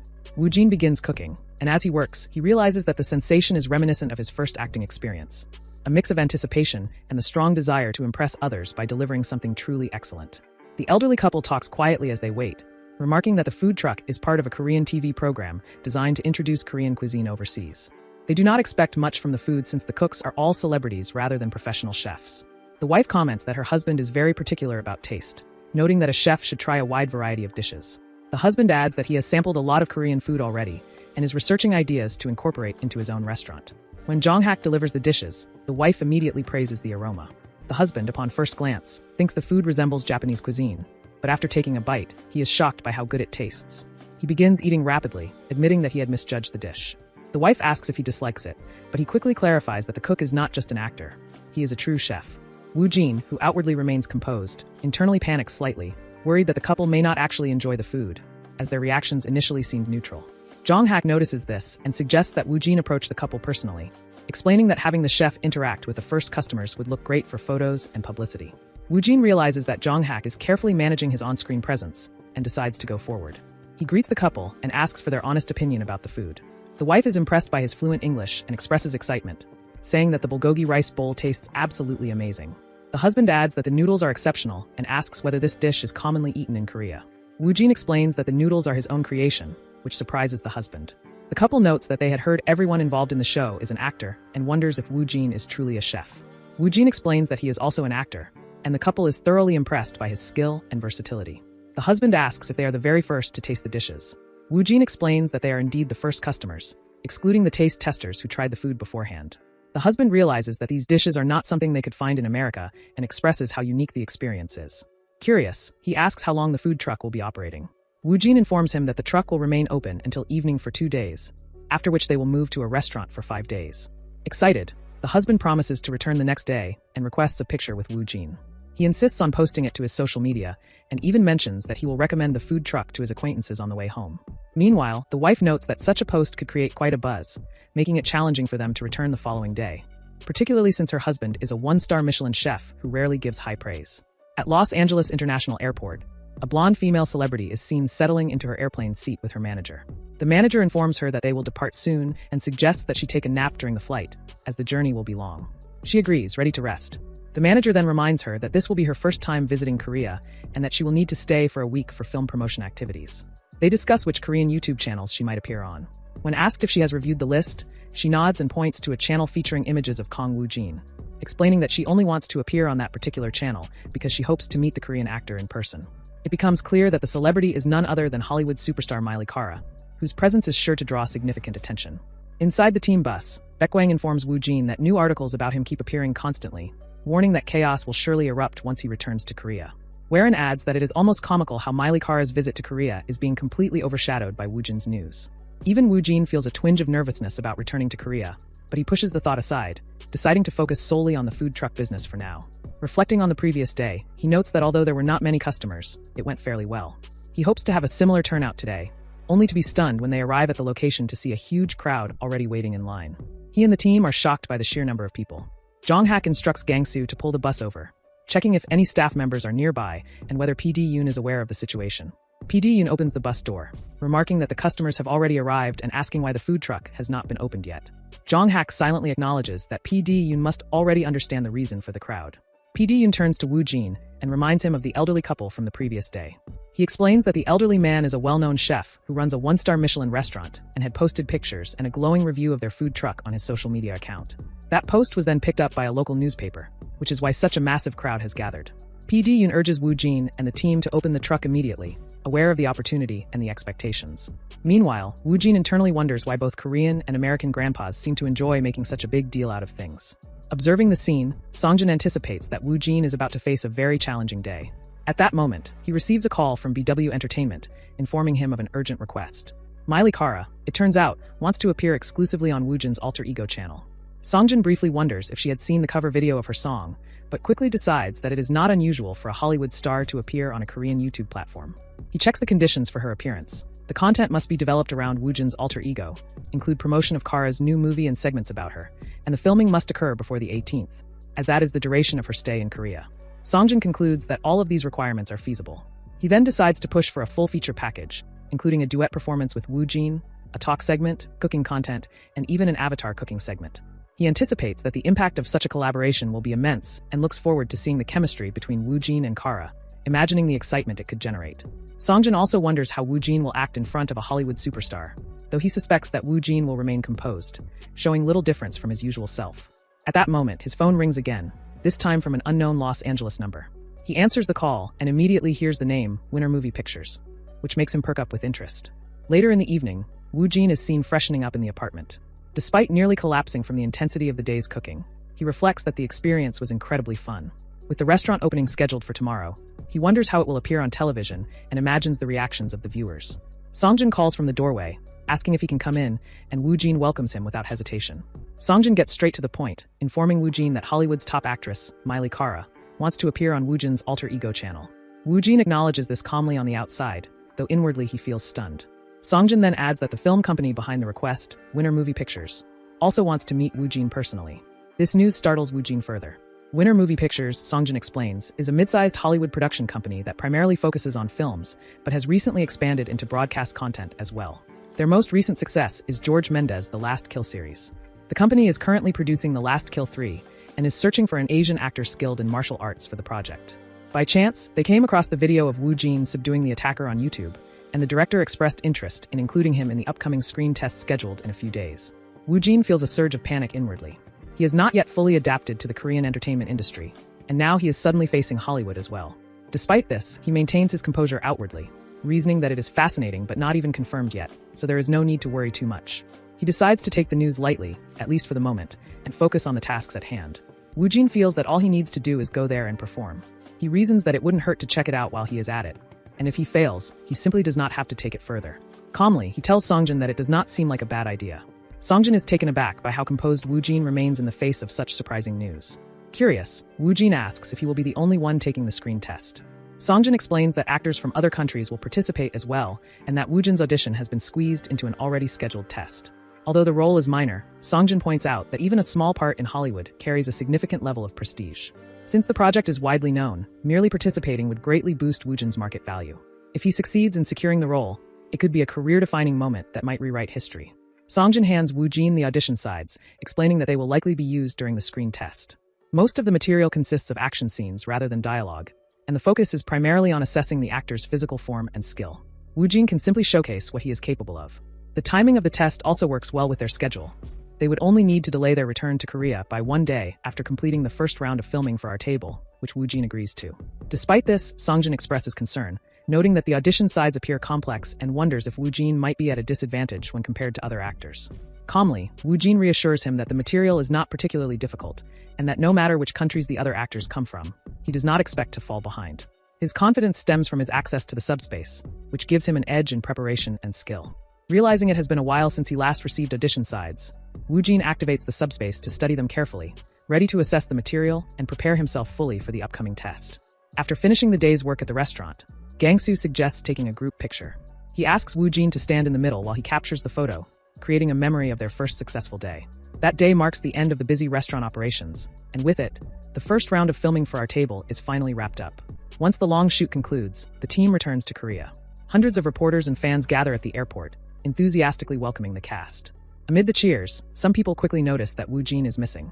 Within a short time, the news spreads through articles and tabloids begin circulating rapidly, fueling curiosity and speculation. As the rumors continue to grow, BW Entertainment releases an official statement clarifying the situation. The truth is that Woojin has traveled to participate in the screen test for The Last Kill 3, a Hollywood project. Upon arriving at the venue, Woojin is awestruck by the sheer size of the building and the production facilities. He had expected a scale far beyond a typical Korean set, but the magnitude of the site makes him nervous. Determined not to appear like an amateur after traveling all this way, he steadies himself and reminds himself to stay confident. As soon as he is spotted, he is directed to the waiting room. Inside, he finds 3 men already seated. The moment they see him, they begin speculating whether he is Japanese or Chinese, unsure of his nationality. Woojin immediately senses that they are underestimating him, and the dismissive expressions on their faces irritate him. He quickly centers himself, knowing that his first priority is to prove himself and surpass everyone in the room. Not long after, the screen test begins. Director George seems impressed with the third actor, a Chinese performer among the 3 men Woojin had met earlier in the waiting room. However, the assistant beside Director George informs him that the next actor is actually Woojin, the Korean actor. Producer Joseph Felton, standing nearby, wonders why Woojin has been added to the schedule at all, since he only received the test material a few days ago and is a fresh debutant from that year. Felton asks the director if he wants to replace Woojin with someone else. Director George dismisses the concern, explaining that Woojin is only performing a minor role, so it is not a problem. Woojin steps forward to introduce himself. From the way he carries himself, Gary Peck, the stunt coordinator for The Last Kill 3, is immediately impressed. He senses a unique aura in Woojin, a subtle hint of intensity and controlled madness that makes him wonder if Woojin has ever played a villain before. Curious, Gary later asks Woojin whether he has experience in action movies in Korea. Woojin calmly explains that he has experimented with action roles before, but is still continuing his training. Producer Joseph Felton is equally impressed by Woojin's fluent English, which sounds almost native. He had expected some nervousness from a new actor, but instead Woojin speaks with confidence and poise, which immediately catches Felton's attention. Gary Peck initially considers letting Woojin bypass the martial arts portion of the screen test, given that he only recently received the script. However, Woojin insists that it is not a problem and that he can proceed comfortably. Peck is shocked by his confidence, though he speculates that Woojin might be covering for areas where he is less experienced. Despite this, he cannot help but respect the composure and determination Woojin displays. The acting begins, and Woojin immediately recalls his role. He is simply expected to fight an enemy and defeat him in the end.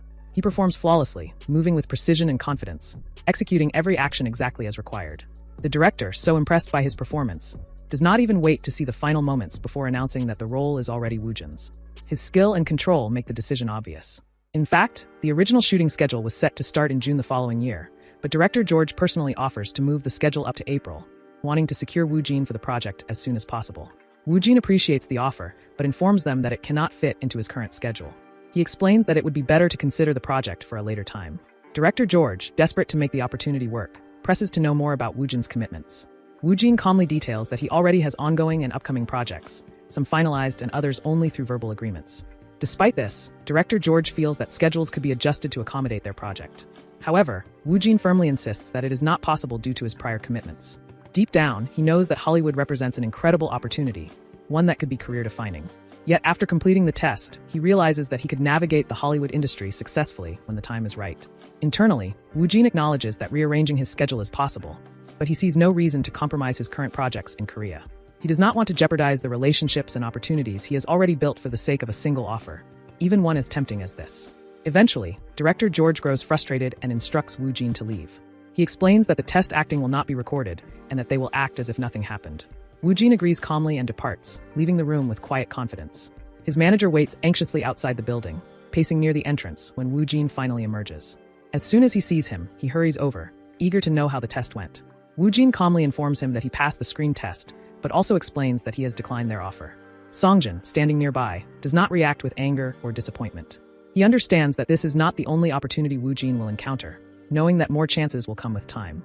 However, he also realizes that the details of the screen test must remain strictly confidential, especially since Woojin already signed a non-disclosure agreement while inside.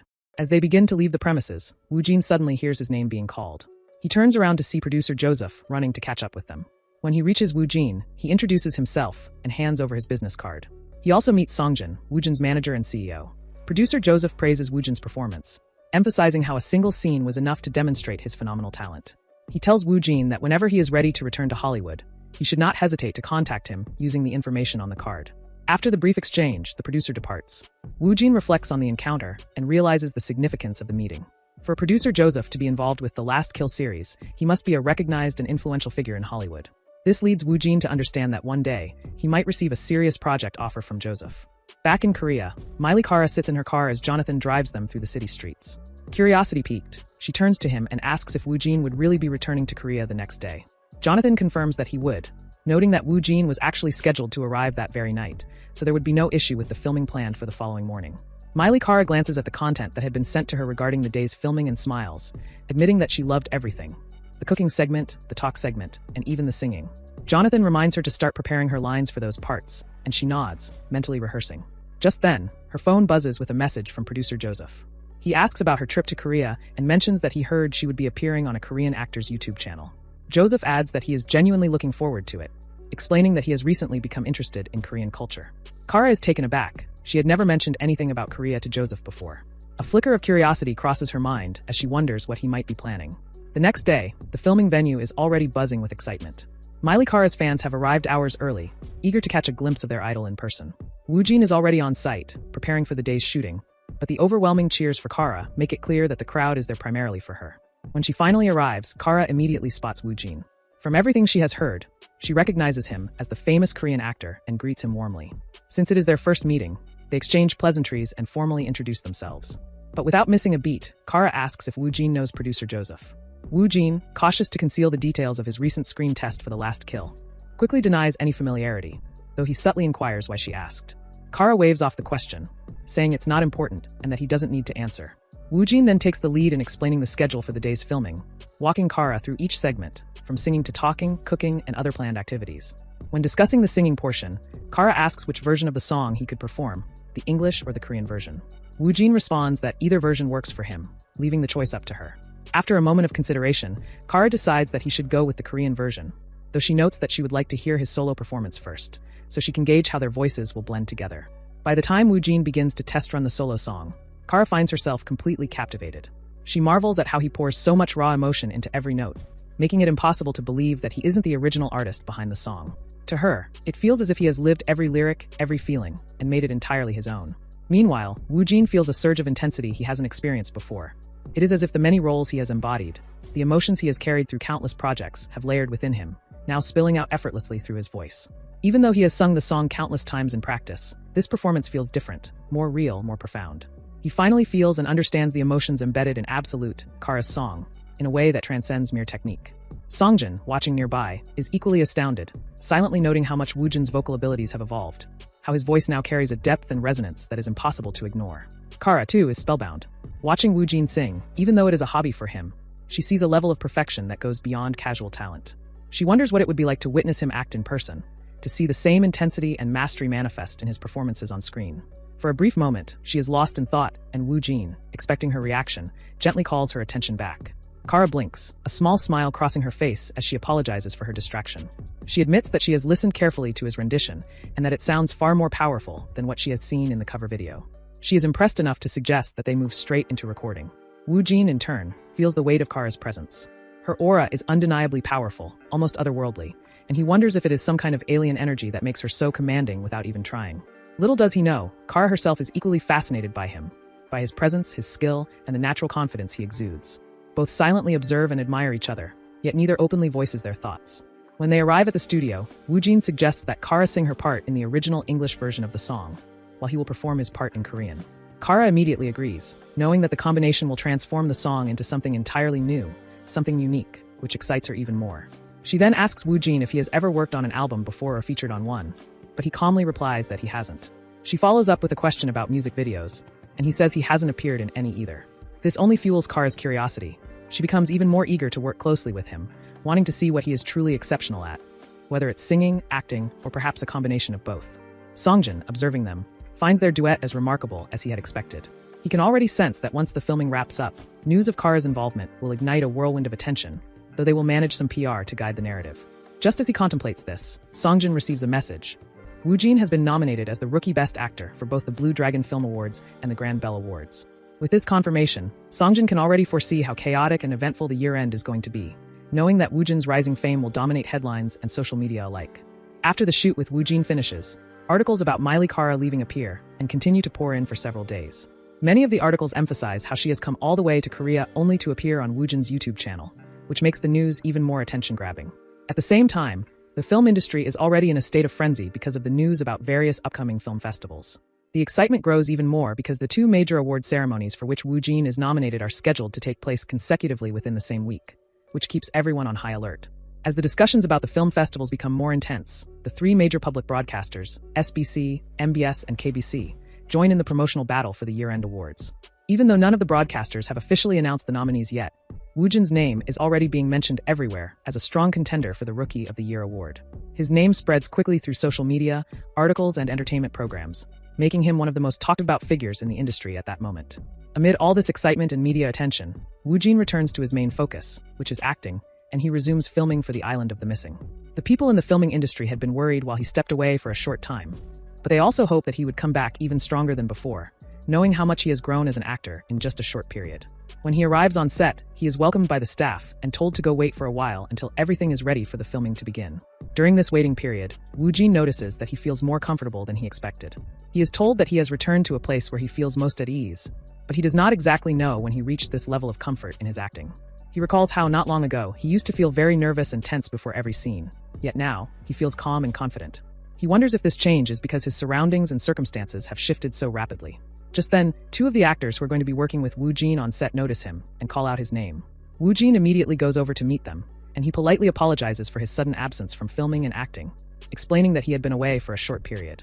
However, the actors quickly reassure him not to worry about it, saying that it was because of him that the movie they are about to shoot has already received so much publicity and attention even before filming has properly begun.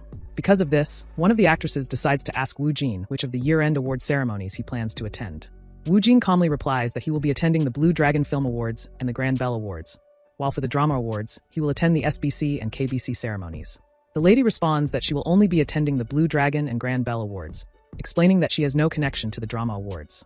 Woojin notices that she only chose those two ceremonies because she was busy exploring opportunities in Hollywood at the time when the Drama Awards would take place. Despite that, she adds, jokingly, that Woojin might still be the first one among them to receive offers from Hollywood, and she seems confident about it. As Woojin listens, he internally acknowledges that her intuition is correct, but he keeps his thoughts to himself and does not reveal anything. Even so, Woojin can sense that she is sure it is only a matter of time before he starts appearing in Hollywood movies. The group then reflects on how rare it is for a newcomer, in his very first year of debut, to have the opportunity to attend four major award ceremonies. They all share a sense of excitement and anticipation, imagining Woojin receiving trophies and being recognized for his achievements so early in his career. After a long and exhausting day, the filming finally comes to an end. Woojin feels an overwhelming desire to go straight to bed and rest immediately, but his manager, Songjin, reminds him that they still have one more task to complete before heading home. This last task is to go clothes shopping, since the dates for the award ceremonies are now officially announced. Several luxury brands are eager to provide him with outfits for the events, and after some discussion, they have to make final selections. Songjin decides that since Woojin is attending 4 separate award ceremonies, he can wear a different outfit for each event, ensuring that he looks distinct and stylish at all of them. Songjin tells Woojin that he has never seen luxury brands rush to provide outfits like this before, and that it clearly shows how strong Woojin's influence and popularity have become. He explains that the Blue Dragon Film Awards are opening very soon, so they need to get to the fitting studio to check the fit of the clothes that have been selected. Woojin listens attentively and eventually agrees, feeling a mix of excitement and anticipation, because he has always admired these luxury brands from watching them on television, and now he finally has the chance to wear them himself. As they are heading toward the fitting studio, Woojin's phone buzzes with a message from Warren. She asks him about his current schedule, and Woojin replies that he is on his way to the fitting studio at that moment. Warren then asks if she can come by briefly to see him, explaining that she only wants to give him a small gift as a way to thank him for what happened the last time. Woojin smiles and agrees, happy to see her but not expecting anything extravagant. When Warren finally arrives and presents the gift, Woojin opens it and immediately exclaims in surprise. Inside is a luxurious wristwatch worth no less than 30 million won, far more than he ever expected when she mentioned giving a small gift.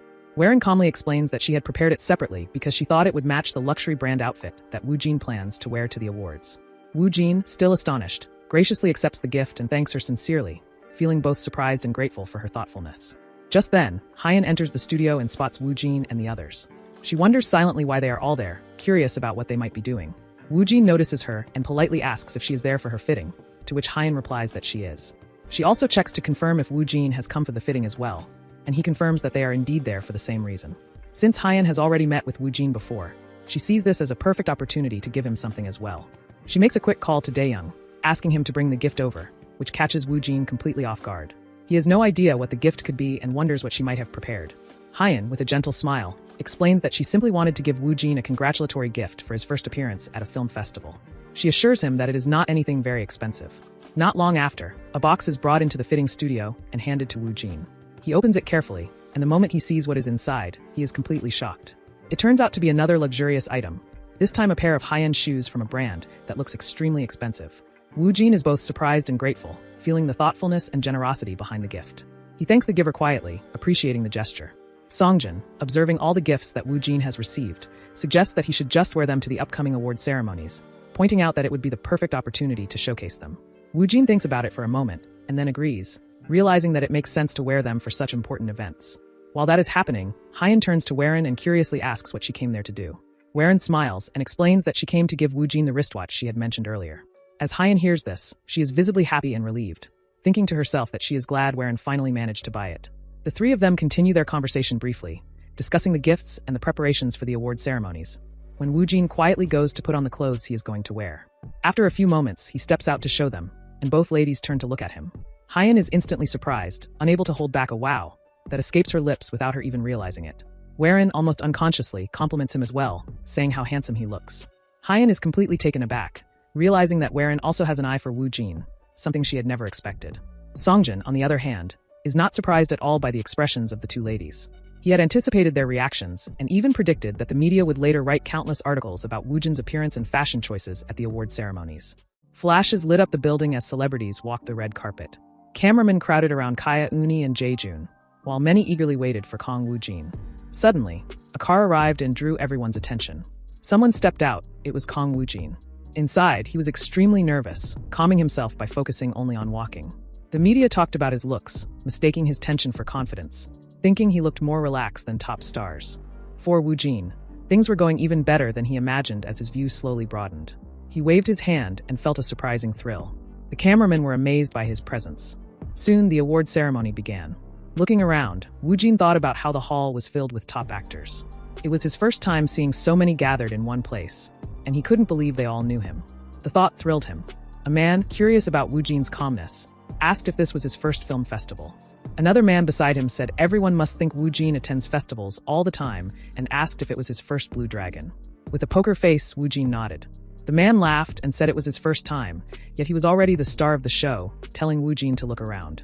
Every actor was sneaking glances at him. He looked up as the show was about to start, curious about the order. Two men stepped onto the stage and began with the first award, confusing the gray-haired man. They usually opened with Best New Actor, then Most Popular, followed by short films and a celebratory performance. The old man asked Woojin why he wasn't getting ready, but Woojin sat silently. Then the announcer said this segment was for the rookie actor who shined the brightest this year. Woojin barely processed the words. The presenters, last year's Best New Actor winners, Songjin and Park Yoo-min, said many incredible actors were nominated and announced the Rookie Award. Kang Woojin was among the nominees for Drug Dealer. Park Yoo-min opened the red envelope, saying the winner was truly amazing this year. Woo Jin's family and friends watched nervously. The award went to Woo Jin, but he stood there clueless as all eyes turned to him. Dizzy, his legs weakening, he forced his mind blank. The gray-haired man congratulated him. Woo Jin told himself he couldn't be shaken by this, then realized he'd forgotten his acceptance speech. He had watched festival speeches on YouTube and prepared something, but now everything was gone. He looked nervous, not happy. People assumed he expected the win. Articles would follow. Even the director said Woo Jin wore the expression of someone who knew the award was his. The white-haired old man replied, Woo Jin was nothing like that. As the announcers handed him a bouquet, the old man sensed Woo Jin would cause a stir from the start. The bouquet felt heavy, and Woo Jin was surprised to see top actors and big-shot directors watching him. He decided the speech didn't need to be long. Rambling would only create misunderstandings. He began by thanking his parents, friends, fans, supporters, and the drug dealer team, then suddenly fell silent, confusing everyone. He continued, saying he wasn't good with words. He wondered if he should just say thanks again and step down. People thought he was staring at the actors.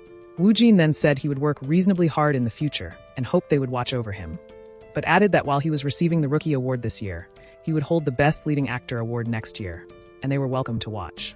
After he finished, the hall fell silent. The misunderstanding embarrassed everyone.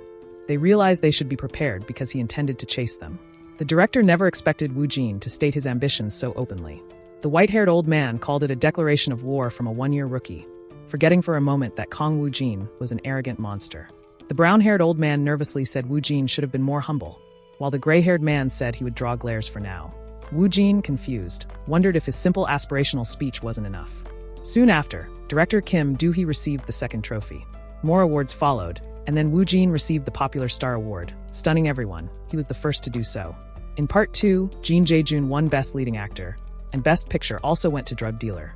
It was an award night for Drug Dealer, and the ceremony ended. Everyone was leaving the building as reporters asked Jin Jae-joon whether he had expected to win Best Actor. On the other side, reporters crowded Haeyeon for interviews, while cameramen waited for Woo Jin. Suddenly, Woo Jin stepped out. Reporters rushed for a quick interview, asking about his thoughts during the acceptance speech. Annoyed, Woo Jin tried to walk past, but remembered someone had told him to agree to at least a short interview. He felt more relaxed than when he arrived. His vision had improved enough to see all the way to his apartment.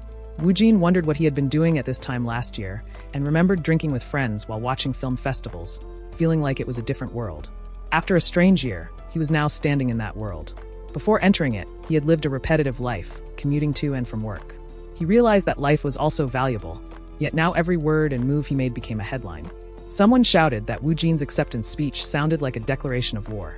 Woo Jin wondered about it and thought he should just enjoy it. Such misunderstandings were trivial, but with a serious face, he denied it and said he was sincere. Then he nervously apologized, saying they had another schedule, and ran off as a brown-haired man dragged him into a black van, leaving people confused by his declaration. Inside, Choi Sung-jeon told Woo Jin he had caused another scene in such a short time. Woo Jin thought he had only expressed his ambitions properly, and replied that it was something he wanted to say. Choi awkwardly scratched his head, realizing Woo Jin's personality, and warned him that the industry was a jungle where few would look kindly on him.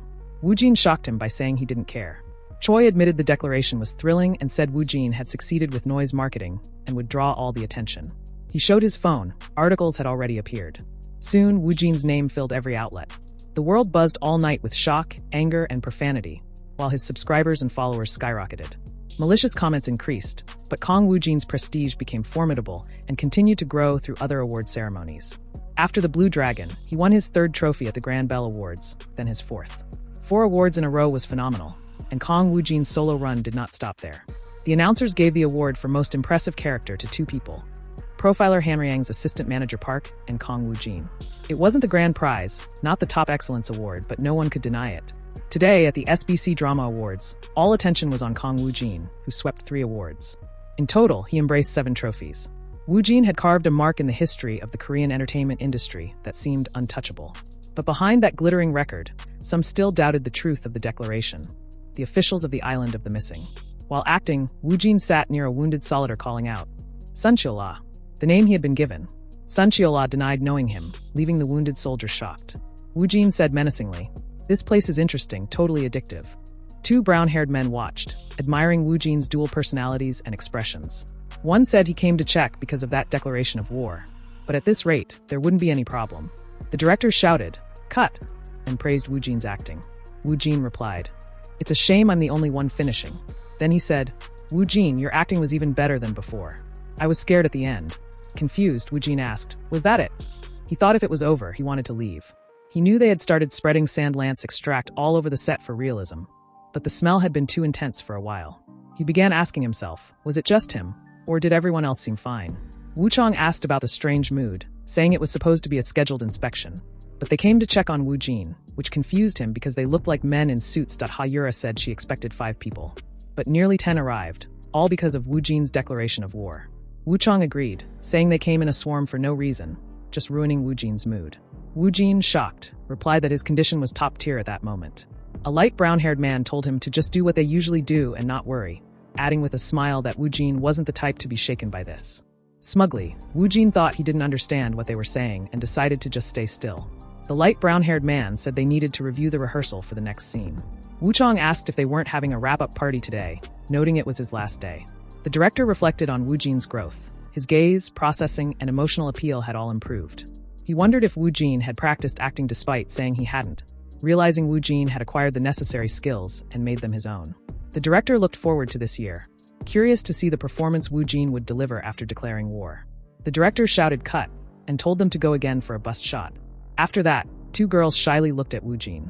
One of them said Wu Jin looked good with a beard. The second agreed, saying it surprisingly suited him.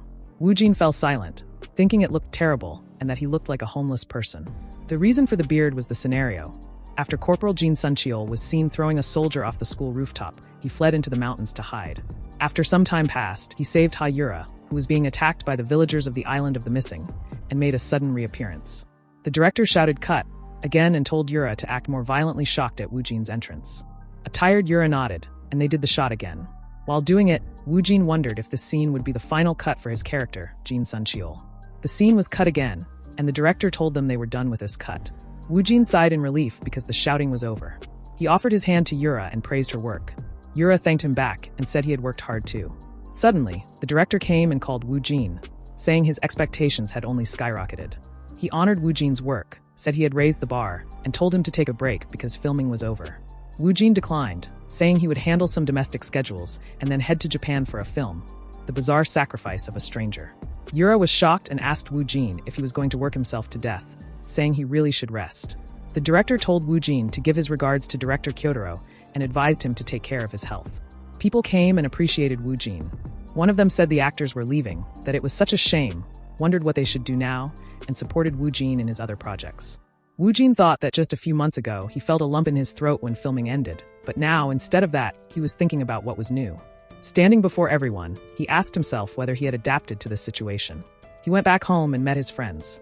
His sister and Hyungnim congratulated him. With a neutral face, Wu Jin wondered why they looked happier than he did. But the schedule of going back and forth between Seoul and Bio was incredibly tough. While getting into the car, he told them they had also worked hard. Hyungnim let out a sigh and felt like he had finished a homework assignment. Wu Jin's sister stopped him and asked if he knew about the reaction to the videos uploaded to Wu Jin's alter ego channel a while ago. She said the video with Warren as a guest had hit 6.82 million views, and the other videos too. Wu Jin was clueless and asked if he should check the comments. His sister shouted and stopped him, telling him not to look at the SNS or YouTube comments today because the hate and malicious comments had increased compared to before. Wu Jin said he didn't really care. His sister told him not to worry and to get into the car. Wu Jin asked himself if it was because of the blue dragon and whether that was his problem, as he said his ears had been itching lately. Choi Sung-jian gave Wu Jin a paper, and Wu Jin asked what it was. Choi replied that it was the storyboard for his new project, a necessary evil martial arts test taking place tomorrow. Choi also told him about his upcoming schedule. The script reading and crank-in dates for The Bizarre Sacrifice of a Stranger had been set, and the call time was on the 20th, so Wu Jin would have to go back and forth between Japan and Korea from then on. Shocked, Wu Jin thought he would get no time to rest. Choi said they would group the filming days for The Bizarre Sacrifice of a Stranger as soon as possible and clear the existing Korean schedule by cramming it into 1 or 2 days, while they needed to go on the 18th because there were interviews with Japanese media, a fan signing event, and a photo shoot. Choi told Wu Jin it looked a bit tight and asked if he knew about the Japanese variety show offers pouring in for him. Confused, Wu Jin said he didn't know and asked if he got a lot. Choi replied that if they looked at last month, they got over 10, which was more than Warren's group got, and asked Wu Jin about his interest in Japanese variety shows, but Wu Jin denied it and said to cut them all. Shocked, Wu Jin thought their table was enough, and that it was more draining than acting. He let out a sigh of relief and looked at the storyboard, saw some newly added things, but thought it would be cool. And even without the subspace, the action was drawn vividly in his head, the feeling of the movements soaking into his whole body. He thought the martial arts he had learned were the same as the storyboard and asked himself when he had this sensation. Was it due to the influence of the martial arts transplanted from Last Kill 3? But whatever it was, the ability of the subspace was amazing, and he thought about reorganizing the martial arts input into his body. In the action school, boys were practicing martial arts. On the other side, two men were talking. One with brown hair asked whether they had delivered the martial arts storyboard to Wu Jin along with a schedule. The black-haired man said yes and commented that Wu Jin needs time to memorize the movements, but the schedule is too fast. The brown-haired man told him that Wu Jin is leaving for Japan soon. His schedule is just so tight, but they wouldn't be able to do the test for long and just needed to roughly check his martial arts lines. The black-haired man laughed and agreed, saying he would finally get to see Wu Jin's martial arts in person, and out of curiosity he wanted to see that dashcam video too. After hearing this, the boys got nervous. Exhaustedly, one asked another if Wu Jin was really coming to take the test himself. The other replied that he was just coming to check his form, and said Wu Jin is a crazy guy. They started talking about Wu Jin's martial arts, judging him from the dashcam footage. They concluded that Wu Jin is better than average. One of them said he probably had just learned some self-defense and got lucky, and said Wu Jin would definitely be nervous tomorrow and tangle up all the movements. In the end, they planned to make the martial arts movements a bit tighter on the test day. If Wu Jin was doing action for the first time, they were supposed to go a bit hard on him to make it memorable. Back to Wu Jin, his ears were itching as someone was talking about him. Wu Jin reached the action school and was shocked by its size. Two men came near Choi Sung-jian and Wu Jin. The director told Wu Jin that he had arrived early. Wu Jin greeted the director. The director introduced Wu Jin to the black-haired man, the martial arts director for Beneficial Evil, who was pleased to finally meet him. They shook hands, and Wu Jin was shocked by his grip strength. The director then asked Wu Jin how much time he had, as they should start right away. Apologizing, Wu Jin said he only had an hour. The director said that if they hurried, 1 hour would be enough, since they had just entered pre-production and Wu Jin had many projects to prepare for. The director thought that Wu Jin was very composed. Even though it was his first action project, he was calmer and cooler than usual. The director was flabbergasted by Wu Jin's aura and boldness. Remaining unshaken in an unfamiliar environment and keeping one's own pace is essential for a rookie. But deep inside, Wu Jin was surprised by the different sizes of nunchaku, wondered about the sword, and admitted to himself that it was made of plastic. The director called Wu Jin to take off his long coat, get ready, and warm up lightly. Wu Jin agreed and went to the hall. The director told Wu Jin they would show him the sequence according to the storyboard. While warming up, Wu Jin told the director to proceed. The director asked Wu Jin to watch it once to get a feel for it. Wu Jin met a dark brown-haired man, amazed, thinking he was a cut above Kim Dae-young, and that he also looked like that big guy in LA. The huge guy told his colleague that Wu Jin was setting the mood, as he could see how big his guts really were. His colleague nervously asked if this was really okay. With an evil smile, Cheolgyu said he was going to give Wu Jin just a little tension. The shoot started, and the action scene was from the early part of Beneficial Evil, where a tattooed man with a bear-like physique calls his colleague to swarm Jang Yunwoo. Wu Jin thought it was just for show since it was only a demo, and that he should do it slowly. The director said cut, asked Wu Jin about it, and told him that if he was unsure, he could watch it again, but Wu Jin said he could do it. The martial arts director and the huge guy were totally shocked after hearing this. The director told them they would do the group shot after warming up and start with the one-on-one shot. Wu Jin stepped forward to the martial arts director, thinking, is he a pushover? The martial arts director told Wu Jin that the movement path was the same as the rehearsal, taught him that when the opponent rushes in, he should dig into his space and trip his leg to knock him down, and the moment he is on his knees and prone, strike the neck and land a punch to the face, and told him to go lightly at first. As they started, the huge guy told Wu Jin to take care of him, because he was a fan. Wu Jin thanked him and thought his physique was seriously killer. Wu Jin calmed himself, reminding himself of Jang Yunwoo from Beneficial Evil and martial arts. Wu Jin's eyes turned light blue as he seriously looked at the opponent, telling himself it was a scripted play. Relax and just make it look realistic. Cheolgyu ran toward Wu Jin, but Wu Jin was ready and recalled what he had learned, dragging him down on his knees. Wu Jin thought he did it too lightly, but for a moment it felt like hitting a giant tree. Cheolgyu smirked and said he made a mistake, as he was supposed to get down, and apologized to the director, saying he was nervous because Wu Jin was in front of him, then apologized to Wu Jin too. Wu Jin took it easy and thought anyone could make a mistake. Cheolgyu smiled evilly and thought the prank was working well. They started again, and he rushed toward Wu Jin, thinking he was originally going to stop at the first prank, but Wu Jin's reaction made him do it again. Wu Jin dug into his space, and Cheolgyu twisted his waist slightly. Wu Jin got confused and pulled down his pants, got embarrassed, and told Cheolgyu he would pull them back for him. Cheolgyu was totally confused by Woo Jin's hand movement, anxiously asking himself if Woo Jin had realized he was messing with him, and fell silent after seeing how fast he caught on. Woo Jin brought his heel down hard, the stomp ending Cheolgyu helplessly into the ground. Everyone fell silent. The shocked martial arts director thought about Woo Jin's instantly changing trajectory, and the ending was the same as the storyboard except for the pants being pulled down. He wondered if Woo Jin adapted it to fit the bad kid character of Jang Yeonwoo. Cheolgyu pulled his pants up and looked at Woo Jin, who appeared calm and cool. Clueless, Woo Jin screamed in his mind that he was screwed because the martial arts flowed through his body on their own, and Cheolgyu had created this situation on purpose. The martial arts director wondered how it was possible in such a short moment. Woo Jin's movements were precise and his vision wide. He asked himself how Woo Jin did that, since it was Woo Jin's first time demonstrating martial arts, and thought Woo Jin did it on purpose after noticing Cheolgyu's mistake. The character shouted at Cheolgyu, asking what kind of set he thought this was to pull a prank, and told him to come here. The directors bowed their heads in front of Choi Sung-jian, confusing Woo Jin. Choi said he was the one who should apologize, and the directors apologized to Woo Jin for not managing them properly. Confused, Woo Jin wondered why everyone was acting like this, and why he was receiving apologies. The martial arts director said he would replace the entire team. The director added that if it weren't for Woo Jin, the second cut would have passed without anyone knowing. Choi told Woo Jin that if he noticed Cheolgyu was playing a prank to cause a mistake, he should have scolded him more severely, and asked whether Woo Jin had noticed it from the beginning. Oblivious, Woo Jin wondered when Cheolgyu had played a prank on him by pretending to make a mistake, and at which part. He then thought this was another misunderstanding, and that he should answer for now, so he said he roughly knew about it.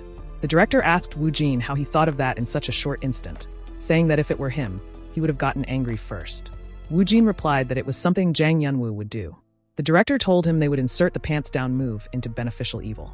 Meanwhile, in the USA at the Hollywood CBC broadcasting station, the media asked Jamie, the main host of The Jamie Show, one of the top 3 talk shows in the US, whether they should change the topic, mentioning that he had visited Korea recently. Jamie replied, asking if there was anything impressive in Korea. Miley told him there was an actor named Kong Woo Jin who was truly like an alien and could do everything, acting, vocals, cooking, and martial arts, at a top-tier level. Jamie replied that he had never heard of him, and Miley said that he was not yet known in Hollywood. Since Woo Jin's subscribers were already close to 10 million, she told Jamie to check out YouTube. Miley thought she had to mention him this much, so there wouldn't be any noise when she worked with him later. Miley planned to propose featuring him on her new album and having him appear in the music video. When Miley Cara appeared on America's hit talk show and mentioned Kong Woo Jin, the reaction was instantaneous and explosive. Various American news outlets were quick to report the news. The edited clip from The Jamie Show spread like wildfire across YouTube. Domestic media also buzzed with excitement, rushing to jump the gun. Amid the chaos, Kong Woo Jin was at the airport, on his way to fulfill his planned schedule in Japan. Cameramen surrounded him and loudly asked how he felt about leaving for Japan so soon, mentioning that he had been briefly talked about on The Jamie Show, and asking how he felt about Kara calling him an alien. Woo Jin wanted to skip all of it, but remembered Choi's words that ignoring the press too much would not be good for his image. He waved his hand, decided to take questions, and pointed at a reporter. The reporter asked whether he was privately close to Kara. Woo Jin answered that they were not particularly close. The reporter then asked if he was preparing for Hollywood. Woo Jin denied it and told the next reporter to ask. He was asked how he felt, as he was the first Korean actor to debut as the lead in a Takikawa Akari live-action adaptation. Woo Jin answered that it was just whatever, so there was no need to tone it up, and he was not particularly shaken. The reporter got confused by Woo Jin's words and asked again if he felt any pressure. Woo Jin replied, "Not at all," and then allowed a woman reporter to ask a question. She asked him about the Blue Dragon Awards thing and what kind of mindset he would bring to this filming, where there were only Japanese actors. Woo Jin answered that he had the same mindset as he did at the Blue Dragon Film Awards. No matter who it is or where he is, it is all the same for him. Choi apologized and made the reporters stop, saying Woo Jin had a flight to catch. Confused reporters started asking each other whether Woo Jin meant he was going to crush the Japanese actors while filming Stranger and steamroll them with his acting. Woo Jin realized he should have been polite enough with a decent amount of cool. He did not realize then the impact of his interview or the kind of ripples it would cause. At Tokyo Haneda Airport, Woo Jin saw flashes everywhere and thought he was used to this by now, but it felt like more than usual. Then Choi checked his phone, got shocked, and showed Woo Jin his interview, where the steamroll comment had gone viral and crossed over to Japan. Confused, Woo Jin fell silent. As they came out of the airport, reporters hurled insults and trolling remarks. Shocked, Woo Jin said the excitement was far more intense than last time and asked whether the articles had just added fuel to the fire. Choi told Woo Jin to ignore them, They were riled up, and most were from bottom-tier media outlets. Woo Jin thought the CEO was more pissed than he was, but making excuses would be ridiculous and wouldn't fit his concept. So he let it go and said he didn't really care. Hearing this, Choi felt relieved and told Woo Jin there was already a lot of talk about a Korean actor playing the lead in Stranger in Japan. It was an important project, with a legendary director like Kyotaro representing Japan, the world-renowned novelist Takikawa Akari, and even the Kasahi group, who hadn't stated their position yet. With all this overlapping, and his interview added on top, the situation had become even more chaotic. Choi then said they would slowly start changing people's perceptions, beginning with a fan signing event. Woo Jin recalled being told that 300 fans were invited and thought it would be fine, since he had already handled about 300 people back in Korea. Suddenly, he heard an apology and found out there were now 1,000 people. Woo Jin was shocked, while Choi asked about the matter.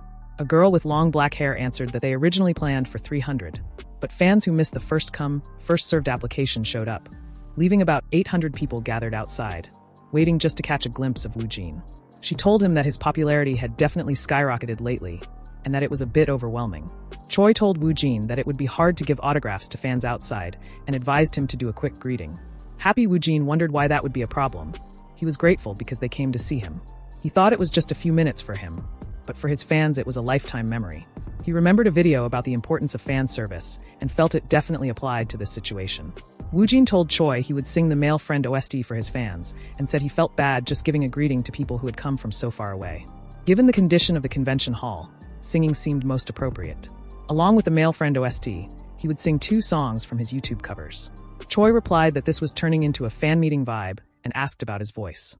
Woo Jin answered that 2 songs wouldn't be a problem, but to differentiate from the 300 who applied for the signing, they should give them gifts and then call the outside fans in after the signing was over.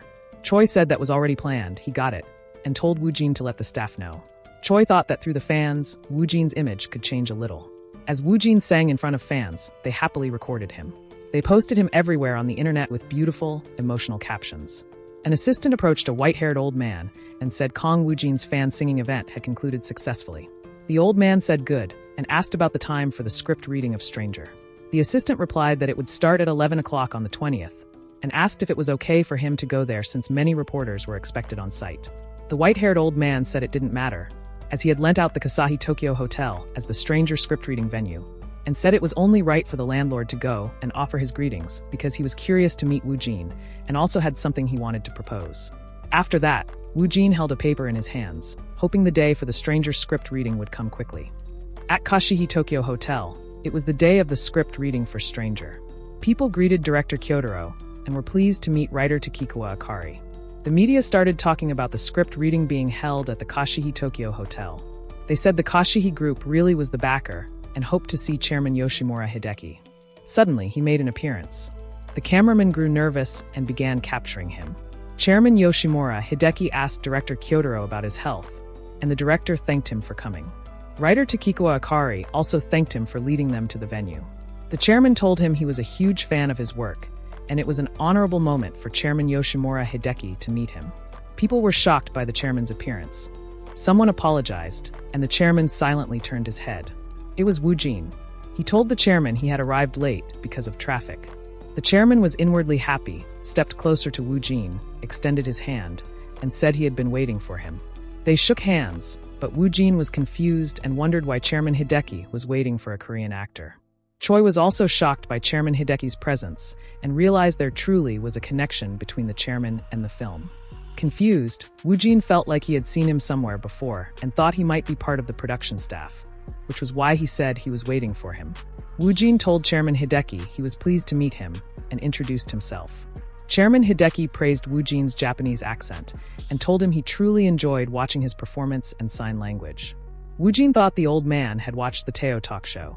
Chairman Hideki came close to Woo Jin's ear and said that his grandson was a huge fan of him, and that Woo Jin had even become his dream. He then told Woo Jin that he had changed his grandson's life and thanked him, saying the child was his everything. Woo Jin was totally confused. Director Kyotaro then introduced Chairman Hideki to Woo Jin and said Chairman Hideki was kind enough to lend them this hotel. Woo Jin remembered he had seen him in an article and was shocked because the old man from the news was standing right in front of him. Director Kyotaro told Woo Jin to greet the other actors. Woo Jin understood and left to meet them. Woo Jin felt awkward because everyone was staring at him. He went near them and introduced himself. They all excitedly introduced themselves back. Woojin thought he could not memorize all their names right now, so he focused on their roles. A girl with long hair nervously told him her role, saying she was playing Misaki Toka. Woojin silently stood up. The girl, frightened, asked him what was wrong and wondered why Woojin was staring at her with that blunt gaze, devoid of any emotion. Woojin told them to settle down and begin in 10 minutes. The confused girl asked herself what that was. Since the introductions were over, they began with the first scene.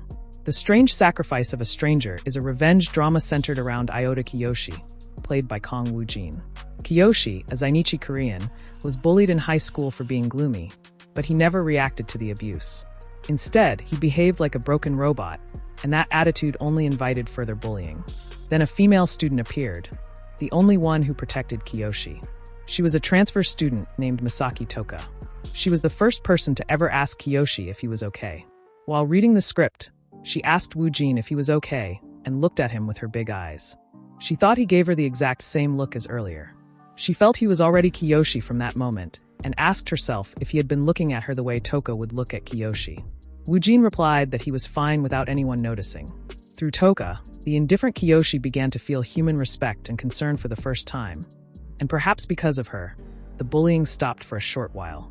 Thanks to that, he was able to eat lunch and talk with Toka, spending a brief but peaceful time. But Kiyoshi didn't know the target of bullying had shifted to Toka, who was not as stoic as he was. Toka told Kiyoshi that she didn't regret meeting him. Kiyoshi fell silent and said it was time for lunch. Suddenly, right before Kiyoshi's eyes, a black-haired guy came and told him he had missed a hilarious sight and asked if he had seen it. The guy laughed and said he should have come sooner. He was checking the height and said how she and Kiyoshi pushed him down. Kiyoshi looked at his hands and said he regretted it, thinking of Toka, as she was the first person. Students ran toward the ground, screaming to call the police. Everyone was shocked, but Kiyoshi was consoling himself. Kiyoshi was alone in the class. He wrote something on paper and cut it. 9 people, not right now. 1 person is fine, but all 9 at once is impossible. He lacked strength, intelligence, and experience. Kiyoshi should become a stranger to the world until no one remembers him. Quietly, whether it takes 1 year or 5. And when he has faded from everyone's mindset, when he has everything he needs, that's when it would begin. There would be many victims, and it would be a very strange sacrifice. It wasn't hatred, nor was it bloodlust. It was simply homework. Kiyoshi was merely doing what needed to be done. The scene shifted to the room. Everyone was silent. They looked at each other nervously. Before the reading began, Woojin felt a heavy sense of dread. He knew mastering Japanese was different from performing in it. Then he spoke. His voice echoed through the room. It was no longer Kong Woojin standing before them. In his place stood Kiyoshi, a figure completely devoid of human emotion. None of his actions seemed driven by reason, instinct, or emotion. That made him feel even more terrifying and inexplicable. He seemed less like a person and more like a mechanism. A system that existed only to carry out its assigned function. The director said Kiyoshi remained seated at the center of the chaotic classroom. He stayed motionless, staring blankly at the blackboard. According to the manuscript, the deaths of 2 students threw the world into chaos. The academy struggled to restore normalcy. Meanwhile, several of the 9 people on Kiyoshi's list either transferred or left the school. But Kiyoshi had already committed to a long-term plan. He remained indifferent to those changes and focused entirely on his studies, carefully gathering knowledge. 5 years passed. The world allowed his existence to fade into obscurity. But the wheels of his design were already turning. Woojin said the world had long forgotten his existence. He decided to begin the second sacrifice. The boy grew nervous when Woojin selected him for the assignment. Woojin said he chose Ko Nakayama Ginzo to become the rebirth of an unforeseen catastrophe because of his refined and radiant appearance. Nakayama grew nervous when Woojin said he possessed a talent for captivation and was the most distant among the 9. While standing there, Woojin read that Nakayama got married and built a family. Yet he still could not abandon his carnal depravity and continued hiding countless shameful secrets. Woojin said Nakayama's macabre immolation would attract as much attention as his striking appearance. He said it would eventually cast its shadow over the remaining 8. The chairman watched as Woojin said he would begin by sowing discord within Nakayama's household. Nakayama's wife remained outside the scope of Woojin's obligations. The chairman grew nervous while watching Woojin act. It felt as if the man himself had completely transformed.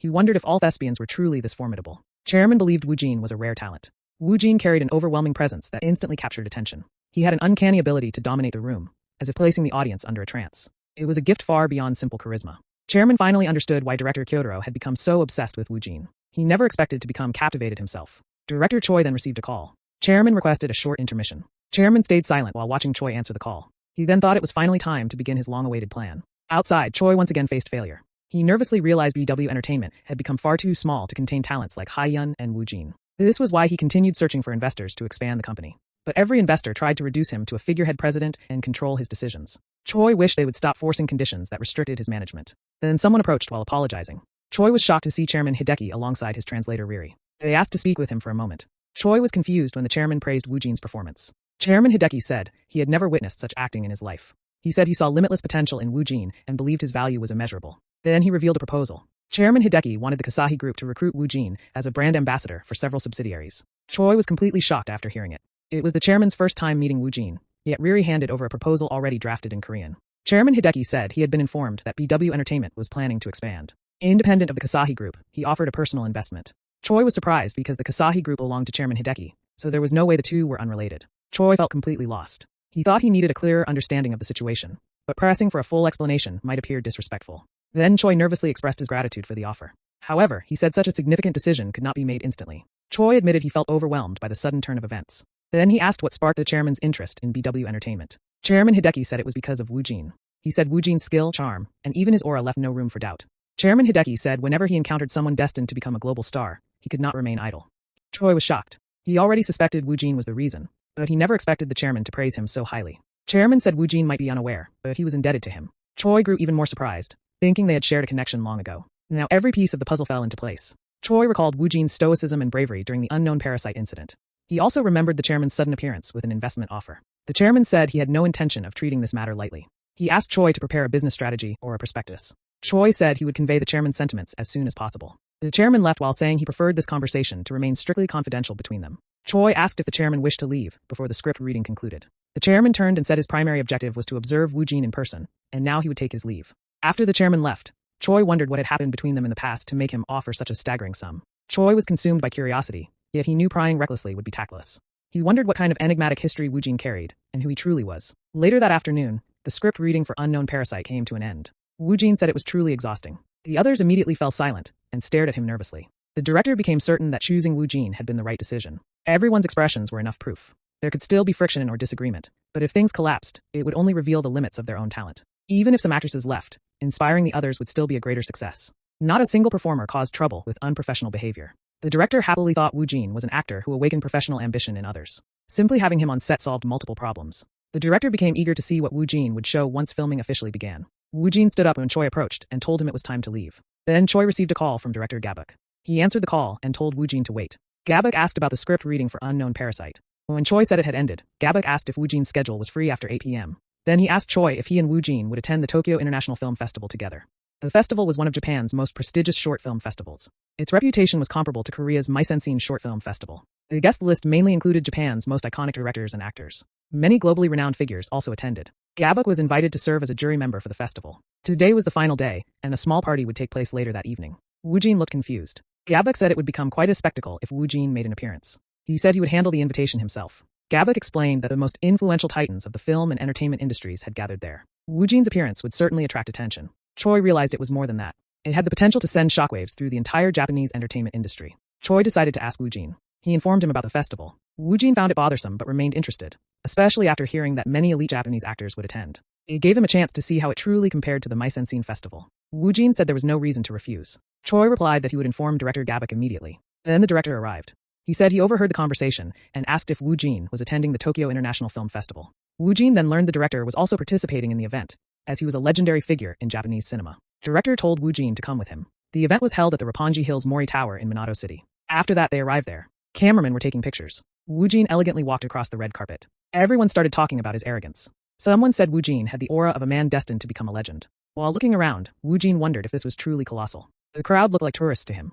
Then director Gabuk approached them. While looking behind him, director Gabuk greeted them. He came near Woojin and told him to look around because everyone was secretly glancing at him while pretending to stay indifferent. Gabuk said Woojin had certainly left a strong impression. Woojin said he never intended to do that. Gabuk laughed and complimented Woojin's appearance. While Gabuk said Woojin's greatest ability was always remaining indifferent, Woojin kept looking at the sushi because it looked mouth-watering. Then Woojin said he heard Gabuk wanted to discuss something with him. Woojin was shocked when Gabuk asked how he would feel about serving on the judging panel for the auditions of Leech. Gabuk said it would be a huge help to have him there. Deep inside, Woojin was confused. Gabuk said some people might question Woojin's level of experience, but to him, the quality of Woojin's acting was enough justification. It was difficult to measure, but the depth of Woojin's self-taught talent felt like 15 years of mastery. It was impossible to define him as either a novice or a veteran. Woojin nervously asked if it would be acceptable for him to only sit in and observe. Gabuk said that would be more than enough. He told Wu Jin to simply show the same presence he displayed at the Blue Dragon Awards. Wu Jin said he would think about it. He also said he needed to check if his schedule was available. Gabok laughed and said Wu Jin himself was his gratitude. A girl called out to Wu Jin from behind. She said she was a huge fan of his work. Gabok noticed people were gradually gathering around Wu Jin to congratulate him. A woman then noticed them. She was Megan Stone, the casting director for Last Kill 3. She looked shocked and said it had been a long time since the Last Kill 3 project. When she saw director Kyotaro and director Gabok with Wu Jin, she wondered how he had ended up among such cinematic giants.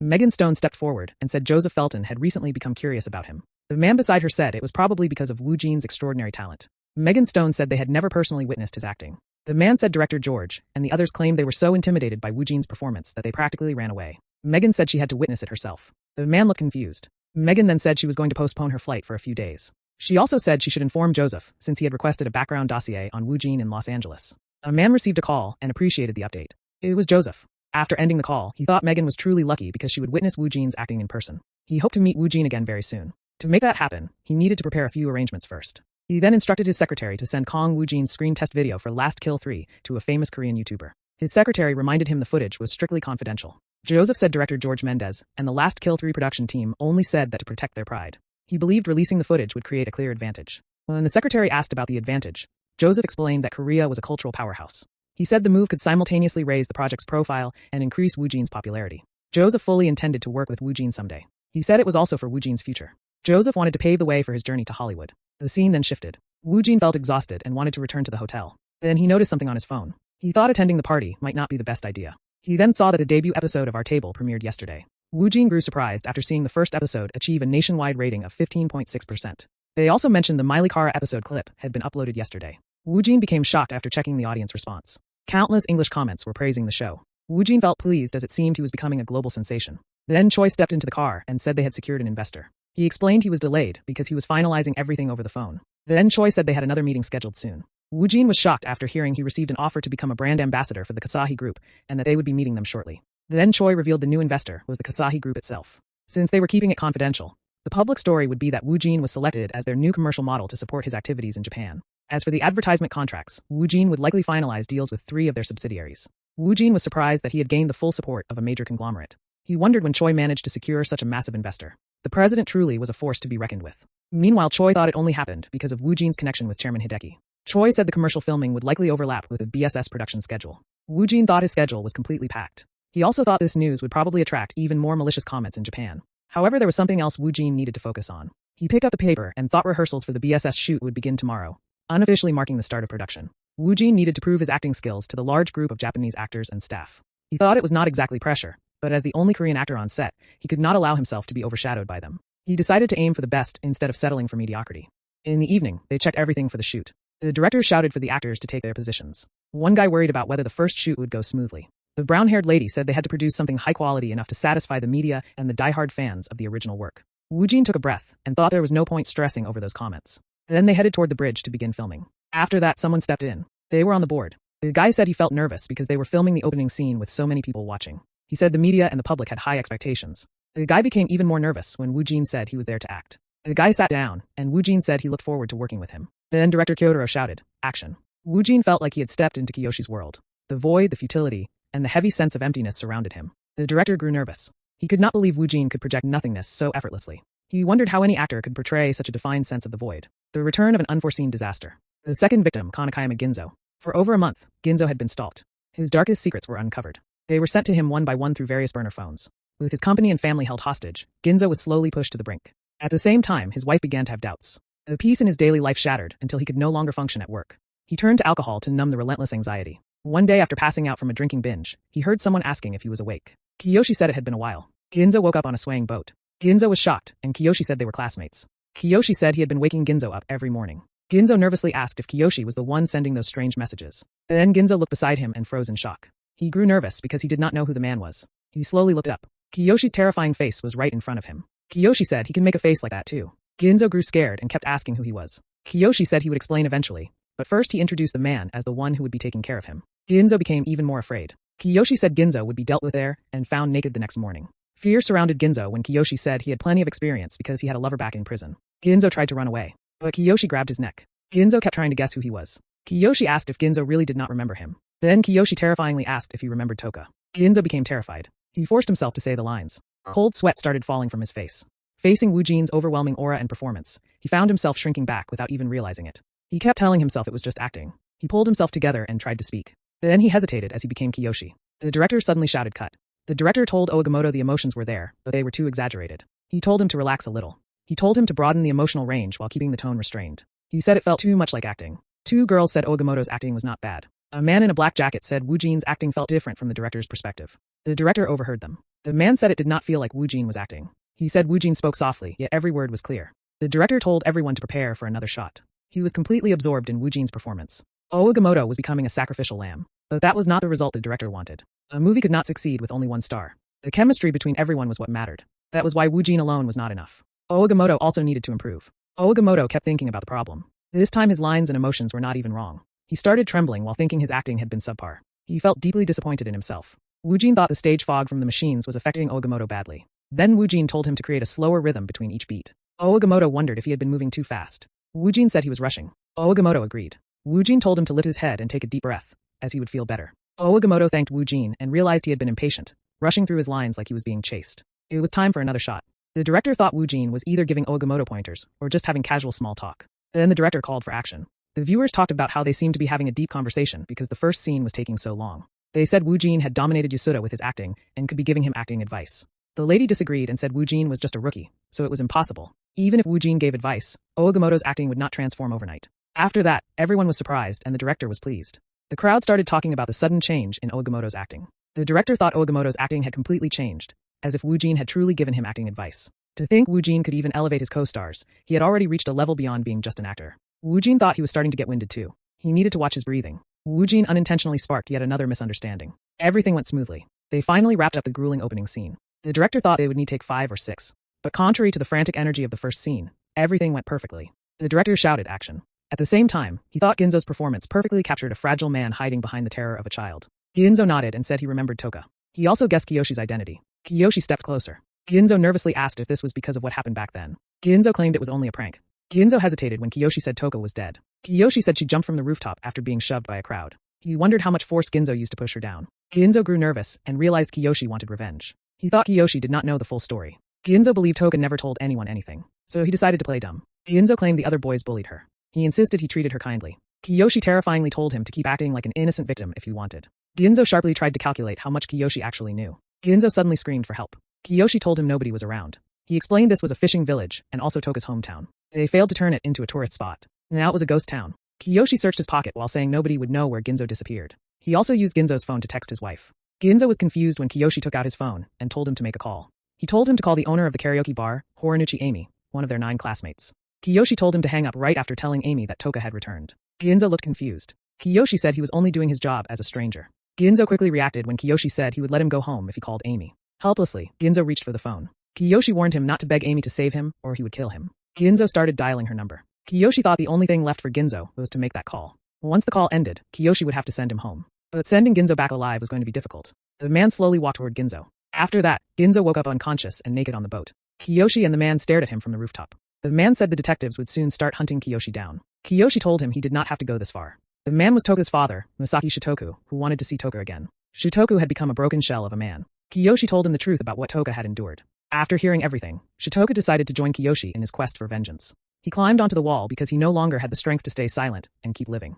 Shitoku apologized to Kiyoshi for leaving such a burden on him. Kiyoshi fell silent when Shitoku said he was counting on him. As Kiyoshi jumped, he said he did not have to go that far. His alliance with Shitoku came to an end. Kiyoshi walked over to the body. He wanted to cover for Shitoku, but it would become obvious that someone else was at the scene. Kiyoshi was shocked when Shitoku's spirit told him it was time to go his own way. Kiyoshi fell silent. He took a deep breath. With that, 2 were down. Next was the woman who got caught in the sparks of Ginzo's firecracker. Her name was Amy. Then Kiyoshi stepped outside into the freezing cold. Director was surprised. It felt like Kiyoshi had jumped straight out of the script. That showed the sheer depth of Wu Jin's acting. His skills were already world-class, but he kept growing even further. Director thought only Wu Jin could portray such bloodlust. He was certain the Iota Kiyoshi created by Wu Jin would go down in the history of the Japanese film industry. Director shouted cut. He said they delivered exactly the performance he wanted. He walked over to Wu Jin and thanked him. Wu Jin grew confused when director asked what he told Ogamoto during the shoot. Wu Jin remembered and said Ogamoto looked like he was in a dangerous state.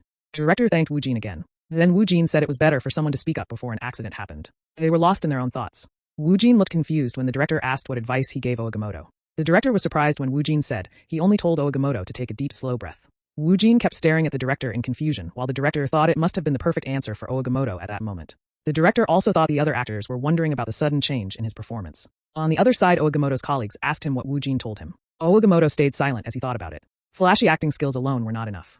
The real focus was the chemistry between actors. In that place where Wu Jin became the anchor, Ogamoto felt he had no reason to exist unless he truly became Ginzo. Wu Jin's presence was that overwhelming. Because of that, Ogamoto was able to completely lose himself in the role for the first time. Then Ogamoto appreciated Wu Jin's advice because it helped him snap out of it. Even though his shoot would end in a few days, he realized that once someone got caught in the hypnosis called Kong Wu Jin, this place would transform into the world of BSS. And they would be forced into a fierce battle against the monster known as Iota Kiyoshi. Outside the school, students wandered around. The actors adjusted their disturbed school uniforms. Wu Jin read the script as the schedule for the first filming location concluded. The scene introduced Detective Yoshizawa Mokyo, played by Manako Saku, on the day after Ginzo and Shitoka's deaths. He was the detective who relentlessly hunted the stranger, Kiyoshi, until the very end. After that, they moved to the school to film flashback scenes that marked the beginning of BSS. Then Choi approached Wu Jin. He handed him the finalized advertisement contract with the Kasihi Group.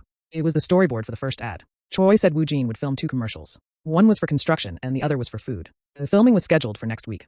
Choi said the timing was perfect since filming for Island of the Missing had wrapped up. They still had the press conference and promotion cycle ahead. Then Choi praised Wu Jin's performance from yesterday. He said the film producers and distributors were losing their minds over it. Wu Jin thought he did not notice because he was so immersed in the scene. Choi looked confused after getting a call from the office. Then his eyes caught something strange. He noticed some foreigners he had not seen before. He felt like he had seen them somewhere, especially Megan. Choi answered the call, but still could not place it. Then he grew nervous after hearing something on the phone. The shoot was about to start. Someone called Wu Jin from behind. It was Choi telling him to come with him for a second. Choi looked around strangely. Wu Jin asked if something was wrong. Choi showed him his phone and told him to watch the video. It was Wu Jin's leak screen test video. Wu Jin grew nervous because he had not told anyone about it. He started doubting the Hollywood production company. Wu Jin asked Choi if he leaked it. Choi nervously denied it. Choi said he did not know the source. He said the details were extremely specific. He guessed a Korean YouTuber got information from someone inside. Choi said it was not a big problem. There was already massive hype around Wu Jin. Wu Jin was also working with major people. Choi said it would have become a headache if they were involved in the leak. For now, Choi told BW Entertainment to stay quiet about it. Wu Jin said the Hollywood production company was likely behind it. Choi said they would gain nothing from doing that. Choi said Korea was about to fall into complete chaos because of the leak. Wu Jin told him to ignore it. Wu Jin thought silence was the best answer when there was no point in responding. Wu Jin pointed at a woman nearby. Choi said she suddenly appeared today. Wu Jin said she was also there during the last Kill 3 screen test. He said she introduced herself as a casting director. Choi asked why someone who was supposed to be in Hollywood was there, especially right after the video got leaked. Wu Jin thought the timing was too perfect to be a coincidence. Choi grew confused. Wu Jin walked over to ask her directly. Wu Jin greeted her. Megan said she knew Wu Jin would be there. She said she could not bring herself to greet him first. Megan quietly told him to keep their connection a secret for now. She wanted to speak privately, but Wu Jin said she was the one who came to him. Megan said she had some connection with a director there. She came to Japan for work and decided to stop by. Wu Jin showed her the video and said it suddenly appeared on a Korean YouTube channel. Megan grew nervous when Wu Jin said it contained detailed information about his screen test for Last Kill 3. Megan started trembling and said it definitely was not them. She moved aside and told Wu Jin to give her a moment. Choi asked Wu Jin what he said. Wu Jin told him to ignore it. Choi left while saying he would go talk to her himself. Wu Jin nervously thought the media would make a huge fuss over it, and his head already started hurting. Wu Jin decided to focus on acting for now. He thought he should enter the subspace and rest. There was no change in the grade. He looked through them and saw the role of a detective agency member. He looked beside it and saw he had collected a few roles. Wu Jin became curious and thought about mixing the roles he had imprinted. He was not trying to merge the worlds the roles belonged to. He wanted to merge the roles themselves. He laughed and thought he would look completely insane. Suddenly the acquired understanding of the roles synthesized together. Wu Jin was completely shocked and asked it again. As there was no answer, Wu Jin said it meant some kind of action had been initiated. Wu Jin thought the subspace could not do something meaningless, but he did not notice any major changes there. Wu Jin grew confused when it stated that he had acquired something. He wondered if his inner world had changed. Until now, the worlds of countless projects had been imprinted within him, and their abilities had piled up densely. The worlds of his projects existed like this image. Whenever he accessed a project's world, it always began with opening the door to a room. Then, a different reality unfolded through the eyes of the role he chose to read. It was impossible to summon only the role without the entire project. Because of that fixed framework, Wu Jin's freedom in acting was limited. However, something had changed. The scenery was slightly different from the familiar subspace. It felt as if the roles he had imprinted were standing inside a room filled with smaller rooms. It looked as if they were waiting for their master's command. Wu Jin grew confused as it seemed he could use each role however he pleased. He realized the meaning of role synthesis was that regardless of the project's world, he could freely pull out and use the roles themselves.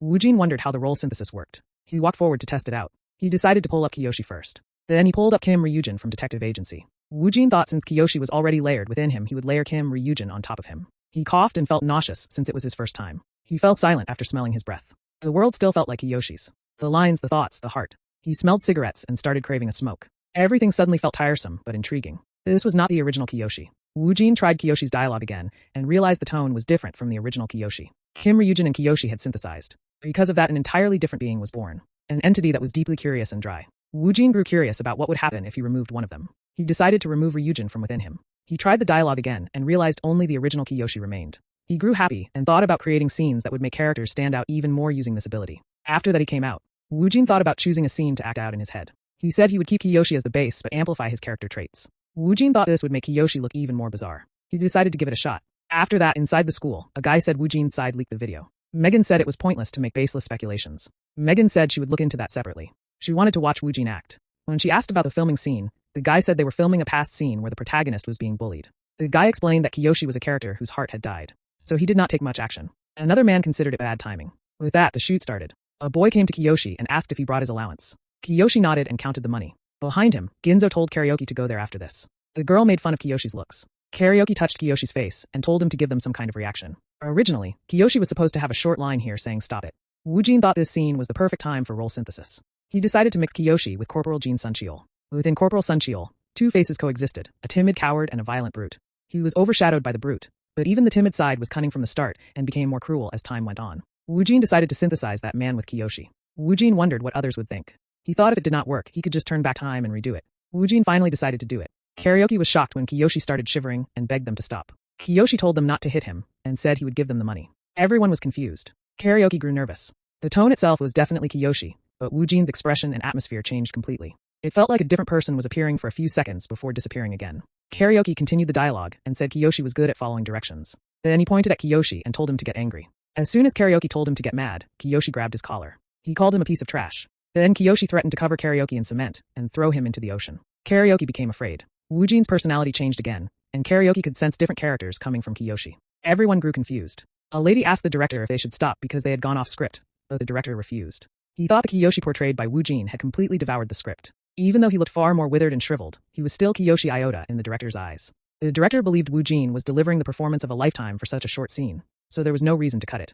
He smiled and thought this kind of talent needed to be known across the world. Then he said they would have to change the script a little. Megan and the others silently watched the scene. The man beside Megan said he had never seen acting like this before. Another person asked why Wu Jin turned down Last Kill 3. The man replied that with acting tension like this and martial arts skills like those, Wu Jin would have become a huge hit in Hollywood. Megan said Wu Jin was showing off his presence. It was not about challenging Hollywood. He was confident Hollywood would come looking for him. Megan said Wu Jin was currently working with Ginzo for the King Film Festival. She told them to imagine the work created by Ginzo and Wu Jin together. The guy said everyone would be watching him. He said Wu Jin would not even need a Hollywood audition. Megan agreed. She said he would rise even higher than that. Megan remembered Joseph saw through this early and moved first. She guessed Joseph leaked the video. Thinking about his past actions made her sure of it. Megan thought Joseph must have recognized Wu Jin's value. Even if he planned part of the situation himself, it would be meaningless. Wu Jin did not need anyone's help. At an incredible speed, he was carving out his own path. Megan thought Wu Jin had already made his declaration by showing off his presence. Because of that, he would not feel grateful to Joseph. Megan remembered asking Wu Jin about the actual screen test video for Last Kill 3. At the time, he looked genuinely annoyed. Megan wondered what kind of expression Joseph would make if she told him this. Wu Jin started scratching his ear while someone talked about him. Outside on the streets of Japan, people wandered around. Two men talked about Wu Jin heading to Hollywood. They also assumed the foreigners on set were part of the SFX department. Wu Jin stayed silent when someone asked if he was going straight to America after filming ended. He realized no one was directly asking him about the rumors. Director Kyotaro had also given a strict order not to disrupt the work environment on set. Wu Jin thought about the countless Korean articles claiming excessive greed leads to failure. He took a breath and focused on the shoot. The flashback scenes ended, and the story shifted back to the present. Kiyoshi entered the karaoke bar operated by Horinuchi Amy. This scene took place before Ginzo's death. Kiyoshi had come there to prepare for his next task. According to the script, he needed to show a much higher level of intensity than in his normal life. Wu Jin felt it would be simple, so he decided to merge the Kim Ryujin persona into the role for this take. The scene began and Kiyoshi took a seat. He sat on the chair while the waiter asked what he wanted. The waiter smiled when Kiyoshi said he would start with a beer. The waiter then grew confused when Kiyoshi said he looked familiar and asked if they had met before. He was shocked when Kiyoshi asked him to step closer. The guy grew nervous after seeing the look in Wu Jin's eyes, as he had never witnessed acting of this level before. The waiter grew confused when Kiyoshi asked if he was Amy's boyfriend. Kiyoshi then said his real name was Horio Aishi. Aishi started shivering because no one was supposed to know that. Then the director shouted cut.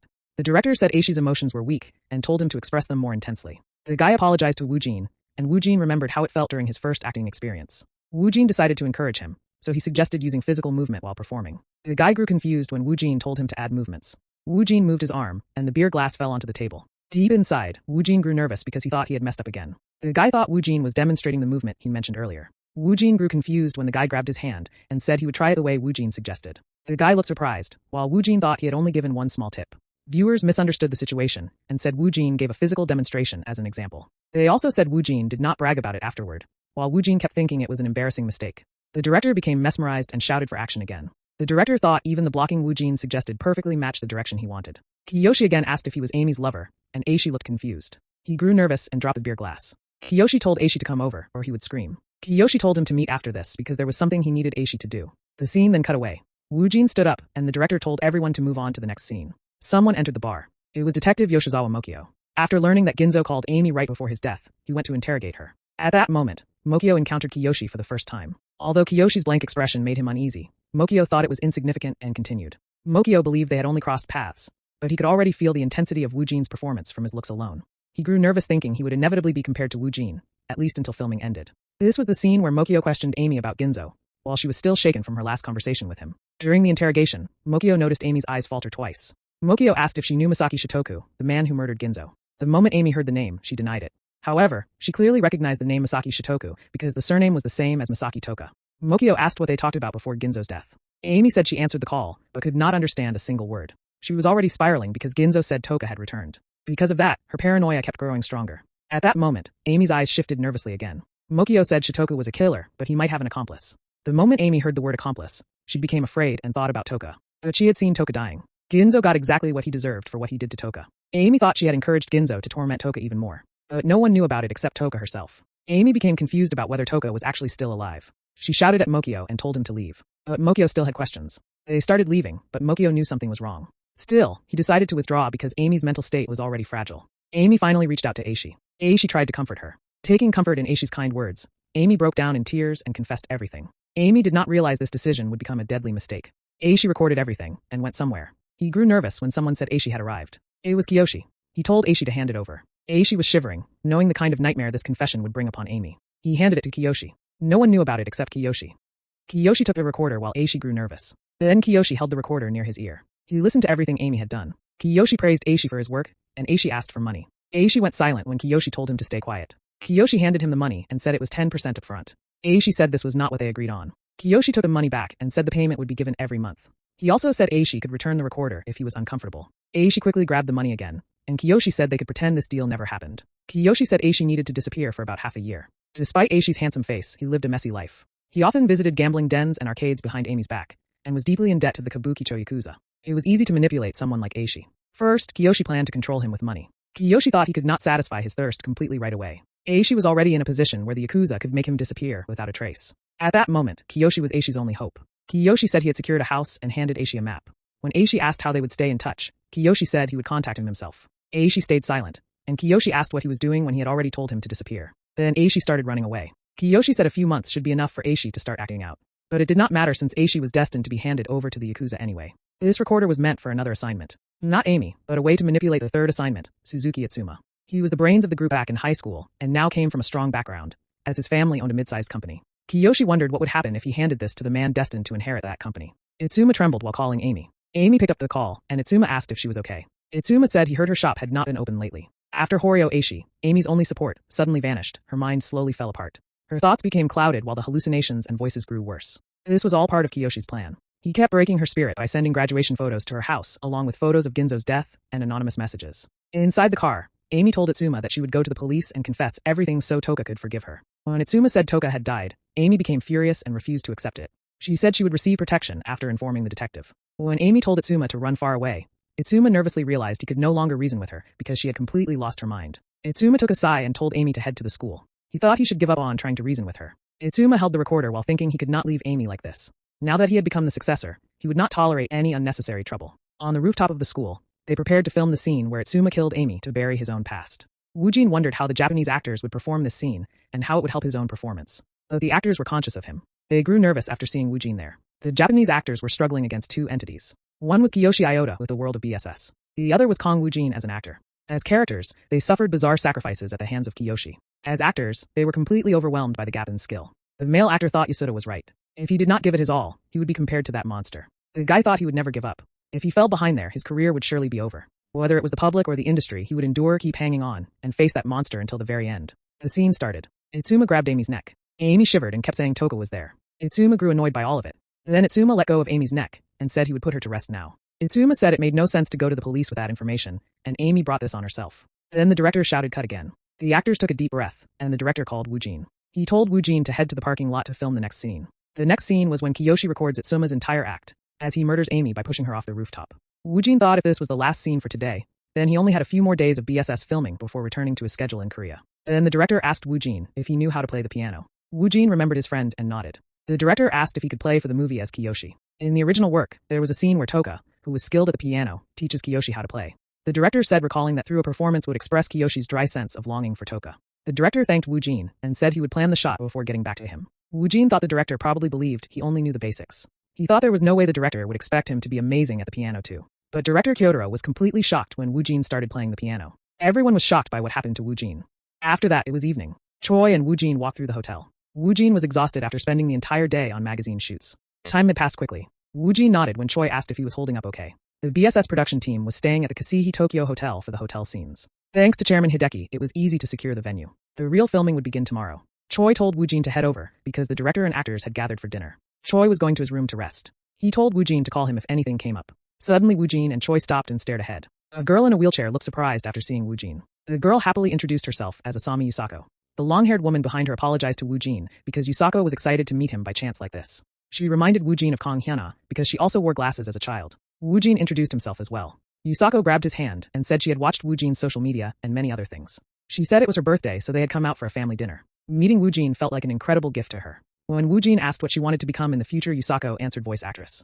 Woojin then asked her favorite movie, and Yusako replied with Howl's Moving Castle. Woojin realized it was a world-famous animation made by a legendary Japanese creator. The main theme was Merry-Go-Round of Life. He thought he had heard that OST many times before. Woojin was sure he had never seen the sheet music before, but the musical score appeared clearly in his mind. It felt like he had played it on the piano thousands of times. Woojin thought it was because of the subspace ability. Woojin handed her a sheet and said he would be rooting for her. Yusako was surprised as Woojin left. Choi said Yusako would remember this birthday for the rest of her life. He said there were not many jobs where Woojin could give someone a lifelong memory just by exchanging a few words. Woojin thought it felt heartwarming and felt proud. But there was one problem. His hands kept itching to play music. After that, inside the restaurant, people were having their meals. Choi went to his room while an assistant guided Woojin down the path. Woojin saw something and became confused. It was the girl he had met in the elevator. She was also having dinner there. Then Woojin noticed something else. It was a beautiful piano. To confirm whether he could play it, Woojin asked the assistant if the piano was only for decoration. The assistant said a pianist was scheduled to perform later. Woojin realized the piano was free for now. The director waved his hand and told Woojin to come over. A lady raised her hand and told Woojin to sit beside her.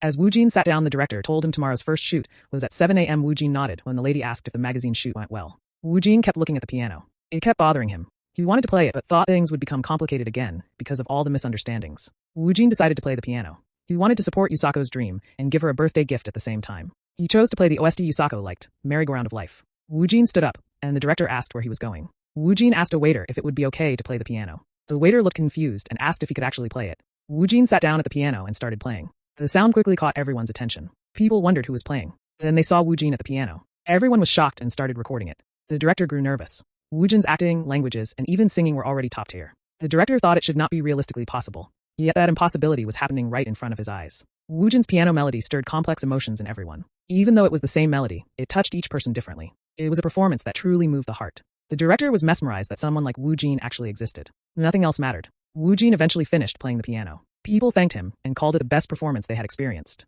Woojin became startled. He thought about simply standing there, but decided to bow instead. Woojin fell silent as Yusako cheered for him. In his thoughts, he wished her well and said he would keep supporting her dream. Yusako started crying. She told Woojin she loved Howl's Moving Castle, and that was why he played the song. She wiped her tears and said she would never forget a gift like this. The lady also started crying. She could not believe Woojin played it for a fan's birthday. She thought Woojin's character was incredible. She decided to share it with everyone. There was something Woojin did not know. The lady was Asami Saya, one of Japan's top-tier voice actresses. He also did not know how much impact his actions would create in the future.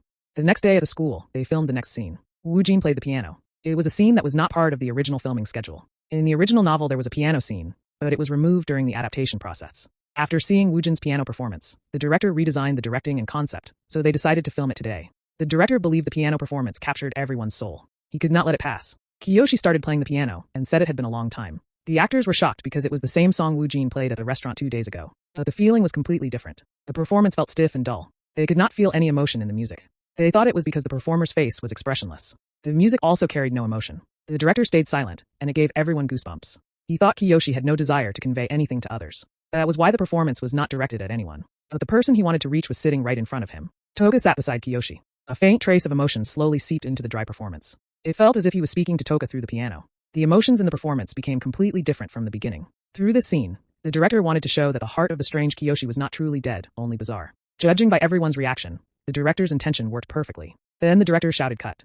He thought not only the people there, but even future audience members would fall for this absurd variation. The director approached and thanked Woo Jin because it was a sudden addition. Woo Jin nodded when the director said he was leaving for Korea today. Woo Jin apologized for having to leave for a while. The director said he would see him at the next shoot. Woo Jin thought the next shoot would be a commercial for the Kasahi group, and he planned to return after finishing it. While Woo Jin was thinking about Korea, Choi suddenly approached him. Woo Jin got startled. Choi showed him his phone and asked what he had done. Woo Jin grew nervous when he saw the screen. Starting with YouTube, he was all over Japanese social media. Woo Jin felt dizzy when Choi shouted that the internet was flooded with Woo Jin's name along with a video of him playing the piano. Then Choi said this was not a bad situation for them, and asked if Woo Jin played the piano knowing this would happen. Woo Jin nodded, but deep inside he never expected this at all. Woo Jin was confused that everyone was making such a huge fuss over him playing the piano once. As usual, Woo Jin was flustered. While filming a commercial for a new ramen product from a Kasahi Group food subsidiary, tags like #KingWoojinPiano were spreading rapidly across Japan. Negative comments toward Kong Woo Jin still appeared occasionally. Then a post appeared on Japanese social media that completely changed the atmosphere once again. Saya wanted to talk about something unrelated to work. She was Yusako's mother. She explained why Woo Jin played the piano. The story spread like a movie. Public reception also changed. Suspicion disappeared and admiration turned into deep emotion. Indifference became favor and favor came close to worship. Soon Woo Jin's piano skills that shook Japan were revealed in Korea. Both countries buzzed about Woo Jin day after day. Meanwhile, a plane flew through the sky. Choi said it was a relief they could leave the country secretly. Leaving the noisy Japan behind, Woo Jin boarded a flight bound for Korea. Woo Jin thought it felt like he dropped a nuclear bomb and then ran away. He thought things would calm down a bit after finishing his schedule in Korea before returning to Japan. He remembered they told him he had to start as a judge for Leech the next time he went to Japan. Woo Jin decided to read it again. Leech began with articles surrounding a conglomerate family. It showed a glamorous life hiding endless darkness, incidents, and accidents. Soon the scene shifted to a massive warehouse inside a manufacturing company. Korean and foreign workers moved busily inside it. The protagonist of Leech was mixed among them. His name was Park Ha-sung. After losing his family and drowning in debt, he worked himself to death just to repay it. During the mornings he worked at a manufacturing company as a non-regular worker. At night he worked as a designated driver. He could not even rest on weekends. Whenever he had a little free time left, he drifted through whatever short-term part-time jobs he could find. He was someone who had given up on college and only worked because he had no money. His mother was dead, and sign language was the only thing he was confident in. He had no notable abilities. His observation skills were slightly unusual, and he was good at his work. One day, he showed up for a short-term part-time job as a staff member for a charity event hosted by a large church. Despite being called a charity event, it was actually a gathering for powerful people. There, he encountered people he should never have met. He met the eldest daughter and mistress of a conglomerate family, Yu Hyunji, and her husband, Chairman Yoon Jong-bae, who was known as a male Cinderella. Hyunji was deaf, just like Ha-sung's late mother, and could only communicate through sign language. Ha-sung, who happened to know sign language, ended up having a conversation with her. The chairman saw his wife happily communicating in sign language and asked Ha-sung to become her companion. At first, Ha-sung thought it was a waste of time and tried to decline politely. But then the thought of earning far more money than his current hourly wage suddenly crossed his mind. He revealed a small part of his true thoughts. The chairman seemed to like Ha-sung's desperation. He handed him a business card along with 2 million won, showing his intent to buy his sign language skills and his time. He did not know why the business card had been given to him, but he stayed with Hyunji until the party ended and talked with her about travel through sign language. After the party ended, he kept thinking about why the chairman had given him the card and hesitated about contacting him. In the end, feeling it might be some kind of opportunity, he called the number written on the business card. As soon as he made contact, the chairman called Ha-sung, and shortly after, he arrived in front of Ha-sung's studio apartment.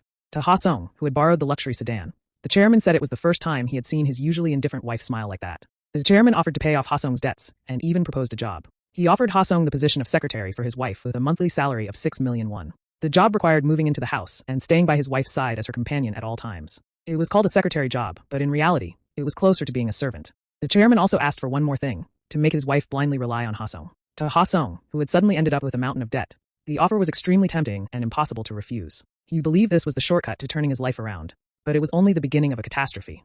On the first day in Korea, Choi and Woo Jin got out of the car. Woo Jin rushed to the next place right after getting off the plane. Choi said Woo Jin's schedule was too packed, so he could not even give him a day off. Choi said Woo Jin joining the judging panel for Leech had filtered out many difficult people, but the actors who came to the small theater were all top-tier talents. Choi asked if Woo Jin was nervous. Woo Jin felt slightly intimidated. Woo Jin thought he had to maintain his tough guy act. He then said he was the same as always. Inside the theater, there were many people. Woo Jin was surprised by its size and thought it looked more like a mid-sized venue. Then Gaba came and said Woo Jin must be exhausted. Woo Jin bowed. The director thanked him and told him to sit and watch. Woo Jin became nervous when Gabak asked about the story behind the piano video. Woo Jin fell silent when Gabak said that kind of skill could not come from just 1 or 2 years of practice. Woo Jin nodded when Gabak asked if he was joining PD Song's next film. Gabuk told him not to push himself too hard because he was going to lead the Korean film industry. Gabuk thought he did not have much time left. The actor who would carry his legacy and goals to Hollywood would eventually be Woo Jin. Woo Jin knew Gabuk was looking out for him in his own subtle way. Then Gabuk said another confirmed actor had joined the cast. She would play Yoo Hyun-ji. Her name was Oh Hiraeong. Woo Jin was amazed when he heard her name. Actress Oh Hiraeong was a veteran with over 25 years of experience. She possessed a beauty that made her look like she was still in her 30s despite being over 50. Because of her elegant image, she remained a top actress and continued appearing in many projects. Someone approached from behind while Woo Jin was thinking about the insane casting. It was actor Sim Han-ho. He greeted Woo Jin and asked if he had finished his analysis of Leech. Woo Jin was surprised. As they shook hands, Han-ho said he was looking forward to it. He then told Woo Jin to take his seat because everyone was ready to begin the audition. After that, they started announcing the actors. Their first actor was Jin Jae-jun. For each role, an actor would act as the partner during the audition. Then Woo Jin called out to Gabuk. Gabuk looked surprised when Woo Jin said he would be the acting partner. Everyone there grew nervous and started thinking about it. Director Gabuk then said it would help with the evaluation. Woo Jin stayed silent while the other actors continued thinking about him in surprise. Woo Jin thought he only asked because he felt restless. There was nothing for him to do, and at this rate it was much better to become the actor's partner. When the director asked for a specific reason, Woo Jin could not say he was simply bored. Instead, he said he thought he would get a much better perspective from the stage than from the seat. The director was shocked because countless actors had already given up on the audition after hearing Woo Jin would be on the panel. That was exactly what Gabuk had been hoping for. He wanted a situation where actors would cast aside their pride without hesitation and come there for the role itself rather than their reputations. Even the remaining actors still had not fully overcome their unease. Woo Jin thought he would show them through his actions why he belonged in the judge's seat. The director said the actors auditioning today would need to brace themselves. Then Woo Jin stood up. Han-ho told him about the side script, but Woo Jin thought he would be fine without it. Han-ho was shocked when Woo Jin said he did not need the side script. The man told Woo Jin to take it easy. The director said Woo Jin could stick to the script he had already analyzed. Then Woo Jin stepped onto the stage. He stopped in front of the actor. Ji-jin was nervous. This situation was driving him crazy because of the drug dealer project. Their positions had reversed in the blink of an eye. Ji-jin thought he was now the challenger while Woo Jin had become the lead. Not even half a year had passed, yet the lead actor and the cameo from drug dealer had completely switched places. The director asked Ji-jin which script he had prepared. Ji-jin said he prepared the scene where the eldest son of a chaebol family confronts Park Ha-sung. Ji-jin grew even more nervous when Woo Jin did not glance at the script. He remembered how Woo Jin mastered a revised script in just 10 minutes. Ji-jin became more anxious after realizing Woo Jin could master every character by taking on roles other than Ha-sung. Ji-jin was lost in thought. Then he said he was ready. The director shouted action. The role Ji-jin was auditioning for was Yoon Ja-ho, the eldest son of the chaebol family that served as the backdrop for Leech. He was also the sibling with the strongest thirst for power among the three children. The Ha-sung that Yoon Ja-ho was confronting now was different from before. His sense of defeat had disappeared, replaced by cold ambition. Everyone wondered how Woo Jin would portray Ha-sung. Ha-sung said their mother's condition was actually good. Ja-ho grew angry when Ha-sung said she told him to call her mother. Ja-ho grabbed his collar. Ha-sung said he was only stating the facts. Woo Jin said their mother would be upset if he did not call her that. Ja-ho shouted that if Ha-sung was a servant, then he should act like one. He told Ha-sung not to step into a world where he did not belong. Ha-sung asked if they were really living in different worlds. He told Ja-ho to look around since they were standing there together. Ja-ho fell silent as everyone started staring at them. The director realized Woo Jin had no intention of acting half-heartedly. Han-ho grew nervous because Ripley syndrome was the core of Park Ha-sung's character. In Leech, that transformation was not revealed all at once. It was built up gradually through the first half of the film. It was an emotion that could not simply be shown in an instant. The director thought Woo Jin's acting was not just great. It had reached a level even the Park Ha-sung he imagined could not match. Finally, the director understood everything. When a creation imagined by a director appears like this in reality, no director could stop their heart from racing. The scene shifted to a girl who found it troublesome when she learned that Woo Jin would be the Leech's reading partner. She believed she would pass whether Woo Jin was her reading partner or not. She was a third-year rookie named Han So-jin. When Woo Jin won the Rookie Award at the Blue Dragon Film Awards, So-jin won the Best Actress Award after a short period in obscurity. But Woo Jin suddenly appeared out of nowhere and completely overshadowed her with his overwhelming reputation. So-jin was furious about it. She believed she could surpass him and wanted to prove it instead of giving up. Just then, an employee came in and told her it was time for her audition. Deep down, So-jin knew having Kang Woo Jin as her reading partner was actually a good thing. She stepped onto the stage and gave her performance. After seeing Woo Jin, she tried to calm herself down. The two of them shook hands. Woo Jin said he was looking forward to working with her. So-jin quietly replied, "She's definitely going to beat him." Woo Jin didn't take her seriously and gave her a casual response. That made So-jin even angrier. She couldn't believe he had brushed off her determination so easily. Then the audition began. So-jin was auditioning for Yoon Ji-min, the youngest of the three children in Leech. The audition scene showed a conflict between Yoon Ji-min and her father, Chairman Yoon Young-bae. Yoon Ji-min confronted her father when Woo Jin also acted as Chairman Yoon Young-bae. So-jin was completely shocked. Young-bae silently listened as Ji-min told him to leave her room. Then he grabbed her hand and called her name in a trembling voice. He wanted his daughter to look him straight in the eyes and repeat her denial, saying that it wasn't true. The chairman chairman and director were shocked, so Jin was just as confused. She couldn't understand what was happening. Was this really Chairman Yoon Jung-bae? Woojin felt like a completely different person. Young-bae said his daughter's denial didn't sound convincing. Chairman Yoon Jung-bae was a man driven by power and the desire to dominate. To him, love and affection were nothing more than tools for maintaining his power. Even his children were simply safety measures he could use to hold on to his relationship with his wife. He was only acting out paternal love. True love never existed in the first place. That's why Woojin chose Kiyoshi for the role of synthesis. Just as Kiyoshi treated his bizarre sacrifice like a chore, his son and daughter were also closer to objects that would only be troublesome if lost. That was the essence of Chairman Yoon Jung-bae, at least as Woojin interpreted it. Jung-bae came closer to his daughter and told her not to forget that she belonged to the ruling class. He told her to own that leech, and only then decide whether to cherish it or break it. Soojin grew afraid and couldn't understand how he was interpreting the role. She asked what her father meant by breaking it. Young-bae told his daughter to remember that anything she owned would eventually become boring or break.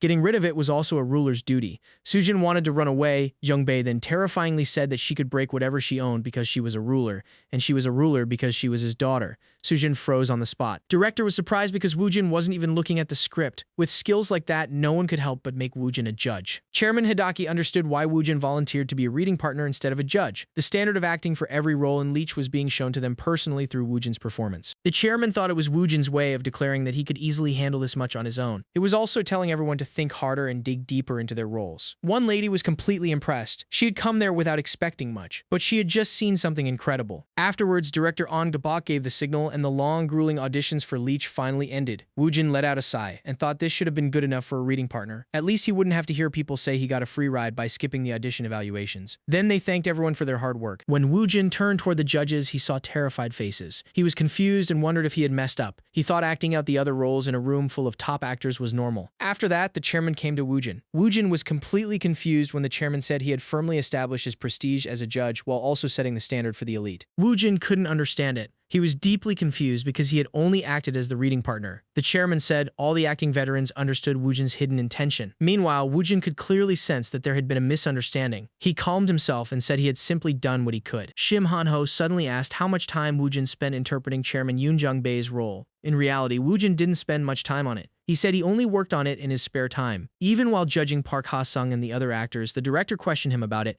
Woojin had only done enough to fall short as a reading partner. The director realized that what he saw today wasn't even everything Woojin had. Then a lady named Hee-ryung came over and greeted them. She said she was lucky to make it in time for the audition. She was glad to meet Woojin. When Woojin introduced himself, Hee-ryung said she already knew him. She enjoyed watching his acting, and it made her think she should be nervous too. As chairman, Hee-ryung also mentioned the standard, but Woojin still couldn't understand it. All the core actors of Reach were standing there. Finally, chairman said that revealing anything about today's audition was strictly prohibited. Shim Han-ho said he would leave first. Woojin was also about to leave since he had another schedule. Looking at Shim Han-ho, Hee-ryung asked the chairman if Shim would be alright. Chairman told her to wait and see what Shim came up with. Hee-ryung said Woojin's impact was so huge that the audition evaluation had gone a little strangely. But to Chairman Hidaki, Woojin looked even more determined. After that, Woojin got into the car. His sister was on her phone while Woojin let out a deep, relaxed breath. He wondered if his first schedule today was a meeting with producer Song about beneficial evil. His sister showed him her phone and pointed out that he was all over the Japanese media. Woojin saw a post from a woman talking about him. He was shocked when he recognized her as the mother of the kid he had met at the Japanese hotel. Director Choi was curious when Woojin's sister said she couldn't understand anything because it was written in Japanese. After Woojin translated it, Choi was astonished to learn that the kid's mother was a famous Japanese voice actress. Woojin's sister said it had been mentioned on major variety shows and was even trending on Japan's top portal.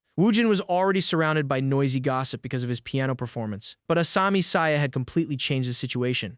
Choi said it had gone from a noisy issue to an attractive, heartwarming story that touched people's hearts. Woojin probably did it sincerely, but in the stuffy entertainment industry, this kind of thing worked really well. It all felt extraordinary to Woojin. He was a Korean actor, yet he had so many keywords that connected with the Japanese public. When Choi asked if he planned to post a reply to Saya, Woojin thought it was unnecessary. He hadn't played the piano hoping for this kind of situation, so he decided to leave it alone. Choi was satisfied with that too. It wasn't like they had planned for it to blow up from the start. Choi said he would assess the situation and see exactly how much it had spread in Japan. After that, they visited Song and greeted him. Song said they were carefully reviewing the pre-production for Beneficial Evil. At the same time, they were also deciding where it would finally be aired. Woojin didn't understand and didn't even know where Beneficial Evil would be broadcast. Song was now an external PD rather than an affiliated director, so the destination had become very important. Before the news that Woojin had joined, the conditions were already substantial. But after Woojin's recent issue, everyone was eager to get the project. Choi thought PD Song's name value, including Han Ryang, was enough on its own. But with writer Choi Hana from Male Friend and Woojin on top of that, this was an all-in situation. Song said the project had received excellent evaluations without missing a single thing,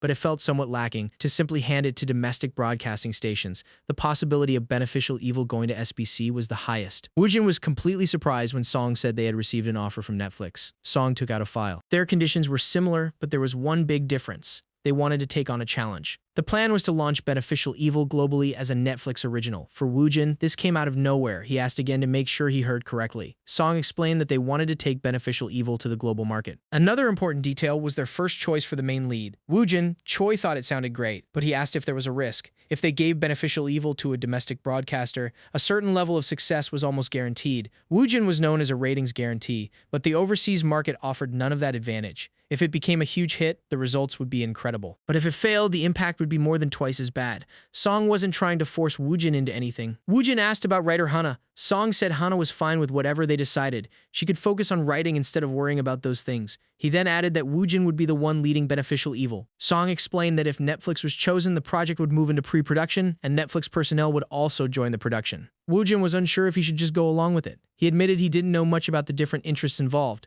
but if one side offered a better opportunity, choosing it made sense. Woojin didn't think it was a bad idea. Song then asked if he was ready to go global. Woojin didn't want to delay. That made Song happy. He told Woojin to run like his life depended on it and match his ambitions. Woojin nodded, and they shook hands. As they did, Woojin thought about how the scale of everything around him kept getting ridiculously bigger. Song was ready to contact Netflix. Meanwhile, Woojin wondered what would happen to Beneficial Evil's grade. He decided to check it quickly. When he opened the status window, he was shocked. Every grade for his work had gone up by one level, and he had no idea how it happened. Then he checked Beneficial Evil. He was completely stunned. It was SSS grade. The maximum grade was updated again. Then he remembered it changed right after they talked about Netflix earlier. He got pretty excited when he realized it was going to spread worldwide and be available in different languages. Woojin decided to hold himself back and focus only on the acting he could control. Unexpectedly, the grade for Leech went up too. Woojin thought it could be because director Gabok mentioned something about acting standards after the audition. Or maybe it was because top actors had been recruited. A legendary actor, Hee Rejong, had joined along with some of the top actresses. Woojin nervously let out a sigh. The actors in Leech were all on another level. After that, he went back to his car and thought about his next schedule while his sister called him. She showed him that the audition results for Leech were out. Then he saw the articles. Haiyan and Hua-rin had been eliminated. He wondered if he should text them to cheer them up. When Woojin's sister suggested contacting Haiyan too, Choi stopped them. Choi said both Hua-rin and Haiyan were professionals. Meanwhile, Woojin tried to keep a poker face. While talking, Choi checked their next schedule. He was shocked when he saw they had a character interview shoot for Island of the Missing. There was a lot of work lined up. Then Choi mentioned they were slowly getting some attention from the Hoiksang side. The Hoiksang Award ceremony included both film and TV categories.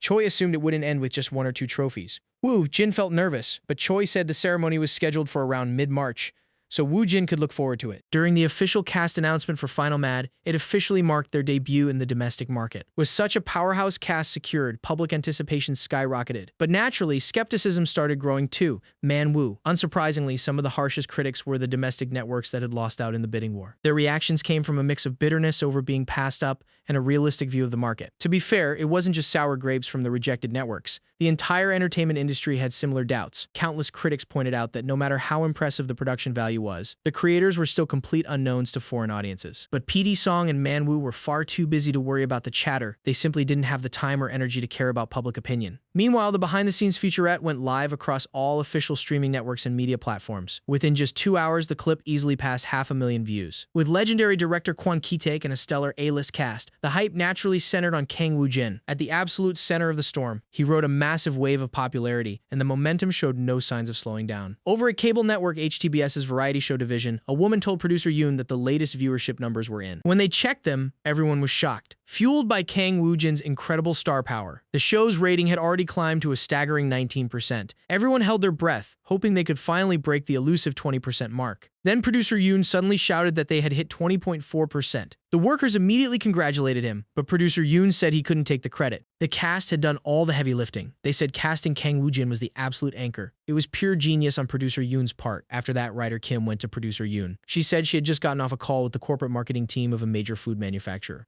They were very interested in mass-producing and commercializing the seaweed flake makguksu recipe Woojin had created. Later that evening, Woojin prepared a meal, and everyone praised how good the flavors turned out. Woojin also thanked everyone for their hard work. After a while, Youngmin asked Woojin where CEO Choi was. Woojin said he had to leave early for another business meeting. Jungmin asked Woojin to pass along a quick message. Woojin couldn't believe it when Jungmin told him to tell Choi that he wanted to set up a meeting to discuss moving to his agency. Jungmin really wanted to leave BW Entertainment for Woojin. This could turn into a complicated mess. Jungmin trusted Woojin to deliver the message, and Woojin promised he would. After Jungmin left, Woojin started thinking about it. Then CEO Choi called. Woojin greeted him, and Choi said he had just finished his meeting and was on his way over. When Woojin told him the big news, Choi was completely shocked. Youngmin was a top-tier star, so there was no reason to pass up this opportunity. Choi said he was going to contact Youngmin right away. Choi also had a few updates for Woojin after wrapping up his discussion with producer Yoon. Woojin was confused when Choi said Nongshim wanted to manufacture and launch Woojin's seaweed flake makguksu as an instant cup noodle product. Woojin didn't expect them to move this fast. It wasn't completely unheard of in the industry,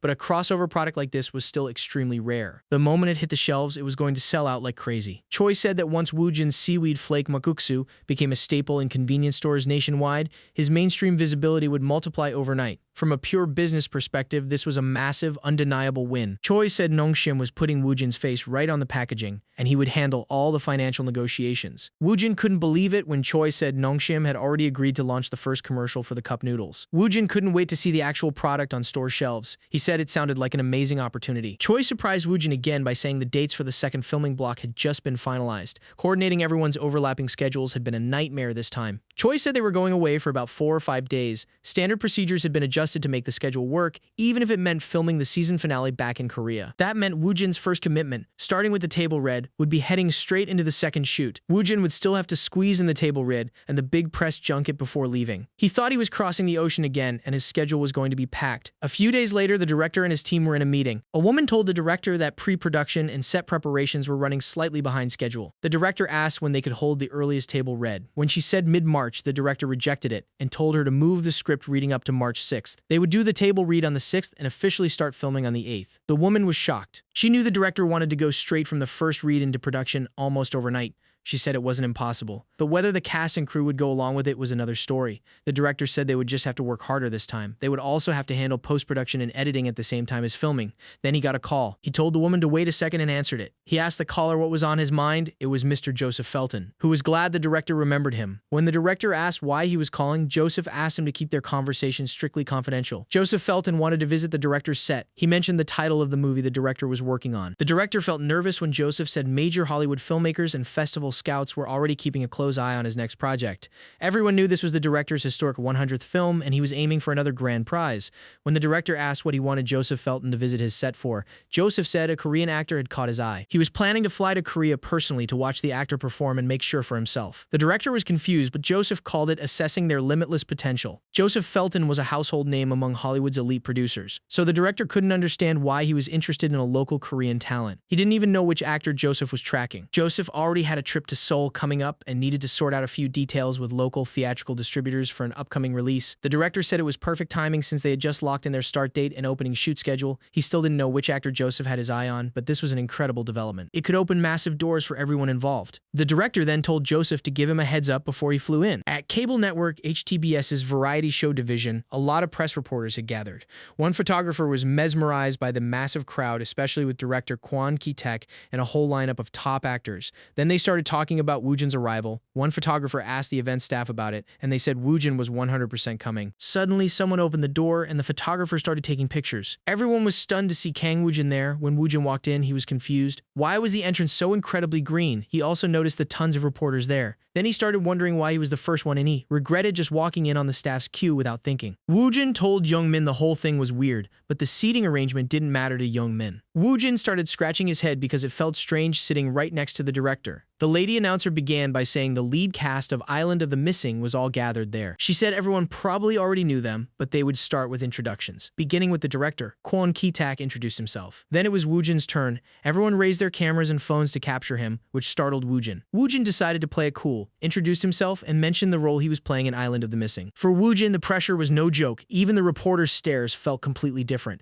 He was nervous because this was definitely different from before. Even with the atmosphere feeling heavy, Woojin still tried to maintain his concept. After the introductions, they moved on to a few questions for the actors. The announcer asked Woojin, who is the hottest star right now, what he thought was the unique charm of Island of the Missing. It was a piece of cake for Woojin because he had received the questionnaire in advance. He simply answered the question. Woojin was pretty proud of himself for nailing it without a single mistake. Then she asked another question. Woojin's mind went completely blank because it wasn't on the list. Since his split personality was supposed to be a secret, he decided to stay vague. He replied that he played a cowardly piece of trash. The announcer looked completely confused. Woojin couldn't understand why everyone around him was laughing. That concluded the questions for the actors, so the announcer told the reporters to ask their questions. Woojin was amazed by how fast they were. Then the announcer pointed to a reporter in a navy tie. I have a question for Woojin. He said every project Woojin had worked on so far had been a huge success. With his recent film surpassing 8 million moviegoers, he asked how successful Woojin expected Island of the Missing to be. He also asked if reaching 10 million viewers was possible. Woojin simply nodded and said he believed it will surpass 10 million viewers was possible. Woojin simply nodded and said he believed it will surpass 10 million. The reporter asked why he thought so. Woojin confidently replied that it's just a hunch for him. Just like that. The press conference for Island of the Missing began around 9 p.m. and actually wrapped up at 4 p.m. only a couple of hours ago. However, articles were already pouring out while the event was still going on. The mere title of master filmmaker Kwon Ki-taek's next project was enough to create huge anticipation, but Kang Woojin's overwhelming presence shifted the spotlight entirely onto him,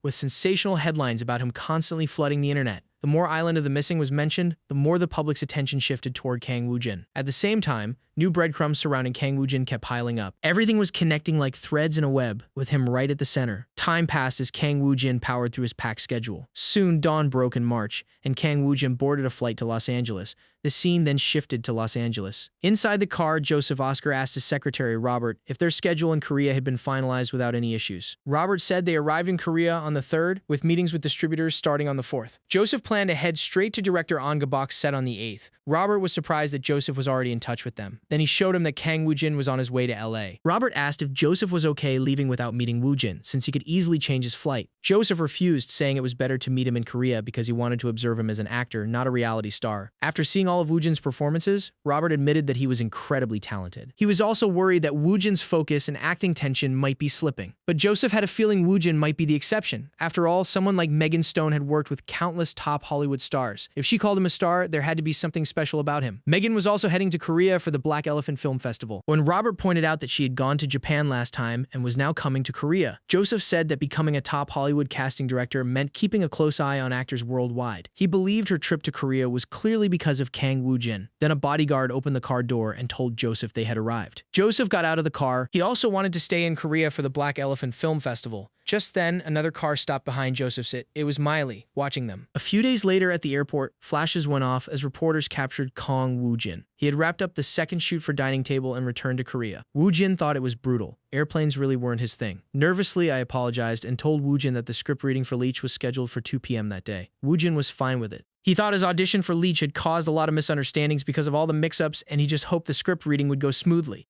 Later, at the Leech script reading, people were talking about how Eugene had arrived early since he had just returned to Korea. Woojin stood there with a poker face, feeling awkward being there alone. He was waiting for someone else to arrive. Woojin was relieved when Sojin arrived and they greeted each other. Sojin thought she was the first one there and regretted not coming 30 minutes earlier. She said Woojin's performance at the audition was truly astonishing and made her realize just how incredible he was. Woojin was confused when Sojin said she planned to surpass him. He gave her a casual reply, and as always, Sojin got irritated. She had no intention of backing down. While they were talking, someone else arrived. It was a senior actress with another actor. She greeted Woojin and said she had seen him in the news a lot lately. When Sojin saw Woojin talking sweetly with her, she grew jealous. Then everyone was surprised when Sim Han-ho arrived with a completely different look. The lady asked if he had been living in the mountains. Woojin thought Sim Han-ho's aura was absolutely insane. Sim said his acting might be a little fierce today. Woojin wasn't sure how to respond. He thought he'd try his best to tame him, but even that felt like a bit much. So he decided to mix a little arrogance with proper respect. Woojin stepped closer to Sim and said he was ready to face him. An awkward silence filled the room. Everyone was shocked by Woojin's boldness. Suddenly, the director arrived and told everyone to leave them alone. One girl was shocked to see the director, but he told her to stay quiet. Nobody had ever seen a standoff like this before, and this was exactly what would light a fire under the actors. The director said those two were the only people in the room who truly became Park Ha-seong and Chairman Yoon Jong-bae.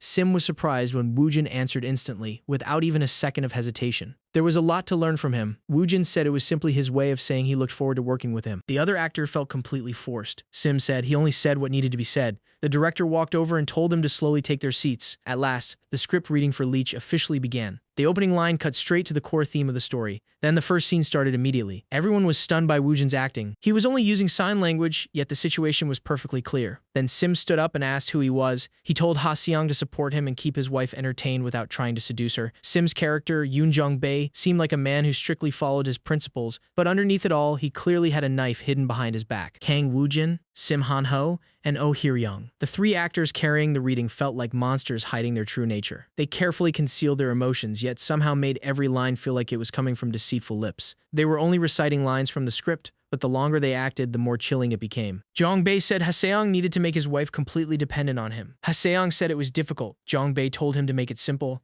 It was all about his mindset. Everything depended on how Ha-seong chose to see it. The chairman realized Sim still held on to his authority, but he played the role like a jester with a hidden desire for power. Kang Woo-jin, however, wasn't backing down at all. The director felt like he was watching a true clash between acting monsters. He was already looking forward to seeing how much more intense things would become once filming officially began. The scene then shifted to Joseph. Robert told him that the script reading for Leech was happening that day. Since Joseph wanted to see Kang Woo-jin's true acting, he planned to visit the set during the actual shoot. Robert said he would move tomorrow's schedule up to today. Then he got a call from Miley. She asked where he was. Joseph told her he was in Korea, so Miley asked for his exact location. Joseph was shocked when Miley revealed that she had just arrived in Korea too. Miley asked Joseph to pull a dump for her. She was heading to a rental property and wanted to keep everything confidential. She already knew Joseph was visiting the set of Leech, so Joseph asked if she had been running a background check on him. Miley explained the whole story and asked why he was visiting the Leech set. Joseph said he was going as a producer, but it was strange that Miley was interested in the film. Joseph got nervous when he learned she was also there because of Kang Woo-jin. Miley said there were plenty of talented actors on the Leech set, but she wanted to join Joseph when he visited. Joseph couldn't refuse though, he still had no idea what she was really planning. He then asked if she had seriously flown all the way to Korea just for one actor. Miley said she had another business to take care of too. After the call ended, Joseph fell into deep thought. He figured Miley must have noticed something about Woojin during her movie promotion tour, but he had no idea what she planned to do. Joseph realized Kang Woojin had caught the attention of far more Hollywood figures than he expected. It was the first official day of filming for Leech. Woojin was surprised. He had no idea houses like this actually existed in Korea. The director came over and asked if the set looked good. Woojin casually nodded, which was a relief for the director. The director explained that the shooting schedule was tight, so everyone would have to push themselves. Woojin lost some of his excitement when he heard they might be pulling all-nighters or only getting quick naps on set. The director told him to stay on standby since they would start filming soon. Then the director mentioned someone had arrived, but Woojin had no idea who it was. It was Joseph, along with Miley, who had her face covered. Woojin recognized them immediately and was shocked, but he kept a straight face and decided not to look at them at all. Since Miley was hiding her face, Joseph told her not to speak either. Even after all that, Miley still wanted to say hi to Woojin. Joseph assumed Woojin had already recognized them. After 10 minutes on standby, it was finally time to film. Joseph was eager to see what kind of performance Kang Woojin would give today. Sim had already seen Woojin act during the audition, but he knew he had to keep watching. After all, he still hadn't properly seen Woojin play Park Ha-seong. It was the last moment before filming, and Woojin let out a sigh. This was nothing like the small theater where the audition had taken place. This was the real world of Leech. There was no reason to hold back anymore. Woojin decided to unleash the real Park Ha-seong, who had been hiding his true strength all along. It was time to act. They were filming a scene from the middle of the script, not the beginning. On the surface, his emotions were calm, but underneath, something deeply unsettling was brewing. This place was no different from a battlefield with his life on the line. If his deal with Chairman Yoon Jong-bae went sideways, his life was basically over. The current vision had completely blended into this mansion, and the place felt like his own home. He could cherish it however he wanted or completely destroy it. At this point, it no longer felt like he was renting. He declared that it was all his. Then he looked around in confusion. Two women from a foundation sponsored by the lady of the house arrived. They asked Ha-seong if he was her son, since they had heard she had two sons. Ha-seong told them they were right to him. This really was his own world. Then the director shouted, "Cut." Sim and everyone else were shocked. They had thought Woojin's audition performance was just a teaser. To Sim, it almost felt like Woojin was telling them to stay on their toes. The director asked Woojin what kind of Park Ha-seong he had shown them during the audition. Woojin said he hadn't gone all out back then. He had only done it to an adequate degree. The director grew nervous. Woojin explained that this was usually how auditions went, but deep down, he was confused and wondered if he'd done something wrong. The director had thought Woojin's audition performance was the best he could do. He was clearly wrong. What was merely adequate for Woojin was already beyond common sense for everyone else. They could only accept Woojin as a force of nature. The director told him to make sure he climbed all the way to the top. He placed a hand on Woojin's shoulder, clearly impressed by him. The director then wondered if the actor Joseph had mentioned might actually be Woojin. With Kang Woo-jin Woo's Hollywood screen test blowing up online, it made perfect sense for a famous Hollywood producer to fly out there in person. Both Miley and Joseph learned that Woojin didn't need any preparation time to bring out his emotions. Joseph thought it was almost enough to make anyone wonder if Woojin had dissociative identity disorder. Woojin could switch personalities in an instant and perfectly deliver the message he wanted. That level of skill was what every actor aimed for. Yet Woojin already had it. Now Joseph understood why Kang Woo-jin was surrounded by nothing but big shots. He could not wait to see the stir Woojin would cause once he officially broke into Hollywood. It was time for a short break. Woojin started calming himself down because it had been pretty intense. Then Miley called him over and asked if they could step away from the crowd for a quick chat. Woojin agreed, but his mind was still racing. He kept himself calm and tried not to lose his cool. Miley praised his acting and said she would have regretted missing it. Woojin could not believe it when she said her main reason for coming to Korea was to see him again. Then Miley made her proposal. She wanted Woojin to be in her album and appear in her music video. She added that this was the first time she had ever approached someone like this. Woojin could barely process it. His mind was going crazy. He told her he would need to discuss it with his agency before giving her an answer. Miley left, saying she would wait and asking him to get in touch. Joseph then asked Miley if she was done with her business because they needed to head back soon. Miley pointed out that Joseph had not even spoken to Woojin yet.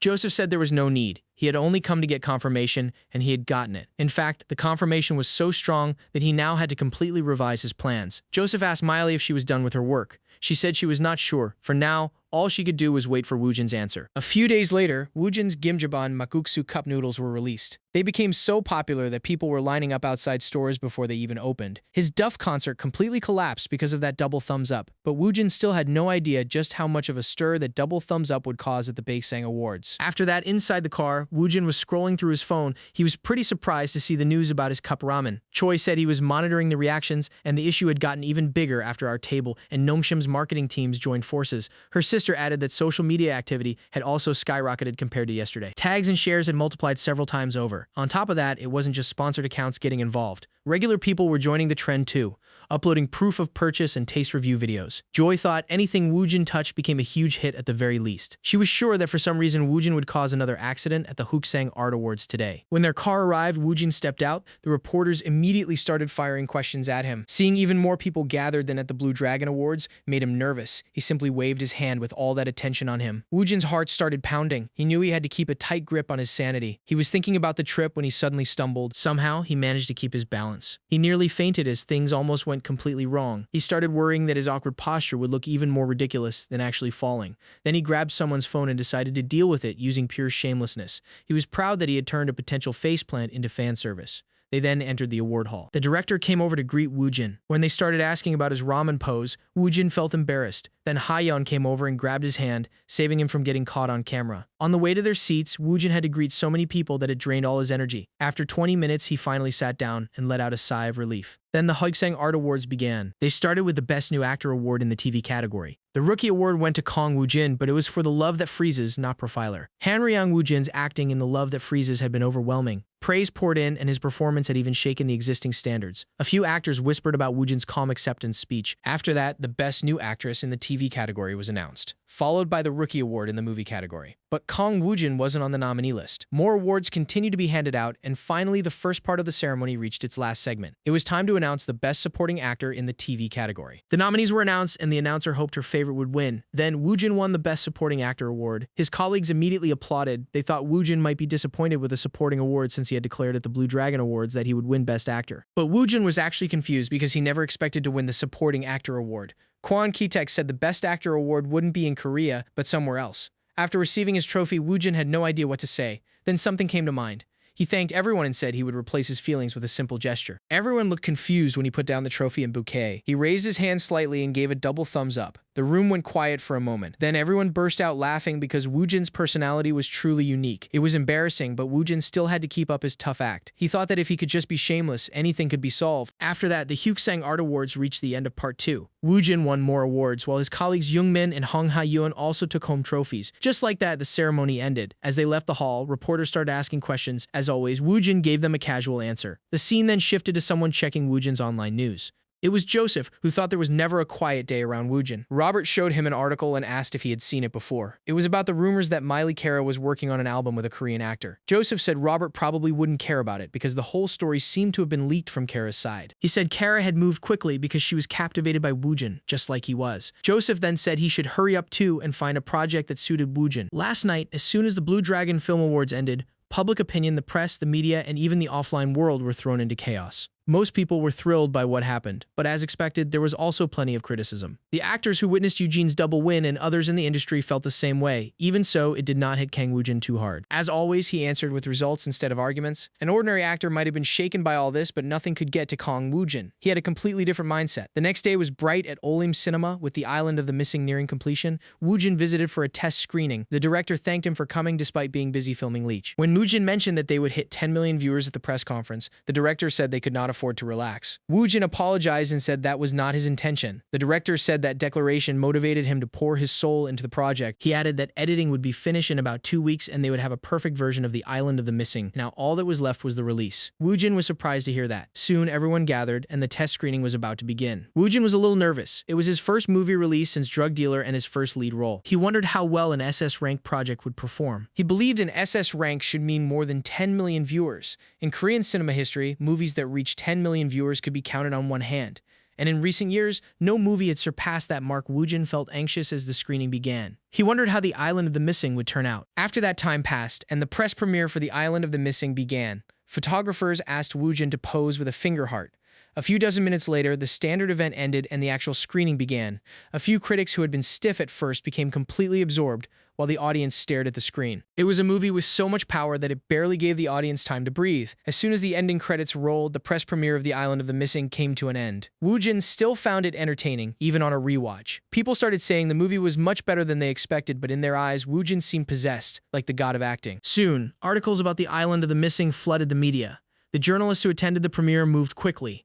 These were the same journalists who would tear a movie apart if it lacked entertainment value. But for now, there wasn't a single negative comment about The Island of the Missing. Soon, audience premieres were held in theaters across the country. Many of the actors' acquaintances and regular viewers were invited, but the hype wasn't only around The Island of the Missing. May was a time when the number of moviegoers increased several times over. The movie had chosen this release date for that reason. The problem was that many new films were also coming out on the same day. Several highly anticipated Hollywood movies were waiting in line, and The Island of the Missing was right in the middle of the competition. Then May 19th arrived. The movie war officially began, but before the release, Kang Woojin had already left for Japan. He was relaxing on the plane because his schedule had been extremely tight. He decided to review the bizarre sacrifice of a stranger in the subspace again. He noticed it felt different from simply becoming more natural through repeated reading and acting. Something inside him had changed. The burden of acting had disappeared, and it felt like his acting level had risen. He thought it might just be his imagination. Then a voice echoed saying that Woojin's inherent ability had surpassed his base stats. He had gained the ability to unlock character freedom. Woojin was confused and wondered if it was the same kind of thing people talked about in games.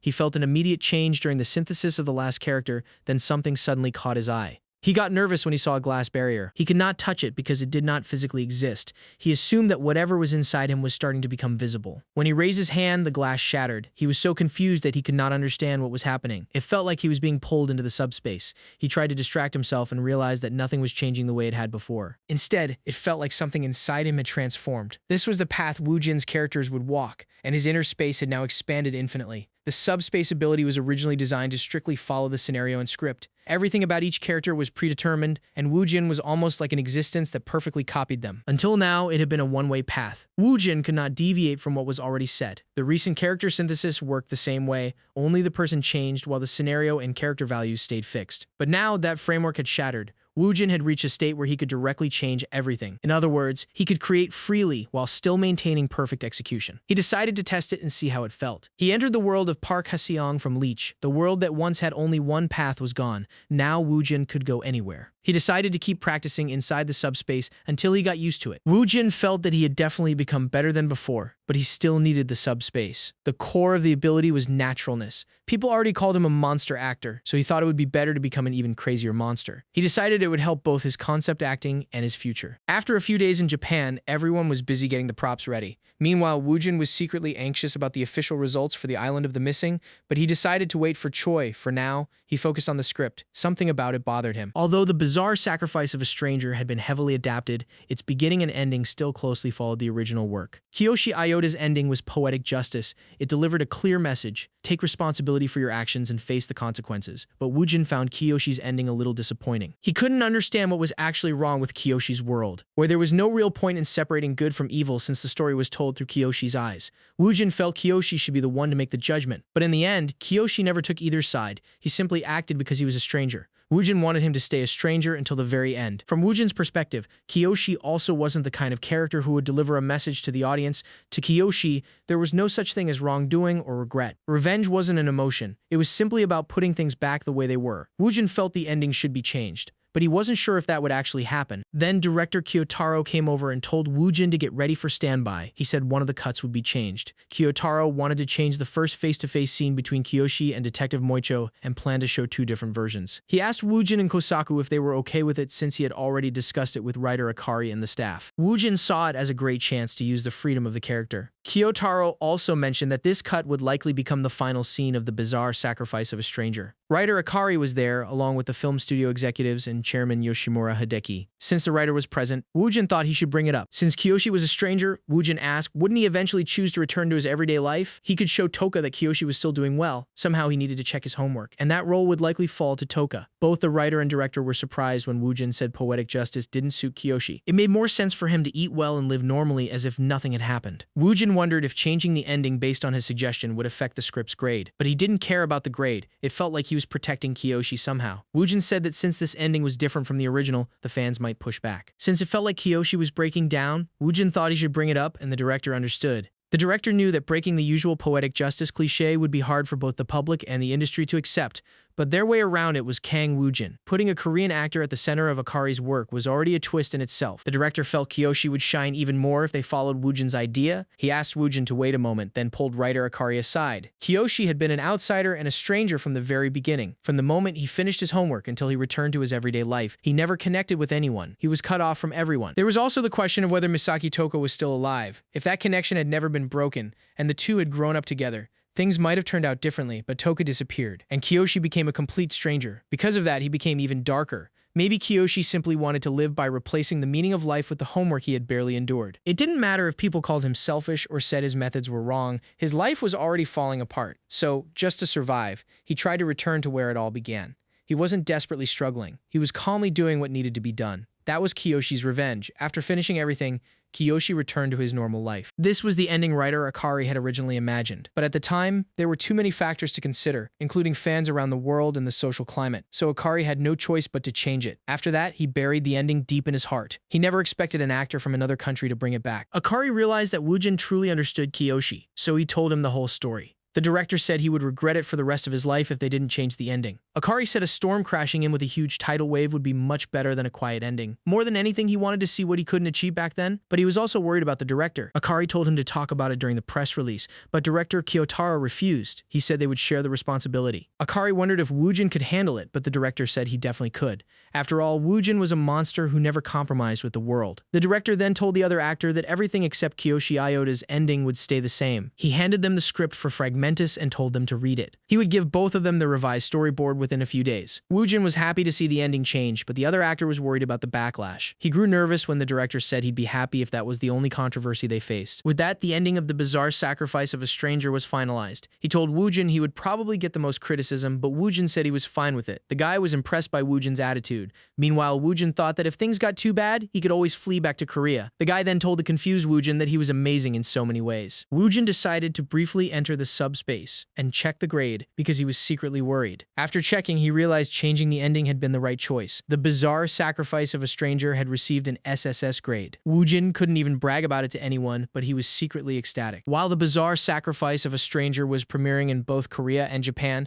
Woojin wondered whether the box office results would be released together or separately. He then came out of the subspace, and with the issue finally resolved, he felt relieved. Suddenly, Choi arrived and showed Woojin his phone. There was some urgent news he needed to share. The first was that an article about Miley Cara had made it into the domestic news. They had timed it perfectly and released one too, so chaos was about to erupt because of this. Woojin was surprised when Choi showed him the box office results for The Island of the Missing. It had reached 5 million viewers by its 6th day, which meant nearly 1 million viewers a day. The Island of the Missing was rewriting the history of Korean cinema. Choi said that if it kept going like this, Woojin might soon become a 10 million viewer actor. They were filming the change scene, and some people were wondering if changing the ending was really okay. Fans of the original work were practically going into an uproar, so everyone was confused about why Woojin looked so calm. Woojin thought their reactions to the ending were pretty insane, but he was satisfied with the changes, so he decided to focus on filming. The scene they were shooting today was the completion of the homework, ending with Suzuki Itsuma's death. It could be called Kiyoshi Iota's final stop. Once again, Kiyoshi did not get his hands dirty. Itsuma took his own life, while Kiyoshi merely gave him a push. He manipulated Itsuma into killing Horinochi Ami and Ai Yasaki, then quietly gathered enough evidence to brand him a murderer if it reached the police. With that evidence, he gave Itsuma 3 days to turn himself in. He threatened to hand everything over to the police if he refused. Faced with the fear of losing everything he had built, Itsuma chose to end it all instead of turning himself in. In the end, he swallowed a handful of pills on the rooftop of the company that would have been his. The director called Woojin. It was time for standby. This was the scene where Kiyoshi finally showed his emotions for the first time. It would not be an easy performance, so everyone wondered how Woojin would pull it off. The director knew this scene had to land perfectly for the changed ending to have the right impact. That made it the hardest scene to film, but the director had no intention of giving Woojin any direction. He was confident Woojin would create something beyond anything he could imagine. When it was time to begin, Woojin thought this was his first time doing this kind of emotional acting. He decided to stay composed. He was strangely nervous, but he had to suppress it completely. At the same time, he would draw out the Kiyoshi inside him. When the director shouted, "Action!" the scene began after Itsuma swallowed the pills. Kiyoshi said it was all done. When he dropped the recorder, he suddenly felt something. His stomach churned strangely, and he could not put the feeling into words. It was bizarre. Then he picked up a piece of paper. He looked up at the sky, wondering if they were watching him. Then he crumpled the paper. Even after swallowing it, something still felt empty. He wanted to leave, but he couldn't. He turned to walk away, but a strange silence stopped him. He couldn't understand why he couldn't bring himself to leave. He kept telling himself it was all over. There was no one left to eliminate. This was the final stop for his mission. And that's when he realized it was the end of his existence. He couldn't believe this was really his end. He started shaking, and tears began pouring out. He was scared and terrified. He wiped his tears, thinking that he had lived as a stranger just to reach this point. He wondered what he was supposed to do next. If he left this place, where was he even supposed to go? He felt resentful toward the world that had brought him this far. He also regretted that his existence had ended over something like this. Everyone stayed silent as they watched Woojin's acting. The viewers couldn't believe what they were seeing. They realized someone could sob without even showing sadness. The director thought Kiyoshi's tears were an outcry, a lament that came out the moment he realized how insignificant his existence was. Even if he couldn't find happiness, he still hoped to meet someone who could truly understand him. It was the first time Kiyoshi had acknowledged his own emotions. An existence that had clung to nothing but revenge seemed as meaningless as a speck of dust. But that didn't mean it was completely empty. There was still a clear reason and purpose behind it. Kiyoshi had finally grown emotionally, and that was like a fresh sprout of hope. The first step toward a new life was getting ready to return to a normal daily life. The director felt Woojin was bringing the altered ending of the bizarre sacrifice of a stranger to life. The audience experienced this scene before reaching the ending. Only then could they truly understand Kiyoshi Iota's fate. Living among countless people as an ordinary stranger was a brand new start for him. Then it was time to cut the scene. The crowd started clapping. While Woojin was still trying to compose himself, he quickly wiped away his tears and started worrying that they had noticed. The guide told Woojin there was no need to push himself. He could move once he had fully composed himself. Woojin had no idea what he meant. When he looked around, he saw everyone crying. Somehow things had spiraled into something completely different again. Woojin thought it was a total win for him when Choi came running over. Choi was worried and asked if Woojin was okay. Woojin played it tough and said recovering was easy. What mattered was the memory because he could use it with something else later. Choi said that scene was just a serial killer. Woojin pulled it off because it was him. The director said what they had just done was more than enough. There was no need to shout for reactions. Kyotaro thought sometimes a director deceives an actor. The director felt Woojin's acting had completely destroyed the idea of judgment. He then told Woojin that the audience's reaction to the ending of the bizarre sacrifice of a stranger would definitely explode after this scene. Woojin saw how fired up the director was, and it made sense. The next shoot was the final one. It would be Kiyoshi's first meeting with Detective Mochio, along with the altered ending of the bizarre sacrifice of a stranger. In the original story, the culprit and victims killed each other, but Detective Mochio eventually notices the existence of a stranger and immediately heads to Kiyoshi's house. When he meets Kiyoshi, Mochio asks if he remembers Toka Misaki. Kiyoshi pretends not to know her and acts like he's hearing the name for the first time. Woojin thought they would shoot freely, just as they discussed before. He planned to use character freedom, but he didn't want to abandon Kiyoshi's core foundation, so he decided to use character synthesis. After that, he could use character freedom. He thought it would be great if the character he synthesized was similar to Kiyoshi, creating a plot twist.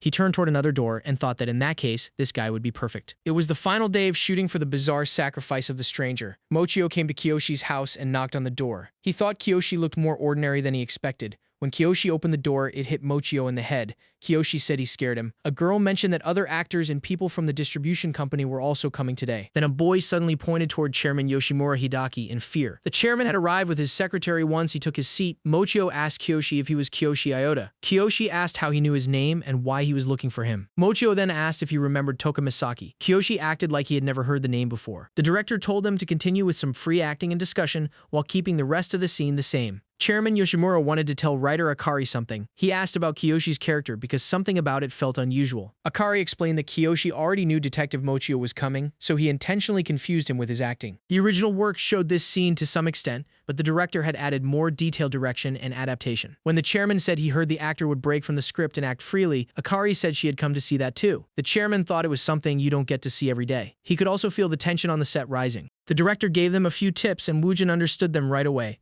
As the scene was about to start, Woojin thought he needed to bring out Kiyoshi, the character he had merged with that other guy. That would unlock the character's freedom. Then the scene began. Mochio thought that if they were following the original script, the Iron Gate should have opened by now. He thought Kiyoshi had been breaking the secret from the very start. He raised his hand to knock, then checked his watch. It felt like he was supposed to say some kind of password. Suddenly, Kiyoshi opened the door, hitting Mochio right on the head. The sudden movement scared Kiyoshi too. Mochio did not even have time to dodge. He asked Kiyoshi the same question as before, but this time, Kiyoshi stayed silent. Something felt strange. The current Kiyoshi had the awkward air of a young man, almost like two people had somehow merged into one. Mochio thought Woojin was silent because he was nervous, so he decided not to give him a moment to breathe. He shouted that Kiyoshi already knew he was coming. Kiyoshi hesitated, leaving Mochio completely confused. He asked if Kiyoshi was mocking him. Kiyoshi activated mute and started using sign language. Mochio wondered if it was sign language. Through it, Kiyoshi said he knew the detective was coming because that was the only way his homework would end. It felt like Kiyoshi was making a confession, but nothing happened. It was the same as before. Even when that child threw away her life, nothing happened. Detective Mochio took out a notepad and handed it to Kiyoshi. Kiyoshi began writing. He apologized and explained that he could communicate through written notes. He also told the detective that he could understand speech by reading lips. Mochio was even more confused. He could not figure out who this man really was. Then he asked if Kiyoshi remembered Toka Misaki. Kiyoshi replied that they were classmates. Woojin had chosen the man from the Love That Freezes for the role Merge because the investigation had to start over from scratch. This flow was Woojin's idea, not Kiyoshi's. Kiyoshi was like a faint fog, but Mochio was the exact opposite. No matter how deeply he looked into Kiyoshi, nothing was ever certain. So Kiyoshi stayed mysterious until the very end.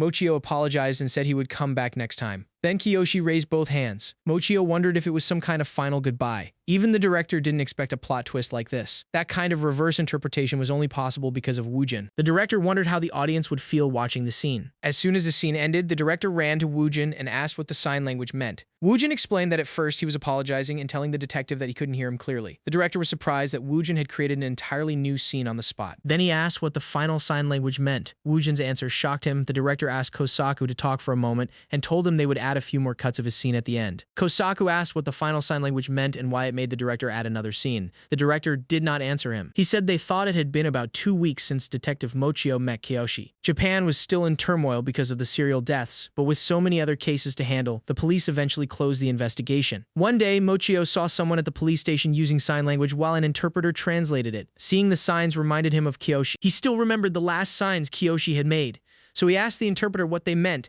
as accurately as he could remember them. His memory was rough and clumsy, so it was not exact. But then Mochio realized what they must have meant. Kiyoshi wanted to live an ordinary life. Mochio stood up and laughed. It was an answer, but it was still vague. Maybe Kiyoshi meant he would live an ordinary life after parting with Mochio. Or maybe he had finally returned to where it all started. No one could know for sure, but that was the moment Mochio made his decision. Kiyoshi Iuta was a stranger. The director shouted that they needed to shoot as quickly as possible and get out of there. He told them to set up the background actors first. When he saw Woojin coming, he shouted for action. Woojin walked through the crowd. After that, he climbed the stairs. The director thought he looked similar to Kiyoshi, but he could see a change in Woojin's behavior as his emotions shifted. It was like Woojin was telling telling the audience or the strangers watching him that he was living a normal life. Then it was time to cut. The director said this project would stay in his memories for a really long time. The audience thanked Woojin for such a great performance. The director came over and said it wasn't completely over yet, but he appreciated Woojin's work. He said he had a lot of fun working with him. They shook hands, and Woojin said he had learned a lot. Woojin felt good, but it was a complicated feeling. He couldn't just celebrate. It felt like a lingering trace of Kyoshi's role was still with him. He wondered if it was because they had filmed in a foreign country, or because he had gained so many new abilities while acting. But one thing was certain, he didn't understand it himself. The name Kyoshi in his world felt like they would stay with him for a long time, like an afterimage. Still, Woojin had truly enjoyed it. Later, at the Kasahi Tokyo Hotel, everyone was enjoying a delicious meal. Then a lady noticed that she hadn't seen the director or Woojin. She soon learned that Chairman Hitaki had called them in for an important meeting about the bizarre sacrifice of a stranger. The scene shifted to the chairman, who thanked everyone for their hard work. He wanted to hear their thoughts on the changed ending, so he had called everyone together. He asked the director if he was confident about the quality. The director said they still needed to finish the editing, but he believed this would be the greatest movie of his career. The chairman said there was no problem with the work itself, and then the actor wanted to say something. The bizarre sacrifice of a stranger already had a lot of buzz from the start, so its awareness was secured. He asked if they should reduce the firepower a little by keeping the basic promotions while cutting back on production, press conferences, or marketing schedules. Woojin quickly grew nervous when the chairman asked what he thought.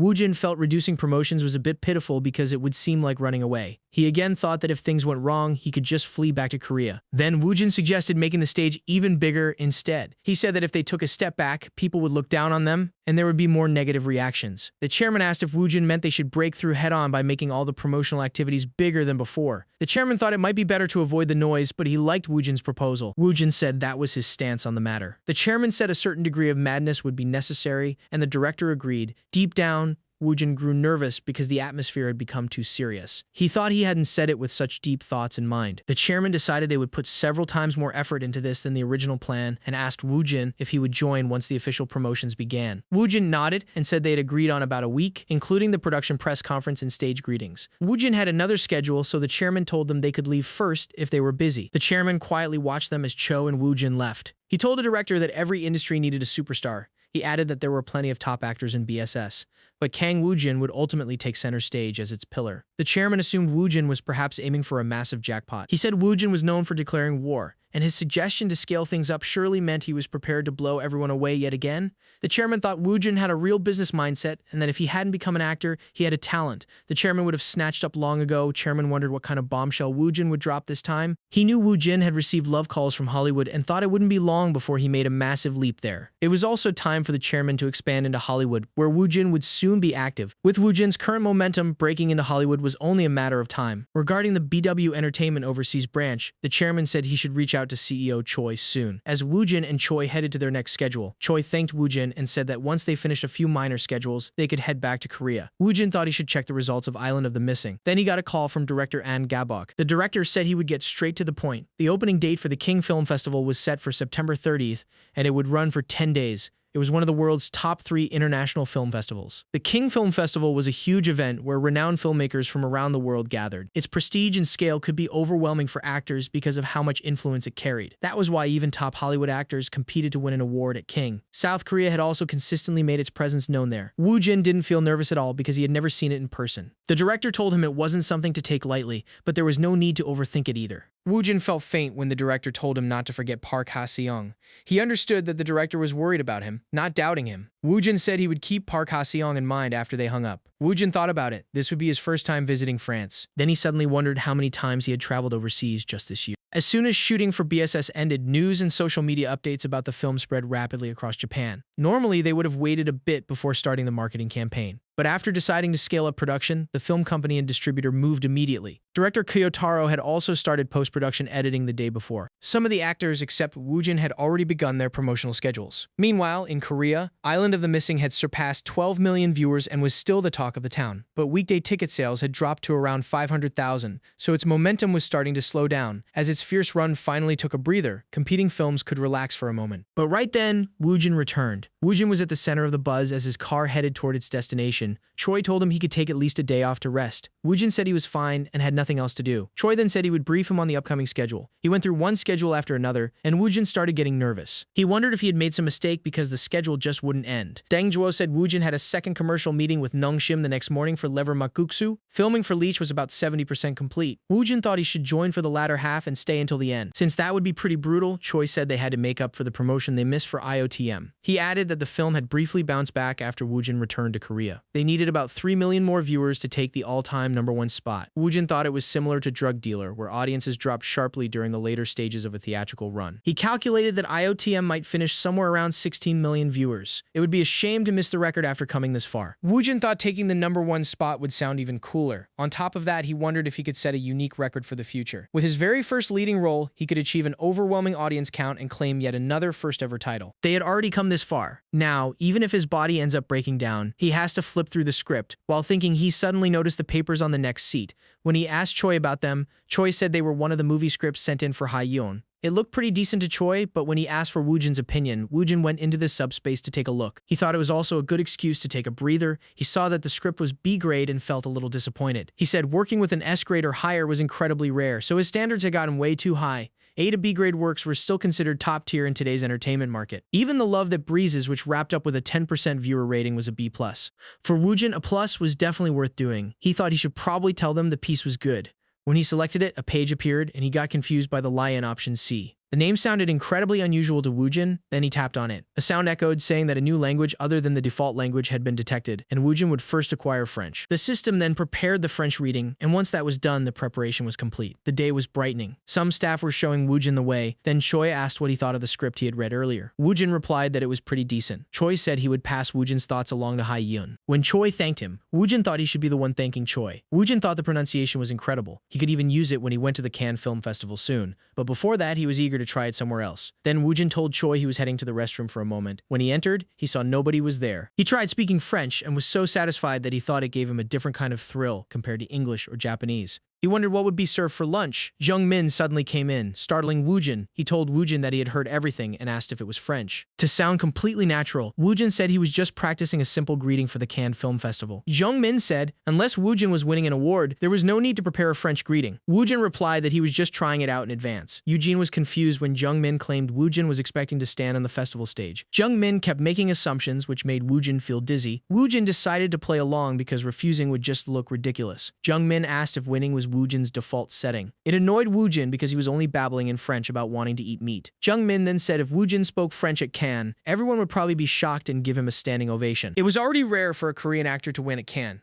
but giving the acceptance speech in French would be an incredible moment. Then, he said Woojin already spoke English like a native, and asked when he had mastered French to that level too. Choi came over and asked Woojin why he wasn't coming since they had to leave soon. Woojin sighed and left for his other schedule. The surprise stage greeting for Island of the Missing went exactly as planned. Everyone was shocked that the actors were actually coming. Some were nervous about what kind of stage greeting it would be. Then the actors entered one by one, and with that, the surprise stage greeting for Island of the Missing ended in roaring success. Starting with that promotion, a massive promotional push centered around Woojin and the other actors followed. Ultimately, the history of Korean cinema, which once seemed set in stone, began to be rewritten. After the release of Island of the Missing, the whole nation started buzzing. News outlets rushed to cover the film, while YouTube and social media exploded with reactions. The production company behind Island of the Missing was especially thrilled. The actors who weren't there had similar reactions on the set of Leech. Kang Woo-jin and Choi Seong-jeon were also happy to hear the news. Excited, Choi said Woojin's status as an actor had completely changed. He had passed 16 million and reclaimed the #1 spot, yet he was surprisingly calm, but deep down, Woojin was more excited than anyone. Then the director came over and said he had heard the news. Since today was the wrap day, he told Woojin to give it his all until the end and congratulated him. But since it was the final shoot, the director also told Woojin not to push himself too hard and just perform like usual. Woojin thought time really flew. Maybe it was because he had so much work, or because this was the final shoot. The atmosphere on set felt a little heavy,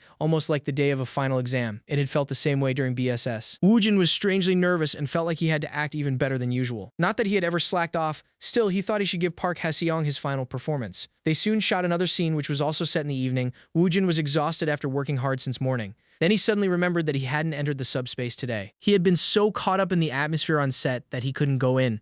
It was exhausting, but Woojin didn't hate the feeling. In fact, he felt a strange thrill. It was like walking across a tightrope. He wanted to finish today with that feeling, then the director called saying it was time to get ready. He gave Woojin a thumbs up. Woojin was confused and wondered if that was the director's way of encouraging him. Either way, he wanted to focus on acting.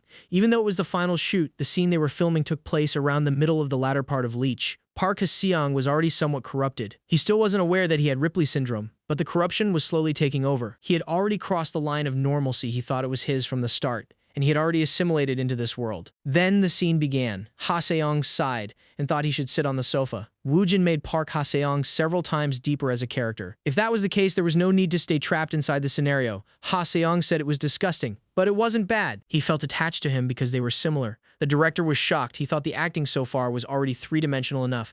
It felt like Woojin was expressing the repulsive mix of diffuser scent and cigarette smoke as Park Ha-seong's essence. Then his brother entered Ha-seong's room. He held everything back because their mother liked Ha-seong a lot. Looking at Ha-seong, he thought it would be troublesome if he fell out of their mother's favor. Then he told his brother to keep that up and he would die. Ha-seong asked why he was so wary of him. Ha-seong's brother started shouting and threw his cigarette straight onto his coat. Ha-seong stood up and said he kind of understood. Then Ha-seong said their mother only listened to him. As he looked around, he noticed the family photo. Everyone on set was silently watching. Since this scene wasn't in the script, the director would normally have cut it, but he felt Woojin had some kind of intention. Still, he wasn't sure what Woojin wanted to show. As Woojin stared at the photo, he smirked. The director was surprised. Woojin had gone beyond script analysis and figured out the directing on his own. Aside from the last scene, it didn't even feel like acting. To the director, it felt like the real Park Ha-seong had escaped reality and run wild. It was perfect. As the final scene of Leech, then the director ended the scene. He was relieved that it was finally over. Woojin then walked over to the director, thanked him, and said he had to leave first. He wanted to say goodbye. The director gave him a thumbs up and said the last scene was incredible. He also mentioned they were having an after party. Since Woojin still had more work scheduled, he asked for permission to leave. One guy said Woojin amazed him every time because his schedule was basically a living hell. The director said Woojin was just born with incredible stamina. When they asked if post-production was going well, the director said they had already made rough cuts during filming and would finish before the September 30th deadline. He told Woojin to prepare his airline ticket and make sure his schedule was clear for King at the end of September. After that, Woojin left inside the car. He almost died for real this time. Choi said they would finish shooting his alter ego and let him rest right away. Then Choi told Woojin that the audition for Beneficial Evil had been held the previous week, and the official casting announcement came out that morning. Choi showed him the cast on his phone. After looking at it, Woojin was completely mesmerized. He saw that they had cast mostly unknown and rookie actors. Choi told him there was no need to worry about saving costs by using unknown actors. From the overseas market's perspective, they were all just Korean actors anyway, so they probably focused on rookies and lesser-known actors to keep costs down. But it wasn't like there were no big names. Top-tier A-list actors like Warim and Ha Gong-soo were also cast. Choi said the rumors were baseless. They were only spreading because Woojin's name, director Song's name, and Netflix's name were attached to the project. The overall public reaction wasn't bad, so Choi told Woojin not to worry. Woojin thought it was complete nonsense and decided to stop looking at it for a while. Then Choi handed him a script that director Song had asked him to pass along. He said new scenes were being added to episodes 1 and 2 of Beneficial Evil. Woojin thought that if the production period got longer, money would just keep leaking out. He asked Choi if it wasn't a little late to be adding scenes now. Choi explained that those scenes were originally part of the first draft for episodes 1 and 2. They had been cut during the script completion process, but were now being added back. It seemed writer Choi wanted to make the episodes even better than they were before. Woojin thought that if that was the case, it probably wouldn't affect the production schedule too much. Then he saw the storyboard and was amazed. It was almost movie level. The action was also extremely dense. There were techniques Woojin had never seen before, and they even used guns. On top of that, the filming location was Bangkok, Thailand to Woojin.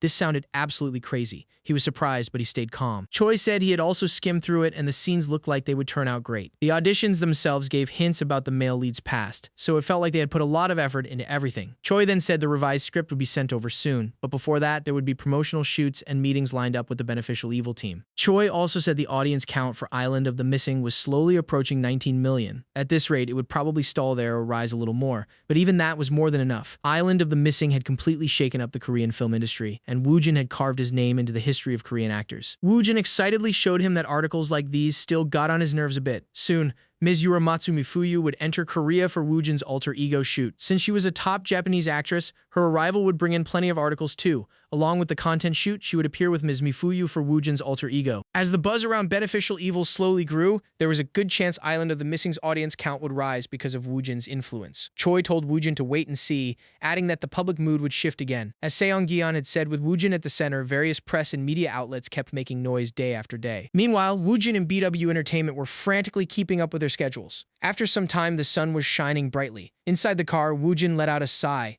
things had been chaotic for him. He thought going to the filming set was actually easier than this. Then Choi arrived and apologized for keeping Woojin waiting. He said he would quickly brief Woojin on his upcoming schedule. Choi said Miley Kara's team had sent over the schedule, materials, and song guide for the album. He suggested Woojin go to Los Angeles for about a week before fully diving into Beneficial Evil. Choi also said there was something he wanted to show Woojin. He was about to explain the next schedule when he got a call. It was director Song who spoke with Choi for a moment. From the call, Woojin learned that the exact shooting schedule for Beneficial Evil had been confirmed. Choi mentioned that director Song would wrap things up and head out to scout overseas locations. Woojin listened as Choi explained what came next. It was the first place where all the actors from Beneficial Evil would gather for the first time. They were about to move on to the next shooting location when Choi got another call. At the same time, Woojin's phone rang too. When he checked it, he was stunned. He could barely believe what he was seeing. Island of the Missing had just hit 20 million viewers. Woojin went crazy. He thought he wasn't a 10 million actor anymore. He was now a 20 million actor. Choi nervously looked at Woojin, realizing his prediction had come true. If things had reached this point, he thought Island of the Missing would leave countless legends in the Korean film industry. The market value of lead actors, including director Kwon Ki-taek and Ryu Jung-min, would naturally skyrocket, and Woojin's impact would explode far beyond anything before. After years of complaints about the film industry struggling, everyone would naturally start paying attention to Woojin. For now, Korea was still strangely calm, but in just a few hours, a typhoon with heavy rain and wind would sweep through the industry. At Olim Pictures, the director was amazed by the result. They gave Woojin most of the credit, saying that without the momentum from the final stage promotions and recent issues, reaching this point would have been difficult. The director couldn't believe Woojin had basically carried a single movie all the way to 20 million viewers. He thought Woojin was a monster. Then he changed his mind. He was an alien.